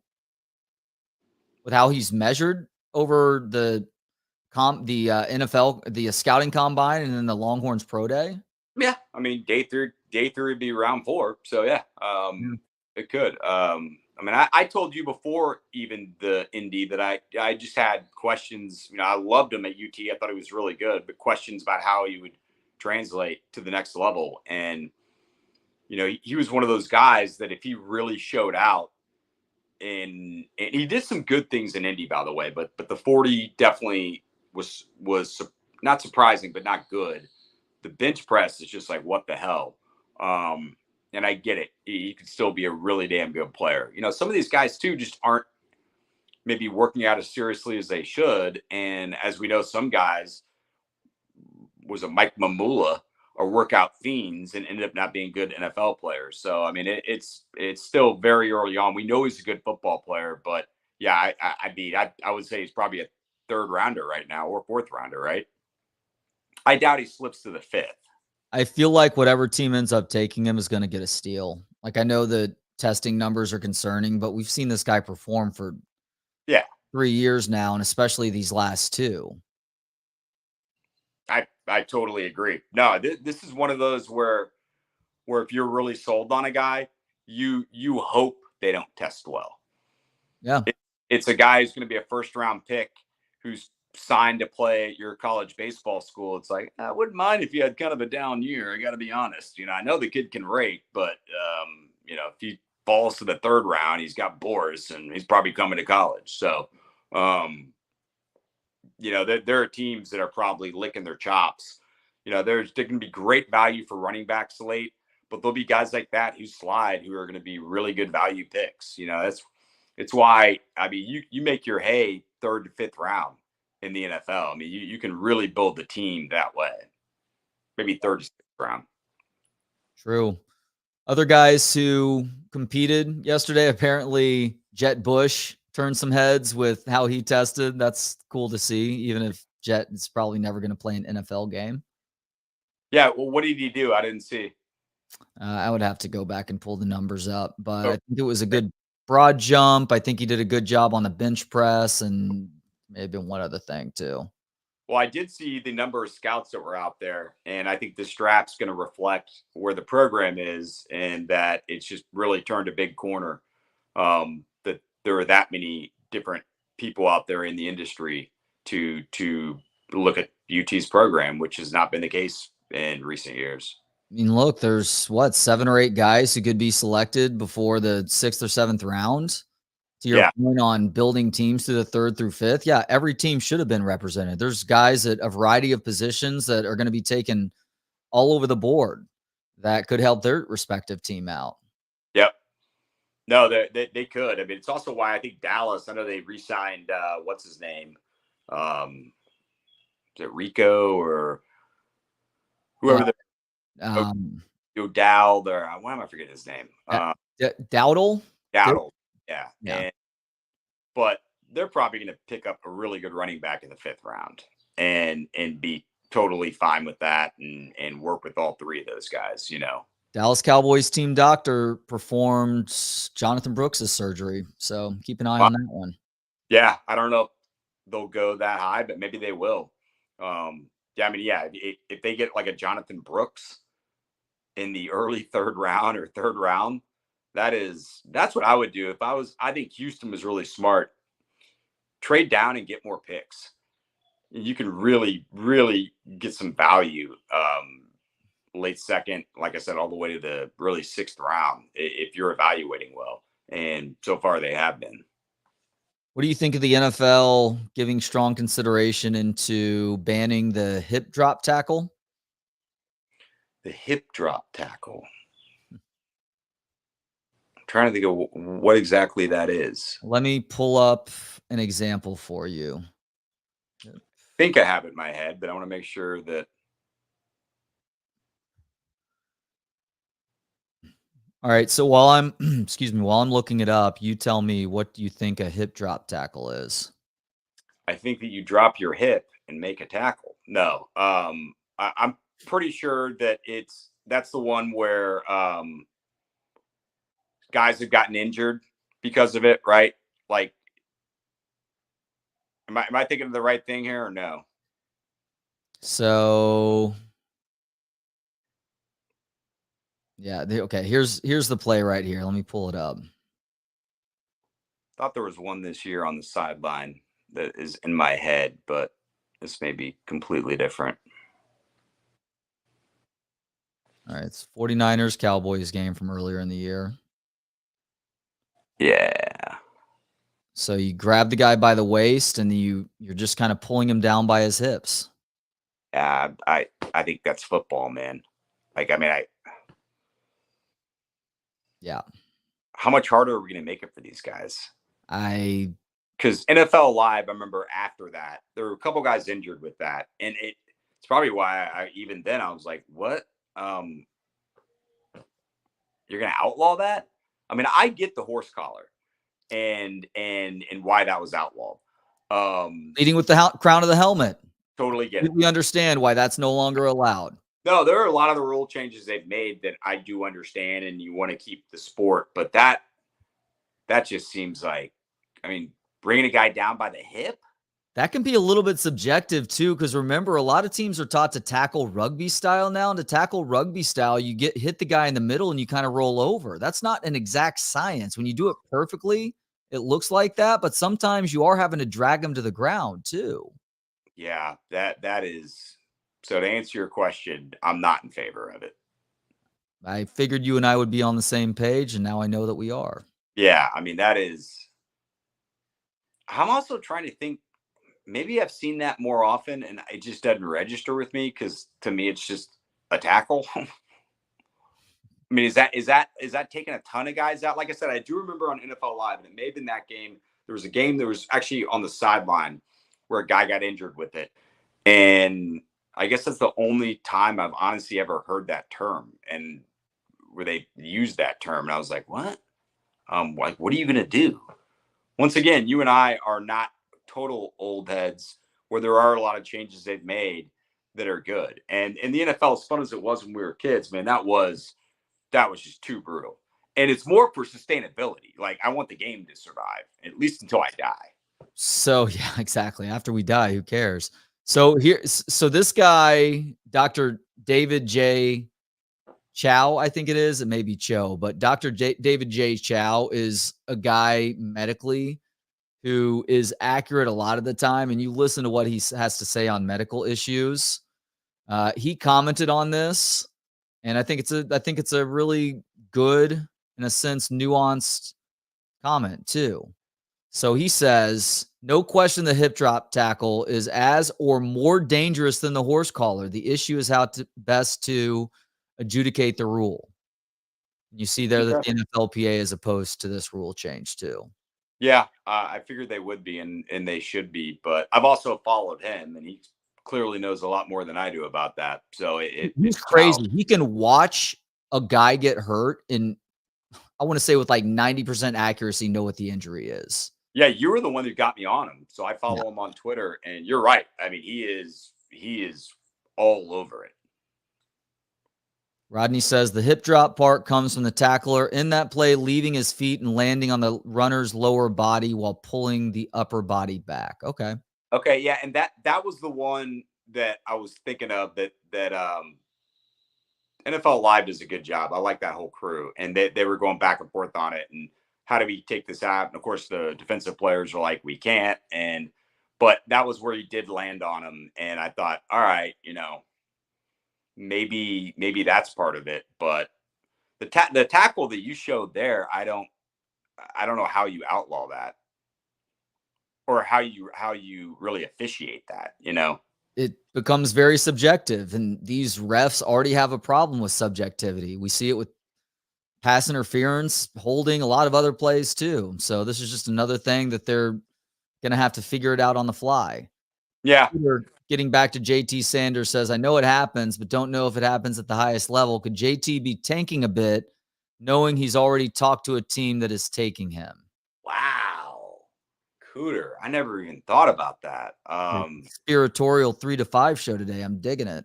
Man, it is. I come in with the Shohei, and then we got, Cooter giving us that take. I think that would be a huge gamble. I mean, guys that usually do that are guys who know they're going 1-1, Yeah. And so maybe, but wouldn't you just continue to work out? And if that team wants you, they're going to take you anyway.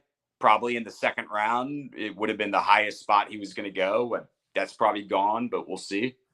Yeah. Yeah, you're right. It's a big risk. I guess a guy like Marvin Harrison Jr. isn't taking a huge risk from not really doing anything at the combine or in front of scouts at Ohio State's pro day. But that is a curious move, especially considering a guy like Caleb Williams went through some of the basic motions at USC pro day yesterday. Yeah, I'm surprised he hadn't done anything. And look, he's still going to go high, and he should go high. But I told you, some people that have seen him live told me that his give a fuck factor is really low, and doesn't block, and at times would just stand there.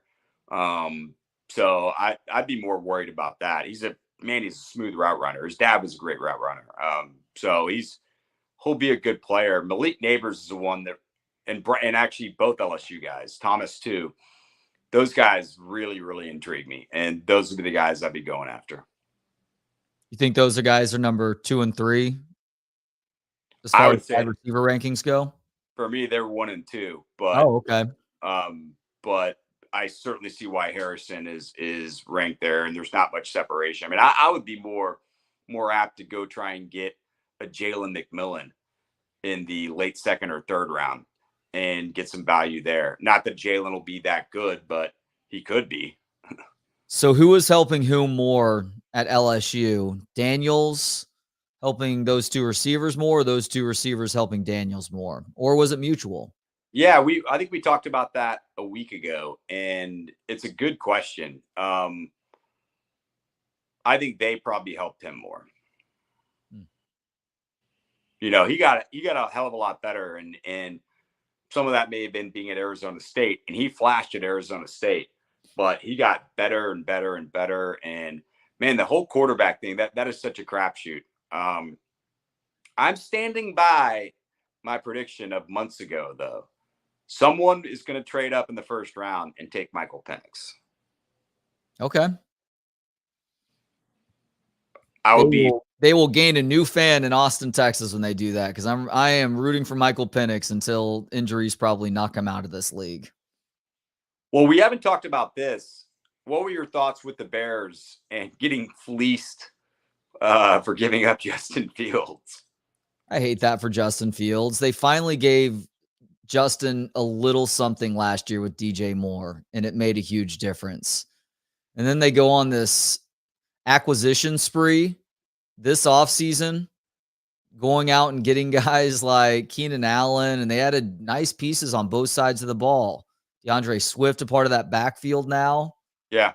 And then they essentially trade Justin away for a 6th rounder or 4th rounder if he plays more than 50% of snaps in Pittsburgh. But they send him to a team that just signed Russell Wilson.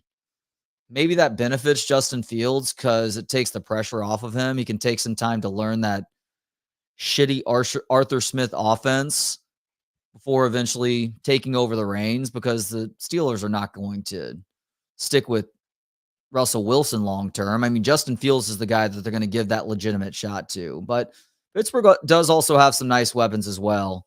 That backfield, I think Jalen Warren should be getting more carries than Najee Harris at this point, but those guys do they do counteract one another quite nicely, a little bit of a thunder and lightning combination. George Pickens, speaking of wide receivers that are insanely talented, but have that low give a shit factor far too often when the ball is not coming to them.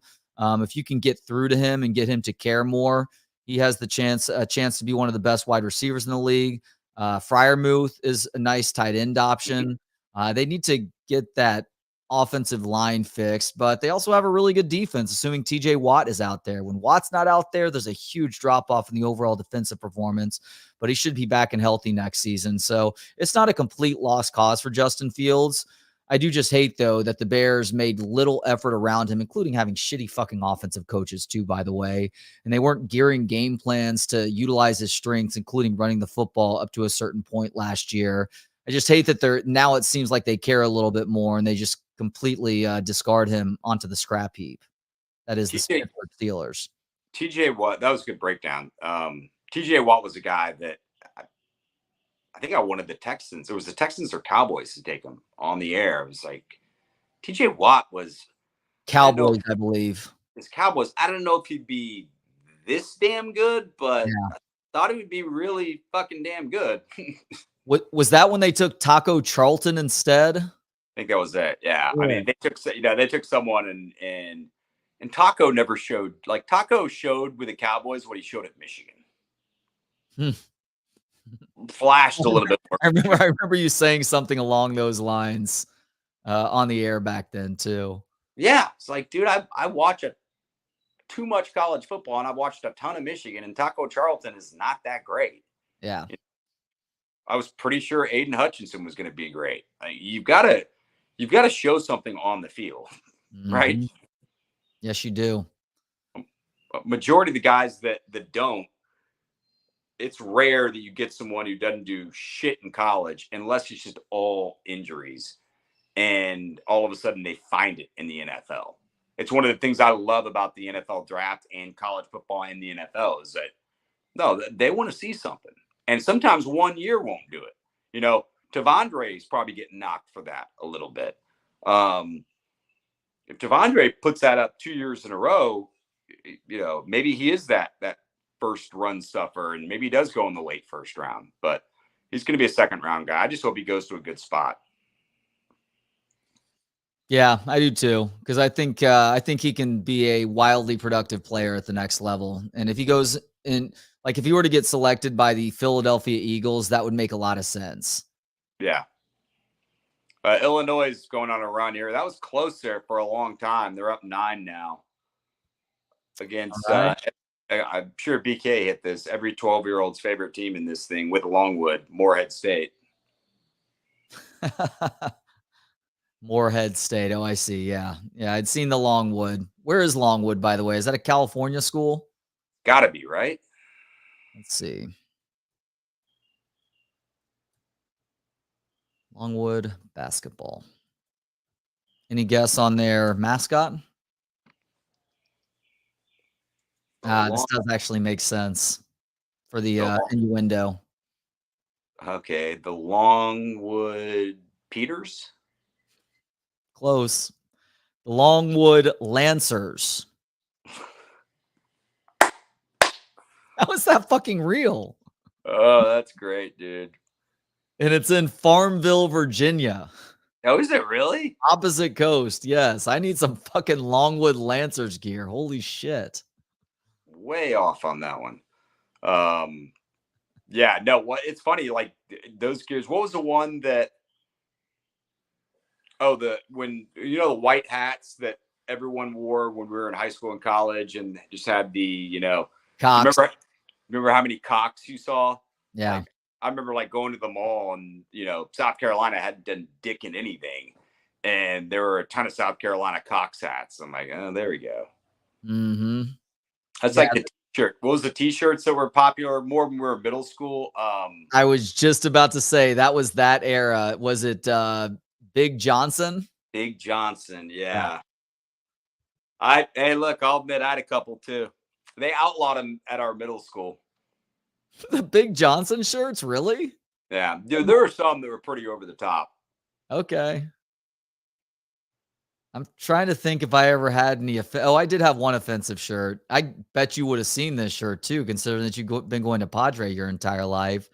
We visited some friends who had a timeshare down there, and I always had a sick, dark, twisted sense of humor. There was a shirt being sold in one of the tourist shops that said on the front, "I survived South Padre Island." And the shirt had a giant hole cut out of the side that looked like a shark had bitten it. And then it had blood all over the shirt, too. I remember that shirt. Yeah. I used to love wearing that shirt to church. You wore that to church? Yeah, actually, Troy Dungan, distinguished weatherman or weather person, not a weather guesser, actually a weather guy, a meteorologist. He was scientific about it. Maybe the most famous meteorologist in the DFW area in the 1980s and 90s gave me a big compliment on the shirt. He appreciated it. Wow. Good for Troy him. Dungan, not only known for getting the weather right more than most guessers, but he also always wore a bow tie. Wow. Isn't that funny how you've got local people that you know? Like I could talk, Jim Spencer's back on the air now. It's good to see him at KXAN. I always liked Jim because he used to referee too. Remember high school football games? Really? Oh yeah, Jim was reffing for a long time and was a pretty good one. And Did he get it wrong 70% of the time? Sorry, Jim. No, he didn't. Although if it did rain, I'd shoot him some bad looks like. Come you're on, walking Jim. in You game, told us game we'd had be started. good You're here. 0 for 1, dude. Was Jim the guy who predicted the huge downpour in like the early 90s or something? Who was that? 1993, 1994, epic cold front, a blizzard for Austin. That was one Mark Murray on baby. Mark Murray. That's the funny thing. If I ran into Mark Murray right now, I'd be like 94. Oh, the hell of a call. No one knows who Mark Murray is outside of Austin, and 90% of the people in Austin now would know Mark Murray. I wonder if he looks at that moment like a band who is a one-hit wonder looks at their one hit. Anytime somebody comes up and wants to talk about that one song, he's like, all right, I did more great work than that, you asshole. Or is he like, was it JT or TJ? Does he masturbate and cry to it? It was DJ, I believe. DJ. There's a good chance that it's the latter. Oh God. Hey, do some ads here. Hey, before you shut it off, I've got a 20-minute interview with Evan Turner, who is a basketball player, former Naismith player of the year for Ohio State, played in the NBA for 10 years. You cool with me playing that over the next 20 minutes? Absolutely, because I wanted to see that anyway. I mean, Evan Turner, I told you, when he was at Ohio State, he was one of those guys. He just came off as really sharp and bright and be interesting to kind of hear what he talks about. So, yeah, I'd like to hear it. Cool. Here we go. Here's the conversation with Evan Turner ahead of him and Andre Iguodala bringing their podcast to South by Southwest a couple weeks ago. I'm good, Evan. How are you doing today? I'm doing well. I can't complain. Just living a dream. I got everything. Dream indeed. Dream indeed. Yeah. How's everything with you? It's good. I wanted to show you my shirt real quick before we get going here. They're not, well, people can appreciate it, but I think you can get some added appreciation as a Chi-Town native. Okay, I'm loving that. I like that. A little Walter Payton with the Chicago flag headband. We still brag on that 85 championship like it was just yesterday. I mean, you have to hold on tight. Your only other option is a Rex Grossman-led Bears team to the Super Bowl, Nobody wants to talk about that if they don't have to. Yeah, and that was the only time Payton won a game he was supposed to, right? when you sit there. That was he beat Rex Grossman and always struggle with time. The irony. Right about that. Yeah. But hey, the ultimate highlight is Devin Hester returning that opening kickoff back for a touchdown, and now he's a Hall of Famer too. So yeah, no, that's big time. I used to like D-Train too. What was his name? From Michigan State, the running back, Thomas. Oh yeah, yeah. Yeah, he was. What was it? Number 35. D'Anthony or something weird. Like Anthony Thomas, that's who it was. Yeah, Yeah. yeah. He was a dog. I was big into him, and then obviously Mike Brown. They were good. Jay Cutler. He was our most talented before the big dog Justin Fields got there. But I mean, fucking Parkey, bro. The Parkey makes the field goal, bro. Like, we be fine. Here's my problem with Cutler, because I lived in Chicago from 2010 to 2009 to 2015. And so I was there working in sports media during the height of the Jay Cutler era. Yeah, he was talented as a quarterback. And you can speak to this as somebody who played high level college and professional basketball. Dude, his demeanor was always so terrible. And if you're the quarterback of your football team and you've got that mopey expression on your face at all times, and there's memes being made of you with a fake cigarette sticking out of your mouth, it's really hard for dudes to rally around you, you know? Yeah, and that's what Alshon Jeffrey was saying. Alshon Jeffrey told me one time, so he's so cold, but he's just an asshole. And like every time he heard like stories, you'd be like, yeah, Jay Cutler told me to leave him the hell alone. Like Jay Cutler told me. And then he gets divorced from like one of the chippiest women on earth, but she's like, no, he's just too miserable. Like, yeah.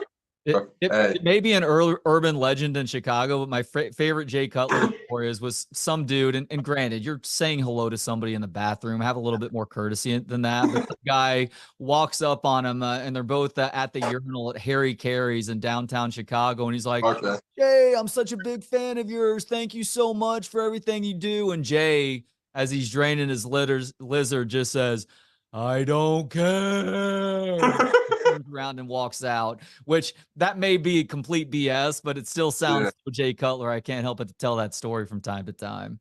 Yeah, nah, one of the nicest humans on earth actually had told me something similar. And this dude, like, I swear by. And when he told me that, I'm like, you dead serious? Like, no, I'm being dead serious. It's literally what he said to me. But after watching Eastbound and Down, I become a fan of Kenny Powers. So Jay Cutler, if that's his life, we laughed at it. Let's just accept it. You know what I mean? It's like he's an asshole, but he's our asshole. You know what I mean? There you go. Way to embrace that one. Well, it's a real pleasure getting to talk to you, Evan, not just because of the great job that you and Andre do on the Point Forward podcast, but you guys are a part of this year's South by Southwest Festival. So before we get into the conversation that you get to have here in Austin in a couple of days, have you spent any time in Austin in the past? So funny. Actually, I believe in 2015, Avery Bradley, I played with him for the Celtics. And I think we were in San Antonio, and we had played a game versus Spurs. And afterwards, we were all like, yo, we're going down to South by Southwest. So we were able to go down, connect with a couple locals, and we hung out on 6th Street. So I was only there for a span of like 12 hours. But living in Columbus, Ohio, that's one of the biggest universities in the country, The Ohio State.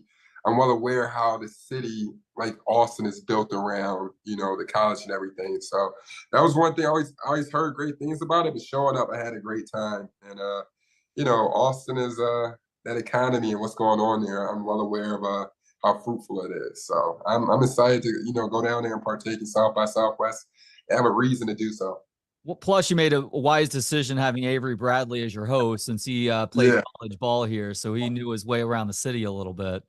Yeah, no, for sure. He definitely did. We hung out with some guy named Nate. I forgot his last name, but he brought me around. I think you might know Nate. But we had a good time. It was a hell of a time. And I'm excited to go back. I'm looking forward to, hitting up South by Southwest and making memories. So considering that you guys are speaking with Megan Rapinoe, who is one of the most famous female athletes on the planet right now, what is something that you're most curious to find out about in speaking with her? Just seeing how retirement's going. You know what I mean? I know a couple months ago, obviously she was one of the biggest, athletes and one, the women's soccer, team and their legacy has been one of the greatest traditions, in sports history. So, to lose, a legend like that and a figure like that and see what she's going on next and continue her chapter of being more than an athlete. I think this is huge for, fellow athletes to really be on the stage and really promote what's bigger than just a game. And I'm glad to partake in that. And, to really sit down and talk to somebody who's courageous enough to stick her neck out for a greater cause. A lot of athletes talk about how difficult retirement is because playing that sport is your life, not just your professional life, but you take it all the way back to childhood in a lot of cases. And just day in and day out, that is what your primary focus is. And when you lose that sense of purpose. Considering that you've been retired for a couple of years now, was there an adjustment for you? And how is that whole thing going for you right now? I think there was definitely an adjustment. Obviously, the one thing that you missed is when you get money, you're able like to buy a lot of things or have whatever people think. You realize the real luxury is passion. So like, you know what I'm saying? So when you sit there, imagine like, you'll see a 4-year-old lose his binky and freak out. So imagine a 33-year-old who played a sport his whole life and, spoiled by the riches of it. Like you're going to feel certain type of ways. But I think one thing that occurred, I was fortunate enough to have a great circle around me that even when I was 17, tell me like it's bigger than basketball. Even when I didn't want to believe it, I'm like, no, I'm a basketball player. And it's like, no, you're bigger than basketball. Basketball is just going to be a chapter of your life. And the older and older I got, it started sounding more normal. And I think one thing that occurred was I was able to adjust towards it. And, I was fortunate enough to get 10 years out of the NBA. I was able to go from seeing some type of depression to being like, yo, let me see the collateral beauty of all this. And to be able to say like, yo, I lived out a dream. I started at 5. I was able to, go do something at a high level. And, the average NBA player plays 4.2 years. I played 10.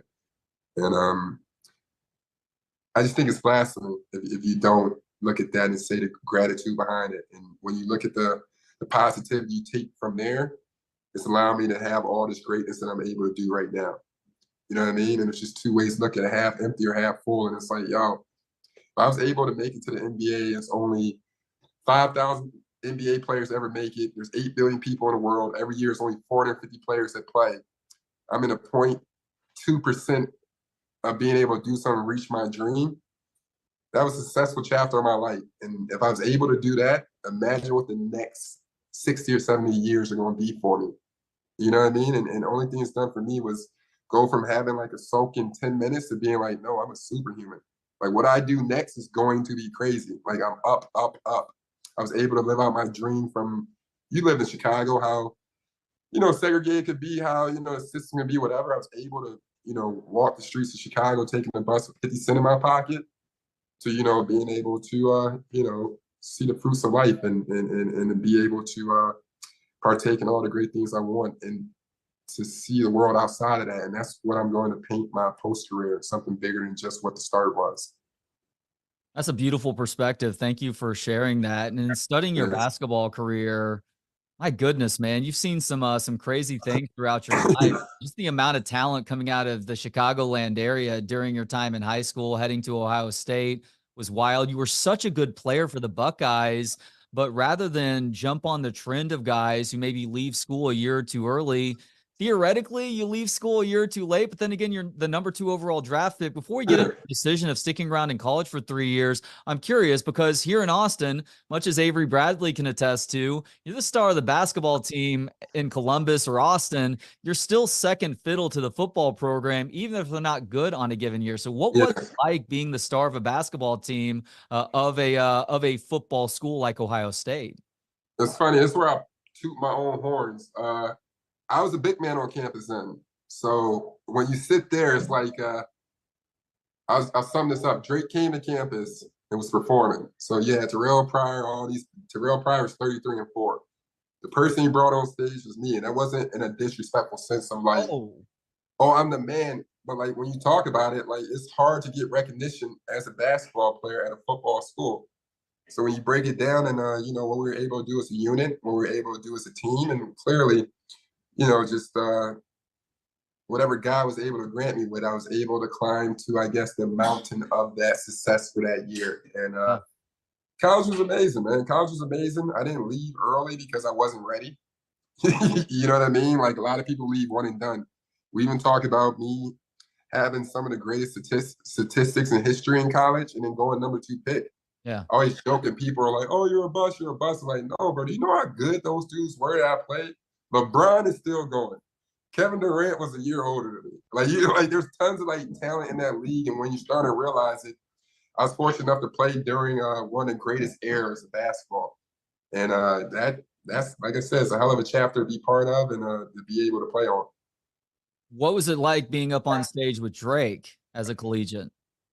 I was a kid, so I was super still like green. I was still on the porch, quote unquote. So I remember my guy, David Lighty. I remember showing up to the arena and they were just like, Drake shouted my name out. And then the security was like, oh, he's on, Drake wants you on stage. Drake wants you on stage. And I was like a very shy kid. So I was trying to bring my best friend up there with me. And obviously you couldn't, come pause, but it was just a surreal moment. I really was up there. It's like, this is my life, I guess. Like, you know what I'm saying? So it aged well. This is back in 2010. We were still young. So if you look at it now, where he's going to go, I'll tell my daughter, like, hey, back in 2010, your dad was able to, do this and a third. Listening to you talk about these things and explaining some of this stuff, you strike me as a bit of an old soul. Have you been an old soul your entire life, even going back to childhood? And if so, I guess that does help explain why you didn't make the rash decision that a lot of guys do and chase those NBA dreams, because you yourself didn't feel like you were ready yet. I mean, my goodness, that's a very mature decision for a guy to make who's late teenage, early 20s, when you got all these things around you and a lot of people around you making all sorts of promises about what the future is going to hold. Yeah, I don't think being an old soul, I think when I get it right, God just blessed me to get it right. Like, you understand what I'm saying? So like, because everybody's, human beings are complex. So when you sit there, you're going to have good moments, you're going to have bad moments. I think one thing that I always thought about, which is just me at a distance, was thinking about legacy.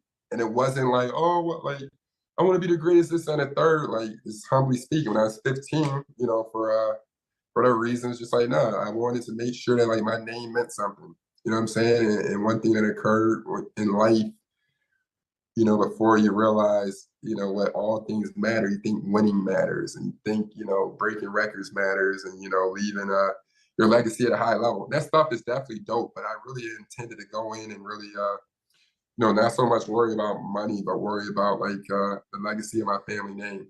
I have a daughter that's 6 years old right now. So when we go 30 or 40 years from now, she has kids. So like, we had a granddad that, went harder for the sake of our name. So I didn't think much of it. I just thought like the money would come, but everybody can, cop out early. I just wanted to try to win a Big Ten title and, to get the most and leave my stamp at that level. So that's really where my mind was at. I had a real chance of leaving my second year, and I just didn't think I was ready. But at the same time, I didn't win a Big Ten title, and I didn't do anything outside of like my own accolades. I made all conference, I was all American and stuff. But I just really thought if you're really on a grand scheme and we just sit back, I wanted a banner up there. And I'm fortunate enough, I stayed an extra 6 months to do that. So you go back to Ohio State now, it is cool to see what sacrifice does. And like I said, it sounds crazy, but when you come into this life now, everything starts back at, anything worth giving, is worth working for. And I equate some of those moments of patience to that. You've got a 6-year-old daughter. I have a 9-year-old daughter and a 7-year-old son. What do you think the biggest challenge is for a parent in 2024? With me, it's probably I think social media, monitoring like some of their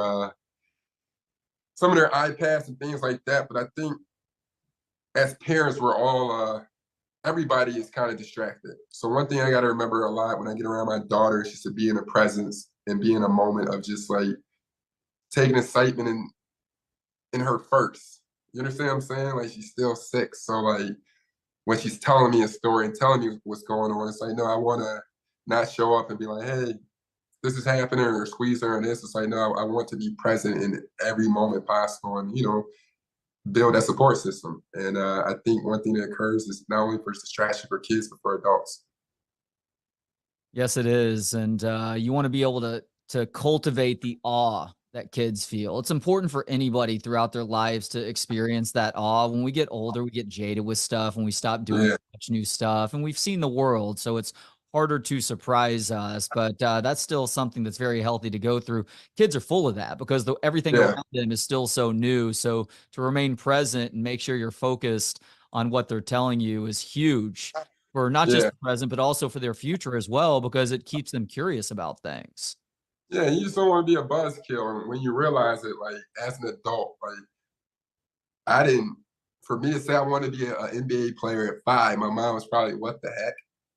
You know what I mean? And I was fortunate enough to dream, live, continue to be as naive as I wanted to be to go in the direction I wanted to go. And I see how it worked out. So sometimes with my daughter, it's like, no, as an adult, it's just like, man, you're not a know-it-all. Like, you're still learning, and there's a lot she can teach you. And that's where I really try to open up and, just keep taking that in.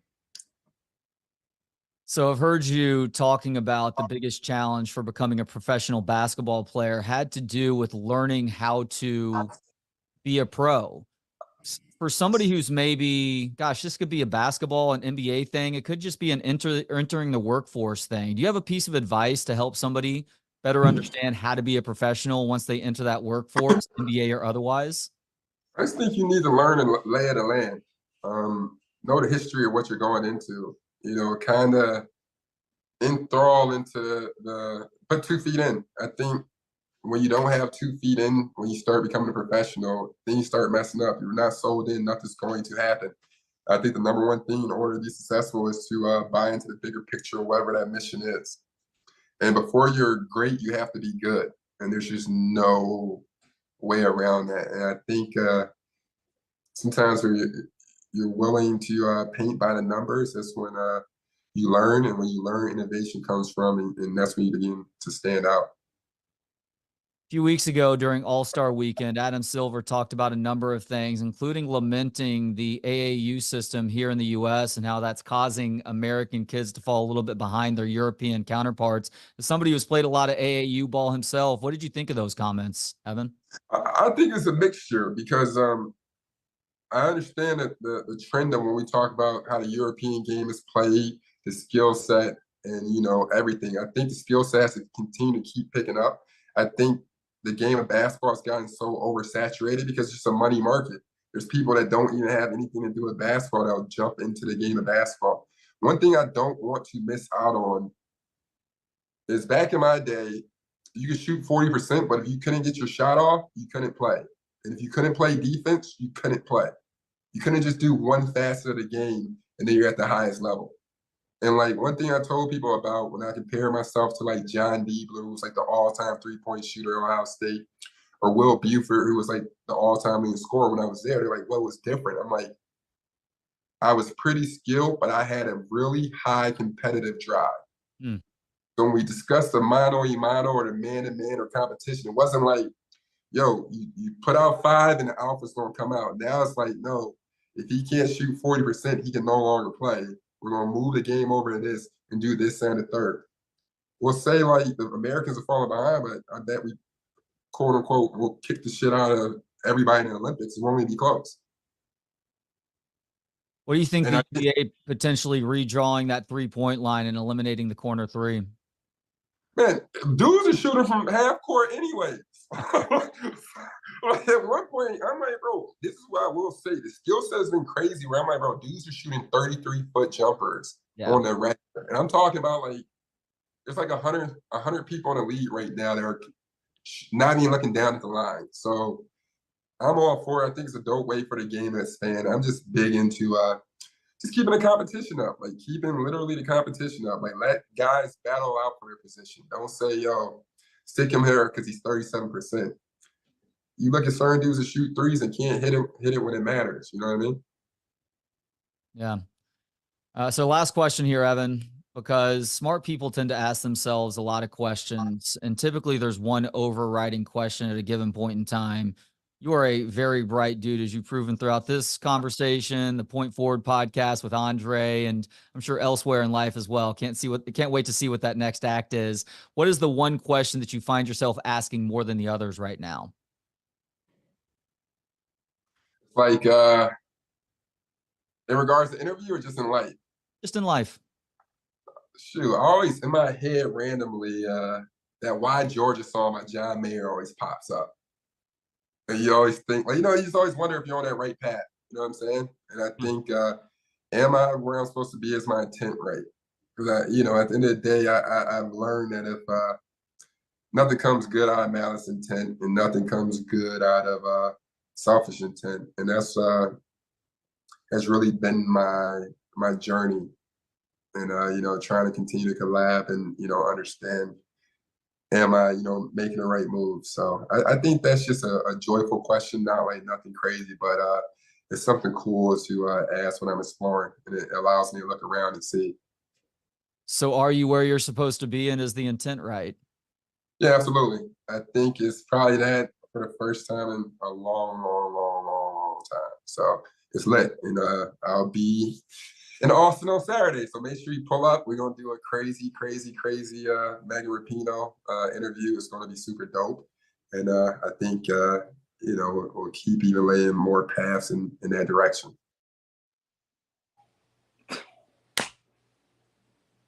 You're the best, man. You really are. Like, that was, he was, I'd just seen a little bit of him, but I knew that he was an introspective guy, but you bring out so much. He was phenomenal. That was a great, I could listen to y'all two talk for 3 hours, Can't hear you, Trey. Trey, you're muted. Fucking done that 3 times today. Yeah, you don't always end up on the same wavelength as somebody else throughout the course of a conversation, but we had that similar chord at the beginning, so it was cool to get to talk with him for a little bit, and glad I could bring that to you and the people now too. That was, I mean, I hope they enjoyed it. But Evan Turner also, I was already a fan of his, but just made a fan for life. I'm going to go listen to him and Andre's podcast now. And if he's doing something or doing a podcast or doing anything, I'll check it out. It's funny how when you market yourself, if you're just a good person like he is and smart, that opens a lot of doors for you. He's going to have a great second and third act. But it was, I know you probably, I hope you don't get tired of hearing it, but like, people aren't blowing smoke with you. Like, you're my best friend. So I always feel biased telling people that, but people will listen. I was talking with Evan about it. He's like, Trey should be doing this nationally, I appreciate that because I love doing it. And so to get that sort of feedback from someone whose opinion I value as much as yours, it means the world. So thank you for that. Hey, DJ, if it did make you cry, you can use that for the spank bank a little bit later if you want to. No, it did me. Some of it's allergies, to be honest, but yeah, there were points in that where I thought this is great, and he's so great. When he asked you, how are you doing? What's up with you right away? That's pretty cool. Yeah, it's interesting. I like getting that response because somebody's not starting from a mechanical place. There's like a genuine, even if it's superficial, a genuine care in the moment to want to ask that question in return. It's why I like to introduce myself to people in like red carpet situations to see who, and them not saying their name in return doesn't necessarily mean anything, but to see who says their name back. Because like the basic greeting is, hi, I'm so-and-so. Oh, hi, I'm so-and-so. Yeah. And it does happen a fair amount too, which is cool. But when it doesn't, it's not like I begrudge them for that. We did the, and obviously way different level, like a million different levels, but did the watch party at Crown and Anchor, which was great, right? Mm-hmm. And there were a lot of UT fans there, and someone came up to me and they're like, hey, I wanted to meet you. I'm Jim. I was like, oh, I'm Kevin. He's like, yeah, I know. It's like, well, like, I'm nobody. Like, I'm a human being, and I saw Xavier Worthy. I love this with Mike McDaniel, who had a Louis Vuitton bag. I think my girlfriend had the same purse, ex-girlfriend. So ladies, I'm still available as a backpack. And you could see like he made eye contact as he's shaking his hand. I'm like, there you go, X. Like little things like that are that we were all taught. Like, didn't your parents like kind of hammer that into you as a young? Make eye contact, shake their hand, and give your name and be a human. Yeah. And that is not being taught nearly as much, but guess where it is being taught in the greater Austin area. Calvin, come in here. Come in here, Calvin. Your household. Yeah, Calvin, come in here because I'm going to ask you a question on the air. I need you to come in here, please. Come on. Come on. This is the microphone that you speak into here. You know this stuff. You look at this stuff. So whenever we're out at a restaurant, Tell him you're talking to Uncle Kev. do you see Uncle Kevin on the other end? Yes. Say what's up. Hi. What's up, Uncle Kevin?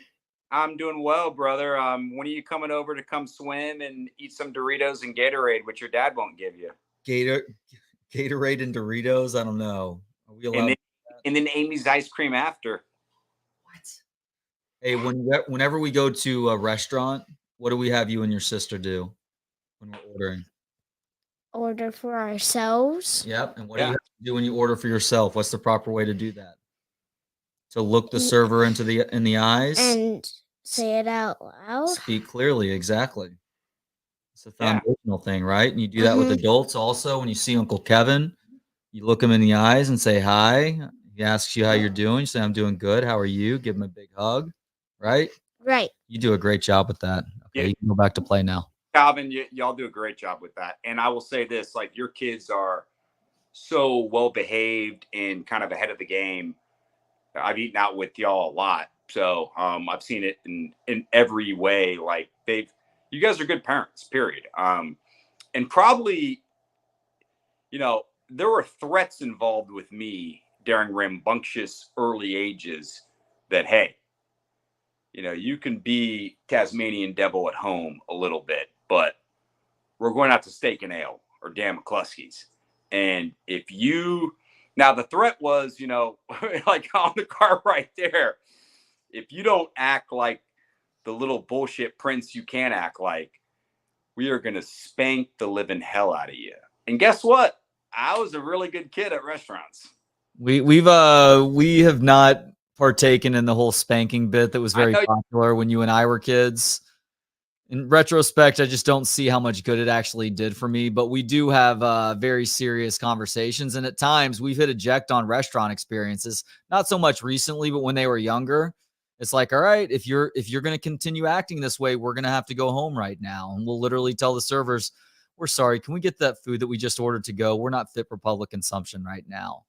And they learn their lesson. But we also tell them, like, everybody has their moments. I still act like a whiny little, what, at times at home. And they, of course, have those moments too. Got into a huge argument at a coffee shop and made some girl feel awful because of her dog. Well, that needed to be dealt with. I have no issues with that. That wasn't whining. That was performing community service for everybody else in that coffee shop. But so when they have those moments at home, it's like it's more understandable when it's at home. We also make sure they understand, especially if it's something trivial. Like, please tell me this is not how you're responding to things at school or when you're out in public. Because if you're doing that, obviously we're not going to be able to tell you to stop, but you need to know that you're probably embarrassing yourself with how you're responding to that. Well, you guys, parenting was different back then. It's not like my parents beat me, but I was spanked.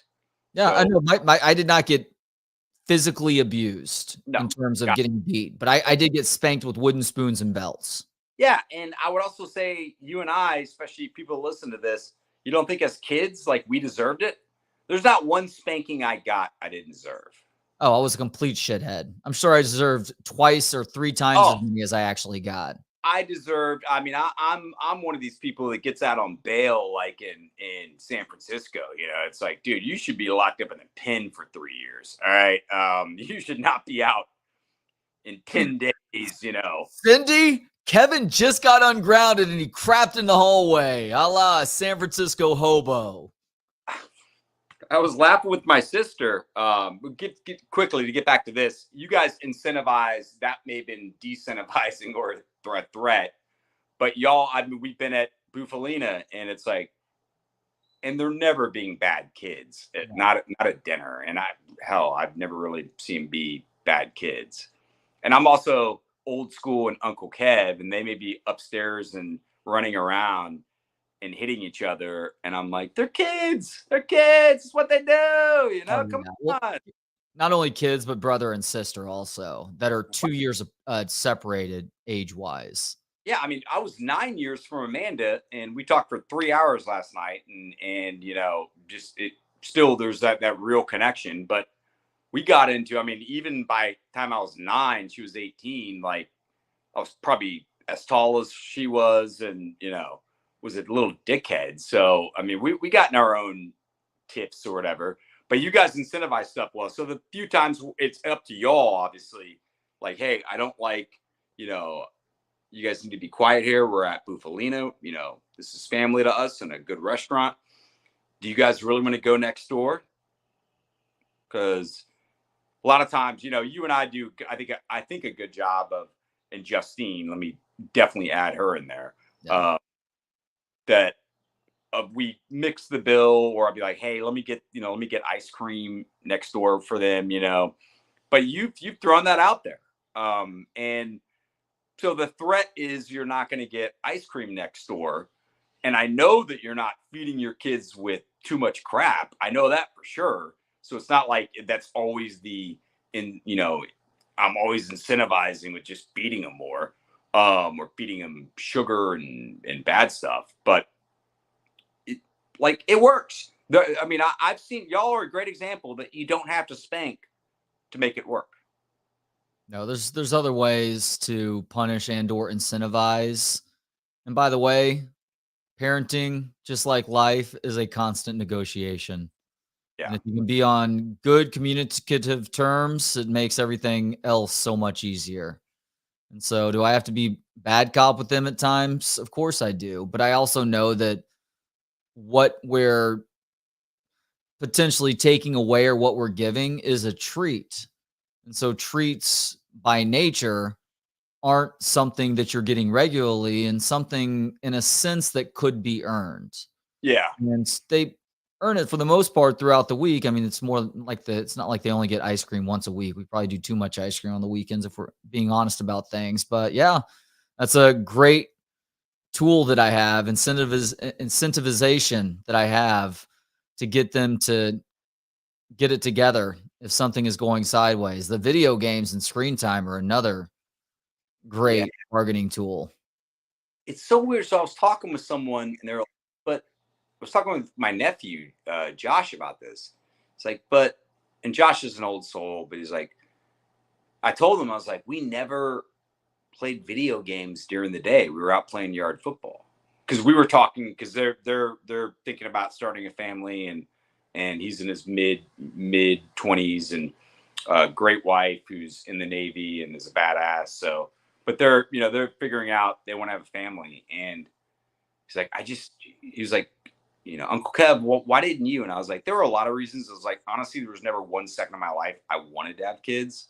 But when I was in relationships where I would have done that because I wanted to keep the relationship together, the reason I didn't is because of society in the world right now. And I didn't want to have to fight all these battles. And I mean, all the stuff you're fighting as parents, and you and Evan talked about it. I thought he had, like, most of his answers intelligent and well thought out and genuine. I just didn't want to fight it. I mean, I kind of pushed out on being a dad because, you know, as Bill Maher said one time, they were like, he's never been married. They're like, you've never been with a woman that he's like, I've hit on 20 a couple times.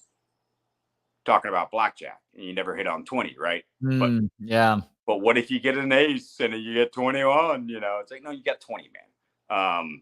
And there is no perfect compatible person, 100%.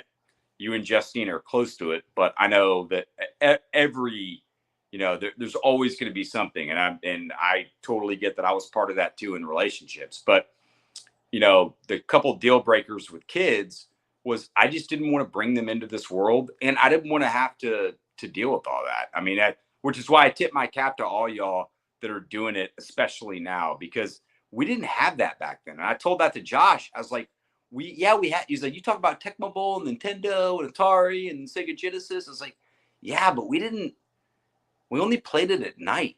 And so it's so hard now where kids just want to sit on that and play all that all day. And it's like, you should be out being a kid and playing and getting exercise and burning calories and learning about life and going, you know, over the handles on your bike, no helmet. I know they're wearing helmets now, probably smart.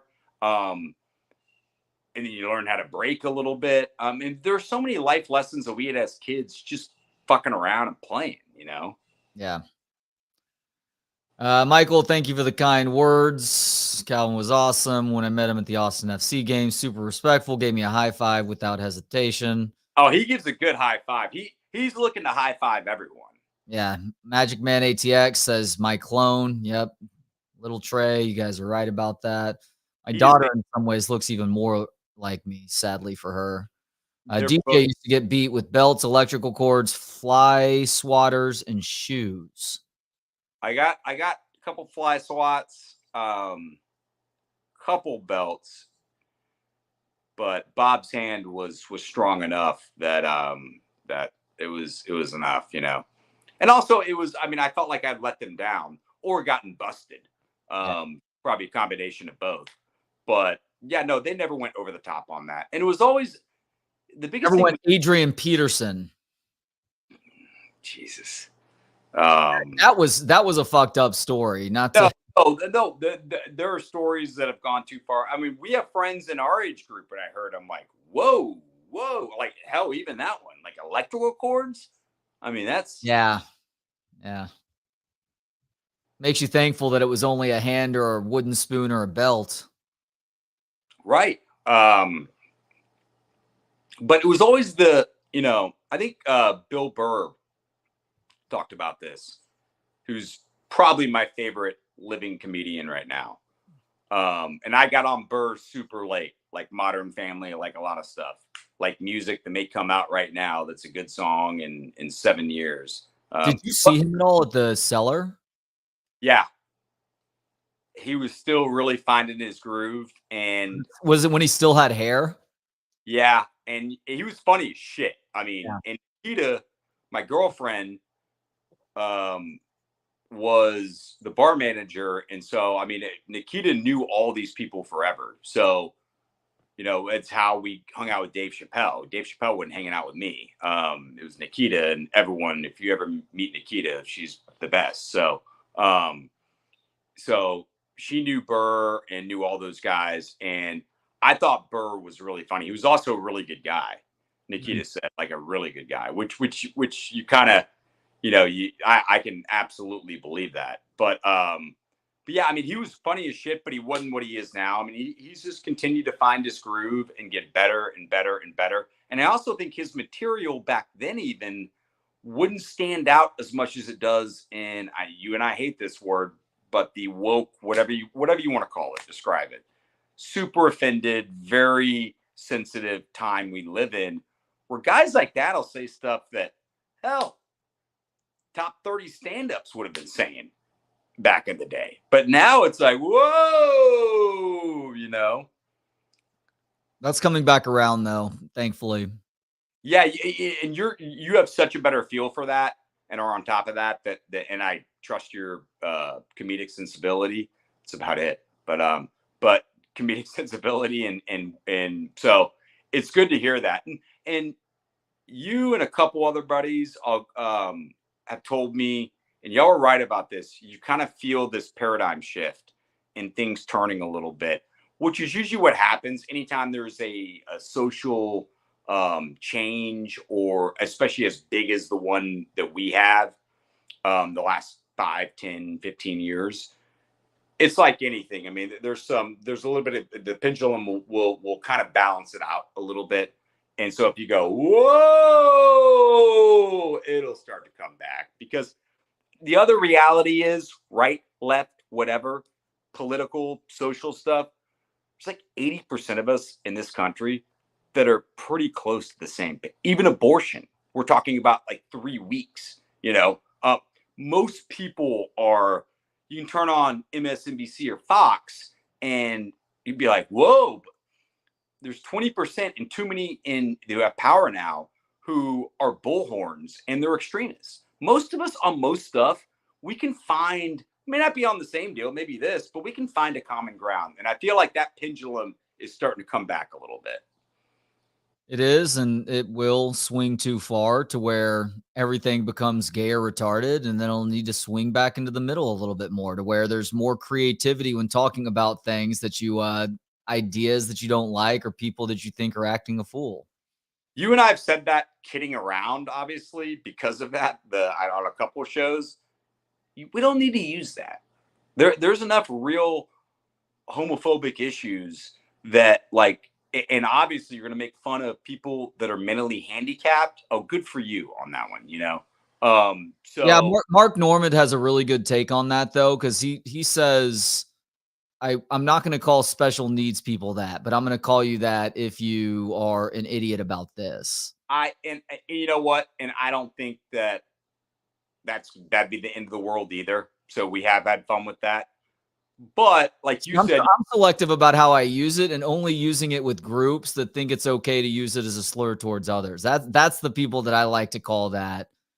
The gay thing, even in like the 90s or 80s when it was its most fashionable, I was never partaking in that. I just never found a reason to do so.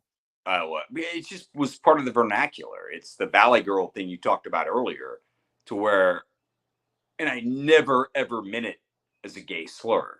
We just said that's gay. And yeah, I mean, I'll be the first to admit I've said that, you know. Yeah, I always went with like that. But, you know, I've said it. So I always went with that's dumb or that's stupid. I never took to the gay thing. You said dumb or stupid in more ways than one. Yeah, when you're calling something gay, you're saying that it's dumb or it's whatever. No, so I would always use the word that's stupid, that's dumb. I would never use the word gay. It wasn't like I was holding a grudge over those that were necessarily, because again, it was part of the vernacular back then, and you knew that wasn't a homophobic slur. That was just never a word that really stuck in my brain to use with any sort of regularity. Dude, if I would have been 10 and you would have said that's dumb or stupid, I would have been like, dude, you calling that dumb or stupid is, I don't know, it's either gay or retarded. Maybe both. Yeah. And you know what? Nobody would have batted an eye back then. And now I think some people bat an eye if you say that, but maybe less so than 3 or 4 years ago. Yeah, but getting back to what I was saying earlier, those are two groups that you know have taken enough shit, dude. Like, you know, we can be a little bit more creative than that. Yeah, I just like the word retard and retarded are such great words. I wish there was a way to take those back. Retarded's an actual word that I have used. Yeah. In real conversation. I mean, if something is slowed down, it's like, oh, dude, the deal, you know, or something, you know, the show, you know, they stopped filming it and then they kind of came back. And then, I mean, I think the whole like process just got retarded. It got slowed down. Like that is an actual term. Yeah, it is. And so are mongoloid, and so are words like retard. I understand why they are so abrupt. Oh, no, retard's a jab, though.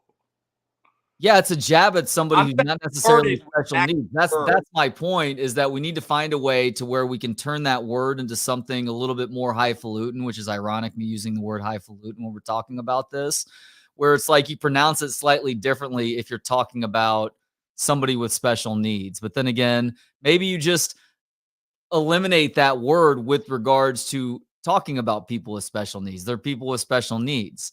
The only catch there for me is that there's one particular phrase that encapsulates perfectly what's going on with a given situation. My kids were in martial arts class in the last year, and there was a kid in class who was special needs, who didn't understand his own strength. He was learning from mice and men. I needed to properly explain to my kids what was going on there, to be careful about that, but I couldn't use the term that we all knew back in the 1990s that perfectly described what was happening there. What's that? Retard strength, right? That's the term. Yeah. So special needs strength doesn't have that same oomph, but I definitely don't want to say that term to my kids. So I never came up with a good solution there other than to say, watch out for that kid. He doesn't know his own strength. Well, you do so many hours, you probably forget, but I'm not going to repeat the same bit or take I had from last week. But there are some like special needs. It's too many now. So Did we talk about this last week? No, we didn't talk about this. Do you remember me talking about how, or it was with the shark in Padre? And you're like, so what would it be? You know, what's that fine line? I was talking about blind people or people missing a leg if you got a leg taken off. God, you don't remember anything we talk about, do you? I am talking for 13 plus hours a week. Don't care. On this What I channel alone and another. Gave you 5 of the most brilliant minutes I've ever given you in my life. I retain a lot of it. This is not this is in one ear and out the other, unfortunately. I remember the shark conversation. I've had more people text me say, Kev, that's some of the funniest shit you've ever done. And I mean, Jesus Christ, dude. I mean, usually I last 3 minutes with you, but I'm 5. sure for 2 hours afterwards I felt the same thing. And now unfortunately I have content amnesia. No, my point was though, I don't want to call we're talking about blind people or we were talking about disabilities. And you know, what do we call them? You're like, we call them handicapped? I'm like, you're like special needs? I'm like, no, because there are people now that literally like, I want to bring my ferret on a plane because I'm not totally, you know, the anxiety. And it's like, I have special needs and someone who's had anxiety and is taking medication for it. It's different than being blind or not having a leg or, you know, a lot of stuff. So that's where the special needs bothers me because it's just it's too wide open now. I mean, the people that can hit that qualification because they don't shit as much as they want to. It's like, I'm special needs. I got issues. To your point, it's about how people have exploited depression and anxiety. And they have. And that was honestly for me something why I probably never even looked at it or thought about it. I mean, I did to some degree, but then didn't get help with it because I just felt like everyone says it, you know, and it was like, you know, but there are like anything, it's like rape. I mean, if you're 100% find out that you lied about rape, you should go to prison as long as a person who does rape. And that's still out there. And the thing that kills me is that there are people that have really gone through sexual assault, rape, who don't come out because that, you know, that's where both sides can kind of hurt each other. So yeah, I mean, there are real people and a lot of them dealing with depression and anxiety. And there are people that are making it up too, you know, or using it as some crutch maybe. Back to one of the original points at the start of this conversation.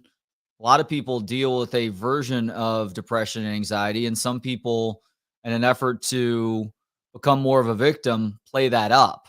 And that becomes what they are when they aren't necessarily dealing with a crippling enough version of it that necessitates everybody turning their attention and empathy to that individual for the rest of that person's existence. Which is why you probably rarely hear me talk about it. We don't talk about it a lot. Oh, by the way, I got to cut this short because I am feeling a little anxious. So I'll talk to you on Tuesday. But yeah, I mean, it's you know, but no, you're actually somebody that I think about who has a valid reason to talk about that. And you and I do talk about it sometimes. You know that I'm always here for you, but you don't. But I'm also not dealing with it, and I'm off medication. I found other ways to, you know, to balance myself out that have been really healthy for me. And I don't think I ever had a level of some of the people I've talked to that. Yeah.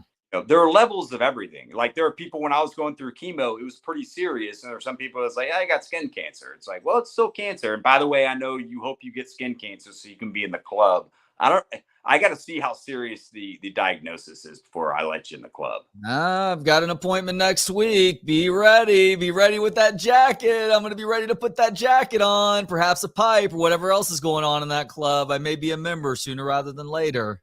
It's a weird green jacket, more the color of puke.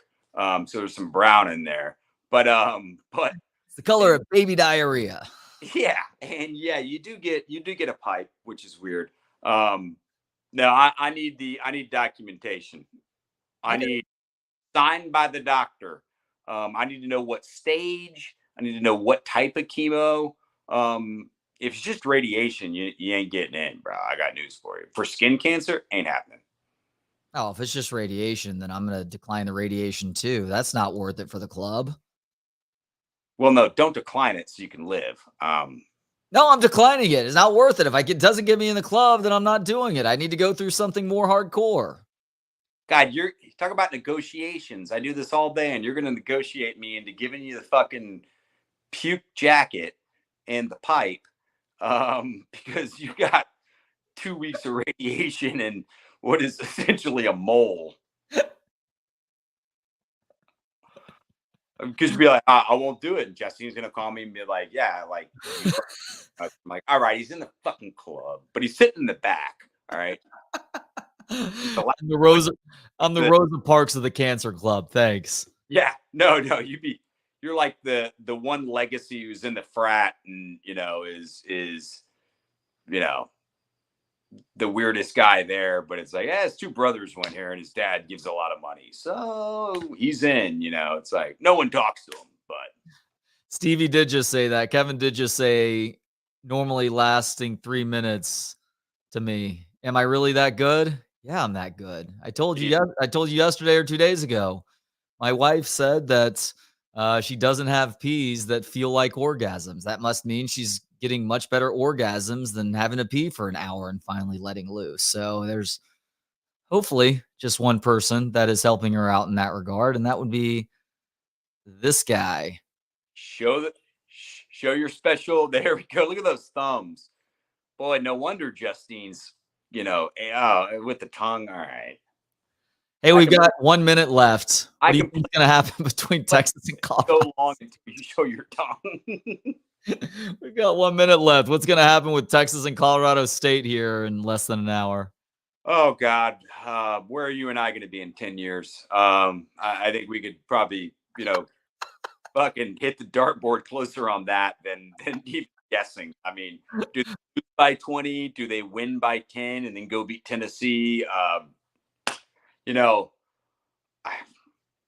going to say they win. I'm going to say that they actually put it together and go on. Hell, I'm going to say they play Tennessee tough too. I think they are. I think there's some coach speak and player speak. I saw Max and then Rodney. I like both those guys a lot. Who were talking about the team and like, feels like we're really coming together. I'm like, we all watched the second half against Kansas State, really. But I do think that long term or last month, they are starting to feel like they're getting it a little bit more. I don't think it's a great team. I don't think it's a super deep team, and a lot of things need to happen. But I thought you brought up a really good point, and we saw it with Creighton, who got bounced early in the quarters, I believe, of their conference tournament. And Creighton's much better than Texas, but I think the rest could have been good for them. And really, Dylan. Everybody else is fine rest-wise. Dylan Dessou needed to let that knee and let his legs rest a little bit and his shoulders, facetiously, because he's going to have to take this team on his shoulders if they're going to make a deep run. Are other guys going to be able to contribute? Asmus, maybe Hunter, maybe a Kendall Weaver, somebody like that, sure, but it begins with Dylan Dessou and him being as effective as he was this season once he came back from that off-season surgery. Boy, it'd be nice to see Hunter. I felt like he was going to get more this year, He has split ball handling duties the last 2 years, and I think that's been a bad thing for his overall game because he was the guy at Iowa State, and he was a different player there.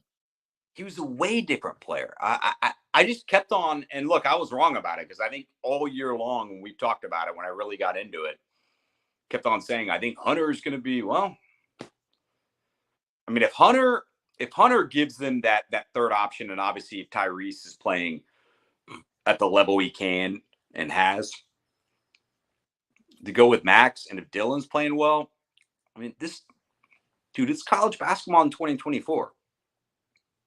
This team could make it to the Final Four. There were years when they could. They actually could, talent-wise. No. They won't. Trey, there's not UNLV and fucking Duke back in the day, or Derek Coleman and Ronnie Cycli and Sherman Douglas and Billy Owens and 9 pros on another team. There were Texas teams that I knew when they were going out, like, oh, they're going out. In fact, one year they were an 8-9 against Purdue, and Purdue ends up taking them out. And Purdue, of course, had like 4 NBA guys, but they were going to play. I think it was 92. Play Hurley, Leitner, and Hill the next game, and it was like, no, there is 0.000000000 chance that they get to the second weekend. The team won't do it because they haven't proven that. I'm telling you, they have the talent, and it's more about current day college basketball to make the Final Four. They do. Was that a Joey Wright and Guillermo Panama Myers led team after Mays and Blanks had left and gotten drafted by the NBA? I think it was. I think Courtney was gone. Courtney Jeans. I always felt bad about the BMW. People forget about number 11 and Courtney Jeans, and was better offensively than people think, and was a lockdown defender. Yeah.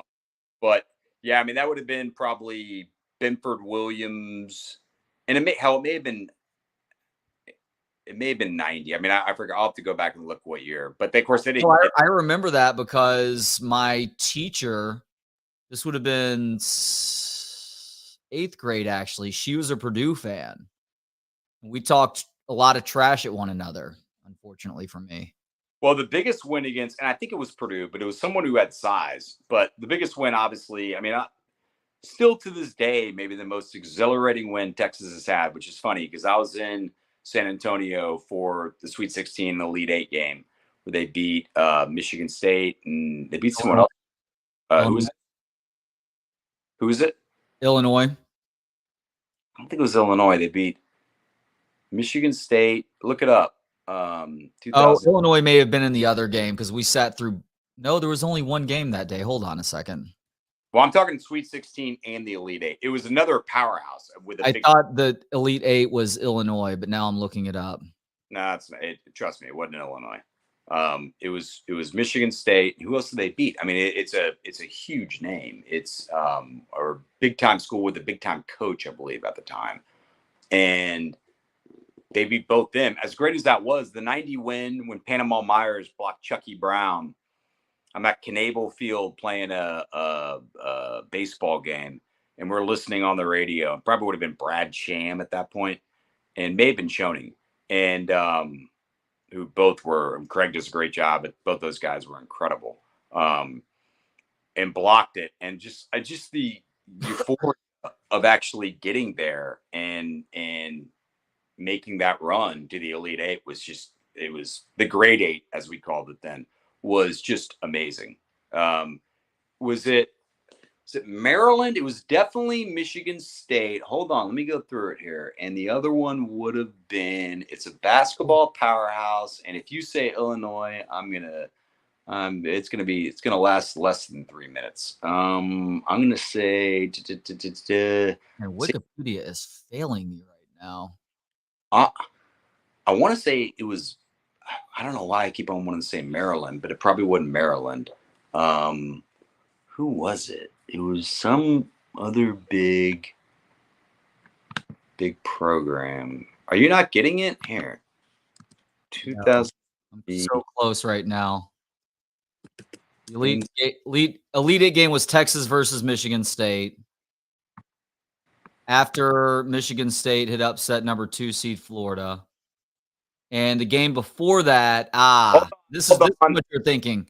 Texas beat Connecticut in the Sweet 16. UConn, Jim Calhoun. There we go. I thought it was East Coast. Thought it was big time for Jim Calhoun.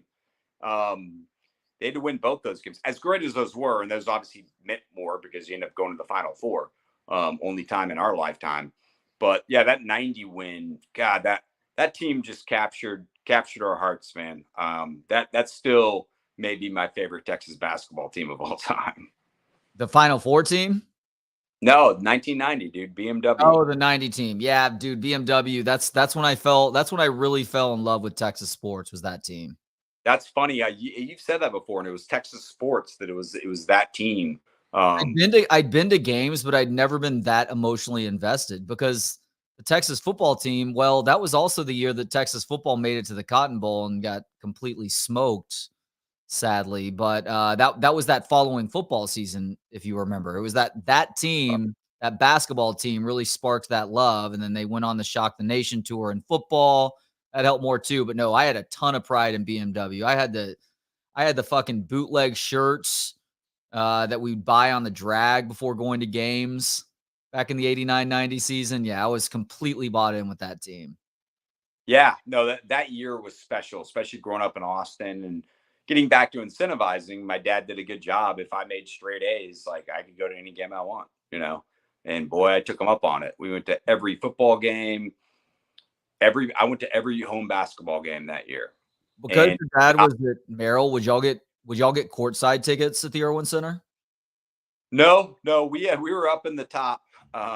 Not bad, like close to center court, but we didn't care. That's not surprising at all. Bob making sure you understand your working class roots. Yeah. Down style. Dude, we didn't my dad at Merrill Lynch, him and Dave ended up getting really good season tickets, more I think for clients, but they went to that were down in like really, really good seats, not courtside, but 15 rows up and pretty close to center court down the road. But no, I mean, him and Dick Ingram, rest in peace, Dick, Barrett's dad, they I think they went in together, and got some in the Raptors. It was like fourth row in the upper deck. We didn't care. We had good vision. We just wanted to be there, man. Is Dick Ingram University who Kentucky is playing in the first round? No, that's Richard Ingram. No, they're not. So you filled out a bracket. Yeah. I do remember it made it so much fun to root. I think because I don't know so much about it now, and certainly willing to admit that it doesn't really hurt when some team I had loses. I think in one of my brackets I had BYU in the Sweet 16, which is stupid. Now, of course, I also had them losing in the other one in the first round, which is funny. You can do enough brackets and go, I was right, and you were wrong. So yeah, my rule at this point is I only fill out one bracket. Like if I fill out numerous brackets, it's the same bracket that I'm submitting for whatever other league.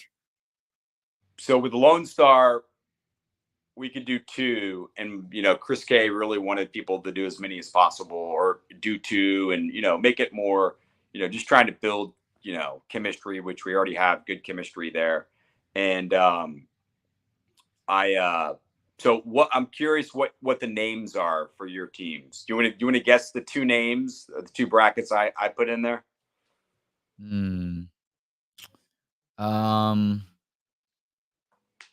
Okay. College hoops sucks with an X, 69 for one. Good guess. I don't know. I'm terrible at this game. Just tell me. You're actually kind of close. One is so easy. One and done. DUNN. Perfect. I've got a perfect name for any bracket I ever do. Yes, and you do. Kenny Anderson killed CBB. That's your other one? Yeah. I love that. And I know all these people are like, who's Kenny Anderson? What are you talking about? It's like, well, let me tell you. So the one bracket I fill, yeah, exactly. No, it's like pull up a stump, pull up a tree stump. It's 1991. You got Dennis Scott, free throws, the Magic against the Rockets. Brian Oliver, pretty physical guy, pretty good player. Bobby Cremins in the white hair, and Kenny Anderson. All right, are you done, old man? I just started. I didn't go generic necessarily, but I went with, I guess, what I had for a bracket picks a year ago or 2 years ago. I just went with Trey Day 21. Trey Day being my nickname from high school during the height of Dre Day, Dr. Dre Day. So Trey Day 21. 21 used to be my favorite number because of Dominique Wilkins and Ruben Sierra. Wow. I never knew that. Dominique was as big as a Bulls fan as I was, and was obviously Jordan. Talk about a miss here. This shows you, like, at any age, but certainly at that age, how you can look at stuff differently. And it was late 80s before the Bulls had won one. And I remember saying, so Scotty had been in the year for like a league, in the league for a year or two. But I'm like, Dad, like, what if the Bulls could trade Scottie Pippen for Dominique Wilkins? Imagine how great this team would be.